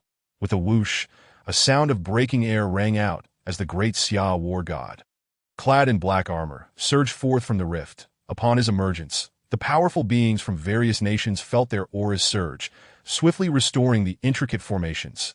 "How goes it, Simida?" inquired a fair-skinned man. The others gathered around the great Xia war god. Mission accomplished. The great Xia war god flipped his hands, producing an egg radiating colorful light, adorned with intricate patterns that emitted a gentle power, dispelling the pervasive black mist surrounding them. That everyone's eyes sparkled. This is the legendary holy object capable of saving the world. It is simply perfect. All spoke in fluent Great Xia, expressing their admiration. The Great Xia war god secured the egg. I shall take it back to Great Xia for incubation. At this declaration, he was instantly met with vehement opposition. No, your Great Xia cannot provide a safe environment for the holy object to hatch. It rightfully belongs to the Great Eagle Sauce. Only our Sakura nation can guarantee the safety of the holy object. Only the pure waters of the Ganges are suitable for its incubation. The holy object belongs to us. Silence. The great Xia war god erupted with formidable power. The holy object is mine to bring. It is rightfully my possession. Without our assistance, you cannot escape the rift alone. Then let us determine the holy object's ownership through strength. The great Xia war god declared with an air of authority. Our power is too overwhelming, and our destructive capabilities too great. This contest should be held among the younger generation. Proposed one individual. Agreed. The great Xia war god accepted. Coincidentally, our annual college entrance examination is approaching. You may send your youngsters to participate. Whoever stands last shall claim this holy egg. Agreed. Okay. Everyone readily accepted. Although the college entrance examination was the home ground of Great Xia, the true determinant of victory lay not in numbers, but in quality. All held utmost confidence in their respective young talents. Chapter 64. Strength Test. Shireen, I have summoned you here to relay an important matter. A robust elder with white brows and beard spoke slowly. Master, please proceed. Xie Shireen replied with a respectful demeanor, eager to listen. You must prepare diligently for the upcoming college entrance examination in a few days, and ensure you give it your all. Xie Shireen looked up. Puzzled, Master. Have you lost your mind? I have already been granted automatic admission. I need not participate. The elder sipped his tea and explained slowly. Yesterday, nations worldwide united to acquire a precious artifact. Every country wishes to claim it for themselves. Upon hearing this, Xie Shireen understood that foreign prodigies will participate in this college entrance examination. The elder nodded. Indeed, whichever country's individual emerges as the top scorer will secure that artifact, and all our nation's top talents will flock to the battlefield of the entrance examination. I understand, Master. Do you have any further instructions? Xie Shireen inquired. My young girl, do not rush. Allow me to explain the examination's key points. The elder leisurely sipped his tea. The examination consists of 2 phases. The first phase assesses the candidate's true combat power. The strength of their combat abilities will form the initial leaderboard, which accounts for 30 of the final score. The top 500 on this leaderboard receive full marks. So in this phase, you must conceal your true strength. Do not allow the foreign prodigies to see through you. Simply aim to place within the top 500. Xie Shireen asked, Master, how much strength should I exhibit? Last year's 500th place was at level 1.84. This time, with a plethora of foreign prodigies and you top-tier talents participating, the standard will undoubtedly rise significantly. I predict it will reach around level 2. For safety's sake, Aim to showcase a strength of level 2.1. Understood, Master. The second phase is of utmost importance. Candidates will pass through a time-space gate into a realm known as the Second World, where they can earn points by slaying the strange beasts within. Additionally, slaying other candidates allows one to claim half of their total points, while eliminated candidates are disqualified. For instance, if candidate A earns 100 points and is subsequently eliminated by candidate B, then candidate B will directly acquire 50 points, while candidate A's final score remains fixed at 100 points. Siesheri nodded and asked, Master, what should I be particularly mindful of? When encountering foreign prodigies, one must exert every effort to pursue them relentlessly. When faced with our own talented individuals, it is essential to collaborate without internal strife. And when confronting ordinary individuals, one may engage them to earn points. Understood? The Shangwan family, the Zhuge family, the Yu family of the imperial capital, the Long family of Jiangnan, countless ancient clans and top-tier families summoned their youngest members almost simultaneously. This year's college entrance examination is of paramount importance. During the first phase, one must conceal their true abilities, while in the second phase, one must unleash their full potential. Our great Xia must emerge victorious. Is that clear? Crystal clear. A similar scene unfolded across various regions of Great Xia, as hundreds of previously guaranteed prodigies rejoined the fray of the college entrance examination. Undoubtedly, this year's examination will be the most challenging in history. 10 days swiftly elapsed. The annual grand event of Great Xia's college entrance examination officially commenced at 8 o'clock this morning. The candidates represent the future hope of Great Xia and even humanity, thus drawing the attention of countless individuals each year. From first grade to senior year, everyone must watch the live broadcast of the examination. The military, prestigious families, graduated martial artists, and numerous foreign powers are closely monitoring the situation of Great Xia's college entrance examination. The number of viewers for the live broadcast quickly surpassed 400 million, surpassing even the enthusiasm of the Spring Festival Gala. The most anticipated day of the year has arrived. One wonders what exceptional prodigies Great Xia will produce this year. Baka, your prodigies wouldn't even be worthy of carrying our shoes. If our geniuses were to participate, the top 10 would undoubtedly be filled with students from our Sakura Nation. Who are you calling foolish? Your Sakura Nation is on the brink of being overrun by otherworldly beasts, and you still have the audacity to speak. Bring your talents here, and in no time, we'll have you searching for your teeth. While it is true that Sakura Nation may not be able to compete with Great Xia, our Bangzi Nation certainly can. Indeed, all your so-called war gods belong to our Bangzi Nation. Just wait until we borrow them for our own use. The netizens of Great Xia could hardly be bothered to engage with such individuals. After all, a shameless person is invincible. One can't truly reach through the internet to confront them, unless their prodigies appear on the examination stage. That would be the only opportunity to deliver a resounding slap to their faces. At 8 o'clock in the morning, thousands of cities in Great Xia began their power assessments simultaneously. Qinyu stood in the familiar examination hall, having secured the last position due to his connections. However, he remained unperturbed, calmly seated while feeling out of place among the anxious students nearby. Youthful exuberance, with a glance at the boy trembling with nervousness beside him. Qinyu clicked his tongue. Candidate number 1, Lin Xiaoxiao, please enter the testing room. The first student entered, marking the official commencement of the assessments. Concurrently, the overall rankings began to display candidates' information and testing results. First place, Imperial Capital. Wang Ergu, level 0.97. Wang Ergu held the top spot for less than a second before being surpassed. First place, Jiangnan, Song San, level 1.13. The leaderboard refreshed every second, and netizens in the live broadcast passionately discussed the unfolding drama. How intense! The most exhilarating part of each year is witnessing the rankings escalate, akin to a record-breaking thrill. Baka, Gangmin Pianzo, go test it out and announce to all of Great Xia that our Sakura Nation has arrived. Suga, understood, Commander. Moments later, Gangmin Pianzo exited the testing room. The leaderboard's first position was refreshed accordingly. First place, Sakura Nation, Gangmin Pianzo, level 1.87. When this name appeared before everyone, disbelief rippled through the crowd. What on earth? How did a Sakura Nation individual show up? Level 1.87 would have secured a top 5 position last year. Are they here just to stir trouble? Where are our Great Xia prodigies? I am Li Yidan, requesting to engage in battle. Yoshi, I told you that any random individual from our great Sakura Empire could crush you. Great Xia, the leaderboard refreshed once more. First place, Bangzi Nation, Gene Duoin, level 1.91. Our Bangzi Nation also has prodigies participating in the examination. What about you, Great Xia? Within the live broadcast, netizens from both Sakura Nation and Bangzi Nation became increasingly boisterous. A gentle reminder, gifts in the gift section are free. One merely needs to watch a 20-second advertisement, and one can send gifts 3 times a day. Insistent hint. Chapter 65, Level 2. 4 dominates the scene. What arrogance! Our great Xia prodigies have yet to make their entrance.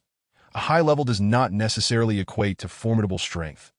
We, great Xia, have already conquered the primary level of the simplest formations.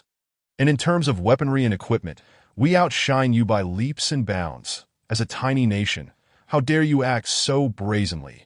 The netizens of Great Xia engaged in heated debates, while those from Bangzi Nation and Sakura Nation were exceedingly arrogant. No matter what you say, the top spot belongs to us, Bangzi Nation. Our Sakura Nation only sent one individual and has crushed countless students from Great Xia. You truly have no capable candidates. Is Great Xia truly up to the challenge? Netizens from Great Xia felt their faces flush with embarrassment. No matter how much they argued, it did not change the fact that the first and second positions were held by foreigners. Although everyone shouted fervently, deep down, they lacked confidence. They could only fixate on the leaderboard, eagerly awaiting our Great Xia prodigies to reclaim the top position. It refreshed. The first place changed. Everyone looked on with excitement, only to be met with disappointment upon seeing the country affiliation. First place, Eagle Nation, Tom Halley, level 1.93. The leaderboard shifted rapidly, with the first place constantly changing. The Bear Nation, the White Elephant Nation. Increasingly, more foreigners appeared on the leaderboard, swiftly occupying the top 10. The live broadcast comments erupted with fervor. Foreign netizens grew increasingly aggressive, their numbers swelling, while Great Xia's netizens felt their confidence wane, only managing to hold their ground by sheer numbers. You family, these individuals truly are overzealous. Do they think Great Xia is without capable individuals? The speaker, named UMO, was the current head of the Yu family, possessing formidable strength. Head of the family, please allow me to engage. Let me quell the arrogance of these barbarians. A handsome young man stepped forward, named Yu Kaifeng, one of the top 3 prodigies of the Yu family. While Yu Ruyue and others participated in the training camp, Yu Kaifeng received personal guidance from the old family head and the grand elder, significantly enhancing his strength. The YUMO nodded. Go ahead. Just secure first place. There's no need to exert your full strength. Your objective is not merely the top rank on this board, but the title of top scholar in the college entrance examination. Revealing your strength too early may lead to being targeted by others. Understood. The leaderboard refreshed. First place, Imperial Capital, Ouyang Yuan, level 2.05. Second place, Jiangnan, Long Mo, level 2.05. Third place, Imperial Capital, Yu Kaifeng, level 2.04. In an instant, the top 3 positions were reclaimed by Great Xia.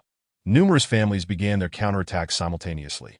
Netizens from Great Xia rejoiced. Wonderful. Our Great Xia prodigies have finally made their move. We, Great Xia, were merely biding our time. Once we strike, none of you will be a match for us. How brazen to act so boldly on our territory. We shall teach you a lesson in no time. These levels are utterly outrageous. Didn't all those scoring above 1.9 get guaranteed admission last year? The most challenging college entrance examination in history is upon us. Where are the individuals from Sakura Nation and Bangzi Nation? Why are they silent? Come out and chat. The leaderboard continued to shift, with nations constantly vying for the top position. The fervor surrounding Great Xia's college entrance examination soared, as an influx of foreigners flooded into the live broadcast, increasing the viewership to a staggering 1 billion. During this time, Xia Shirin also completed her assessment, yet her ranking was not particularly outstanding, falling somewhere between 100th and 200th place. The top prodigies from Sakura Nation, Bangzi Nation, Eagle Nation, as well as Great Xia Shengwan family, Ouyang family, and Zhuge family, all found their rankings not particularly high. The top 500 spots were filled with perfect scores. Those genuinely aiming for the title of top scholar sought to minimize their presence, allowing them to play the role of the underdog at crucial moments. Meanwhile, intelligence personnel from various nations diligently gathered information. Due to time constraints, we can only collect rough information on the top 100 candidates. The intelligence gathered was distributed among the prodigies. Knowing oneself and one's enemy ensures victory in every battle. Each prodigy possesses unique combat characteristics, akin to Siesherin's ability to manipulate objects. If the opponent is unaware in advance, they may easily be caught off guard. However, if this information is obtained beforehand, one can prepare defenses and devise countermeasures. As evening approached, many testing sessions concluded, and the leaderboard began to stabilize, with little change among the top 500. At this moment, netizens from Sakura Nation were exceedingly arrogant. Ha ha ha, our Sakura Nation still holds the top position. Indeed, our Sakura Nation is the world's #1. How embarrassing for Great Xia. With so many participants, not a single one can measure up. It feels so satisfying to seize the top position from Great Xia on their home turf. Great Xia, you should refrain from boasting about being a nation of cheats. In the face of our great Sakura Empire, you are utterly insignificant. The remaining netizens from various countries are rallying in support of Sakura country while vehemently criticizing the Great Xia. The citizens of Great Xia are numerous, and having previously endured harsh criticism, they have finally found an opportunity to retaliate. How dare they boast? We are merely 0.01 levels below the first place. In a real confrontation, the outcome remains uncertain. However, the first place rightfully belongs to our Sakura country. Ha ha ha. The martial arts techniques, combat skills, tactics, and equipment all significantly influence a warrior's strength. Which of these facets does your Sakura country excel in? Yet the first place is still ours. Ha ha ha. Your Sakura country is on the brink of being overrun by exotic beasts, and yet you have the audacity to be arrogant. Nevertheless, the first place is indeed ours. Ha ha ha. No matter what the netizens of Great Xia say, Sakura country will forever maintain its stance, which has undoubtedly infuriated many from Great Xia. Our great nation, are we truly to be overshadowed by that mere speck of land? Are there no candidates capable of standing tall? The vast majority of candidates have completed their assessments. Major cities like the imperial capital, Magic City, and Jiangnan have already finished, and it is nearly impossible for lesser-known locales to yield any experts, let alone surpass the leading score of 2.28. While some articulate this reality, it undoubtedly douses the spirits of many that is it possible to allow Sakura country to continue its arrogance unchecked. Just as disappointment loomed, the rankings shifted once more. First place, Linhai City, Qinyu, 2.41 level. With a swish, upon seeing this news, everyone eagerly resumed typing, reveling in the moment. Oh ho ho! Our Great Xia rises again. I told you, on our Great Xia's territory. How could we allow mere strays to act so brazenly? Indeed, the true experts always remain until the end to uphold the honor. A 2.41 level is simply terrifying, directly surpassing the second place by 0.13 levels. Who exactly is this Qin Yu? I have not heard of any prominent family with the surname Qin. Could he be a secret weapon of the nation? In an instant, speculation regarding Qin Yu's identity began to circulate. Meanwhile, the intelligence personnel from various countries were busier than ever. Even if the top prodigies of each nation do not conceal their abilities, they typically range between 2.4 and 2.5. Qin Yu already poses a threat to them. You family. That name, Qin Yu, where have I seen it before? Umo muttered. Patriarch, we know this Qin Yu. Yu Xiaoming exclaimed with excitement in his eyes. Although they had long known Qin Yu as formidable, they had not anticipated him being this powerful. What does a 2.41 level signify? It is likely that even the three top prodigies of the Yu family would not be a match for Qin Yu. At this moment, Yu Xiaoming, Yu, and Yu Ryue's minds suddenly echoed with a single thought. A true genius is right beside me. Do you know him? Yu Mo inquired with curiosity. What is Qin Yu's identity? He is our Yu family's guardian. Upon hearing this, the entire Yu family courtyard fell silent. This person is the guardian of our Yu family. Yu Mo's eyes sparkled with intrigue. That Tio become a guardian implies that this individual is unaffiliated with any sect. Given the lack of adequate resources, for him to cultivate at such a rapid pace and surpass all prodigies, what kind of terrifying talent must he possess? If we could recruit such a leisurely genius. In an instant, countless thoughts flashed through Yu Mo's mind in the classroom. Qin Tian's body trembled as he gazed at the leaderboard on the screen, rendered speechless. Beside him, his female classmate excitedly embraced him. Class monitor, look, the national first place is actually from our Linhai city. It brings us great pride. Yet, she pondered, I wonder which senior from what school possesses such strength. I have never heard of him before. Could he have been concealing his abilities? Class monitor, why are you silent? I recall your brother's name is also Qin Yu, right? Qin Tian forced a smile and shook his head. It must be a coincidence. My brother has already taken the college entrance examination. Just as Qin Yu reached the pinnacle, Zhang Tianjin's phone rang. The first call came from the head of the Zhang family. Tianjin, do you know the student Qin Yu? Who is ranked first? Can you bring him into the Zhang family? I would be willing to personally take him as my disciple. Patriarch, Qin Yu already has a master. Alas, what a pity. You must establish a good relationship with Qin Yu. This child possesses monstrous talent. Rest assured, Patriarch. After hanging up, Zhang Tianjin let out a slow breath. Qin Yu, you little rascal, you have concealed yourself so well. The mere thought of Qin Yu's enigmatic master made Zhang Tianjin involuntarily gasp. When did Qin Yu take on a master? Zhang Tianjin was unaware, but he did know that during last year's college entrance examination, Qin Yu's strength was below 0.3 levels in just 1 year. He had elevated his prowess to 2.4 levels. Such a terrifying rate of improvement would warrant 3 episodes even if it were a scientific documentary. Qin Yu must have mastered even more fearsome combat techniques. With this thought, Zhang Tianjin quickly pulled out his phone and placed a wager of 1 million on Qin Yu at a betting platform. Chapter 66. The college entrance examination begins the following morning. You had an entire night, and you only managed to gather this little information. What are you intelligence personnel doing? The leader overseeing Sakura country's delegation scolded angrily. The intelligence officers looked aggrieved. Primarily, Qin Yu had been too low-key previously. The only record they had was his participation in the East China training camp, where he achieved first place.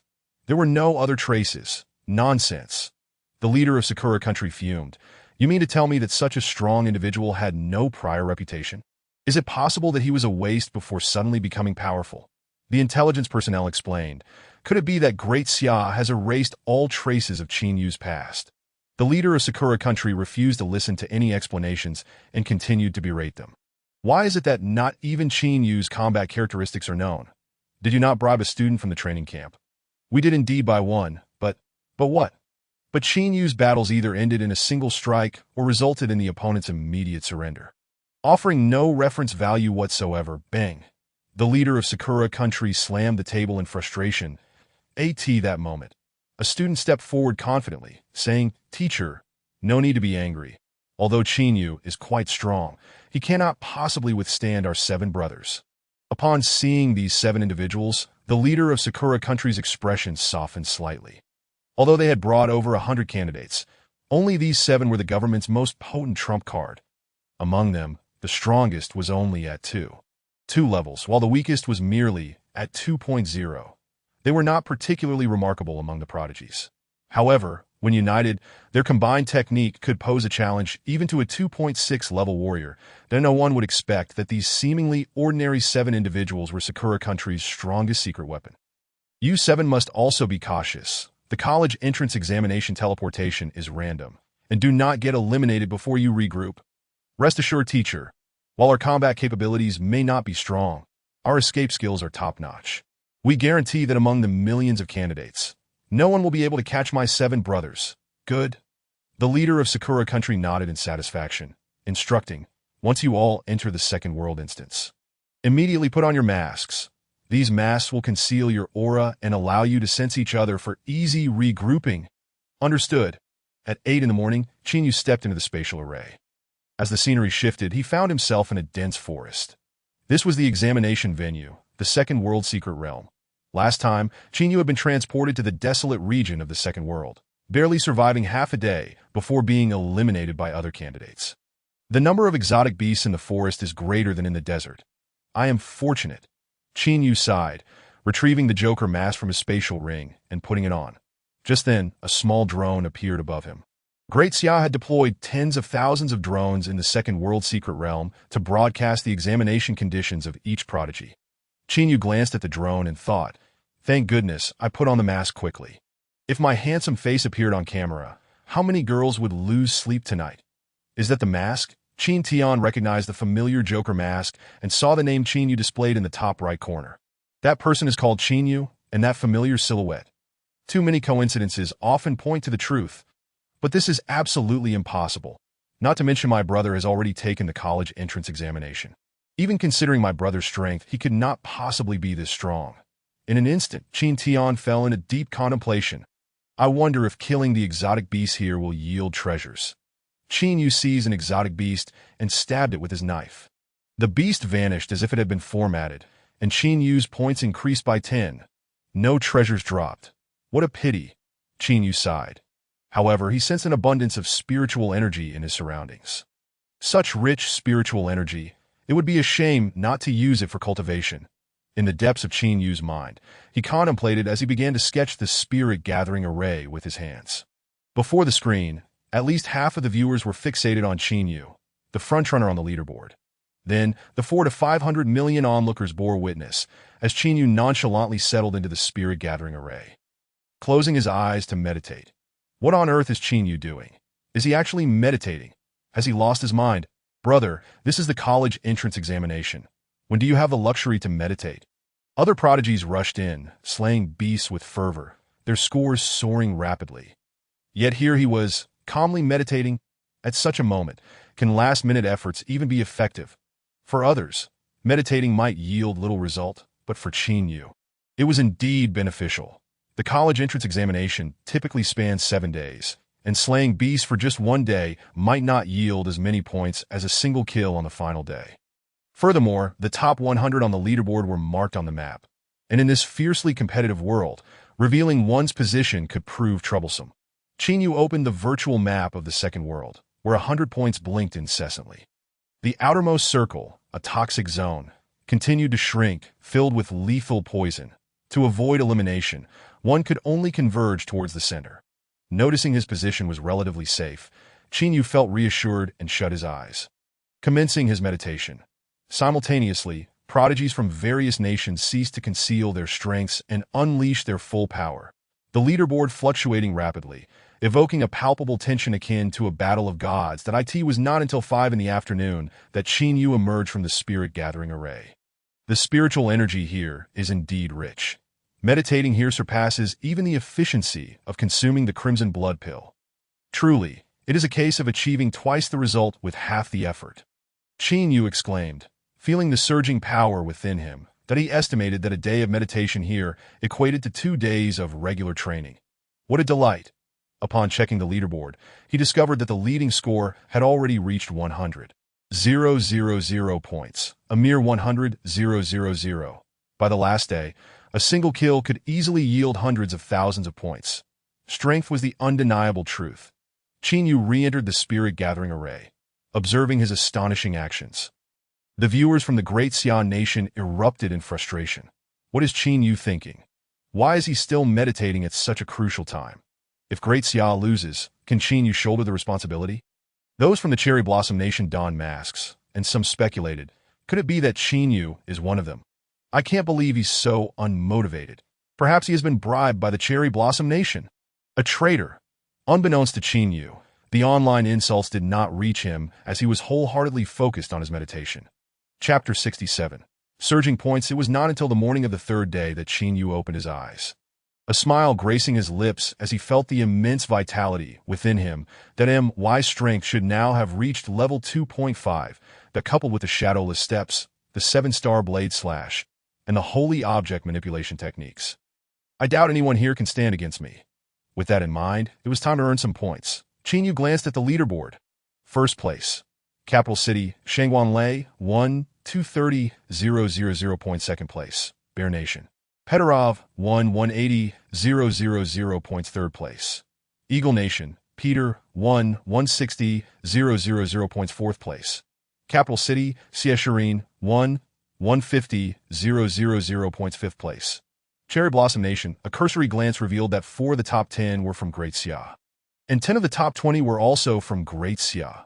Historically, Great Xia had always been a powerhouse in martial arts, and now, competing on home turf, such an advantage was hardly surprising. Currently, Shangguan Lei from the Shangguan family held a slight lead. But the gap with the other prodigies was not substantial. Perhaps by slaying one more beast, he could leap from 10th to 1st. The competition was fierce, and Xinyu could not afford to lag behind. He murmured to himself, "If given the chance, I too shall vie for the top position." The reason was simple. He had wagered 2 million on himself on a certain platform the night before. And should he secure the top spot, it would yield a 10-fold profit.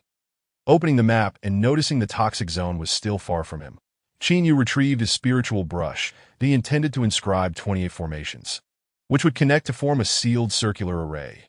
The outermost layer would be an illusion array, and within it lay 2 lethal arrays. Once a beast entered the illusion array, it would be subtly drawn into the killing arrays, ultimately transforming into points for Xinyu. This was far more efficient than slaying one beast at a time. Without further ado, he set to work. While Xinyu diligently arranged the formations, the online viewers were in an uproar. Is Xinyu out of his mind? How many beasts can a single formation kill? Do they expect the beast to willingly stumble into the formations? Xinyu has clearly been bribed by the Cherry Blossom Nation. First, he mindlessly meditates, and now he's engaging in the most useless formation work, purely wasting time. What a disgrace to Great Xia. Regardless of the furious online comments, Xinyu remained unaffected. Each formation had to be meticulously placed in specific locations to ensure the final assembly of the grand array. Every intricate pattern required utmost precision, demanding high standards from the creator. Xinyu worked painstakingly, and it wasn't until 8 in the evening that he completed the final formation, infusing it with vitality. All 28 formations activated simultaneously, emanating a tremendous pressure, a grand spectacle. He produced 3 ordinary spirit stones as the power source for the formations. Now, only the final step remained. With the formations arranged, he merely needed to wait for the beasts to enter. However, beasts were not mindless. They would not venture into a place that felt dangerous unless there was an irresistible temptation present in Xinyu's hands. Such a temptation was indeed at hand. With a flourish, a translucent fruit appeared in his grasp. Instantly, a potent aroma pervaded the entire array, swiftly spreading outward. This fruit, known as the beast tide fruit, was aptly named. Its appearance could potentially trigger a beast tide. Its fragrance was something no beast could resist, compelling any that caught a whiff to frantically rush towards the source of the scent. Xinyu speculated that this fruit might be exceedingly rare. But he did not mind, for he possessed more than a dozen. Casually tossing the fruit to the ground, Xinyu weaved through the trees, quickly distancing himself from the area. Before long, the sounds of beastly roars echoed throughout a 100-mile radius. In the live stream, discussions about the possibility of formations slaying beasts continued. Suddenly, someone commented in the chat, "Look, Xinyu's points are moving." What upon seeing this, many opened the leaderboard to search for Xinyu's name. Rank 10, 943, 325, Lehigh City. Xinyu points, 103. Then, Xinyu's points began to surge dramatically. 0.5, 41 points, 10, 38 points, 10, 0, 86 points. In just a few minutes, Xinyu's points soared past 10,000. Moreover, the speed of growth was accelerating. This astonishing increase left everyone dumbfounded. Even 1,000 pigs could not be slaughtered this quickly. Xinyu's ranking was also climbing rapidly, within the top 1 million, within the top 500,000, within the top 100,000, within the top 50,000. Xinyu's ranking shifted every single second, the speed of change astonishing. This news spread rapidly across the internet, drawing countless viewers to Xinyu's live stream, which soon surpassed 100 million viewers. What is happening? Has Xinyu hacked the system? Ridiculous. This Xinyu must be cheating. Otherwise, how could his points increase so rapidly? Don't speak without understanding. Xinyu spent 8 hours setting up the formations. This outcome is hardly surprising. Even if it is a formation, it shouldn't yield such results. Even our White Elephant Nation's hacks aren't this incredible. It must be a scheme by Great Xia. Points appearing out of thin air? Great Xia can't afford to play this game. In the Cherry Blossom Nation, the Stick Nation, the Eagle Nation, and the Bear Nation, all the countries were quick to notice this change. What? How is this possible? The leaders of the Cherry Blossom Nation were left incredulous. How could Xinyu's points grow so rapidly? The intelligence officers were equally perplexed, unsure of the explanation. They had believed Xinyu's lackadaisical approach posed no threat, and thus had not paid him much attention. Before they could concoct an explanation, the scene in the live stream shifted. The screen displayed the formations Qin Yu had arranged, surrounded by a throng of beasts that were charging madly towards the array. In the distance, countless beasts were surging forward, raising clouds of dust and shaking the earth, an event reminiscent of a beast tide. Witnessing this spectacle, everyone fell silent. How was this even possible? This defied logic. In less than an hour, Qin Yu's points surpassed 100,000. At this rate, he would exceed 1 million by tomorrow morning, catching up to the leading contenders in the college entrance examination.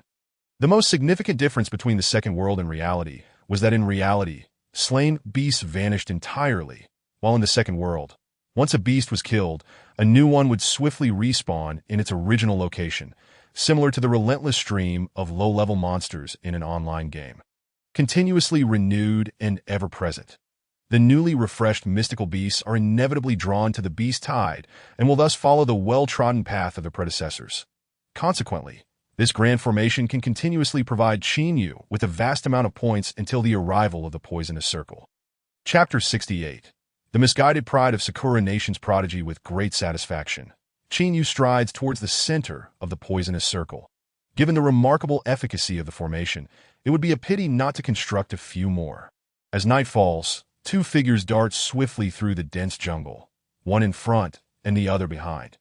The leading individual, donning a ghostly mask and possessing a slender frame, resembles a rabbit pursued by an eagle. His steps frantic as he flees. This individual is none other than the seventh member of the Sakura Nation S Elite, known for his ability to unleash combined skills, and due to his inferior strength. He is referred to as Old Seven, that trailing behind him is a figure clad in azure armor, strikingly handsome with an extraordinary presence, flickers of lightning dancing ominously about him. This is none other than the top-ranked Shangguan Lei. Indeed, he was first this morning and remains so now, with an ever-widening gap from the second place. Presently, Shangguan Lei has set his sights on a delectable target. Shangguan Lei's talent is unparalleled in the history of the Shangguan family for nearly a century. Only one person can rival him, his father, the current patriarch of the Shangguan clan, Shangguan Peng. While some might not recognize Shangguan Peng, his title is known throughout the entirety of the Great Xia. He is the renowned war god of Great Xia, universally acknowledged as the mightiest warrior of the present day. Inheriting not only his father's striking looks, but also his formidable physique, the yin-yang thunderbody, Shangguan Lei, under the unwavering support of the Shangguan family, has grown even more terrifying in strength compared to his father in his youth. As both Shangguan Lei and Old Seven are prodigies, their chase naturally captivates countless onlookers, with the most anxious being the leadership of Sakura Nation. Although Old Seven's strength is not top tier, he is an indispensable component of the seven-person combination. Should Old Seven be eliminated, their strongest trump card will be extinguished before it even sees the light of day. Cursed be the fates, for the weakest Old Seven encounters the mightiest Shangguan Lei. The leader of Sakura Nation watches the live broadcast, heart racing with trepidation. Beside him, an aide hastily reassures, "Boss, there's no need to be overly anxious. Old Seven has cultivated a life-saving technique, and no matter how strong Shangguan Lei is, he cannot possibly capture Old Seven, but let us hope so." The leader of Sakura Nation sighs, uncertain of the method Shangguan Lei possesses, and can only place his trust in Old Seven for now. Lightning crackles. With a sharp command, Shangguan Lei's pupils flicker with arcs of electricity as he transforms into particles of lightning, instantly appearing before Old Seven simultaneously. Shangguan Lei clenches his fist, conjuring a lightning whip that lashes towards Old Seven. Startled, Old Seven halts his advance, but the speed of the lightning whip proves too swift. He musters all his energy and strikes back with a punch. Bang! The whip shatters, and Old Seven is propelled several meters away. His hair charred and remnants of electric power still coursing through him. The rabbit ensnared by the eagle has but one fate. Sighing lightly, Shangguan Lei declares, "Do not struggle. I can grant you a dignified elimination." Old Seven scoffs, resolutely employing his escape technique while stalling for time, saying, "There is an old saying in the Great Xia, 30 years east of the river, 30 years west of the river." In the next moment, a mist of blood envelopes Old Seven. Blood escape. Wishing to flee, Shangguan Lei's pupils constrict as he unleashes dozens of arcs of electricity. Yet, the arcs arrive a moment too late. Old Seven's previous position is left only with drifting blood mist and craters from the lightning strikes. Shangguan Lei, once I reunite with my brothers, I shall surely avenge today as humiliation. The voice fades into the distance, growing ever fainter. Bang Shangguan Lei strikes a nearby tree with his fist. Cursed be my tongue. Had I known, I would have refrained from chatting. 20,000 points have slipped through my fingers as Shangguan Lei departs. The tree explodes. Witnessing this, the leader of Sakura Nation exhales in relief. A weight has finally been lifted from his heart. As long as Old Seven escapes Shangguan Lei's grasp, they will be safe. Old Seven solidifies his form, spitting out a mouthful of blood. Curse Shangguan Lei, I shall make you pay the price. Cursing under his breath, Old Seven surveys his surroundings, needing to ascertain his current location.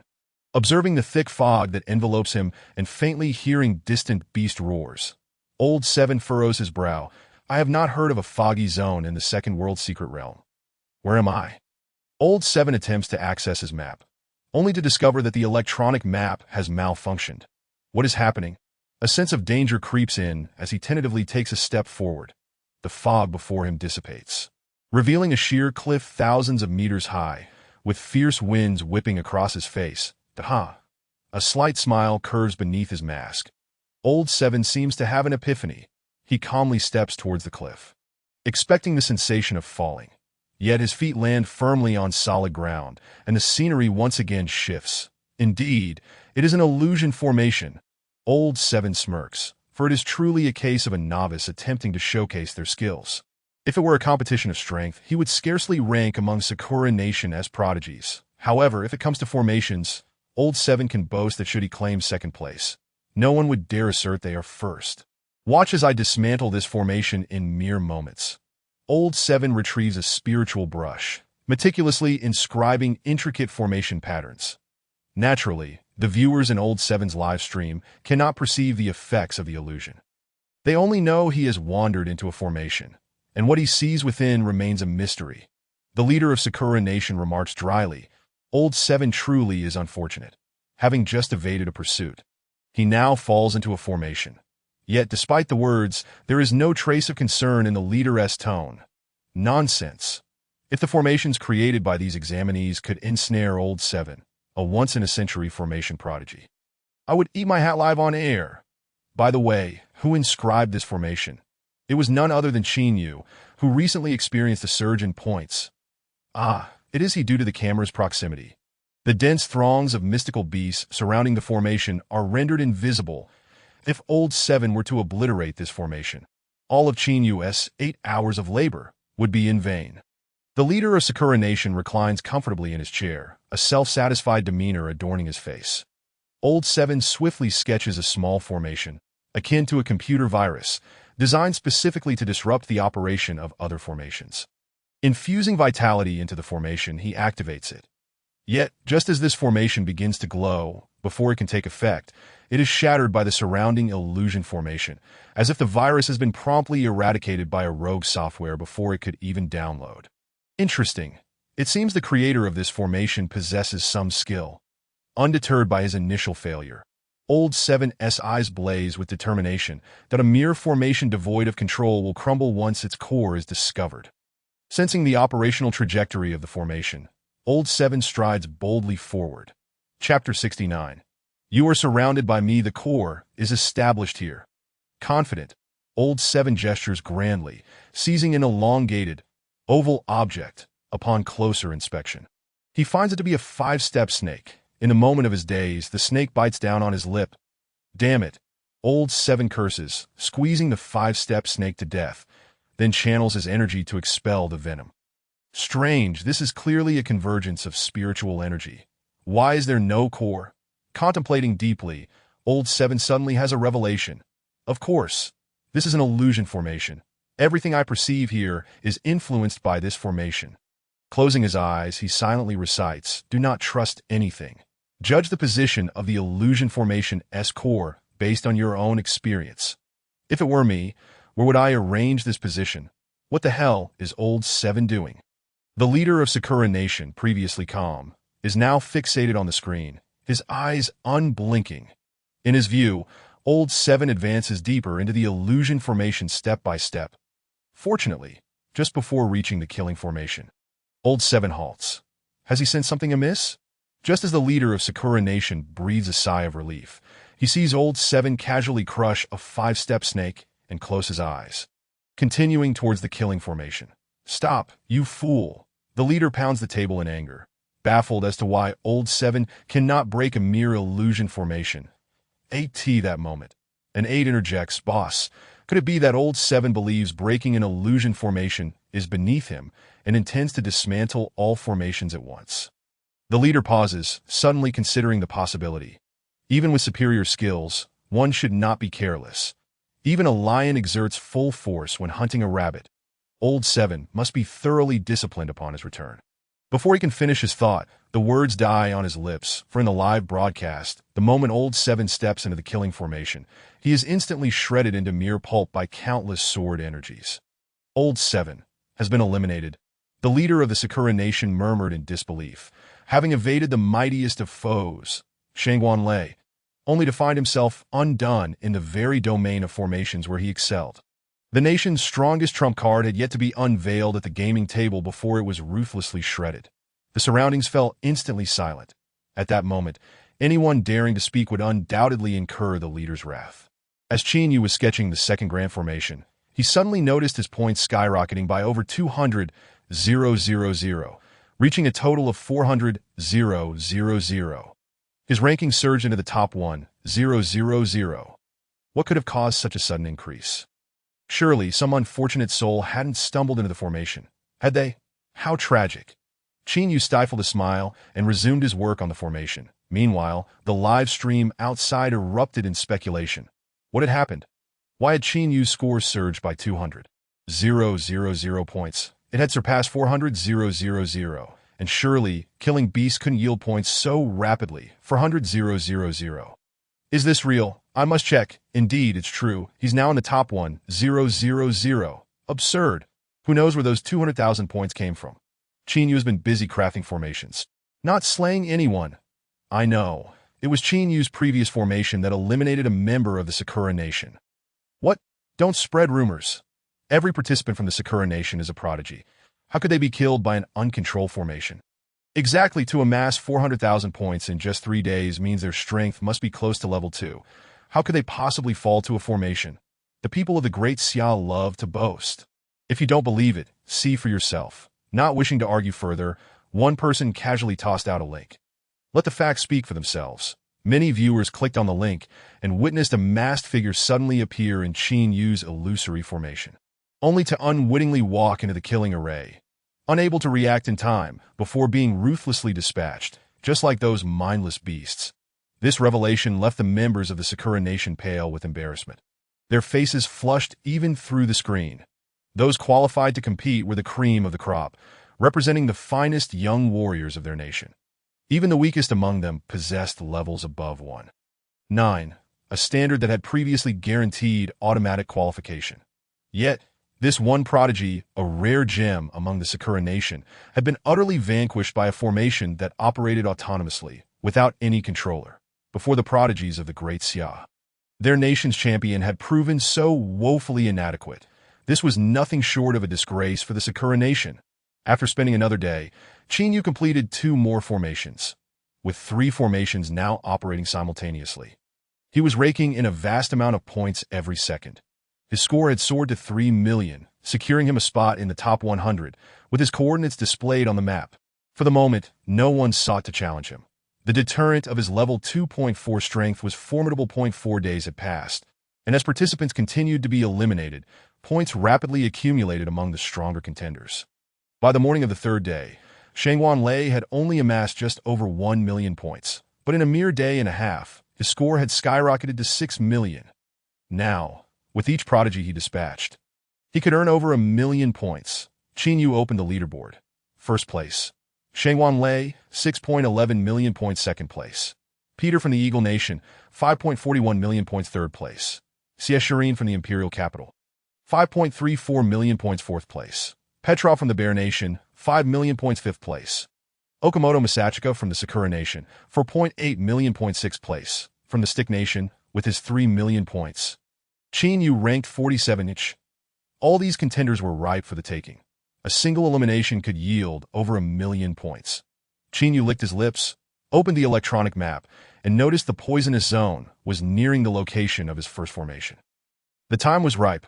He unsheathed his Xianjin blade, a glint of lethal intent flickering in his eyes that as the safe zone continued to shrink, it became increasingly easier to locate other candidates at this stage.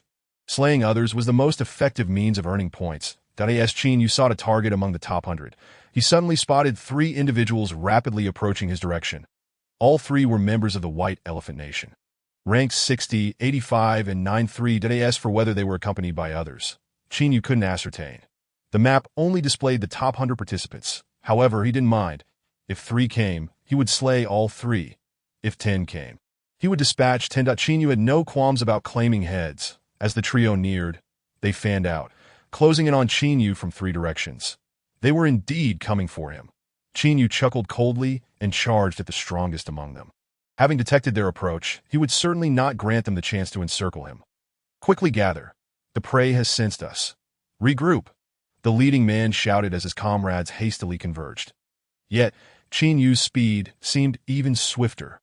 You have fallen into my snare, Qin Yu declared coldly, as a golden radiance erupted, rapidly expanding in the eyes of the White Elephant Nation's warrior. Chapter 70. Third place. The White Elephant Nation's warrior was dumbfounded as the blade's energy, brimming with explosive force, sliced through countless trees on its way toward him, that he had assumed that with 3 of the top 100 surrounding a single Qin Yu, they would easily overpower him. Little did he anticipate that Qin Yu's strength far exceeded his expectations. Even before the golden blade's energy drew near, he felt a stinging pain on his skin, causing his body to instinctively recoil. However, his extensive battle experience warned him that retreating now would mean certain death. Taking a deep breath, the warrior activated his ultimate defense skill, the Ganji's protection. He bellowed, summoning forth a radiant aura of 7 colors: red, orange, yellow, green, blue, indigo, and violet, enveloping him. This was his strongest defensive technique, achieved by consuming the waters of the Ganges and utilizing special techniques to merge the elemental properties within his body, rendering him immune to all poisons and impervious to blades and spears. Yet this Ganges protection seemed insufficient to withstand Qin Yu's casual strike. The moment the golden radiance struck, the warrior felt as though his bones were about to be cleaved in 2 with a resounding crash. He was propelled backward by the residual force of the blade, crashing into a massive tree and leaving behind a human-shaped dent in the trunk. Gasping for breath, the warrior felt his internal organs shift. A deep gash extending from his chest to the root of his thigh, exposing bone that he owed his survival solely to the protective attributes of the armor provided by his nation, which absorbed much of the damage. Otherwise, he would have been eliminated by now. His remaining companions rushed over, but upon seeing their leader embedded in the tree, they turned and fled. If their leader had been dispatched with a single blow, they would be fools to stay behind for a feast. I told you, you have been surrounded, Qin Yu proclaimed, employing the shadowless step to vanish from sight. Moments later, Qin Yu's points surged by over 3 million, propelling him to 3rd place on the leaderboard. Meanwhile, the scores of the other prodigies were climbing rapidly, with Shangguan Lei reaching over 7 million points, closely followed by Peter from the Eagle Nation. As the saying goes, one cannot grow rich without unexpected fortune, nor can a horse thrive without night grass. Qin Yu mused. Indeed, slaying others is the most direct method to acquire points. Opening the electronic map, he began searching for his next target when he suddenly noticed 2 individuals engaged in combat not far from him. These were no ordinary contenders. One was Xie Shirin, whom Qin Yu had encountered once before, and the other was Petrov from the Bear Nation, who had fallen from 4th to 5th place. Typically, the top prodigies from each nation would maintain a respectful distance, especially when their strengths were closely matched, making it difficult to determine a victor in a short time. Even the one who managed to win would likely end up severely injured, easily falling prey to hidden adversaries lurking nearby. This scenario was analogous to the present, with the 4th and 5th ranked contenders clashing. Regardless of who emerged victorious, that individual would instantly ascend to 1st place on the leaderboard, becoming a highly coveted target for others. Shangguan Lei, Peter from the Eagle Nation, Okamoto Masachika from the Sakura Nation, and dozens of others were rapidly closing in on the battlefield. Such an exciting spectacle was too enticing for Chinyu to resist. Employing the shadowless step, Chinyu left behind a series of afterimages and vanished from his location. Yura, you madwoman, our struggle to the death will only serve to benefit others in the end. Why bother? Petrov exclaimed as he evaded CS Shireen's relentless assault while retreating at high speed. CS Shireen pursued hot on his heels, her form surrounded by 4 menacing spear-like weapons, each radiating a chilling gleam. Struggling to the death. You hardly possess the strength for that, CS Shireen retorted confidently. Petrov's anger flared. As fellow prodigies, how dare she look down upon him? Caught in the clutches of this madwoman, I can't escape. I might as well teach her a lesson and end this swiftly. A glint of coldness flickered in Petrov's eyes. Since you seek death, I shall oblige. With that, Petrov suddenly turned, his arms swinging rapidly, launching a barrage of dozens of darts. This was Petrov's signature attack technique. The hidden weapons. Petrov was nurtured from a young age by a clandestine national organization, specifically trained in the arts of assassination, covert operations, and subterfuge. He exhibited remarkable talent, mastering the intricate use of various concealed weapons by the tender age of 12, with an unending array of assassination techniques at his disposal. Now, he has matured into a true assassin, employing methods of elimination that are virtually uncounterable. Even many martial artists stronger than he has fallen victim to Petrov's merciless hand. Were it not for the critical nature of this examination, the Bear Nation would never allow Petrov to be exposed to the public eye. Faced with the onslaught of concealed weapons, CS Shireen remained utterly composed. 3 silver spikes soared through the air like agile dragons, skillfully knocking down the incoming projectiles with remarkable precision, producing a series of crisp clangs. CS Shireen dared to pursue Petrov precisely because her mastery of the manipulation technique inherently counters concealed weapons. Although the speed of the projectiles was swift, it paled in comparison to the might of the silver spikes propelled by her technique. Even if a projectile managed to slip past their defenses, it could still be directly controlled by her manipulation technique, that as long as she prevented Petrov from closing in, CS Shireen would remain invincible. After dispatching the concealed weapons, the 3 silver spikes surged towards Petrov, who enveloped himself in a cloud of smoke, vanishing from sight. The true strength of a formidable assassin lies not merely in their ability to eliminate, but in their capacity for concealment. Petrov could blend seamlessly into the shadows, flickering within the blind spots of his opponents, inching closer like a serpent lurking in the dark, poised to strike with lethal precision at the opportune moment. When his initial strike missed, the 3 silver spikes swiftly returned to defend, surrounding CS Shireen, and no matter from which direction Petrov might launch his assault, CS Shireen was prepared. Without fluctuations in his vital energy, Petrov cannot have left this place, she mused, remaining vigilant to the slightest disturbances in her surroundings. Hidden in the shadows, Petrov suppressed his vital energy, merging with the environment around him. That a qualified assassin must possess ample patience, waiting for their prey to reveal a flaw. Hey, brother, are we playing hide and seek? Suddenly, someone tapped Petrov on the shoulder from behind. Shoo! Petrov gestured for silence. Don't speak. I am. Petrov turned in terror to find a figure wearing a clown mask with an exaggerated grin, staring motionlessly at him. How is this possible? When did he appear? Petrov's pupils dilated in shock. As an assassin, he was acutely sensitive to fluctuations in vital energy and believed it impossible for anyone to approach him unnoticed. Yet here stood the clown, devoid of any detectable aura. Even he could not achieve such a feat. Chapter 71. Continuous slaughters, dominating the rankings. Petrov walked in a daze before he could inquire about the situation. A sharp golden blade pierced his chest, and How is this possible? Petrov's body slowly dissipated, and upon witnessing the look of unyielding resentment in his eyes, Chinyu felt that if this were the real world, the man would surely return as a vengeful spirit seeking him out. Petrov's score was irrevocably fixed, while Chinyu directly acquired nearly 3 million points, catapulting him to the top of the leaderboard. I've found you. The commotion drew CS Shireen's attention, and a silver spike shot toward Chinyu that he swiftly countered, knocking the spike aside. Who are you? Where is Petrov? CS Shireen inquired with narrowed eyes upon seeing that the figure emerging was not Petrov. I have already killed Petrov, Chinyu replied nonchalantly. Shireen's expression turned furious upon noticing the mask on Qin Yu's face, that a person from Sakura Nation.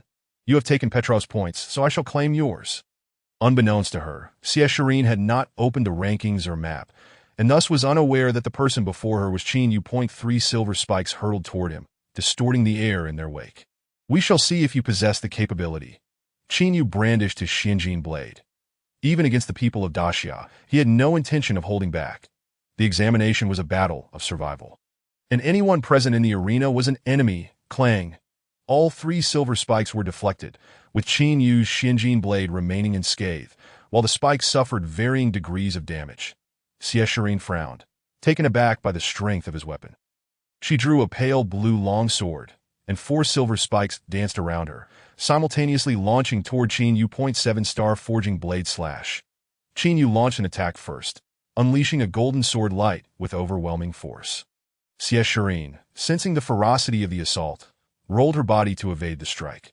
However, she did not anticipate that Qin Yu had already discerned her trajectory, before Shireen could regain her stance. The Xinjin blade came crashing down.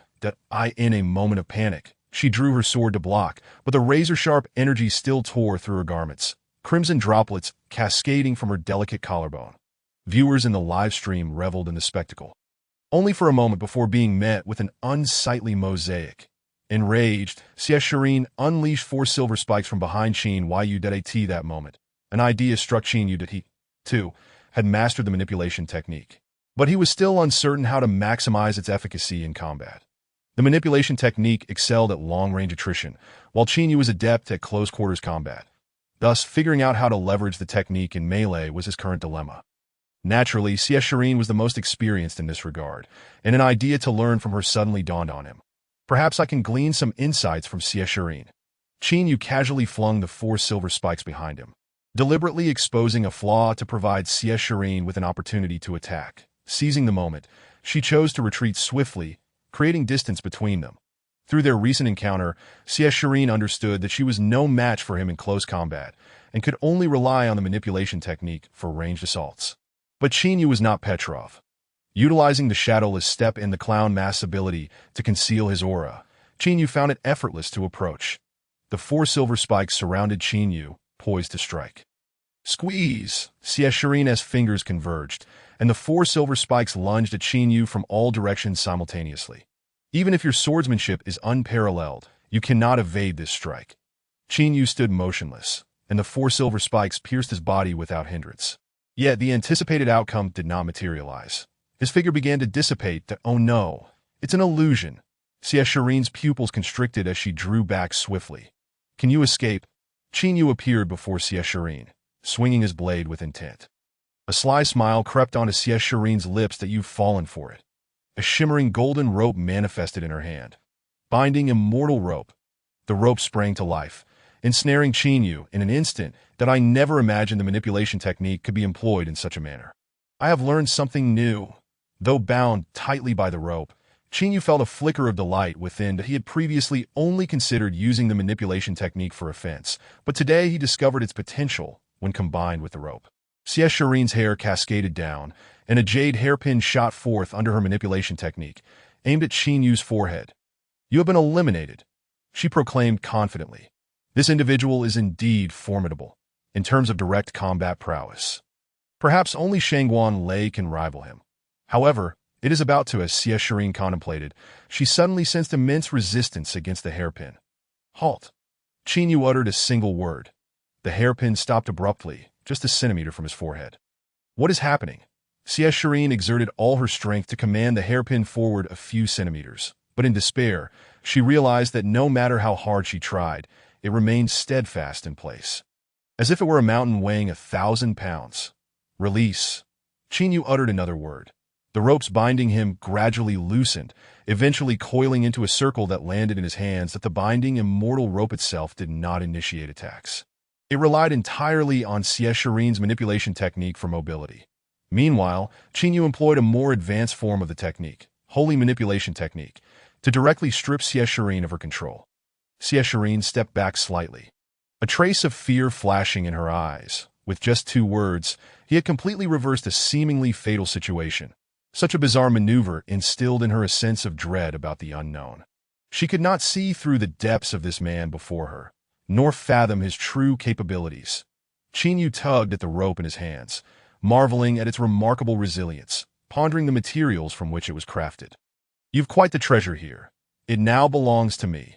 Upon finishing his words, Qin Yu deftly flipped his hand, causing the binding celestial rope to vanish into a spatial ring that he held no fear of incurring the wrath of those backing Xie Shirin. For after the conclusion of this examination, the great Xia authorities would undoubtedly extend their protection to him. "What on earth have you done? Why is my binding celestial rope no longer under my control?" Xie Shirin inquired, her voice laced with reluctance. "To go ask Sun Yoshin. The answer you seek lies with him." Even until the very end, Qin Yu remained unforgetting of his golden goose. "No, his good brother Sun Yoshin. I have already created an opportunity for you. Whether you seize it or not lies solely in your hands." Qin Yu's points surged once more by 3 million, reaching a staggering total of 12 million, firmly securing his position at the pinnacle of the leaderboard. Meanwhile, within both the second world and beyond, a wave of astonishment rippled through the populace. Chapter 72. The shock of the great Xia Titans. The scene rewinds to mere moments prior. The pursuit between Xie Shirin and Petrov had captivated the attention of countless onlookers that in the imperial capital of Great Xia, dozens of top-tier powerhouses convened in a conference room, glued to the live broadcast of the examination. In the center seat sat none other than the war god of Great Xia, Shangguan Prong. This little girl Xie Shirin is truly reckless. She has yet to reach the finals and is already eager to confront Petrov. Shangguan Peng chuckled that Petrov's primary means of attack lies in his elusive hidden weapons. Even Shangguan Lei would likely find himself at a loss against them. Yet Xie Shirin's object manipulation technique is precisely the counter to Petrov's hidden weapons. "Heaven bless Great Xia," an elderly gentleman remarked slowly. However, Petrov, as the foremost expert of the Bear Nation, is no easy adversary. His actions do seem somewhat hasty. The assembly watched the broadcast with rapt attention. Though Xie Shirin may hold the advantage over Petrov, none knew what hidden cards he might possess. Until the outcome was revealed, anything was possible. In the live feed, after their initial tentative exchanges, Xie Shirin seemed to gain the upper hand, while Petrov suddenly vanished from sight. Not even the drone used for the broadcast could locate Petrov's hiding place. The screen displayed Petrov's instantaneous disappearance. His method of concealment evaded all scrutiny. Tension gripped the faces of those in the conference room. "The enemy lurks in the shadows while I stand in the light. The situation has abruptly turned unfavorable." Fortunately, Xie Shirin, being experienced, immediately summoned 4 silver spikes to guard her, preventing a sudden ambush from Petrov. Although neither side seemed to have gained an advantage at face value, the long-term outlook for Shirin appeared rather grim. The elder observed thoughtfully, "As the old adage goes, a thief can only thrive for 1,000 days. How can one guard against a thief for 1,000 days? Xie Shirin must remain perpetually vigilant against Petrov's ambush. Her mental acuity was highly concentrated that in the short term, all was well, but over time, fatigue would inevitably set in. Should she reveal any flaw, Petrov would surely seize the opportunity to strike fiercely." Shangguan Peng sighed, hoping earnestly that Xie Shirin would soon uncover Petrov's hiding place. All eyes were fixated on the broadcast, when suddenly a voice rang out, "Look, Petrov has been eliminated." "What?" The crowd hurriedly glanced at the leaderboard, only to discover Petrov's name grayed out. Expressions of joy erupted among them. What just happened? Xie Shirin did not lay a hand on him. Someone chuckled, "Just look at the top rank and you'll understand." The individual glanced upward, only to find that Shangguan Lei, who had consistently occupied the top spot, was now in second place, with the name above him boldly declaring, "Qin Yu." It was none other than Qin Yu who had vanquished Petrov. All exchanged glances, their eyes brimming with unexpected delight. Initially, they were oblivious to Qin Yu until his performance in the strength assessment, where he achieved a remarkable 2.4 rating, caught the attention of numerous influential figures. Yet these individuals held no lofty expectations for Qin Yu. Level was merely a facet of strength, and in closely matched levels, it was techniques, skills, combat prowess, and experience that truly dictated the outcome of a battle. As a prodigy from the common folk, Qin Yu could hardly be expected to rival those nurtured by their families and the state from a young age. Many believe Qin Yu was merely a fleeting phenomenon. Yet none anticipated his ability to slay the foremost expert of the Bear Nation, Petrov. For those in the conference room, this was indeed an unexpected and joyous turn of events, with Petrov eliminated. The remaining competitors from the Bear Nation posed little threat. Congratulations were in order for the reduction of a formidable rival. We should celebrate the emergence of such a powerful newcomer as Qin Yu. Heaven bless Great Xia. Among the top 5, Great Xia claims 3 spots. It is a mystery how Qin Yu managed to defeat Petrov. Alas, the drone failed to capture the moment. The atmosphere in the conference room was jubilant until a sharp voice shattered the merriment. Why are they fighting? Everyone turned to the screen, their smiles abruptly freezing into expressions of shock. Qin Yu was indeed battling Xie Shirin. We are all from Great Xia. This is akin to self-destruction. Providing an opening for foreign adversaries, someone lamented. Qin Yu is oblivious to the fact that this examination aims to secure the sacred artifact. To him, it is merely an ordinary test where everyone is an enemy. But why is Xie Shirin attacking Qin Yu? Qin Yu wears a mask. Xie Shirin likely believes he is from the Sakura Nation. At this revelation, the conference room erupted in a chorus of curses. Cursed little devils. What is the point of wearing a mask? If Great Xia fails to secure the sacred artifact, I shall ignite the volcano tonight. This little Sakura truly seeks death, as they gaze at the broadcast. The crowd was suddenly astonished to witness Qin Yu's prowess surpassing their expectations. Xie Shirin found herself on the defensive from the outset, retreating under Qin Yu's relentless assault. Observing Qin Yu's execution of the smoke cloud step and 7-star blade slash, Shangguan Peng remarked, "This Qin Yu is no ordinary individual. However, he possesses numerous flaws in battle, failing to capitalize on opportunities. Otherwise, Xie Shirin would not have endured until now." The broadcast continued, revealing Xie Shirin suddenly ensnaring Qin Yu with the binding celestial rope. At this moment, Shangguan Peng realized that the battle was nearing its conclusion. Yet a sense of disappointment washed over him. Qin Yu's overall strength surpasses that of Xie Shirin, although her object manipulation technique is agile and varied. Foreign prodigies have undoubtedly studied it. In contrast, the sudden emergence of Qin Yu has taken even our own by surprise, let alone those from abroad. From the perspective of Great Xia, Qin Yu's significance outweighed that of Xie Shirin. However, Shangguan Peng could not influence the outcome. With Qin Yu bound by the binding celestial rope, his elimination was merely a matter of time. Gazing at the broadcast, a flicker of joy suddenly sparkled in Shangguan Peng's eyes as the jade hairpin hovered before Qin Yu's forehead. Could it be that Xie Shirin recognizes him as one of our own? Soon after, the binding celestial rope fell away, seemingly affirming Shangguan Peng's speculation that in the conference room. Some had already raised their teacups in preparation for celebration when a flash of golden light abruptly ended the broadcast. Shangguan Peng. The crowd. The staff hastily switched to Qin Yu's live stream, but the screen now displayed only Qin Yu alone, with Xie Shirin nowhere to be seen. The conference room fell silent. Devoid of conversation. Chapter 73. A surprise from above. In that fleeting moment when Xie Shirin was eliminated, countless admirers, infatuated followers, felt their hearts shatter. Despairing wails echoed from the Imperial Capital University. Heavens, my sister Shirin has been eliminated. How am I to go on living? Cursed Qin Yu. How could he lack such compassion for the fairer sex? Old thief Qin Yu. I shall not rest until you pay for this. Is there anyone willing to form a team and head to Linhai City to avenge our goddess Shirin? Count me in. 10086. Within a luxurious villa in the imperial capital, Sun Yoshin clutched a tablet, weeping profusely. Woe is me. My beloved Shirin has been eliminated by my own good brother. Sun Yoshin's emotions were in turmoil. On one hand, there was the goddess he had adored for over a decade, and on the other, the parents who had saved his life, that he could offend neither. Ding, ding, ding. Suddenly, Sun Yoshin's phone rang, that he glanced at the screen, his eyes widening in disbelief. Heavens, I never imagined I would be fortunate enough to receive a call from this number. Sun Yoshin slapped himself across the face.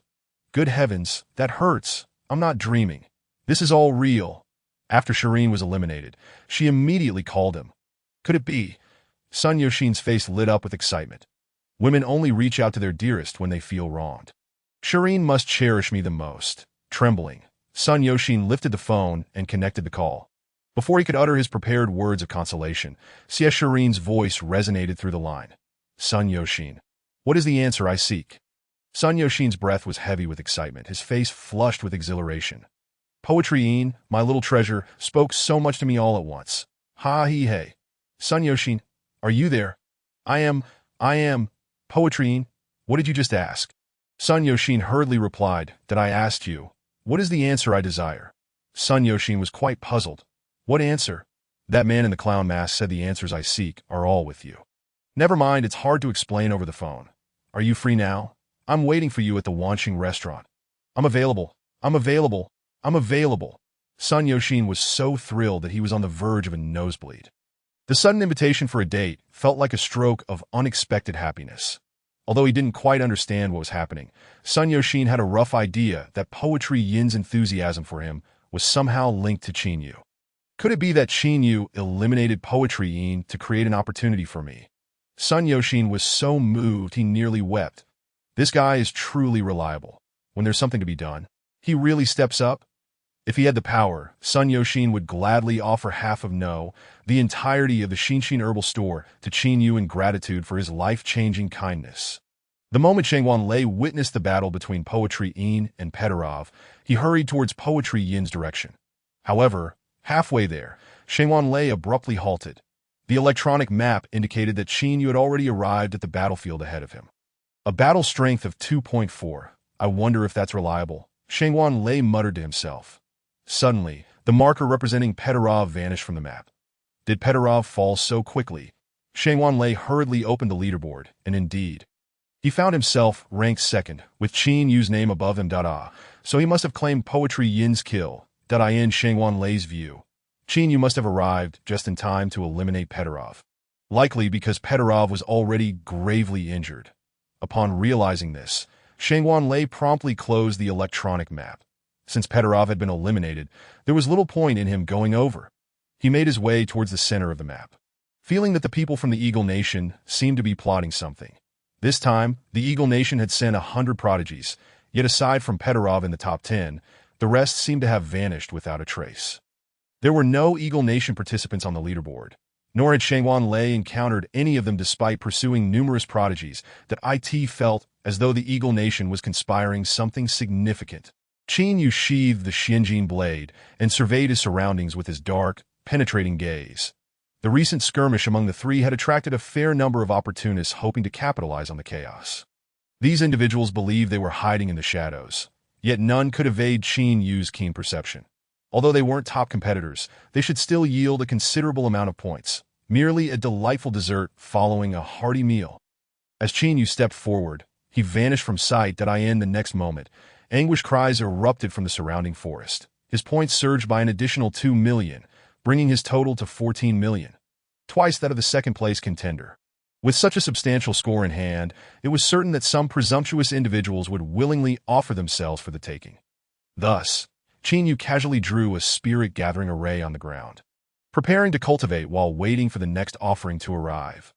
On the 6th day of the college entrance examination, at 3 p.m, Qin Yu casually dispatched a 10-person team and was about to sit down to continue his cultivation when he suddenly heard faint cries for help from afar. "Boss, help me!" Qin Yu listened intently, the voice sounding somewhat familiar. Suddenly, a figure fell from the sky. Yu Xiaoming landed with a thud right in front of him, stunned by Yu Xiaoming's unexpected appearance. Qin Yu's first reaction was this guy hasn't been eliminated yet. Upon seeing Qin Yu, Yu Xiaoming sighed in relief and quickly exclaimed, "Boss, save me. There are little devils chasing me." Qin Yu glanced into the forest and spotted a dozen masked individuals from the Sakura Nation darting through the trees, quickly fleeing the scene. They sure run fast. Qin Yu sighed, initially anticipating a surge in his points, only to find the Sakura Nation individuals so cowardly that I'm not a big boss. Why are they running? I am quite approachable. Yu Xiaoming. Qin Yu turned to Yu Xiaoming and asked, "Who brought you here? Where are the others?" In response to Qin Yu's steadfast gaze, Yu Xiaoming stubbornly retorted, "How can you be so sure there are others? Couldn't it just be me who came here on my own?" "Huh." Qin Yu scoffed, "With your meager skills, how could you escape from so many little devils?" Yu Xiaoming, "With your few points? Do you think the little devils would even care?" Yu Xiaoming, Do you think everyone is as idle as you? They came here with a mission and want to waste time on you. Yu Xiaoming. Do you even deserve it? Yu Xiaoming. Wow, please don't say any more. Chapter 74. The Sleeping Dragon and the Phoenix Chick. Brother Qin is truly insightful. A person with long black hair, holding a black and white feather fan, and possessing a scholarly demeanor approached slowly, if it weren't for his disheveled attire, as if he had been bullied for 3 days and nights. Qin Yu might have mistaken him for an esteemed figure. Are you Zhuge Xinshuan? Qin Yu took the initiative to speak that, oh, Brother Qin recognizes me. I didn't expect my fame to be so widespread. Don't misunderstand. I don't know you, I just saw it on the electronic map. Zhuge Xinshuan. Yu Xiaoming hurriedly broke the awkwardness, introducing, this person is the most formidable prodigy of the Zhuge family.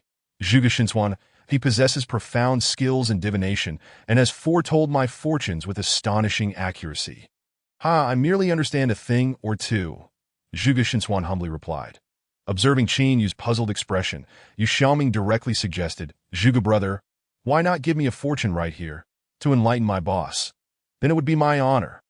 Zhuge Xinshuan grasped Yu Xiaoming's hand, carefully examining the lines on his palm.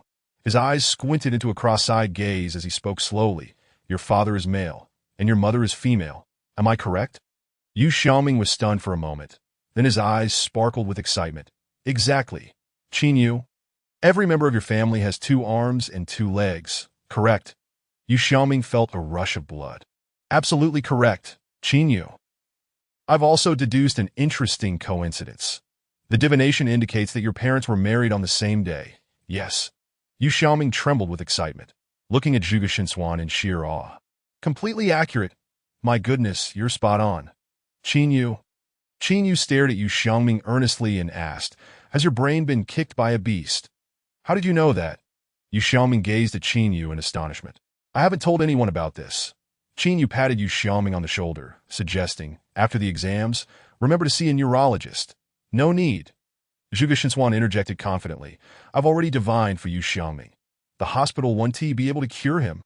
Yu Xiaoming. Qin Yu sighed. You two are truly a sleeping dragon and a phoenix chick. Not at all. Zhuge Xinshuan humbly replied.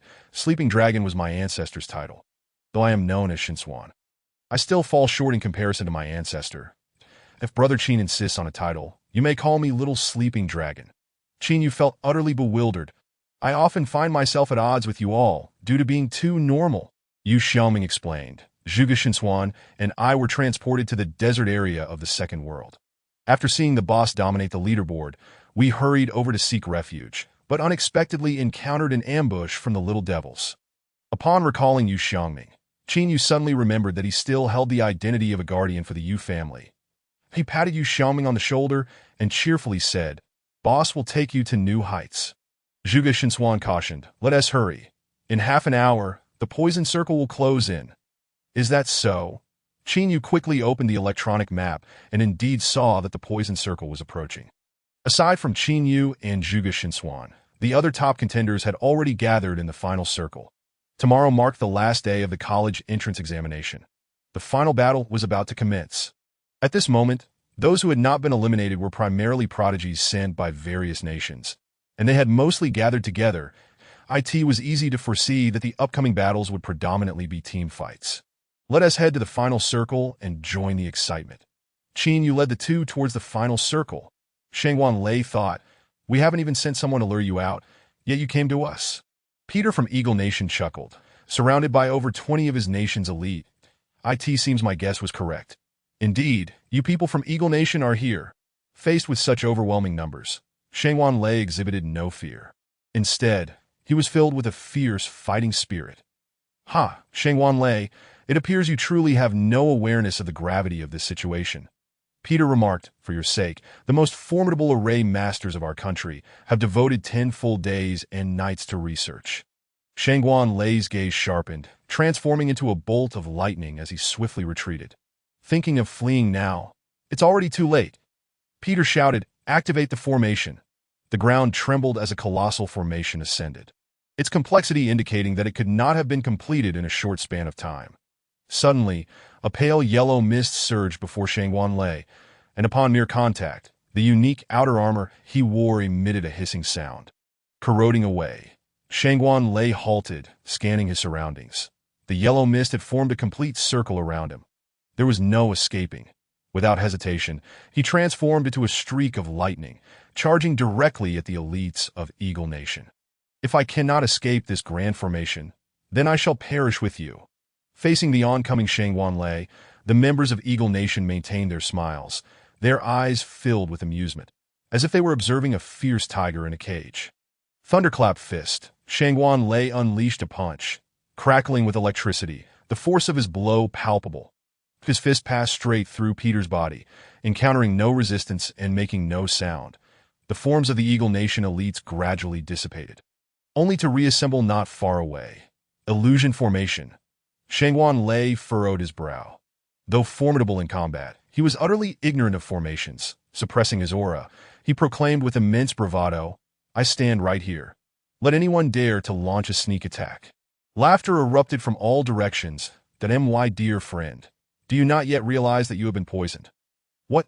Shangguan Lei suddenly felt his vitality draining, his legs weakening, and his body growing heavy, beads of sweat forming on his forehead. In an instant, he collapsed to the ground, his once powerful physique unable to support the weight of his armor. Shangguan Lei, though your combat prowess is formidable, you are woefully inept when it comes to the use of poison. The elites of Eagle Nation approached Shangguan Lei. Suddenly, he leapt up violently, his body crackling with electricity, showing no signs of weakness. His muscles bulged as he struck Peter squarely in the face. But what? Shangguan Lei stared in disbelief, his punch again landing empty.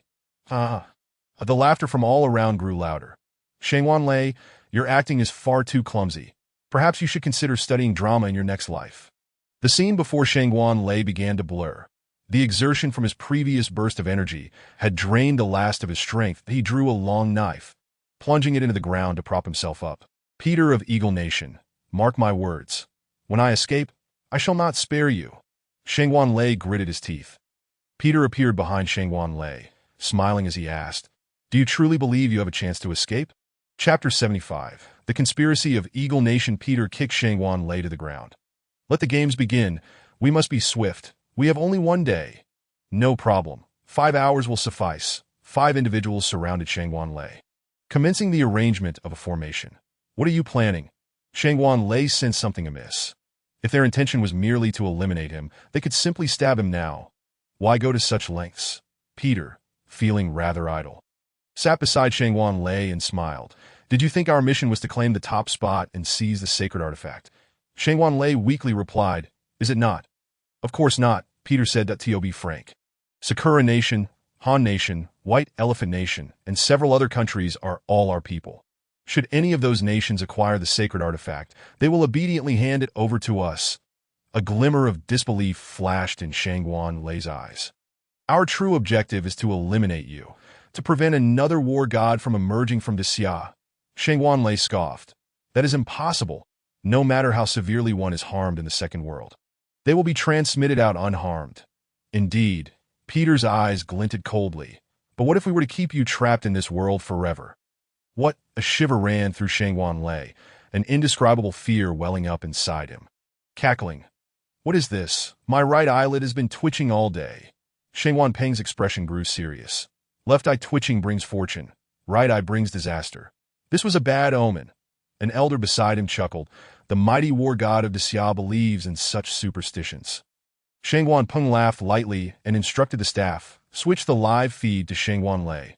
"Why hasn't this brat's score changed?" The live feed shifted. Shangguan Lei and Peter, along with a host of elites, appeared on the screen. The elder teased, "So it seems Shangguan has caught a big fish. If he takes down this group of Eagle Nation elites, he will surely reclaim the top spot. Eliminating them all may be unrealistic, but taking out half should be manageable," Shangguan Peng said confidently, fully aware of his son's capabilities. Just as he finished speaking, the screen showed Shangguan Lei turning to flee. "Fleeing? That's not like this kid." Shangguan Peng pondered, suddenly noticing the yellow mist rising before Shangguan Lei. He has fallen into an ambush. Just as he was about to look closer, the live feed abruptly cut out. "What is happening?" Shangguan Peng sprang to his feet. Staff quickly replied, "Report. The signal has been lost. It may be an accident with the drone. That we will switch to Peter's live stream immediately. Report." Peter's live stream is also blacked out. Report. All Eagle Nation elites are completely uncontactable. Report. All drones surrounding the yellow mist have lost signal. That area has become a blind spot. With each report, an air of unease permeated the conference room. What exactly does Eagle Nation intend to do? Shangwan Peng clenched his fist, causing the conference table to splinter. The elder quickly interjected, retrieve all previous live feeds from the Eagle Nation elites. We must ascertain their actions. Moments later, the elder frowned. They are crafting a complex formation, and the purpose of this formation is... The elites of Xia huddled together, their expressions grave as they gazed toward the area shrouded in yellow mist. The electronic map displayed that both Shangwan Lei and Peter were within that region. It appeared Shangwan Lei was in trouble. I didn't see a single Eagle Nation person earlier. They must all be inside. What should we do? Should we rescue Shangwan Lei? Absolutely. Shangwan Lei's strength is formidable. With him, our chances of claiming the top spot will significantly increase. All right, I'll scout ahead. One person took the lead, charging into the area enveloped in yellow mist. The mist thickened, obscuring all sight within, like a wall reaching the heavens. The Xia elite extended his hand to probe, and upon mere contact with the yellow mist, he felt an excruciating sensation. Ah! The Xia elite quickly withdrew his finger, but the pain did not relent. He glanced at his finger, horrified to find it gradually corroding, akin to a burning candle melting away. The surrounding elites quickly gathered, and one person decisively drew a short knife, severing that individual's finger before immediately employing healing magic to restore him. The afflicted elite's face turned pale as he looked back at the yellow mist. His eyes filled with dread. Had he ventured fully into it, he would likely have been reduced to bones. What on earth is this? It's utterly terrifying, with this yellow mist present, let alone rescuing Shangwan Lei. It was uncertain whether they could survive the journey through it. Does anyone have a solution to dispel this mist? Upon hearing this question, everyone fell silent. After a moment, someone tentatively suggested, what if we employ healing magic while rushing in? Could that work? Immediately, others dismissed the idea. The healing speed cannot keep up with the corrosive speed of the yellow mist. This method is unfeasible. A heavy silence enveloped the group once more. Suddenly, someone clapped their hands in excitement, declaring, I understand what this yellow mist is. Everyone turned to listen attentively.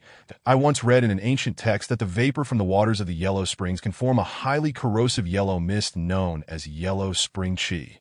This qi can be guided by formations, allowing it to seep to the surface that in the days before walls. Yellow spring qi served as a natural barrier. I see, someone exclaimed, enlightenment dawning upon them. Since yellow spring qi is directed by formations, we simply need to destroy the formation, and the yellow spring qi will dissipate on its own. Exactly. Those among the crowd who possessed knowledge of formations promptly stepped forward, commencing their study of the intricate array. Guided by the electronic map, Qin Yu and his companions arrived at the gathering place of the illustrious day, Xia Tianjiao. Greetings to all, exclaimed Zhuge Xinxian, who dashed ahead, proclaiming, this humble crouching dragon has calculated that you must be facing some troubles. Upon recognizing Zhuge Xinxian, the crowd raised their heads but quickly turned away, resuming their tasks that in the entire imperial capital, who was unaware that Zhuge Xinxian was the least skilled in divination within the Zhuge family. Yet, some took note of Qin Yu, a mask from the Sakura country. Do not misunderstand. Zhuge Xinxian hastily interjected, this individual is none other than Qin Yu, the one who vanquished Peterloff and claimed the top spot on the leaderboard. Upon hearing the name Qin Yu, the crowd turned to look. Chapter 76. Do not point your finger at me, you are Qin Yu, the one who eliminated Shireen.